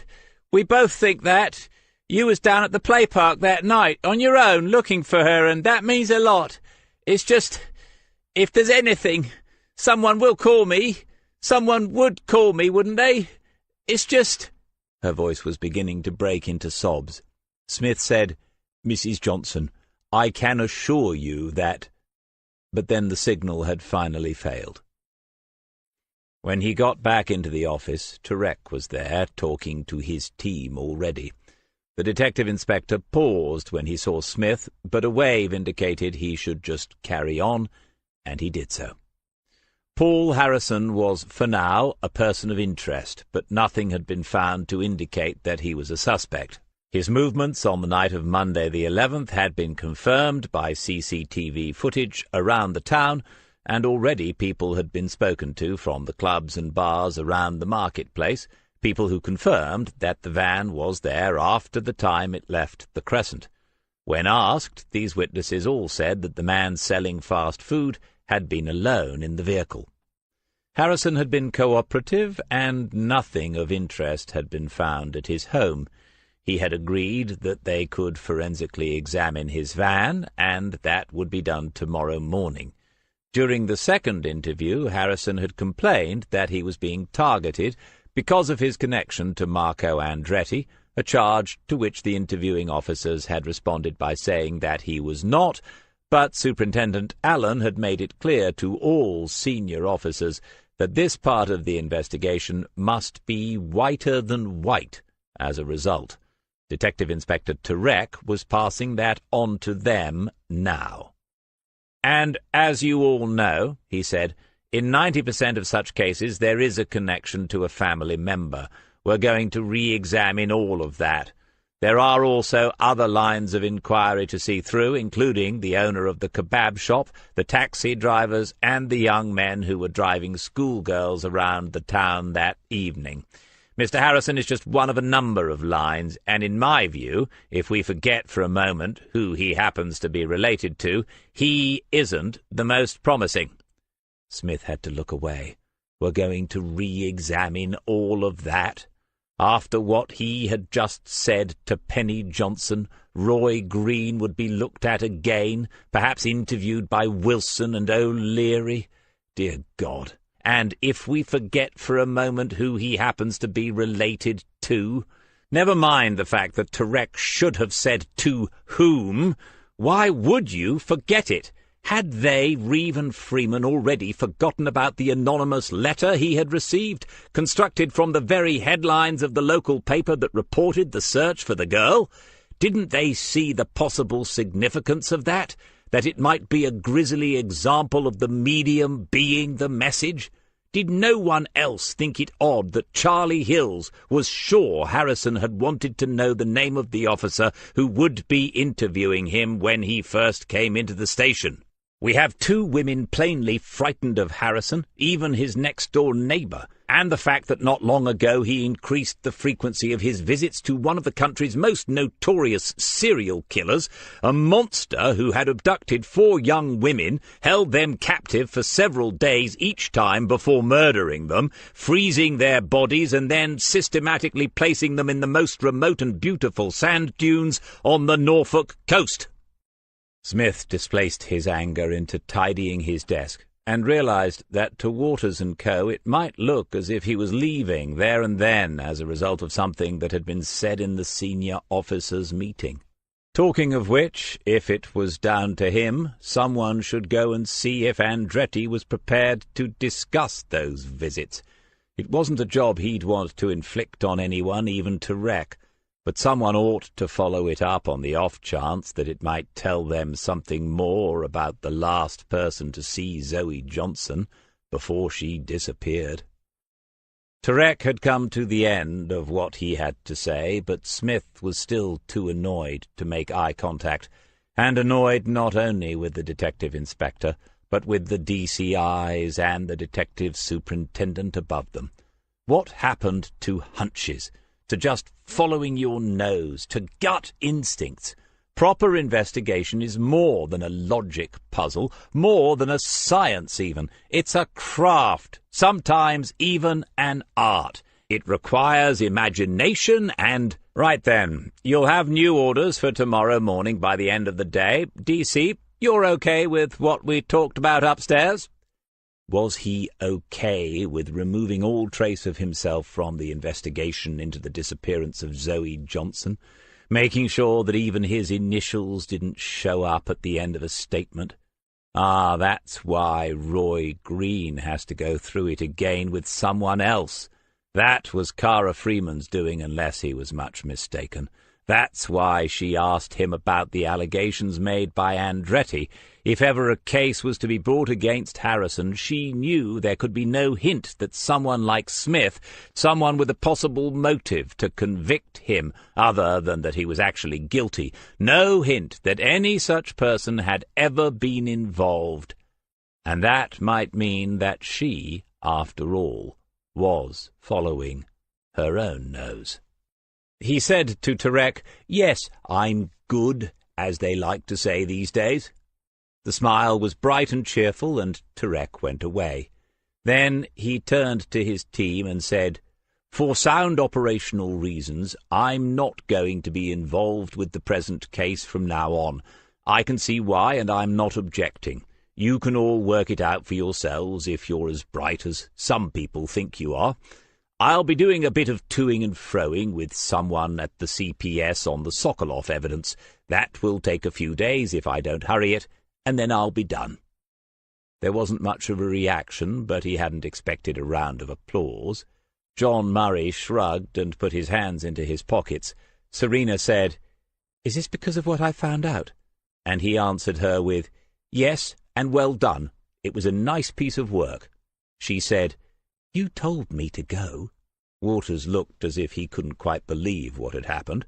Smith was off the case, the last case ever, and in a few days he really would be gone. A bit of paperwork and then gone. He said, "So, what about us, DC? What are these new orders going to be? Do you know?" "Not specifically, but whatever they are, you've got one final order from me." Waters looked at the other two before he said, "What is it?" "Nail this bastard!" Chapter 23. For 3 days Smith had been keeping his distance from them. Alison Reeve could see that every time she went into the main office to speak to Turek at his desk. This could not be easy for him, but Turek confirmed that Smith was just getting his head down, ploughing through the paperwork for Sokolov, and making a few useful suggestions about how it could be smartened up before the final drafts went to the CPS. Murray, Butler, and Waters had understood too, and they were not going across to Smith often or making any effort to involve him in what they were doing. And the irony will not be lost on him, Reeve thought, that the Andretti thing has come back to haunt him in the final hours. that the case which made him sort of famous has stolen from him his last case, and it's another missing girl. As for Harrison, she had to agree with the superintendent that they had nothing on him for it. The fact that Zoe Johnson had been in his company before she disappeared seemed to be a ghastly coincidence. Smith's bête noire, of course, that notion, but sometimes one must acknowledge that they do exist. They do happen. Reeve had examined the van when the forensics team were there on Tuesday. She had stood next to it and wondered whether the girl could have been on the floor or hidden somehow in the cab, so customers would not see her. But it was hardly credible. And why wouldn't she have made some noise in that situation? They could place Harrison in the market square until almost midnight on the Monday. If she was in that van, would no one have seen or heard something?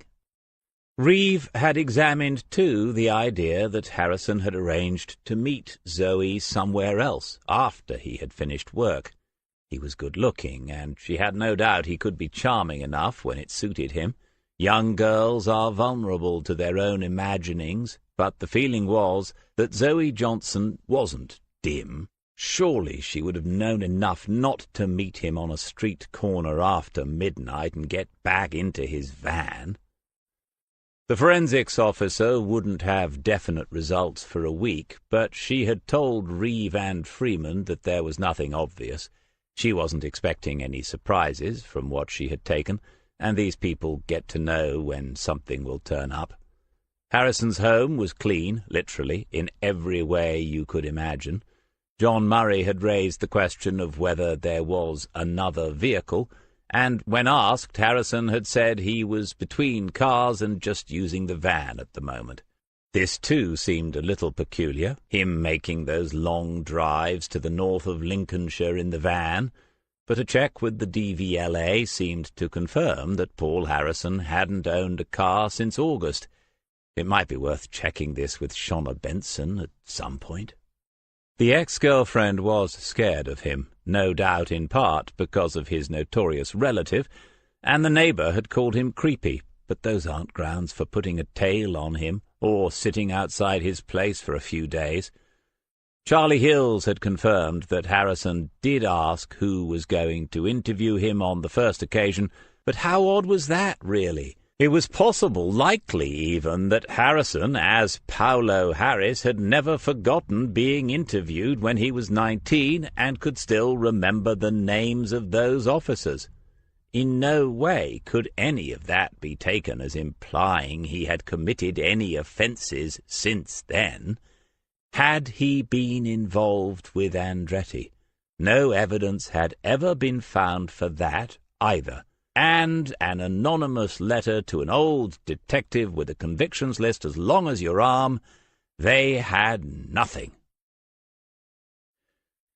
It was Thursday, just before lunch, and DCI Reeve sat at her desk, going over all this again because they were no further forward.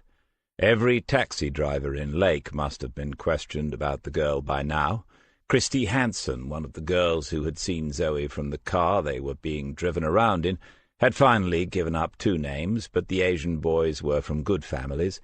The car had been taken away for a month as punishment, but more to the point, both had been given solid alibis by their apologetic parents. They were at home before 10:30 on that Monday evening. Mehmet Sadiq was a rather sad and lonely individual, but not a rapist or a murderer. And again, never mind her instincts, there was not a shred of evidence other than the CCTV footage, which could be interpreted 50 different ways. Nothing. Alison Reeve could admit to herself the tiniest glimmer of satisfaction that Cara Freeman hadn't found the answer either. Removing Smith from the investigation, including retrospectively, had been her idea, but after that the lead investigator of regional serious crimes seemed to be no closer finding the missing girl than anyone else. The 2 of them were due to meet with Superintendent Allen after lunch to discuss progress in this case, and it was likely to be a short meeting, unless Freeman had come up with something she was keeping to herself. That was not impossible. You don't get to where Freeman had as quickly as she had by playing fair by your colleagues, Reeve had begun to suspect. She had had a long wait to become a DCI, had earned it the hard way. Freeman didn't seem to have waited very long for anything, and there was a knock, followed by the door opening immediately. It was Cara Freeman, looking a little flushed for a change. Reeve said, "I thought we were meeting after lunch. Brought forward his office now."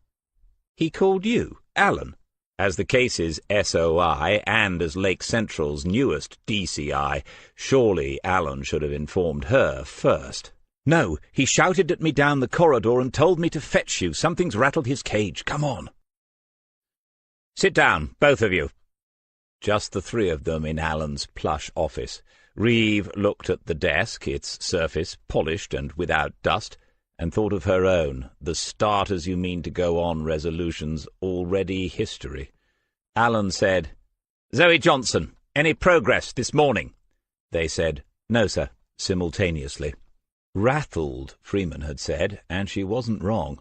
Reeve knew him of old, and although those little feet were often paddling furiously beneath the surface, usually with a view to self-preservation, Alan invariably maintained a smooth and professional exterior, but at the moment he had a rather hunted look about him.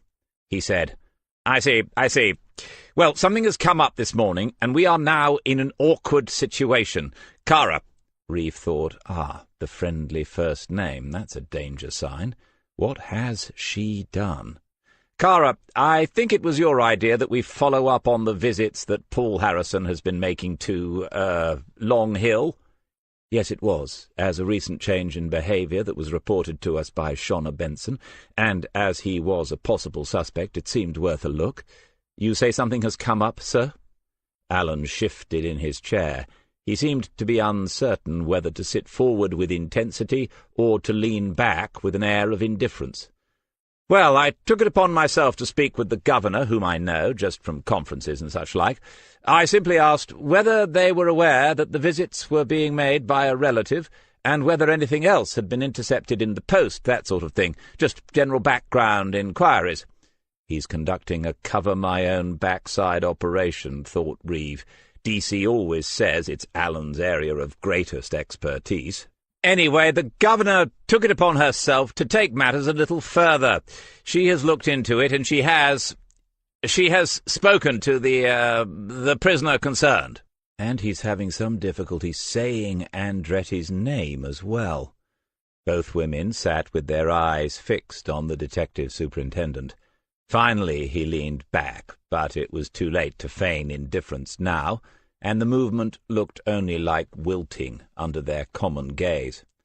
Alan said, "I may have indicated to the governor the general nature of our inquiries, and she has communicated something of the matter to the inmate. She tells me this morning that he has expressed a willingness to help us with our inquiries." There was a lengthy pause before Alison Reeve said, "Marco Andretti?" "Yes, that's right." "Marco Andretti has offered to help us in the search for Zoe Johnson." Alan was twitching a little in the effort required not to snap at his DCI. "Yes, he has." It seemed about as likely as Pope Benedict turning up at Charlie Hills's reception desk and making the same offer. Reeve looked at Freeman, who said brightly, "Maybe it's his way of making reparation to society. That's the latest thing. When do we go? And who's going, sir?" Yes. Mr. Andretti has offered to help with one condition. It's peculiar, and I have to say that I'm not inclined to go along with it." His eyes went slowly from Freeman to Alison Reeve. "He has said that he will only speak to one officer, one particular officer." And then, after one of those little eternities, she heard herself say quietly, "Oh, no." "Smith, David, I want you to know that I am opposed to this in principle. It's manipulative and opportunistic. He has seen a chance that would never normally arise, and he's using the girl's disappearance to get you in front of him again. Obviously, it would be secure, but no one has the right to expect you to agree to anything like this." "I do believe he means it," thought Smith. On his right he could see Allison nodding in agreement. On his left, Cara Freeman was simply watching him and waiting. It had been her idea to look into the prison visits then, and that was something he would have considered himself, if only because the investigation had run into a dead end some days ago. He said to her, "And your view of it, ma'am?" Freeman smiled at the absurdity. Smith had to be some years older than her father. "Entirely your decision. He hasn't seen Harrison since the 11th, so it's unlikely he knows anything useful, even if Harrison is implicated in Zoe's disappearance, which most of us doubt. On the other hand, he might reveal something personal that could be handy if we decide to interview his cousin again for a third time. Or maybe he just wants to chat over old times with you." There was a tut of disapproval from Allen and a dark look from Reeve, but it was the sort of insouciance that appealed to Smith. He said, "Yes, there is that. We didn't part on the best of terms. But what about Zoe? What's your guess? Does he know anything?" Freeman gave the question its due before she answered, with a look at Detective Superintendent Allen. "I'd like to know exactly how much the prison governor gave him to work with, and only she can tell you that. I'm guessing that it wouldn't need to have been much, and that he is manipulative. The planners usually are, aren't they?" Smith said, "Manipulative is one word for it. You're right, the governor might have thought she was giving away very little of consequence, but he wouldn't need much. I expect the inmates have access to news media too. If he'd been following the story, he'd soon come up with an angle.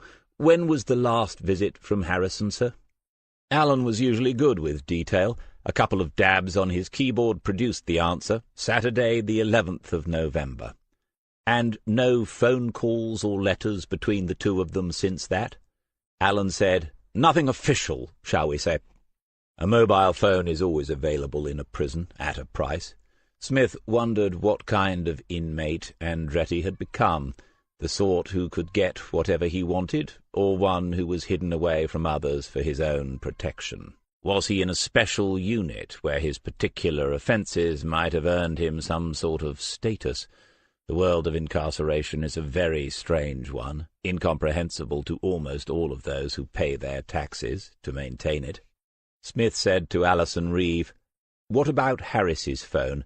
Have we considered getting his records? I know we couldn't locate an illegal mobile inside, but there might be something."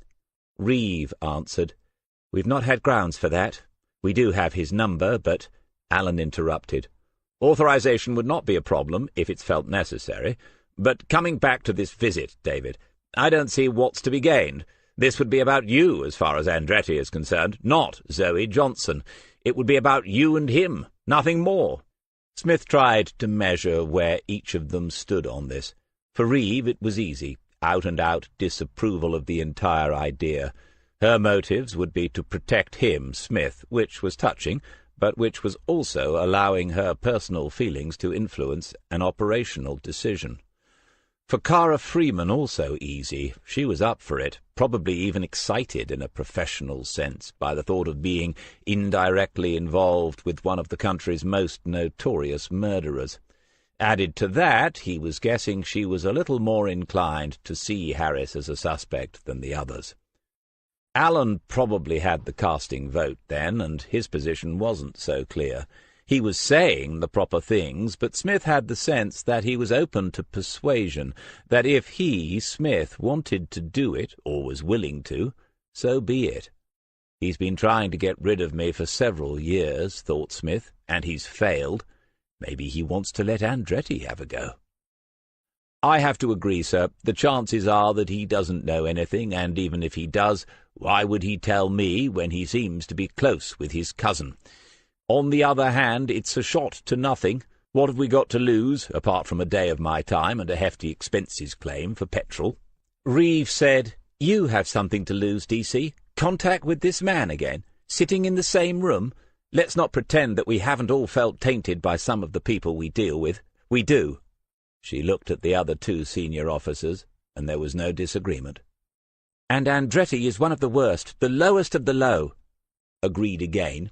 I'm agreeing with everyone this morning. But in that case, as I've dealt with him before, I'm already tainted, so it might as well be me. Have any arrangements been made, sir? It was a fair bet they had. Oh, well, Andrea Durant, the governor, suggested to me that tomorrow morning I could arrange a time, but only if— It's a 2-hour drive. The A1M is a fast road nowadays. I can be there for 10 or 11 o'clock. It would be useful to speak to the governor beforehand, just to get some background, sir. Yes, of course. I'll arrange this in person, DC. The fewer people who know about it, the better. Obviously, this is all out of county and out of our jurisdiction. Everything will have to be done on the prison's terms. If you feel you would like to take the rest of the day to prepare, please do. If you'd rather go home to do that, then— Thank you, sir, but that won't be necessary. Besides, I've a lot of paperwork to get through on the Sokolov case, sir. Yes, well— There was nothing to be read on Alan's face, nor Alison Reeves, but Cara Freeman couldn't resist a smile.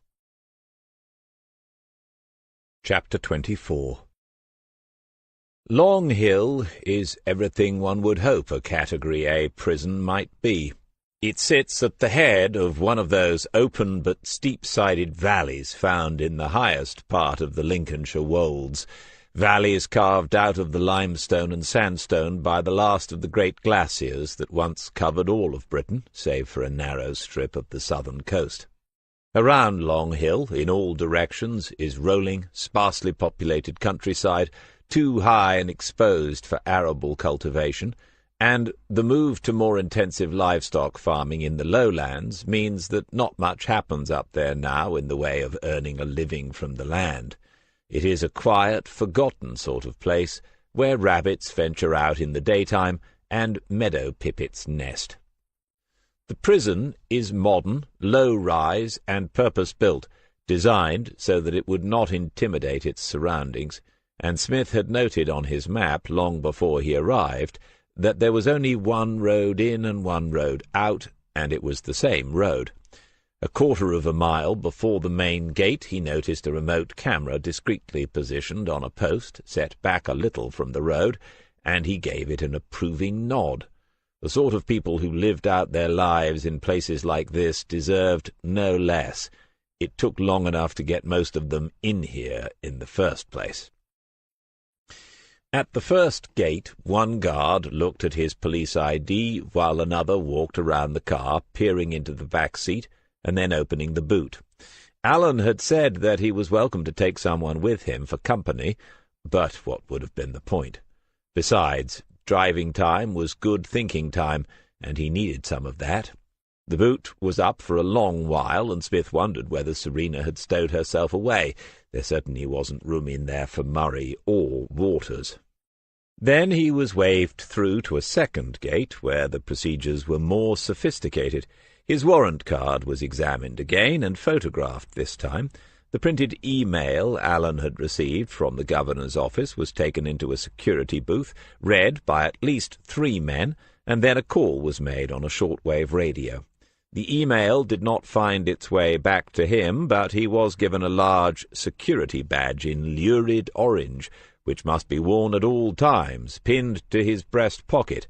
"And if you lose it," said the Scottish officer, "you'll find yourself in a cell until it turns up." Smith didn't laugh, because the man clearly wasn't joking.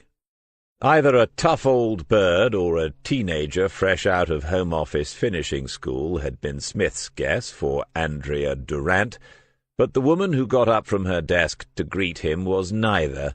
She would pass for a middle-aged, plain-faced dentist's receptionist, but he was on his guard anyway, because you don't get to run somewhere like Long Hill without being very good at something, and he didn't know as yet what that something might be. She said, "Please do sit down, Sergeant. Coffee, tea." He declined the offer and then watched as she used an internal phone to tell her secretary that she wasn't to be interrupted for 10 minutes. In a day like hers, that was probably quite a long time.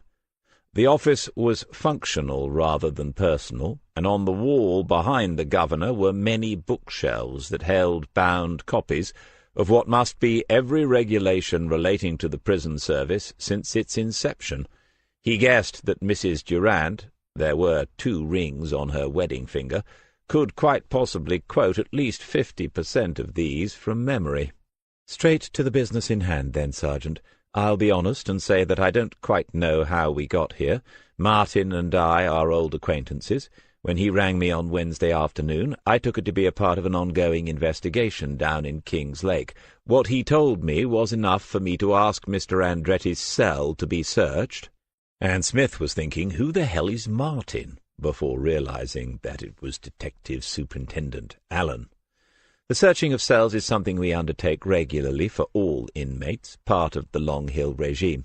It's about ownership of the space, and all our inmates are used to it. I had shared a little of what Martin had told me with a senior officer, and this officer happened to share something of that with Mr. Andretti. She paused and looked at the detective, but his face gave nothing away. It seems like a small thing, but lots of policemen would object to the Mr. If Sergeant Smith did so, he wasn't letting her know. This senior officer should have known better, and I have reprimanded him. However, I then felt duty-bound to let your superintendent know what had occurred, which was that Mr. Andretti said he was willing to help the police with their inquiries in any way that he could. Andrea Durant gave him time to reflect. He had come alone, and she could see that he had made an effort with a new-looking shirt and a tie that almost matched it, but he wasn't sharp-suited like most of them these days, and he wasn't young. She noticed the scar on his cheek and wondered whether that was something he had acquired in the line of duty. He said, "Do you know exactly what your officer told Mr. Andretti?" He had moved without apparent effort into her milieu because he wanted the information, and the cost for him was minimal, and the eyes, she thought, look younger than the rest of him. Yes, he was told that it concerned his regular visitor. I see, but not presumably the full details. No mention of why we have interviewed the person concerned. No, Martin told me about that, but I didn't share it all with the officer concerned, or anyone else here. Right. When the visits take place, I assume it's the usual thing in a public space along with everyone else's, a table in between and officers supervising? Yes, and all visitors are searched beforehand, some on the way out. He was taking time to process each answer, nodding a little before the next question.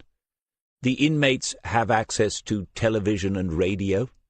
Yes, those on the full life tariff have both in their cells. Being in touch with the outside world is seen as an important part of their rehabilitation. Again, if he suspected that she was trying to provoke him a little, he showed no sign of it. What about the Internet? She shook her head as she said, "Yes, but that is more strictly controlled, obviously. Inmates can access it from our IT room, but only under supervision and only for defined periods." The detective took out a small black notebook and a silver pencil from a jacket pocket.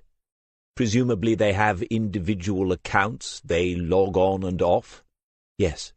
So if necessary you could produce a list of web addresses an inmate has visited? It was not a question. Andrea Durant said, "We could, if necessary, but we would not do so lightly. One of the ways in which we build trust is by giving some privacy, Sergeant."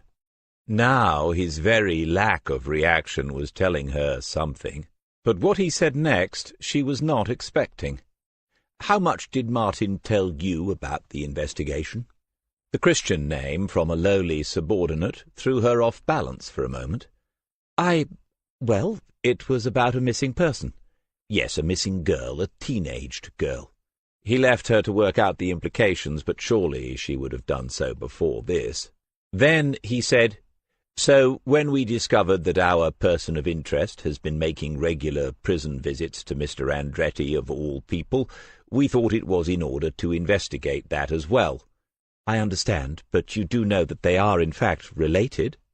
The sergeant met her look with blue but expressionless eyes before he said, "Yes, That hadn't escaped our attention either. If Mr. Andretti has any information at all, it's important for us to know where he might have got it from, and that's why his browsing history would be of value. She made a note on a pad in front of her and said, "2 more matters, then. It isn't unusual for inmates to receive visits from the police, naturally. I'm right in thinking that you have met Mr. Andretti before?" "Yes." "You were the arresting officer in the case that led to his conviction?" Just a nod this time. "That is a little unusual. I have to ask whether you intend to question him about further offences in which he might be implicated." A long pause then, and she could see him measuring words carefully. "I would say that is unlikely at this point." "You are able to state that categorically?" "If you can tell me categorically what he's going to tell me this morning, I might be able to reciprocate." Andrea Durant made a mental note to ask Martin Allen about this man the next time she spoke to him, which might be as soon as this afternoon. "The reason I have to ask is that Mr. Andretti must be offered legal representation if that were to be the case. I mentioned this to him yesterday, and he declined it. However, he is entitled to have someone present as a friend, and he said he would like Dr. Glover to be there in that capacity." "Dr. Glover?" "Dr. Glover is Mr. Andretti's psychotherapist. This is something we offer to every inmate. It gives them the chance to build a long-term relationship with someone outside the formal hierarchy of the institution. Many find it beneficial." "I see. Does every inmate take up the offer?" "No." And there was on his face the faintest smile at that, as if he was revealing that it was no surprise to him Marco Andretti had been one of those who did. Or perhaps the smile was in anticipation of the small bet that Smith placed with his spiritual bookmaker at that moment. Andrea Durant went on, "Naturally, there will be prison service personnel present also, 2 experienced officers who will play no part in your interview. Allen had said everything would have to be on the prison's terms, and Smith had not been expecting to have a tete-a-tete with a Category A prisoner. Nevertheless, they already had enough for a 5-a-side football team, or maybe they could play a hand or 2 of bridge. Smith said, 'That's all fine, Mrs. Durant. I'd like to thank you for your help and cooperation. I'm ready when you are.' But he wasn't sure anyone could ever be ready for this. The last time they had met, it had been Andretti sitting behind a table, waiting for the detectives to enter the room and charge him formally with the murder of Juliet Richardson, his first victim. Now there was another table in an empty room, but Smith could not sit there and wait for the man to be brought in. He walked over to the single small window. No bars, but this would be security glass, thick enough to stop a bullet. Through it there was a view across a neatly mown lawn to some low outbuildings, workshops of some sort. Behind them the top of a security fence, and beyond that the grey hills of the Lincolnshire wolds. The sun had shone briefly this morning on the drive north, but now it had retreated once more behind the low grey clouds, and snow had been mentioned again in the weather forecast.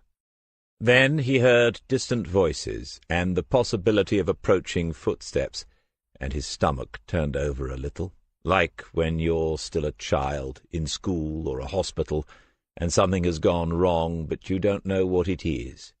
Your first taste of fear. And he was afraid to look on that face again. He would have admitted that to someone like John Murray or Maggie, even to Joe now.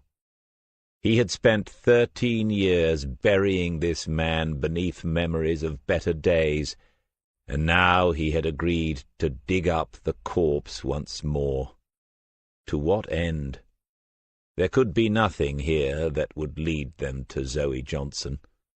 Footsteps were approaching the door, and Smith's jaw clenched a little. He had been played by Andretti, hadn't he?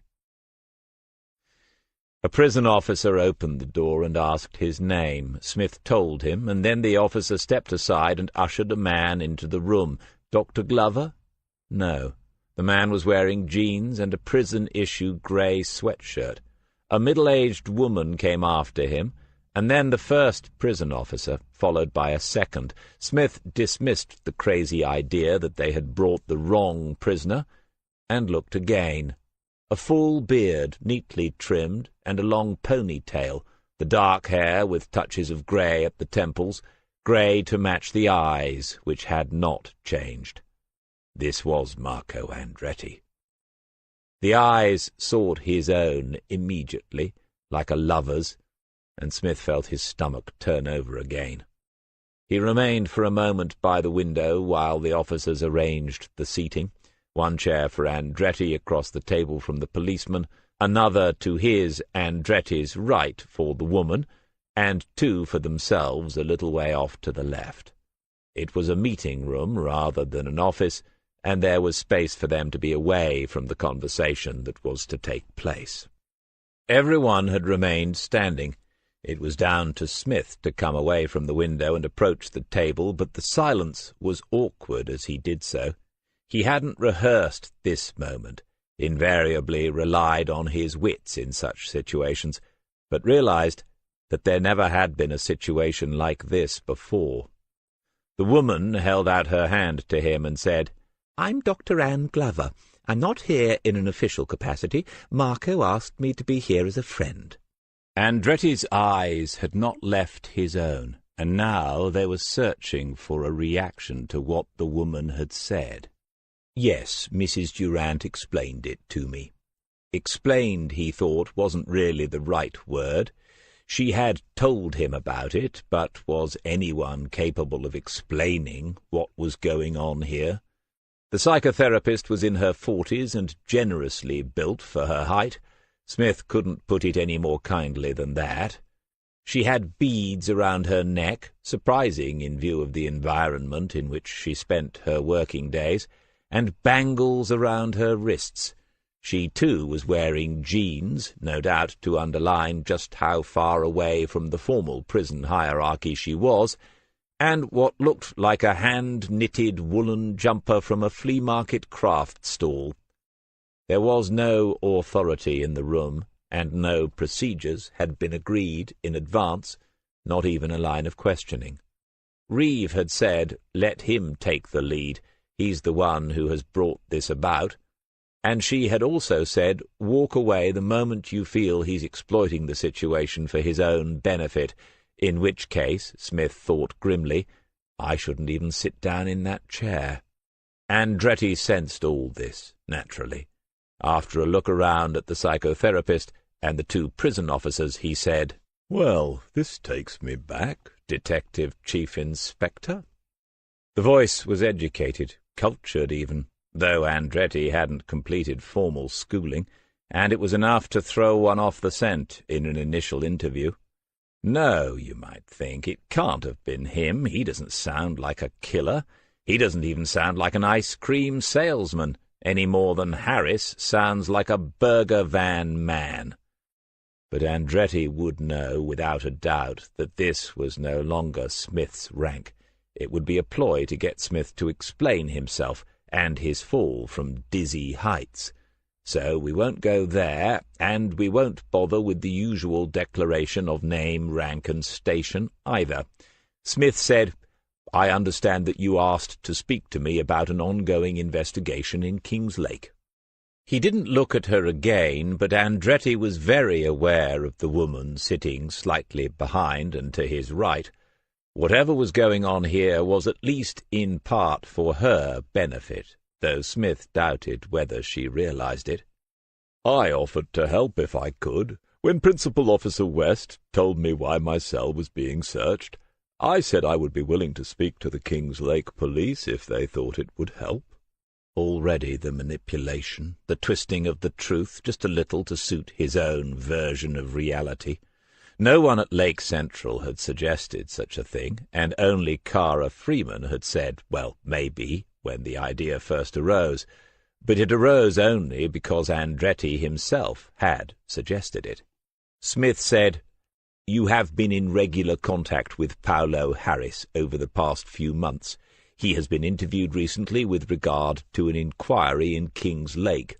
"Oh, I thought we were going to talk about Paul Harrison." "Do not engage on his terms. Keep your distance and throw the left jab. Never go into a clinch with this man, because it becomes the most horrifying of embraces." And then Smith knew that the worst of this was already over, seeing that face again, looking into the strange, empty grey eyes. He felt his breathing under control now, and his mind sharpening to the task. Andretti misjudged the silence and said, "I don't think you should read anything into the change of name. He was persecuted without mercy after my conviction. In his situation, I think I might have done the same." And the smile, but Andretti was in his 40s now, a little fatter in the face behind the beard and moustache, and the lean, dark Italian good looks, which he had inherited, were gone. Somehow he seemed more obviously what he really was, despite the disguise. Smith glanced at Dr. Glover, and the glance confirmed what he had suspected from the start. She had hardly taken her eyes from the prisoner's face. Every convicted serial killer of women in the Western world gets proposals of marriage by return of post. He would not waste a moment thinking about that, but Joe might have a few ideas. "Are you aware of the nature of the inquiry in which Harris has been involved?" "Vaguely." "It concerns the disappearance of a teenaged girl. Harris seems to have been the last person with whom she had contact the night she went missing." Andretti put up a mock frown as he considered the situation. "Well, I think you can only say he was the last person of whom you are aware, because obviously she then met someone else. But what a ghastly and ironic coincidence. I can see why you're here, Detective Chief Inspector." "I'm here only because you said you would help with the police inquiry in any way that you could, and then because you said you wouldn't speak to anyone but me. In my judgment, you don't have anything useful to add to it. We don't need to prolong this situation." Smith glanced at the senior prison officer and saw the look of mild surprise. As he intended, Andretti saw it too, and Andretti had gone to some lengths to engineer this meeting. He would not want it to end as abruptly as this, whatever his motives. Andretti said, "It's true that Paul Harrison has been a regular visitor of mine. I don't get too many, so his support has been much appreciated." "Were the two of you close before your conviction?" It was a deliberately provocative move. Already they were in a place that no one else in the room would understand, but he could hold the stare of those pale eyes now, and did so with a level gaze of his own. "I know we are only second generation, Detective Chief Inspector, but it's an Italian thing, the strong family bond. I don't know if that's something you can appreciate. Can you? Is there anything in your own experience—" What had Joe said? They don't empathize. They don't share in others' emotions. They don't feel guilt or remorse. The rest of us would hardly recognize the world if we saw it through their eyes. Because this is all true, they can seem to be an alien species, and because they believe absolutely in their own intellectual and moral superiority, it's easy to attribute powers to them, easy to allow doubts to form. Andretti could know nothing of Katrina and Adriana Kelly, the half-Italian sisters that Smith had met in Belfast. He could not know of the son that Catty had borne to Smith, but the guilt of it, Smith's sense of his own betrayal of them, made him vulnerable, and psychopaths are leeches, feeding and thriving on that vulnerability. See how Andretti has turned him in upon himself already. Smith said, "It was a simple question. Were the two of you close before your conviction, or has this relationship developed since you were locked up?" "Inspector, still trying to dig up the dirt? We're not here to go over the same old ground again, are we?" "As I said, I've no idea why we are here." If you have anything to say pertinent to the investigation in King's Lake, say it now. If not, we'll put an end to this." Andretti inched forward in his seat, and the senior officer was alert to it. "Pertinent? I remember your language, Chief Inspector. You have this front, the down-at-heel, shabby sort of incompetent, but your language gives you away sometimes. I think you are one of the cleverest people I've ever met." More nonsense, naturally, but Smith understood enough psychology to know why Andretti had to say that, and to believe it.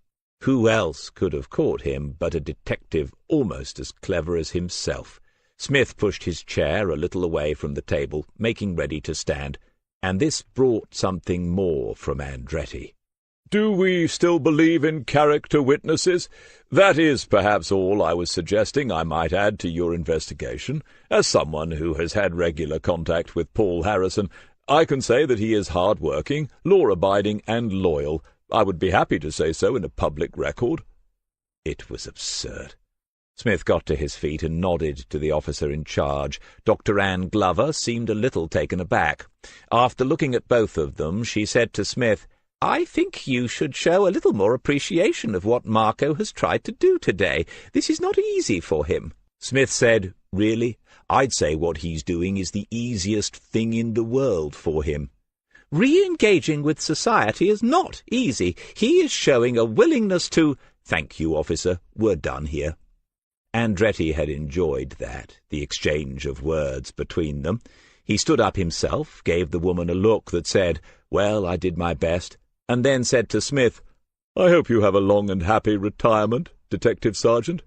Still his Achilles heel, perhaps, the need to demonstrate his cleverness, to have it admired.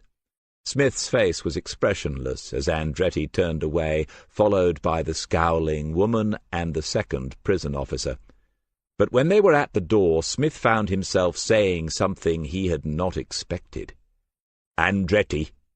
The smug grey eyes again, and a look that said, "You see, you need me. We are inseparable, aren't we?" Smith said, "Do something useful with this. Tell me about the others. Juliet Richardson wasn't the first, we both know that. There are other families that deserve some peace." Every eye was watching Andretti then. He looked at Smith for a long time before he said, "I can't keep track of each fallen robin." When they had gone, the air seemed to seep back into the room, and Smith felt himself relax a little. He blew out his cheeks and looked at the remaining officer, who nodded and then spoke. "Short and sweet. Not short enough for me. The story is, you're the man who put him in here. Well, yes and no. One of many. Bloody good job, whoever did. I've met some creepy ones in my time, but he's something else. He plays people, gets inside their heads. That Dr. Glover. But I expect you already know all that." The corridor was silent. The others had gone, and the officer seemed willing to talk. This might be more useful than the meeting with Andretti. Smith said, "Perhaps she specializes in the therapy bit rather than the psycho. Maybe she leaves that to other people to sort out. Do you have much to do with him?" There were 3 silver stripes on the epaulets, which, if Smith recollected it accurately, made him a principal officer. "Yes, unfortunately, he's on my wing." "Rule 43? The officer took a long and thoughtful look at Smith, and then went to the door, which had been left open, and closed it. Better and better. "No, you perhaps already know how it works, but these days Rule 43 is pretty much reserved for the pedos. The word on Andretti is that it wasn't sexual, so he doesn't need protection because the victims weren't kids. It's an upside-down world in here, Sergeant." "Tell me where the world is the right way up, and I'll go and live there. You must be Principal Officer West, then?" A laugh and wry look before, "No, I'm Custodial Manager West these days. We changed our labels again a while back." "Everybody wants to be a manager. Is Andretti a loner in here?" "No, he's got a little cadre, 3 or 4 of them, plus the good doctor, of course. and a couple of the assistant governor grades take an interest in him. He knows how to play his celebrity all right. Today was typical. He was just pissing you about, wasn't he? It would be easy to say too much. On the other hand, he needed to say enough to keep custodial manager West on board for a few more minutes. I think so. It got a bit personal between the two of us, and I don't think he ever got over me. I have this effect on some of our clientele. Still, fancy him dragging me 100 miles up here just to do that. But another part of that highly compartmentalized mind was saying, if only that's all he was doing, just pissing me about. Because something he said makes me think that he wasn't, not at all. Either that, or this last case is being haunted by a succession of ever more grotesque coincidences. West said, "He seemed to think you're about to retire anyway. Maybe that was the reason." And I am, in a few days. I'm just wondering whether... Custodial manager West must have had at least 20 years in the service. He could probably read unfinished sentences and quizzical looks as well as most experienced interviewing detectives. Anything I can do to help? Smith seemed a little surprised, but if you had asked him to write down what he wanted the officer to say, the answer would have been those very words. "I'm assuming you go into our friend's cell from time to time?" "All too often. Why?" "Does he listen to music?" "Andretti? Now you've asked me something. 20 inmates on that wing." A distant bell began to ring, but West didn't respond, so it must be something routine. Smith watched and waited. "Yes, he's got a mini sound system and headphones. That's all we allow. CDs and that on a shelf above his table." Smith took out the Alich and respectfully tore out the back page. From his inside jacket pocket he produced a pencil. He said, "No need to make a special visit," knowing naturally that the officer would almost certainly do that very thing. "But the next time you're in there, have a look for anything by this lot. And I'm also writing down a phone number. That's me. If there is anything, I'd like to know. If you're uncomfortable with this, chuck the paper in the bin as soon as I'm gone, but... Anyway, no names, no pack drill, and all that." West took the small sheet of paper, folded it, and pushed it into the breast pocket of his uniform. Then he said he would presume Smith did not want a tour of the facility, and escorted him to the exit of Long Hill. A tour? No thank you, thought Smith again, as he made his way to the car. There are a few things about this job I will not miss, and these places are most certainly among them. Chapter 25. At 4:30 on the afternoon of Friday the 23rd of December, Harris appeared at the back door of the house, crossed the intervening space, and went into the garage. 10 minutes later, one could see him stocking up the van for the evening's business. This took another 10 minutes, by which time the first street lamps had come on in the road outside his house. Harris then went back inside, and Smith knew that at 5:30 the lights inside the house would be extinguished before Harris locked it and went to his van.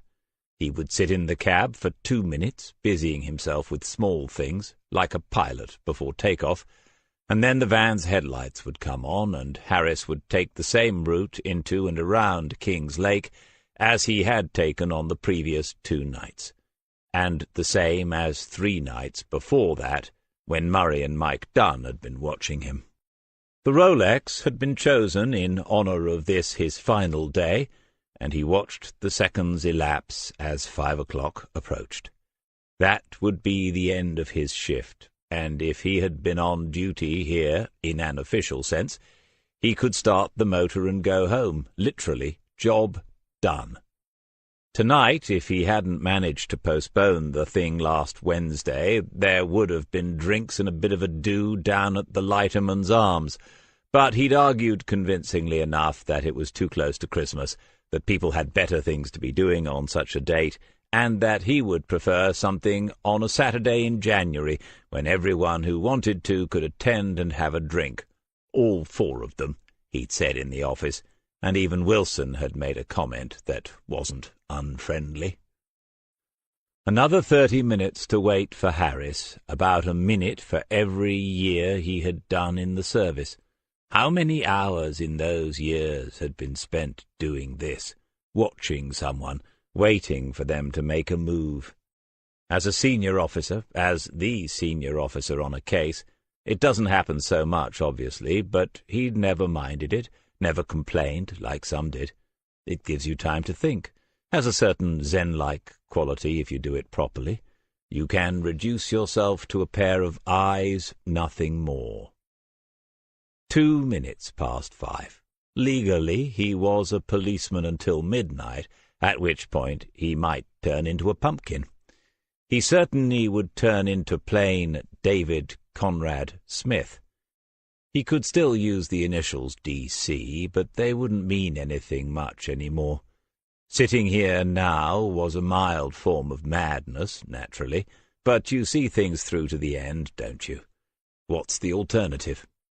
And besides, last night, following Harris for the first time, he had the feeling that Harris knew he was being watched. Nothing specific had changed, but sometimes the subject's behaviour, or even just their manner, alters. They seem to be giving a performance. They don't look at you, but you know that they know you are there again. If all this was somehow personal, if Zoe Johnson's disappearance had been aimed directly at him, an idea that had not become any more rational for being present in his head for several days now, then Harris becoming aware of Smith parked in the turning 60 yards from his front door might be a significant moment. 4 minutes passed. Time for a polo mint. Not any more rational, but did that make it irrational? He thought back to last Sunday afternoon, when after 48 hours thinking it through, he had called John Murray, and Murray had said, "Come over for tea. It's just the 3 of us, and they'd both love to see the godparent, D.C." William David Murray could walk now. He had stood at his mother's knee and stared at the man who had come to tea. This man had been here a few times before. He looked at you a lot, but didn't get hold of you or make the usual noises. William shook the rattle once more, the silver rattle with the ivory handle, his favourite toy, and they all smiled again, and William's mother said, "He loves it, D.C. He won't let it out of his sight." They had eaten tea, William in his high chair, the centre of attention, and then Maggie put him to bed. Smith waited until she was back with them, because he had always valued her opinion, and because, being away from it all for 18 months now, she would probably offer the most objective view of the matter of anyone that he knew. Smith had said, "This Zoe Johnson-Paulo Harris thing, I need to know if I've finally lost the plot. If I have, the timing would be excellent." Murray poured more tea from the pot and said, "Take us through it from the beginning, as you see it. What have you got?" He did as he was told, right from the beginning.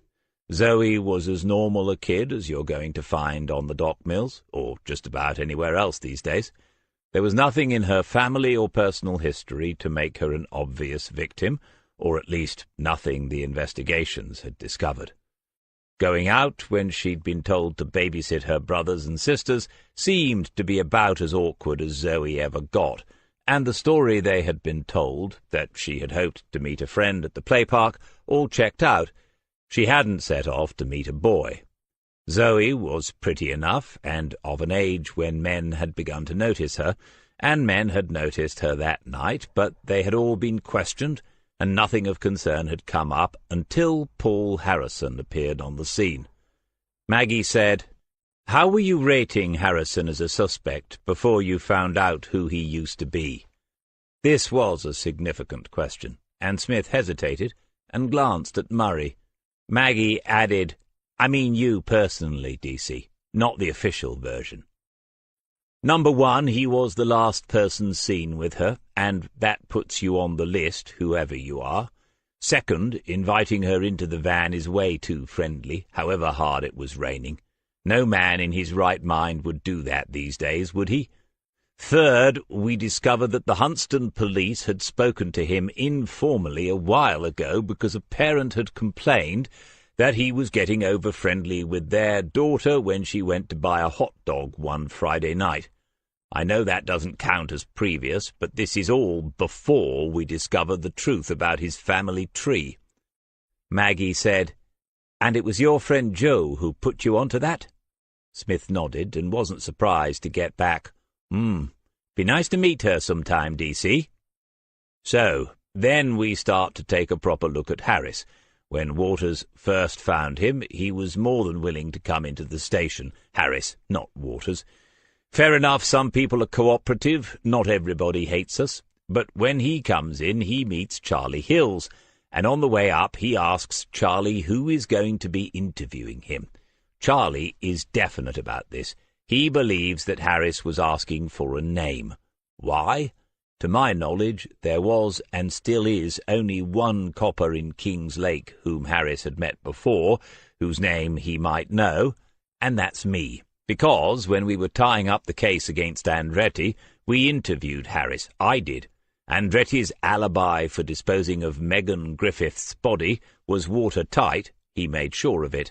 Someone had to have helped him, and I was convinced it was his cousin Paolo Harris. Maggie said, "You were convinced?" "I still am, Maggie, only more so since I've seen Harris again. He put Megan Griffiths into the dunes." A little respectful silence grew after the saying of her name, the fourth girl murdered by Marco Andretti. But all three of them must have known, as experienced detectives, how this might sound and look to an impartial observer.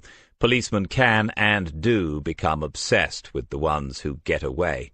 Smith even had an Alich notebook dedicated to them, on the second shelf above his desk. Wasn't he now putting John and Maggie into a difficult position, making them listen to the ravings of their old, soon-to-be former sergeant? He had smiled, ready to pack this in, when an odd, disembodied sound materialized in the room, the sound of the silver rattle heard over the baby-monitoring speaker. There were smiles, and Murray said, "Then you got the letter. Tell Maggie about the letter." Harrison was interviewed on the Thursday morning. When I got home on Friday evening, there's a letter waiting, an anonymous letter, like something out of a bad episode of Poirot. It's a message more than a letter, just 2 sentences, made up using bits of newspaper headlines, but I recognized it from the words. It said, "The game has commenced. Is it a mystery to you?" There's a song by Dire Straits that begins, "It's a mystery to me, the game commences, for the usual fee plus expenses." That's too much of a coincidence to be one, Maggie. I mean that someone would write those words without knowing the song. Maggie Henderson wasn't a detective anymore. She had embraced motherhood with a passion. She had put on a little weight, and she looked positively serene about it all. But for these few minutes, for him, she was her old self. "I'd have to agree. What's the title of the song?" "Private Investigations." "Huh!"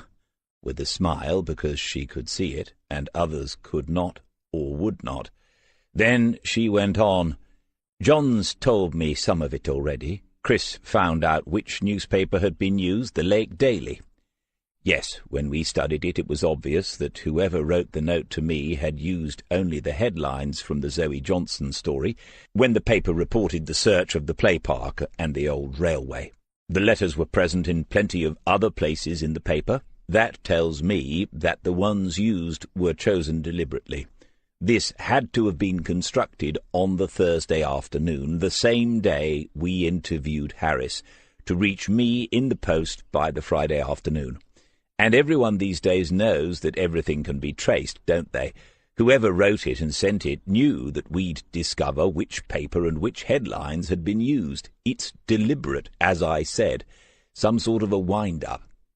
Maggie looked at John Murray before she said, "A game. The game has commenced. How did Jo connect it to Harris? Was she staying at your place? One must hand it to women. They will have it out of you in their relentless way. Smith's theory was that it's evolutionary, the pursuit of the knowledge of who is with whom in the changing kaleidoscope of relationships, vital knowledge in maintaining the social hierarchy of the tribe. So he simply said, yes, she was staying at his place that Friday night, and he didn't bother with the but. Then he told them about how Jo had come across the name Paolo Harris before, when she was doing the initial research for her book about the ice cream murders and Marco Andretti. Harris and Harrison, she had wondered, and that had been enough. Maggie said, "She used to be a DI, didn't she, in the Met?" "Yes." And is she still going to write this book?" There was, he thought, the faintest note of disapproval in the question, and he wasn't sure why. "As far as I know," and a little more disapproval in the following pause before she said, "So then you went to see the recording and you recognized him straight away. What were your impressions of him in the recording?" "Too good to be true. Open, friendly, concerned about the girl, keen to help with the inquiries. He was different in the second interview on the Tuesday, when everyone knew who he used to be. Then he was more arrogant and starting to make noises about harassment. It all had a familiar ring to it by then." Maggie sat back and drank some tea, taking a time out. She looked at the baby monitor, but there was silence now, or perhaps just a quiet, distant breathing sound. It was difficult to be sure. John said, "So what happened on Friday, when you went to see Andretti?" Smith took them through it step by step, saying he wasn't surprised, that it all seemed pointless as far as the investigation was concerned. Andretti was an opportunist as well as a planner, and he had spotted the chance to get Smith in front of him so that he could show off in front of the left-leaning governors and the psychotherapists who seemed to be running the prison system. It was all over in a few minutes, but Andretti had said one thing, one phrase that struck him as odd, as out of place. Maggie said, "What was it?" He said, "Still trying to dig up the dirt." He meant with regard to the original investigation, when we were trying to get Harris into the frame as well. Maggie smiled again, a smile that Smith realized he had missed since she left. But although that was less than 2 years ago, those were already the good old days. She said, "Okay, and those words are significant because—" That anonymous message was the beginning of the song. The second verse begins, "I go checking out the reports, digging up the dirt. You get to meet all sorts in this line of work." Maggie pursed her lips, frowned, and looked away from him for a moment, giving this her full attention. After a moment, Murray said, "Well, whoever wrote it got that right." Then, from Maggie, "I take it you haven't mentioned that to the SIO." "No, not to either of them. You know that sexist thing about never having 2 women in the same kitchen? It doesn't just apply to kitchens. But I can't start trying to redirect an inquiry based on that. Something he said reminded me of a song, ma'am, so I suggest that Marco Andretti has masterminded the abduction of another young girl from his prison cell. I'd find myself in a cell, the padded variety." Murray and Maggie looked at each other, a private, close couple look that Smith found impossible to read. Were they deciding how to break it to him? Murray said, "I've got to be honest, DC. It's pretty thin, digging up the dirt. You don't hear it every day, but it's not that unusual. And it's not as if anyone can interview either of them about their musical tastes, is it? So I am being paranoid. Except—" He opened his mobile phone, and as he did so he told them about an old-fashioned principal prison officer named West, who didn't think much of the new regimes and who thought even less of being told how to manage his charges by pseudo-doctors of fake sciences. Officer West had wandered down to Andretti's cell yesterday afternoon, just a routine security check after a Category A prisoner had received a visit. Officer West had stood in the cell, taken a good look around, and then he had gone back to his office and sent a text. Smith explained to Murray and Maggie what he had said to the prison officer before leaving Long Hill, and then he handed his phone to Maggie. She read out, "Personally, I'm a big band man, but you were right. Plenty of CDs by the one you mentioned. He probably has the full set." Smith said, "If Andretti has plenty, he probably does have the full set, because there aren't that many. He has half a shelf full of Dire Straits albums in his cell. He's a fan. That's an appalling thing for me to say, because so am I." Maggie said, "Is there any way Andretti could have known that?" "I can't think of one. I should be getting a log of his online activity eventually, but that sort of info isn't going to be anywhere on the internet. I haven't been interviewed by Rolling Stone magazine for at least 5 years. If he dug back far enough, there might be something about the guitar playing, but he's the sort, isn't he? And with nothing else to do all day but think about the man who put him away." She held up the phone with the message still showing and said, "I'd say this tilts things a bit in your direction." Then she handed it back to him. Murray said, "All those years ago, what was the relationship between the two of them, Andretti and Harris?" "Andretti was the mentor. We never had any doubt about that. Harris was very young, 18 or 19, but he was already odd. John, you used that word yourself about him last week, remember? Even Turek called him an oddball. The rest of the family moved away to make a fresh start, but something kept Harris here, and I don't think it was a college place. I'm not saying he always intended to carry on the family business, but—" John Murray wasn't the most mercurial of detectives, but he was probably the most methodical that Smith had ever met, and that was just one of the reasons why he, Smith, was sitting in Murray's living room that afternoon. Murray said, "Let's get one thing clear, DC. You're suggesting that the abduction of Zoe Johnson was planned and carried out to get at you personally. I can see why you haven't mentioned this to Alan Reeve or Freeman yet." "Not quite, John. I'm suggesting that I can only see two possibilities. One, they were not involved in it, but they decided to use it to get to me, a sort of very sick joke. Or two, they are both involved in Zoe's abduction, and it is part of a plan to get to me. If it is that, presumably, they want me to do something that I haven't yet done." Murray gave a single nod and began another steady evaluation of the two possibilities Smith had presented. But after a few seconds it was Maggie who broke the silence. "Hold on, DC. The girl disappeared on the 4th. Harris hasn't visited Long Hill since then." He knew where she was going with this, as he said, "No."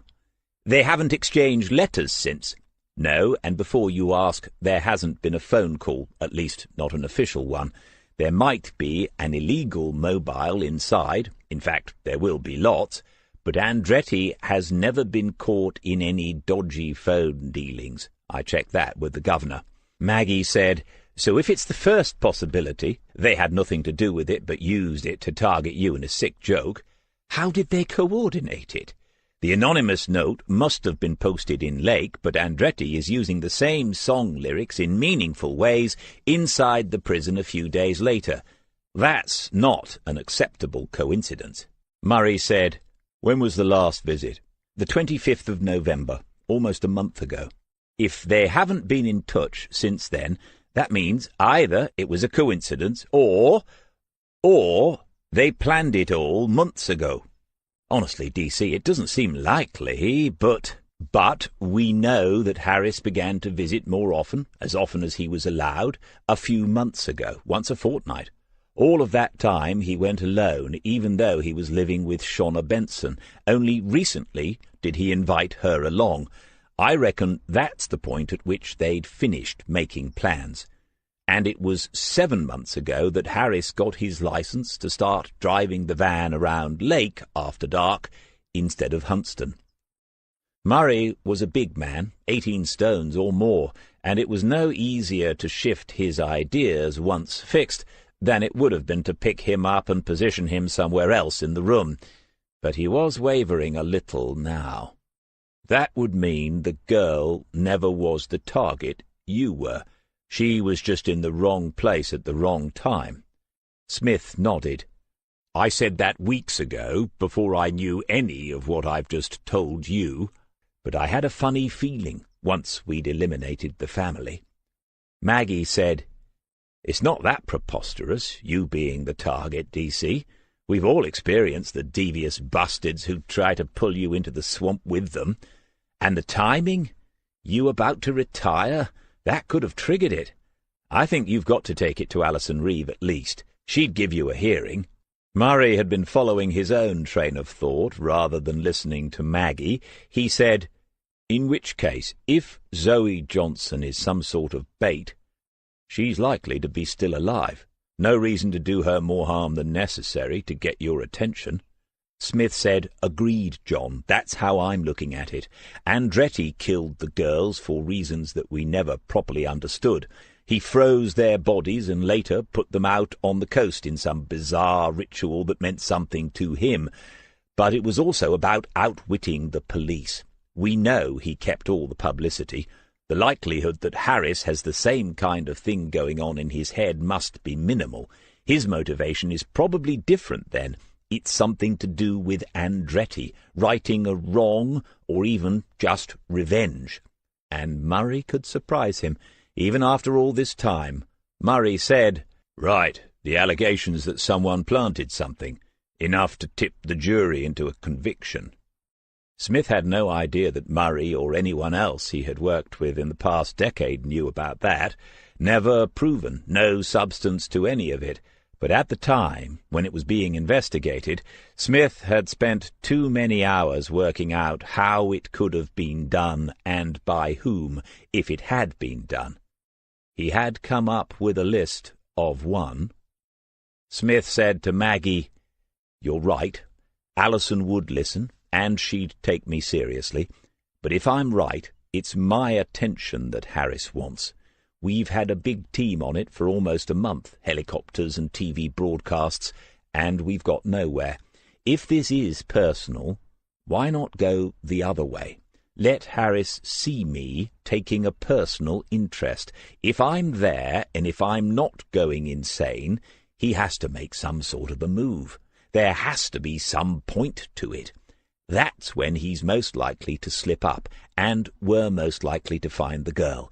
If I'm wrong, it'll just mean John Wilson has the last laugh. That's a chance I'm willing to take. They had all sat in silence then, until Maggie said, If someone has gone to that much trouble, if this is aimed at you, DC, you should be careful. There was another pause before Murray said, All right, DC, how can we help? You told me that you and Mike Dunn are going to watch Harris. You've got the graveyard shift starting tonight? Yes. This comes from DCI Freeman, I'd say. She's the most interested in Harris, we reckon. For how long? 2 or 3 nights would be my guess. Smith was still Murray's sergeant, so why did it feel awkward, the thing he was about to ask? Does conscience make cowards of us all? Maybe. But then he thought about Penny Johnson standing in the rain at the play park. He remembered what she had said on the telephone a few days ago. Roy said you're the sort of bloke who'd find her if anyone could. We both think that. OK, John. You know I'll be on desk duty for the last week, but if you can, let me know what's going on with the observation. Do it discreetly. Don't get yourself into any bother. Anything and everything. All the details. If you're not happy, young William had better watch out in the years to come. His dad doesn't get annoyed very often, but when he does, it's obvious. The moment passed quickly, and then Murray said, "I'm off shift at 8 tomorrow morning. I'll be back here by 9. Give me a call." Chapter 26. 5:15 p.m. There was a street light close to Harris's house, more or less in front of it. Anyone looking from that direction would have their vision impaired a little after dark, but Smith had made no attempt to conceal the Peugeot. What would have been the point? He wanted Harris to know he was there. For the past 2 nights, Harris had followed exactly the routine that Murray had told him about on the Monday, Tuesday, and Wednesday mornings. For 5 nights there had been no deviation at all. He left home at 5:30 and then stopped at the same 4 places in King's Lake each evening. The times at which he left each position never varied by more than a few minutes. Harris seemed to lead a clockwork life. If he knew he was still being watched, he would know by now it was by Smith alone, and yet still nothing had altered. What was he waiting for? And what was supposed to happen after tonight, because this was Smith's last as a policeman? What was the point? A private investigation. Was that what they wanted? Only Murray had been told what was going on. If this resulted in some sort of catastrophe, Reeve, Freeman, Allen, Assistant Chief Constable Devine, and the Home Secretary herself could question John Murray until the cows came home. They would get nowhere. Christopher Waters and Serena Butler were as good as young colleagues get these days, but they were still young, with careers ahead of them. Knowing what was going on here was the last thing they needed. Smith thought back to yesterday morning, then, when DCI Cara Freeman had come to his desk and told him she had the clearance she needed to take Serena into the county's new murder unit from February the 1st. Would he like to be the one to give her the news? He had declined, saying the girl might as well meet the new boss, just like the old boss, and Freeman had said she was taking that as a compliment. Half an hour later, Serena had come back into the office, walked to his desk, and told him to stand up.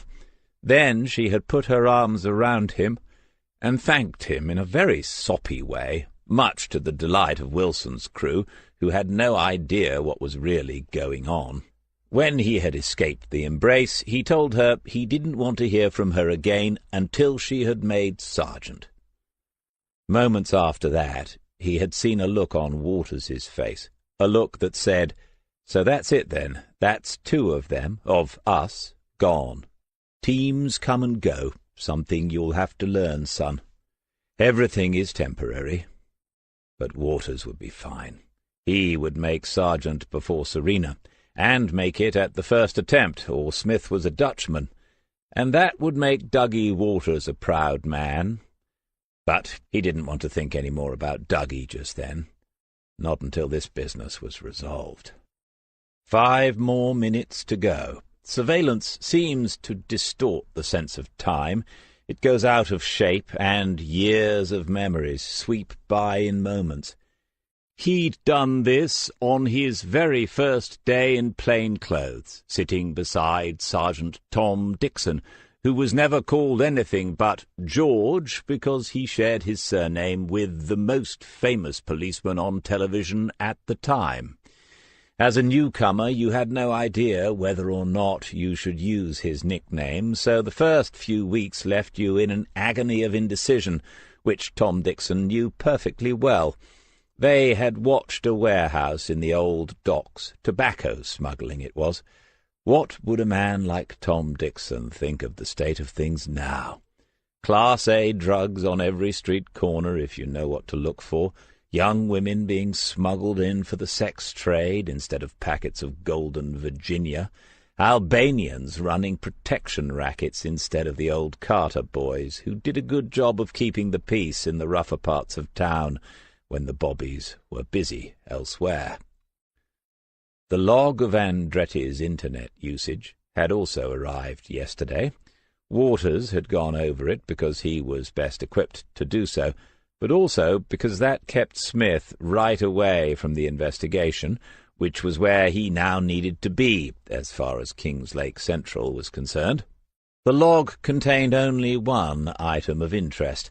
Andretti had visited the online portal of the Lake Daily News regularly over the past few weeks.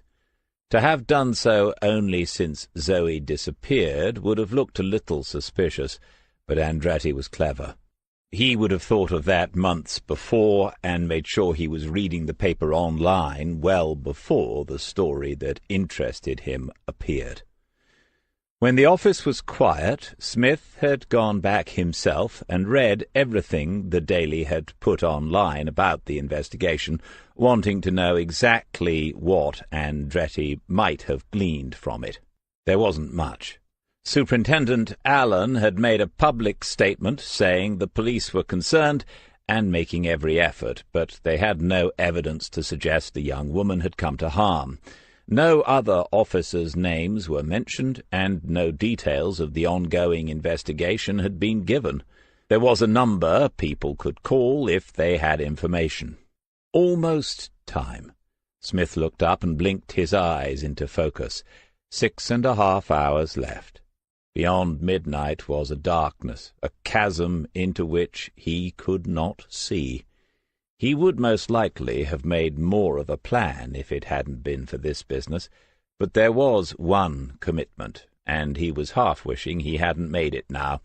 Jo had said it, you can't spend Christmas on your own, and she had said it after he told her that's what he had done, entirely through choice, last year.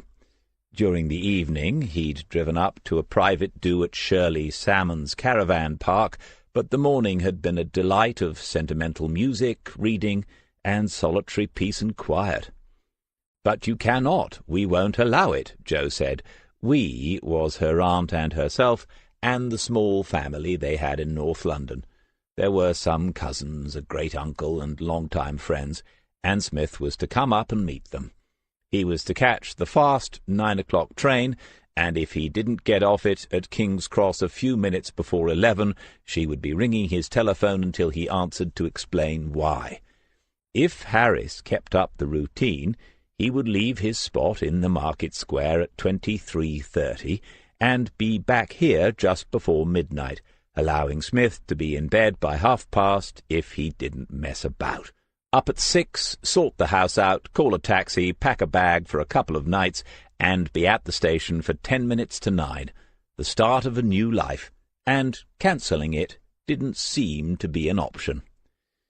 It was cold in the car, with temperatures expected to fall below 0 by the morning, but he didn't like to sit there with the engine running, probably too mean to waste the fuel as much as trying to save the planet. He glanced at the watch. Surely we're running late by now. But when he looked out again through the windscreen, Harris was there. Not in any of the usual places, though. He had come to the end of the drive, close to where it met the road, making himself plainly visible in the streetlight. Smith cursed silently and wondered what else he had missed. After 5 apparently identical nights, any deviation feels hugely significant. Harris was simply standing there, looking up and down the road as if expecting someone, but now that the street lamp was, if anything, slightly behind him in relation to where Smith's car was parked, he might have a clearer view. They were not 60 yards apart now, and Smith made no attempt to sit further down in his seat or to lean back into shadow. Again Harris's gaze went from left to right along the street, passing over the line of parked cars. And something has changed, thought Smith. Then, after maybe 30 seconds, Harris walked back to the van and started it up, making the customary checks and writing something on a clipboard. That might be just the businessman. No doubt Harris kept meticulous records. Smith made a check of his own, taking out his phone and opening the screen.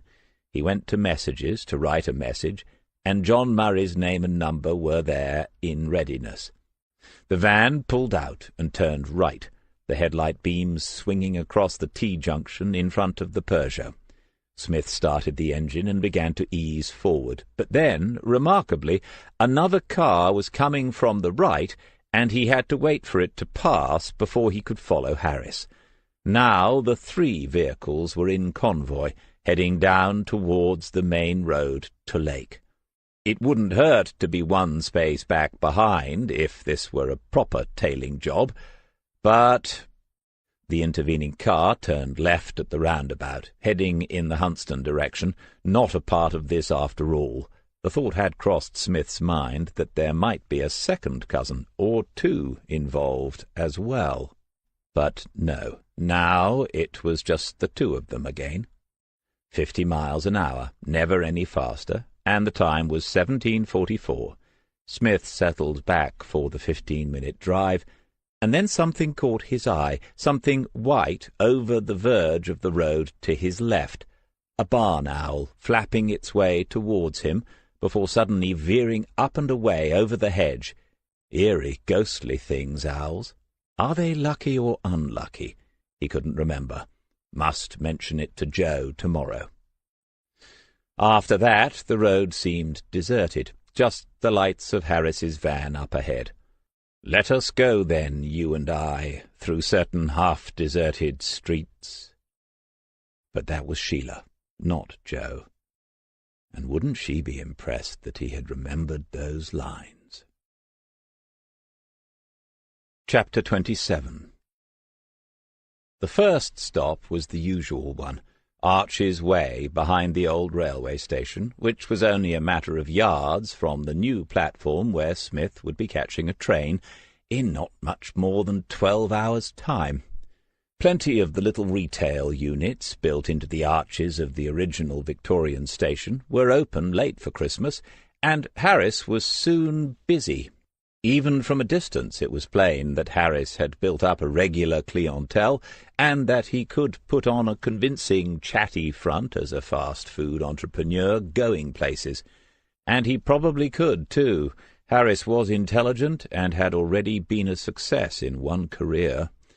He could develop this, get more vans and employ people, buy some proper premises and make himself some real money. Andretti had been the same. Our prisons are not full of men of unusual abilities. Prisons are mostly occupied by the inadequate, the addicted, and the mentally ill, but amongst them are people of great talent and enterprise. Remember Billy Slater at HMP Littlemore? At his last trial, the judge had said that Billy was a sad loss to the effort to improve the nation's balance of payments before sentencing him to 12 more years for exporting millions of pounds worth of stolen farm machinery to the Far East. Smith thought about the burgers, too. He wasn't averse to an occasional trans-fat treat, and he had caught a whiff of these several times tonight. The previous 2 evenings he had been prepared with a flask and a couple of homemade rolls, but not tonight because he hadn't planned this, hadn't decided to watch one more time until the last moment. His shift had ended at 5 p.m. Officially he was then an officer of the law until midnight.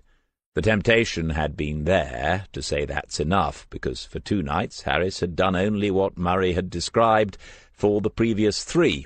Doubts had crept in that he, Smith, was wrong, wildly wrong, that Harris was simply a sick-minded individual who might have sent the anonymous note because a girl had disappeared, an individual who enjoyed being interviewed by the police, but who had nothing of importance to say. Smith even began to wonder whether he'd been wrong, too, about Harris's involvement in the last of Andretti's crimes. When you sit alone in a stationary car for hours on end, doubt becomes a rat that scuttles around in the darkness, gnawing at everything you thought was safe from it. Sitting there now, he thought, why not wander over and order one of those burgers with onions, and watch him cooking it for me? Let him see my face, and let me see his reaction? We haven't done that since this business began, and maybe we should have. After all, who else was he asking Charlie Hills about? But then, tonight, hadn't Harris done something different? Why that standing outside his house in the streetlight? Wasn't that, perhaps, a way of saying, "Here I am. Isn't it time?"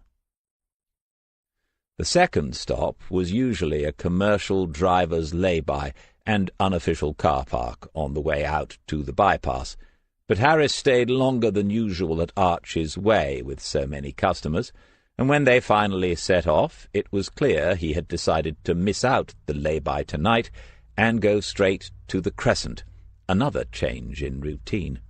Smith parked even closer this time, in the taxi rank, ready to show his ID for what would almost certainly be the last time, should an angry driver decide to complain. It would be hilarious if it was one of Dolly Argyris's boys.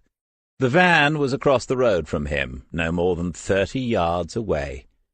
It was odd being back here. Of course, it was logical that they would be, but even so.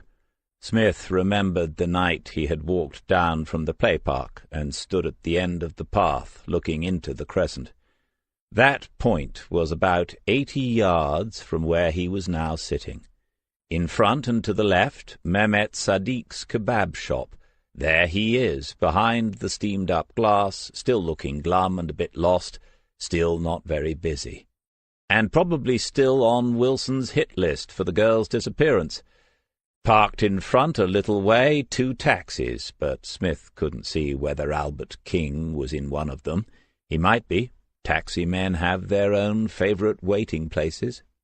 Smith tried to visualize Zoe coming out of the footpath and into the Crescent.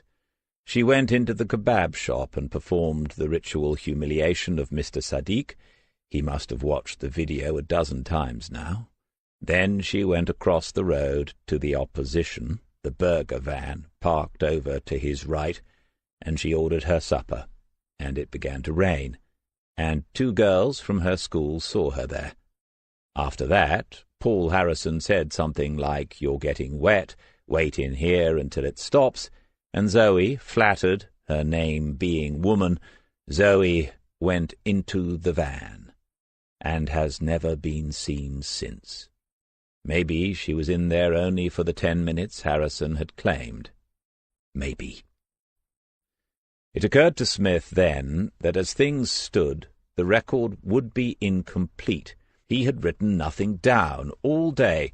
To have 1 day missing from approximately 9,000 would be a calamity.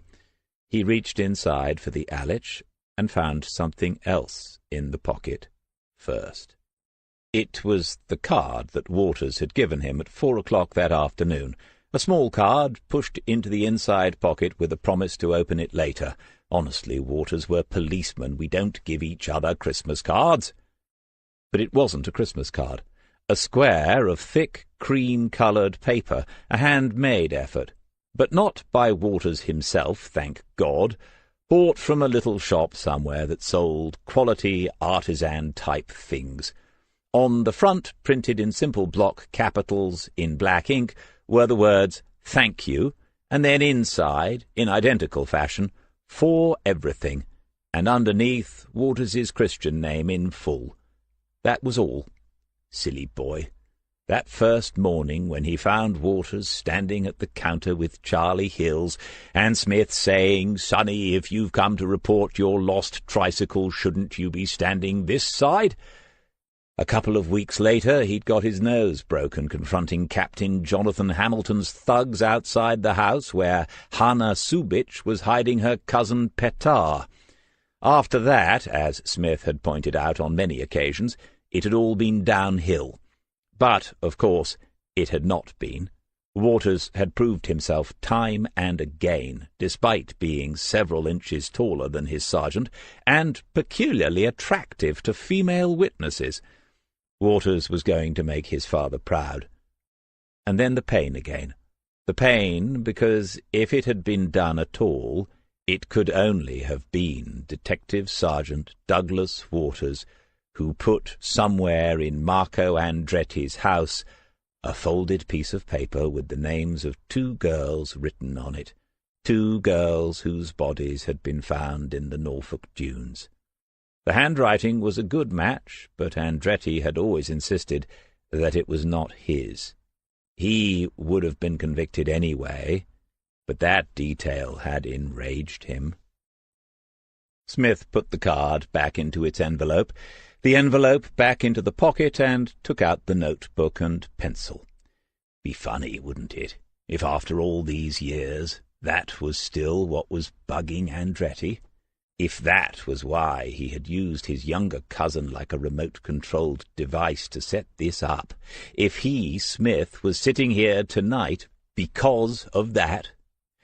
Because, as well as his son, Dougie Waters had 3 young daughters, the same age as Andretti's victims, and he wanted just a little bit of insurance that the monster never walked the streets of King's Lake again. In the Alich, Smith made a few cursory notes about the times and places he had watched the suspect this evening. It all seemed superfluous, but when he had finished, he looked up and across the road, and Harris looked quickly away. He had been watching Smith, and that was the first time he had shown any awareness that he was under observation. Smith kept his eyes fixed on Harris then, but the look never returned. Someone else came to the van, and he was occupied again. 21:52. In a few minutes they would be off to the market square, where Harris could catch the trade from the pubs and clubs. There would be Christmas parties, works, dues, and more inebriated hunger than usual tonight, and Harris might decide to stay longer. If Smith were to remain with it to the bitter end, his time as a policeman might end with him sitting in the old Peugeot and eating a stale polo mint. The car might turn into a pumpkin, and Smith might discover whom he really was after living this fairy-tale life for so many years. Harris pulled the sliding window across at 2200 hours, got into the driver's seat and started up. Smith had parked facing in the same direction as the van, ready to follow it into the town, and so he was genuinely surprised to see it move forward and then swing around 180 degrees, passing within feet of his own vehicle, before heading back the way they had come about an hour ago. Wherever they were going, it was not the market square. Smith turned the key, and the old engine caught, first time, faithful to the last. Harris had driven straight back to his home, but a little more briskly than usual, and then he had pulled front first into the drive instead of reversing as he had done on previous nights. He seemed to be slightly hurried, as if something had happened, but Smith hadn't seen him take a call or look at his phone once in the evening. Every change from the routine felt significant, increasingly so, and there was the familiar push of adrenaline through the system as the senses go to full alert. Smith had carried on past the house, as one would in any normal surveillance. The road looped around through the small estate, enabling him to get back to the position where he had been parked earlier in the evening. The house had been out of view for no more than 2 minutes. There was a light on downstairs, front right, which Smith knew was the lounge. Murray had given him the basic layout from his visit weeks ago. But Harris should be outside the Caruba Club now, flipping burgers underneath the flashing yellow palm tree sign. It was a tense 3 or 4 minutes. Maybe he had a party to go to himself, though Shauna Benson and Terry Reed couldn't have given better descriptions of a loner if they had tried. Maybe he was unwell. Maybe that's him coming out of the front door. Of course it is. Nobody else lives here. Harris had put on a heavier, dark-coloured jacket with a hood which he had not pulled up despite the cold. He closed the door and walked along the path that led onto the pavement, and Smith had the sudden thought that this was it, the moment of confrontation. His left hand felt for the phone in his pocket. Would there be time to send a message to Murray after all? Instead, Harris turned left and walked briskly away along the pavement by the road that Smith had just driven down, hands in his pockets, shoulders hunched a little. Where was he going? Nothing there but houses like his own, the road circling back into the one where the Peugeot was parked. If Harris kept walking, he would come up behind Smith, but that seemed an unnecessarily elaborate plan if it was the intention. He could have crossed the road and been here in 10 seconds. Moments like this one arise in many surveillances. Does one get out and follow on foot, or wait at the place at which you know they must return? As the figure grew smaller and more indistinct, Smith made the calculations.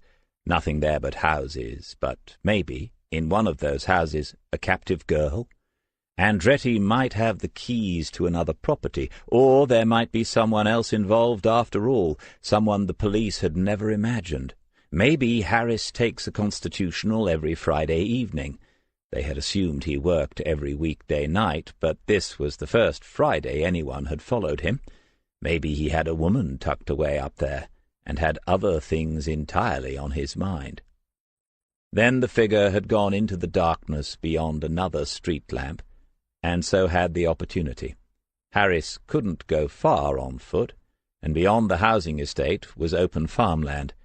He could always suggest to someone that a door-to-door next week might be worthwhile, but that would be a heck of a thing to organize in the days between Christmas and New Year, and Wilson would say it was Smith's idea of one last joke. Go home now, or wait and see what time he gets back? The latter might improve the intelligence a little. He took out the notebook again and added the latest details. Fingers a little numb with the cold, and he could hardly feel his feet. And if he stayed away from his bed past midnight, he'd have a headache tomorrow, more than likely. That's what you've got at the end of the day, a pain behind the eyes. Car headlights appeared from the right, coming around the bend. Smith tried to use the beams to see if anyone was there on the pavement, but then it pulled up outside Harris's front gate, a silver Vauxhall estate. It was Harris who got out, leaving the engine running, and went back inside the house. Another light downstairs on the left, the dining room, and then Harris was back out and heading for the car, moving with a sense of purpose. Smith swore quietly, his right finger and thumb already at the ignition key. Another vehicle. He'd said that weeks ago, so why hadn't it shown up? Who had carried out that particular check? Not that it mattered much now. Maybe it was registered to Paolo Harris and not to Paul Harrison. Would anyone have considered that? There it had been, parked up in the estate, and Smith must have driven past it 4 times already this week. Harris had been watched on 5 occasions and had made no move to go near it, and now it was passing the T-junction, heading back towards the roundabout on the Huntston to Kingslake Road. Smith turned the key once more, the cold forgotten. Huntston is an odd little town. The oldest part is on the slope that runs down towards the sea, a cluster of rather narrow streets close to where there was once a Victorian pier, and some of the old 3-story buildings are even now guest houses and bed-and-breakfast emporiums, with landladies and lace curtains, box hedges, stairs too steep for suitcases, and still the faint air of 1950s disapproval of the young and the unmarried.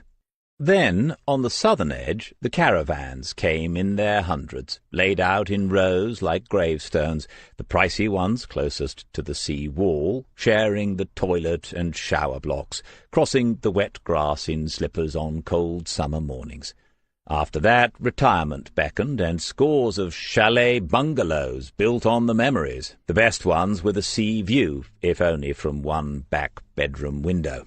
The town had too many fish and chip and novelty shops for its size, but the day-trippers come back each year with the sun and the wind keeping them going, and there is a fun fair where only the young children have much fun, and a shabby amusement arcade where nobody seems to be amused for very long. Away from all this, on the eastern edge of the town, attempts have been made to broaden the economic base of the town. Earnest Conservative councillors must have used such phrases in local district planning meetings. And there are little industrial estates and business parks, small starter units with single-story brick buildings, asbestos roofs, wire mesh fences, and faded signs pointing to a future that hasn't happened yet, or they wouldn't still be here. Harris had not taken the most direct route to the Sandy Lane trading estate, and the most likely reason for that was to check whether he was being followed. Smith had kept his distance, but by now the idea had to be considered that Harris was checking he was being followed, rather than that he was not. There had been headlights behind him since just before 6 o'clock in the evening. He couldn't have missed them. Nevertheless, when the Vauxhall finally turned into Sandy Lane, Smith turned off his lights before continuing to follow. He knew this road for some reason, though he could recall no case that had brought him here. Occasional sodium lamps cast a yellow glow as the road wound through the various premises, and the red rear lights of Harris's car disappeared around bends a couple of times, but that didn't matter because this road was a dead end. One had to turn around to get out, back the way one had come. And then, after what Smith believed to be the final bend, he could see the rear lights ahead. The car pulled up in front of a gate about 100 yards away.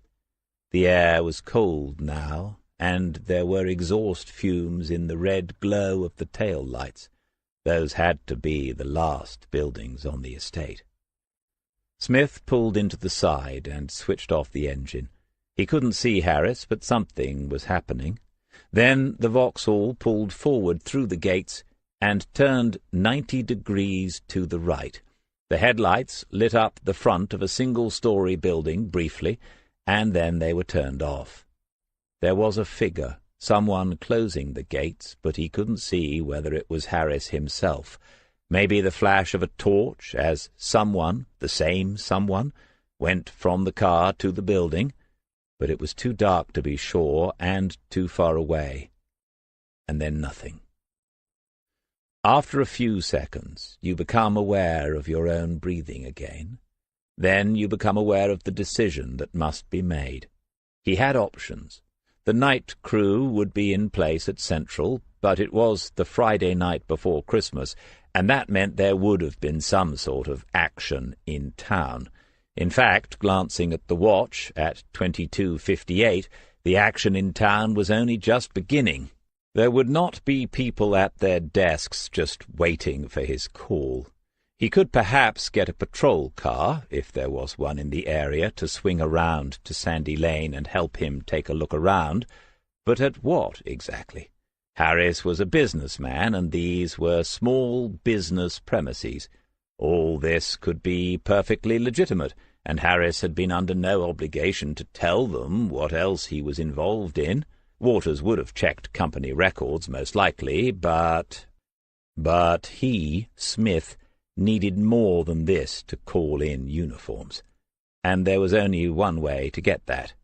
So he pulled the keys from the ignition, got out, and locked the car. He checked his pockets, force of habit of the force, and found the phone, the notebook, and the little LED torch he had got as a free gift for patronizing his local petrol station. The powerful lamp had been put on charge at home and forgotten. Ahead of him was one more street-light on the other side of the road. He moved over to the left, walking close to the fence, keeping out of its pool of amber light, and went quietly down towards where Harris had parked his car. There was a padlock on the inside of the wire mesh gates. Smith put a hand through and felt around it, locked, not just hanging there as a latch. He wasn't using the torch now, no need. He had good night vision, something that he had not known until training on Salisbury Plain, when he discovered that he could see things in the dark that many others could not. Just an arrangement of rods and cones, of course, doesn't make you special. It's what you do with what you've got that counts. He stood very still then, bringing the breathing and the nerves back under control. A good decision was needed now. If he was going into the place, it was important to let someone know. That's a golden rule, and it wasn't really an if, so let's get on with it. He moved a short distance along the fence, to the right, where it was darker, turned his back to the building so that his body was a shield, and opened the phone. He typed in the first words of a message, and then remembered the geotag thing that Waters had shown him months ago. He found it, and it worked at the very first attempt. His position on the planet reduced to a sequence of numbers. He took a few more steps along the fence, and the final digit changed. It was that precise, and there, look, the option to include this in a message. He began to type Murray's name, and it all appeared ready to go. So he wrote, Zoe Johnson, might involve this place, and pressed send. Murray was probably in bed, but at least now they'd know where to begin the search in the morning. There had once been a concrete path all the way along the fenced area, but vegetation had encroached over it years ago. He found himself walking into nettles, and then brambles. By now he was opposite the end of the building, and he could see no windows, so he stopped and used the torch to look ahead. The fence continued into rising ground, more and more thickly overgrown, but there was a gap before the end where a determined person could get through to the rear of the premises. Once inside, he stood still and listened again, but heard only the distant rumble of a lorry on the Kings Lake Road 1/2 mile to the east. This was distinctly odd. There was no light at the rear of the building either. Harris had gone into an apparently disused commercial unit and was doing what in the darkness at close to midnight? Smith checked the time on his watch and realized that in about 30 minutes he could be arrested as a trespasser rather than doing the arresting. Just one more thing to consider. Silently and slowly he moved around to the end of the building, and from there he could see the rear of the Vauxhall estate. Another minute of listening and wondering, and then, quite unexpectedly, the sound of a door closing and a lock being turned, the front door to the building that Harris had gone through 15 minutes ago. He was coming out now. Smith moved quickly into the shadow thrown by the end wall, and then forward so that he could peer around the corner. It was Harris, all right, some 12 or 15 yards away, now moving across the yard to the car. Then there was a ping, and the phone in Smith's pocket vibrated. He froze, watching Harris, but there was no sign that it had been heard. Harris got something from the car and walked over to the gate. The key to the gate. He'd left it in the car. Smith eased the phone out and found the silent switch, impressed that he could do that without looking now. Pressing his back against the wall, he read, "Is that where you are? It's nearly midnight." Since when had Murray bothered about the time when it came to nicking villains? Since he became a dad, presumably. Which I am too, he thought, but it's different when you don't meet them until they're nearly 30. Harris had opened the gate and was back in the car. He started it, pulled onto the road, got out, and locked the gate again. Then, as Smith continued to watch from the deep shadows, Harris drove away into the night. He would pass one vehicle parked at the side of the road, an old maroon Peugeot saloon. 2 more minutes now would make no difference, so he took them to think it through again from the beginning. The odds had to be that Harris knew he had been followed, that Smith was here somewhere. It wasn't necessarily a trap. Maybe Harris wanted him to see something, to find something. You get to meet all sorts in this line of work, and some of them don't think like you and me. Maybe this was all part of the game that had been played since the beginning. None of this necessarily involved Zoe Johnson herself. In fact, looking at the front doors of this building, as he was now, there being no need to hide any more, the chances of finding her inside were minimal. What could Harris possibly have to gain from leading Smith here if He had taken her. Harris was strange and probably a little disturbed, but he was an acolyte, not a high priest. He was assisting in something, that was all. Harris is not a killer. That was Smith's conclusion. To Murray he sent, "H drove here. He's gone now." It took 3 attempts to get that apostrophe in the right place. "We'll take a look inside." The time on the message was 23:28. Better get a move on, then. He only had 32 minutes left. Chapter 28. There were 8 windows along the front of the building, 2 before the entrance doors and 6 after them, and every one was securely shut. He had tried the doors as a matter of course, but Harris had locked them properly. Smith arrived at the far end and went round into darkness again. Using the torch, he could see 2 more aluminium sash windows, and the second was an inch or 2 from being fully closed. He had assumed the place was no longer in use, but maybe he was wrong. There were certainly no cameras and no security lights, but there might be alarms on the windows. Being found in here by some of Charlie Hills's lads would be the inglorious end that Detective Superintendent Allen could only have dreamed about, and someone somewhere would suggest sending the details to the Crown Prosecution Service. Smith bent and examined the window closely.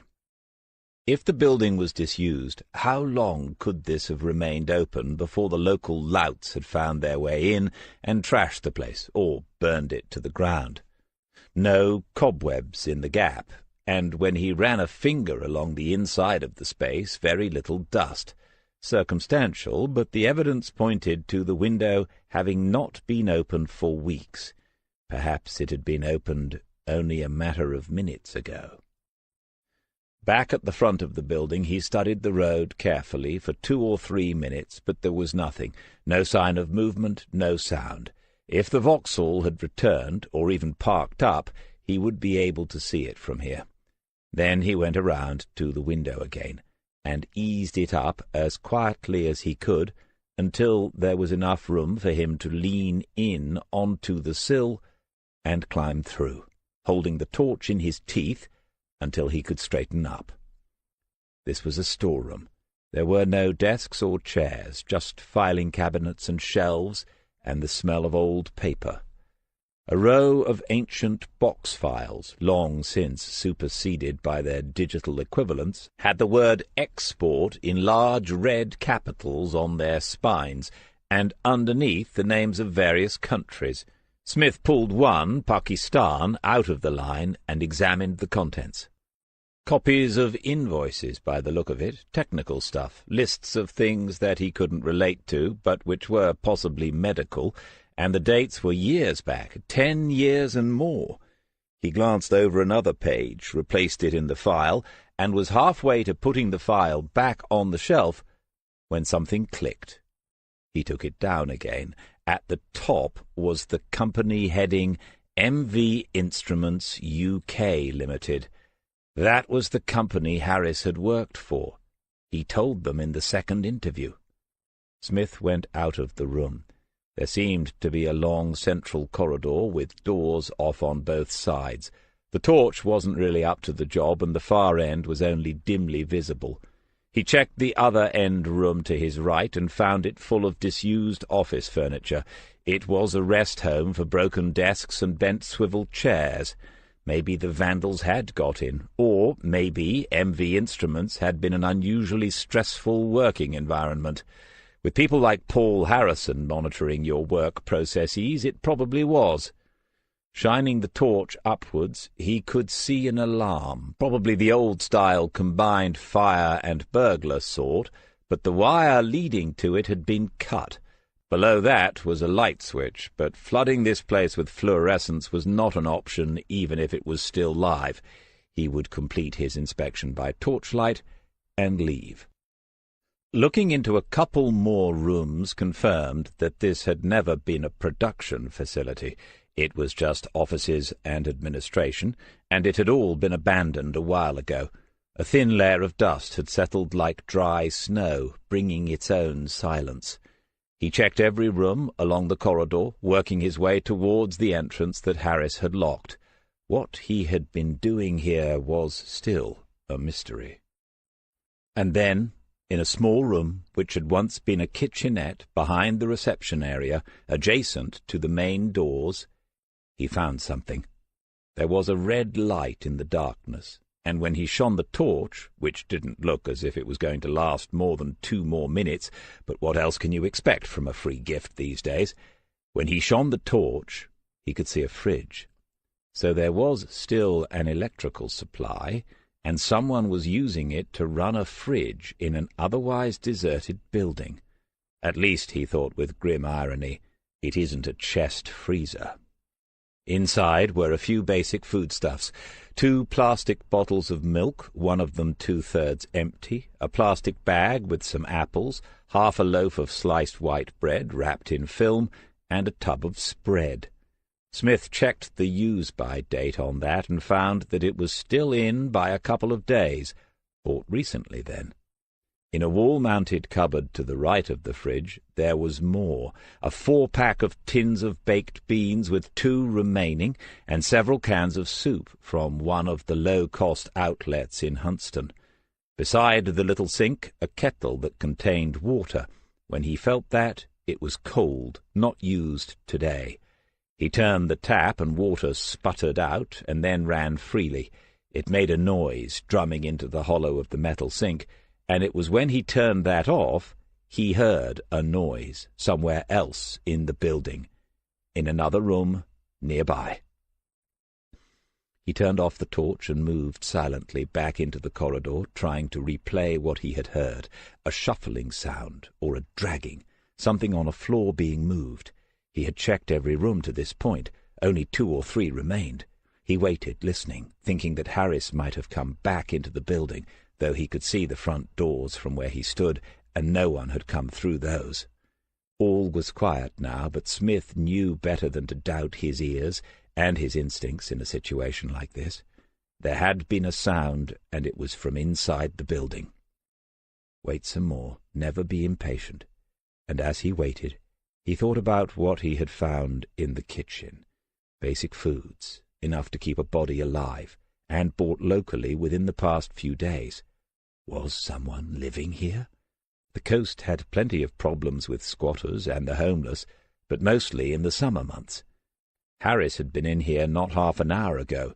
He would have noticed this, and there was no way he would tolerate anyone shacking up here, whatever his connection was to the place now. So, finally, he came to accept it, the only other explanation. He switched the torch back on and went softly towards the next door. When he turned the handle, it clicked open. He crouched a little and shone the beam around. At first he could see what looked like bedding, and froze. But it was only 2 or 3 rolled-up carpets. There was a desk here and a few scattered papers, nothing more. He left that door open and went to the next. The handle clicked in the same way, and then, out of the darkness in this room, came a low, a barely human moan. Barely. But he knew it for what it was, a girl's voice. She had pushed herself into the corner behind the door. When the torch beam found her, she twisted her head away and wriggled backwards until she was half propped up against the wall, eyes wide with fright. There was a heavy-duty tape bound across her mouth, but Smith could see that this was Zoe Johnson. Leaving the door open, he stepped back into the corridor and shone the faltering beam in both directions. Still nothing, still only the silence of a deserted building. But this was too easy. He took time to weigh it up. Just a few more seconds would make little difference to the girl who had been missing for more than a fortnight. Harris must have known he was being followed tonight. He must have known that Smith would search this building. He had led him to it. Now Harris had gone and Smith could get her out. The only explanation that made any sense was that this was Harris's way of giving her up, of trying to wriggle out of it. He could deny that he was ever here, and it would be difficult to prove that he was. There would only be Smith's word about what had happened tonight. But the girl had seen him, Harris. She could testify. Kidnapping attracts a severe sentence every time. Smith could hear her again and gave up trying to puzzle this out now. They would be on the way back to King's Lake in 10 minutes. He looked at his phone and saw that it was 23:58, 2 minutes to midnight. Not bad timing for cracking your last case. He put the torch on the floor, knelt beside her, and told her who he was and what he was going to do. There was tape binding her wrists and ankles, as well as across her face, and he would have to touch her to begin removing it. She would be in a state of preternatural terror, confronted with another strange man about to lay hands upon her. He used her name, told her about meeting her mother, mentioned the names of her brothers and sisters and Roy Green, said everyone was worried to death about her. When he was sure he had made a connection, he said, "All right, let's get this tape off, and then we'll get you out of here." It was thick, grey, adhesive builder's tape. It had been bound around her head, and her hair was matted into it. When he began to ease it away from the skin of her face, she squealed in pain. He said, "Okay, we'll leave that to you, or maybe the doctors. Let's just get you moving first." Like an idiot, he'd left a penknife in the glove compartment of the car. He managed to get the end of the tape around her wrists free, holding both her tiny hands in one of his own, while he unwound it with the other. In the dim light he could see that her nails were broken and bloody. She had put up a fight at some point, had tried to claw her way out. Smith gritted his teeth as he worked. Letting her see his anger wouldn't help. But they would have Harris for this. One way or another, they would have him! When her hands were free, she tried to say thank you. It was difficult to find the end of the tape around her ankles, but then he had it. Another minute, and they'd be on the way out of this place. She kicked out at him suddenly, and he thought he must have torn her skin. He said sorry and went more carefully, but she kicked again, and he could hear her voice trapped behind the tape. Smith looked up at her then, and realized that she wasn't looking back at him. She was staring past him and upwards to where someone might be if they were standing behind him as he knelt on the floor. Then her gaze met his with a mute appeal, and he began to turn his head, thinking, of course it's Murray. He couldn't resist it, had to. Someone punched him hard, 3 or 4 quick, hard, surprisingly painful punches into the back of his chest. He half fell on top of the girl with the force of it, then pushed himself to his right and rolled onto his back. As the next blow came down, he caught the hand with both of his own, feeling a sharp sensation when the blade cut through between his fingers, inches from his rib cage, before he managed to stop it. Harris leaned into him then, getting both his hands onto the knife, trying to force it down. Smith had his elbows well braced, but Harris was powerful. Remember those weights that Murray saw in the house? Always look into the eyes of your assailant if you can. What do you see there? Not much in this near darkness. Not anger, not glee at having fooled the old copper, not even the insane desire for vengeance that had presumably brought them to this moment. Harris's eyes were fixed on one thing, finishing the job. Somewhere to Smith's right, the girl was trying to scream. Their combined fists and arms were shaking with the effort, but Harris would win this in the end. He was younger and stronger. In these situations, a speculative knee can still be surprisingly effective. Smith brought his left one up sharply, missing a direct hit, but close enough to throw Harris off balance for a moment. And that was enough for Smith to roll to his right and twist out of the grip that Harris had on him. Twist out and get to his feet between Harris and the girl. The knife was coming again, this time in a wild, haymaking swing. A good thing he didn't know how to handle it like those boys in Belfast many years ago, Smith? Leaning back as the knife missed his face, he caught hold of the wrist with his right hand, pulled down, and got his left hand in behind the elbow, forcing the joint in entirely the opposite direction to the one that nature intended, forcing it hard. Harris shouted and bent forward low to the floor. The fingers on the knife had loosened but didn't let go. Somehow he was strong enough to begin pushing his way upright, still with the knife in his hand. There is no time for thinking, only milliseconds for any training you've had to be recalled by muscle memory. Major Agassiz, instructor to the Special Forces. Help him out one final time, Major. Smith let go of the elbow. He reached down with his left hand, prized Harris's thumb away from the handle of the knife, a filleting knife of all things, he now saw, and twisted it as hard as he was able. He felt something snap. Harris yelled, and the knife dropped heavily to the floor. Smith kicked it away at the first attempt, and then Harris had forced him back now that his right arm was free. There was a lunge forward from Harris, and Smith was more than willing for the game to be played out like this on their feet, though the effort of the struggle had left him light-headed. Should have kept up the gym membership. More time soon. Sidestep and right cross aimed deliberately into the left eye, and another because this was about disabling an opponent quickly, not about scoring points or the Queensberry rules. Harris had enough sense to realize he was facing a man who could box. He moved back and around, crouched and crab-like, arms wide, probably aiming to reach the knife again. Smith inched around with him, fists up, making sure he was between Harris and the weapon, trying to keep his focus, trying not to let Harris see that for some reason he couldn't make out, he was losing it, losing focus. Harris looked a little wavy, sort of blurred, and the charge that came took Smith by surprise. They fell in an embrace, Smith finding enough speed to use Harris's weight against him, so that in the struggle on the floor it was Smith who had the upper hand first, enough to get his knees onto Harris's arms, pinning him down like a couple of boys wrestling on the school field. Punching was no good. Harris was too strong, seemed to be getting stronger. Better finish it. Both hands went to Harris's throat, the thumbs crossing over the windpipe and squeezing it shut.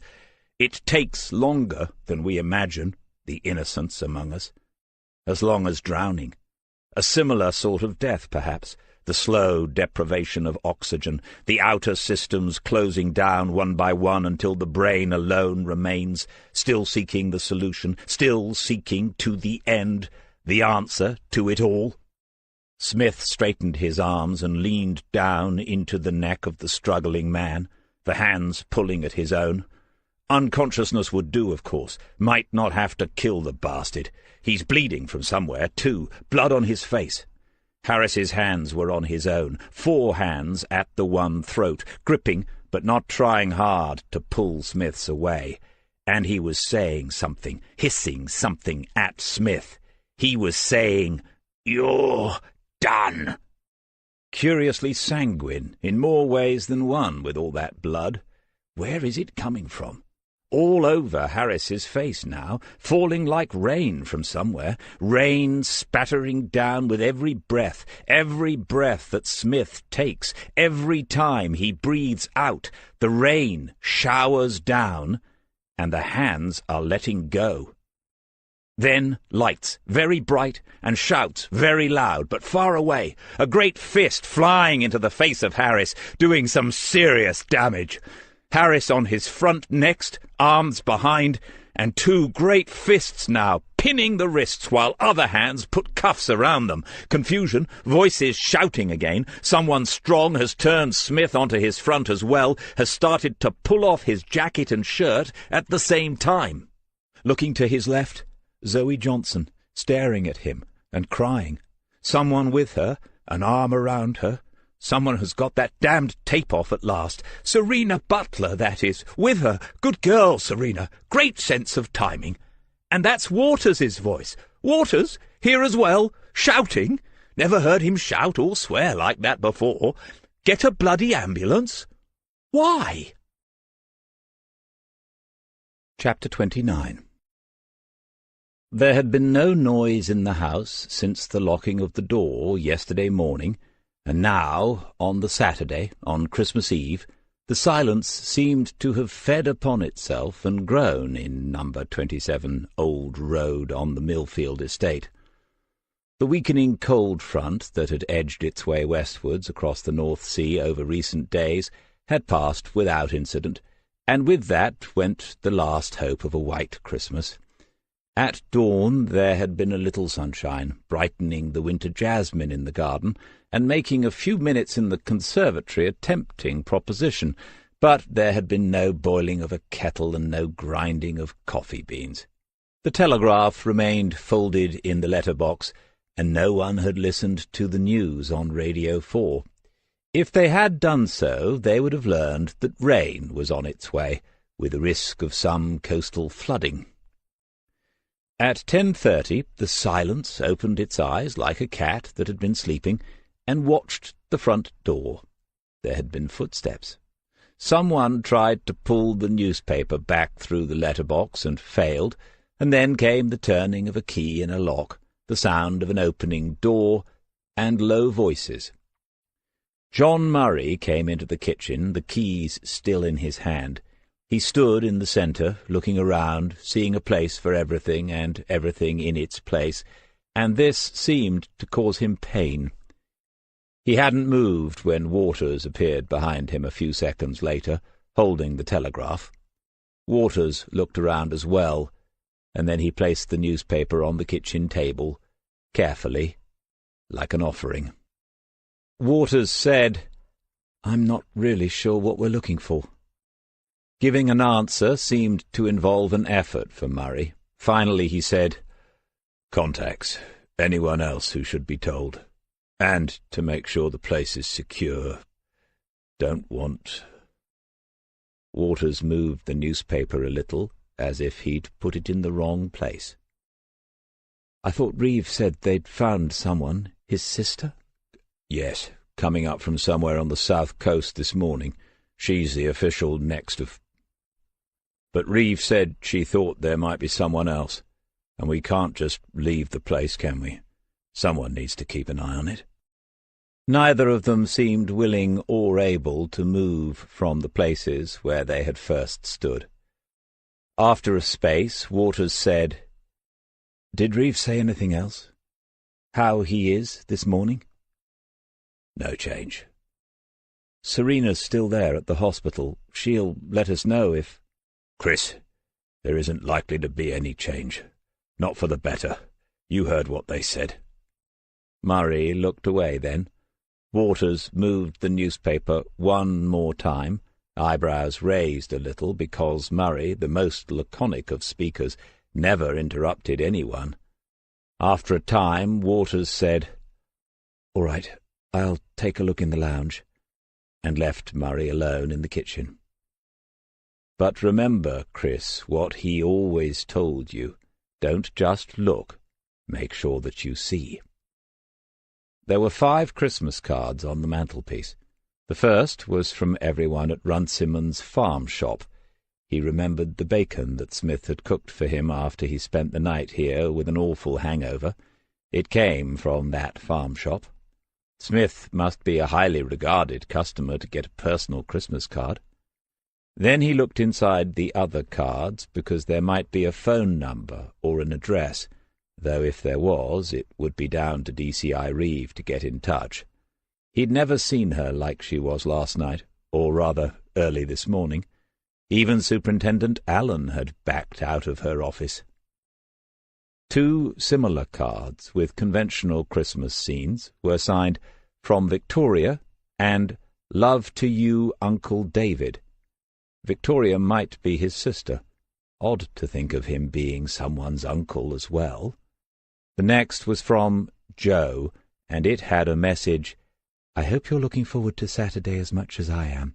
I'll be waiting underneath the clock." That's today. He's supposed to be meeting someone today. Underneath the clock? That usually means a railway station. In King's Lake? Or was Smith going somewhere? There was nothing else on the card. Maybe there would be a number in his phone, but that's already gone into evidence.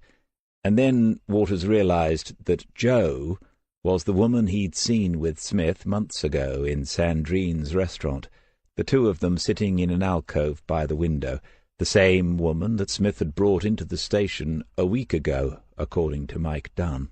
She was the writer working on the Andretti case, and now Andretti, or rather Harris, had— How much did she know? She might be a potential witness. The final card was peculiar. The front was a very Catholic image of the Virgin Mary and the child in her arms, nothing to do with Christmas as far as he could see. Inside, in a fine hand, was a message, "To Stuart!" The season's greetings. All is well here in Belfast. Leah. Smith was in Belfast last year, after the operation on his knee. Waters knew that much. But who was Stuart? And the exclamation mark told you that whoever wrote it knew it was wrong anyway. He put that card down, picked up the one from Joe, and pushed it into the back pocket of his jeans. "Anything?" Murray had come into the lounge. Waters told him about the card, that it should go to Reeve because the woman might know something. Smith might have told her about the search for Zoe Johnson and the involvement of Paolo Harris. Murray nodded, and Waters said, "How about you?" "No, I just had a call from Maggie. She's spoken to the ward manager." "I didn't hear your phone." "Still on silent from earlier, in the hospital." "What did they say on the ward?" Murray didn't answer straight away. He examined the remaining cards as if Waters might have missed something, and then said, "Maggie thinks they're waiting until a relative arrives, whoever is the next of kin." "And then what?" "Who knows? They like family there, familiar voices and all that. Sometimes it helps people regain consciousness. But what?"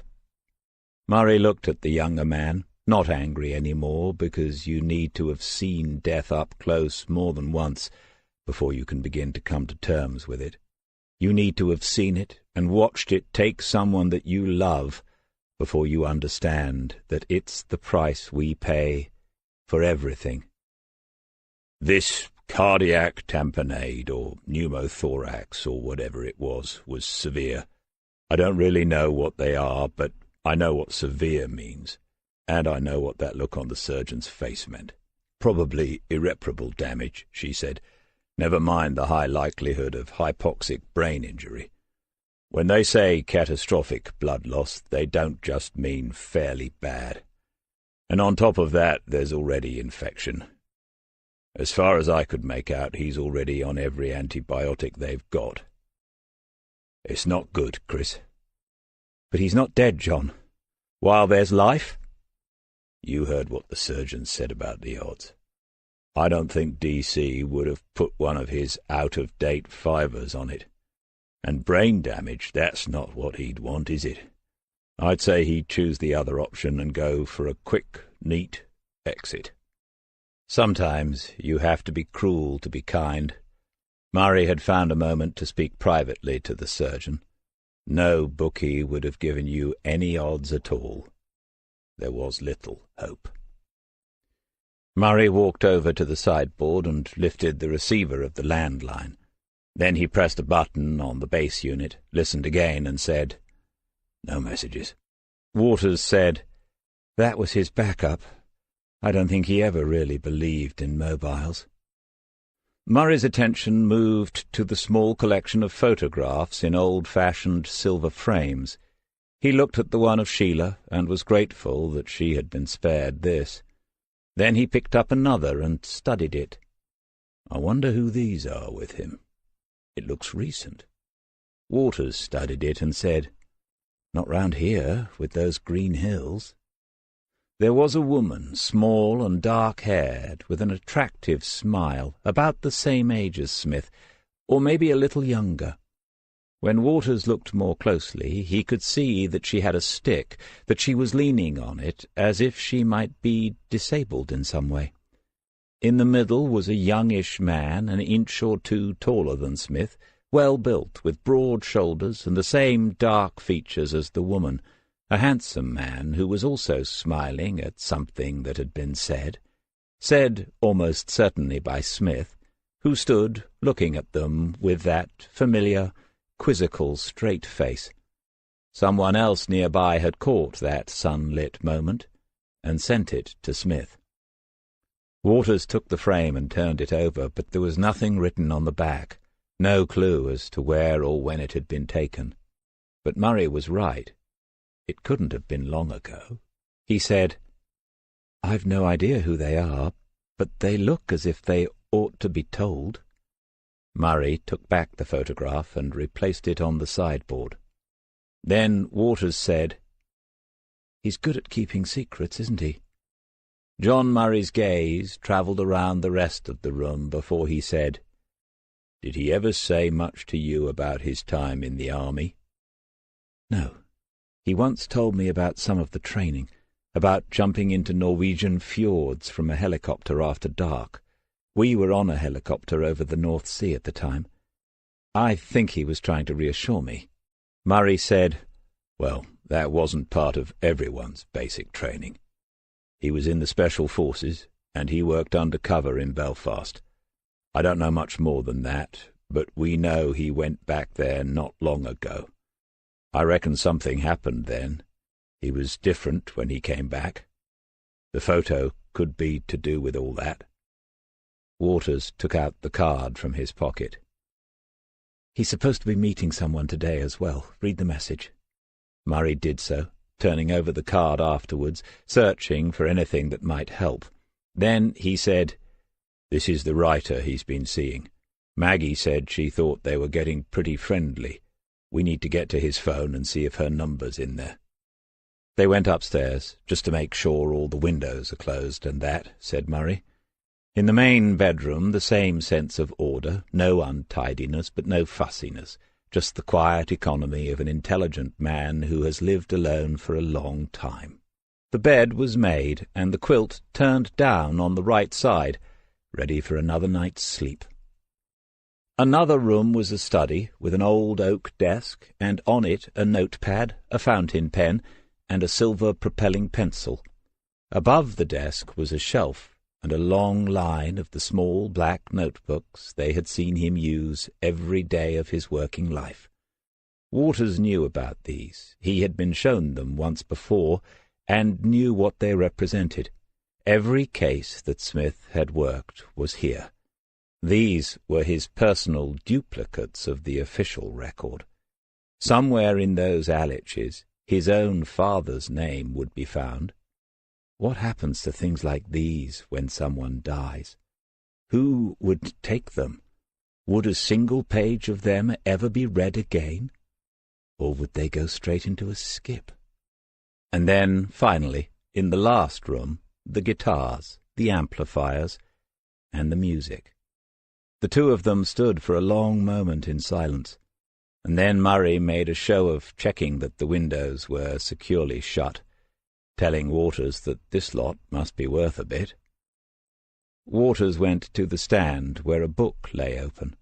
The staves and notes meant nothing to him, but there were words underneath, and these could be read, a few lines before it became too blurred. There should be laughter after pain. There should be sunrise after rain. These things have always been the same. So why worry now? Why worry now? It was a little after 11 o'clock when they left the house. Murray locked and tried the handle 3 times to be sure, as if that was the thing that really mattered.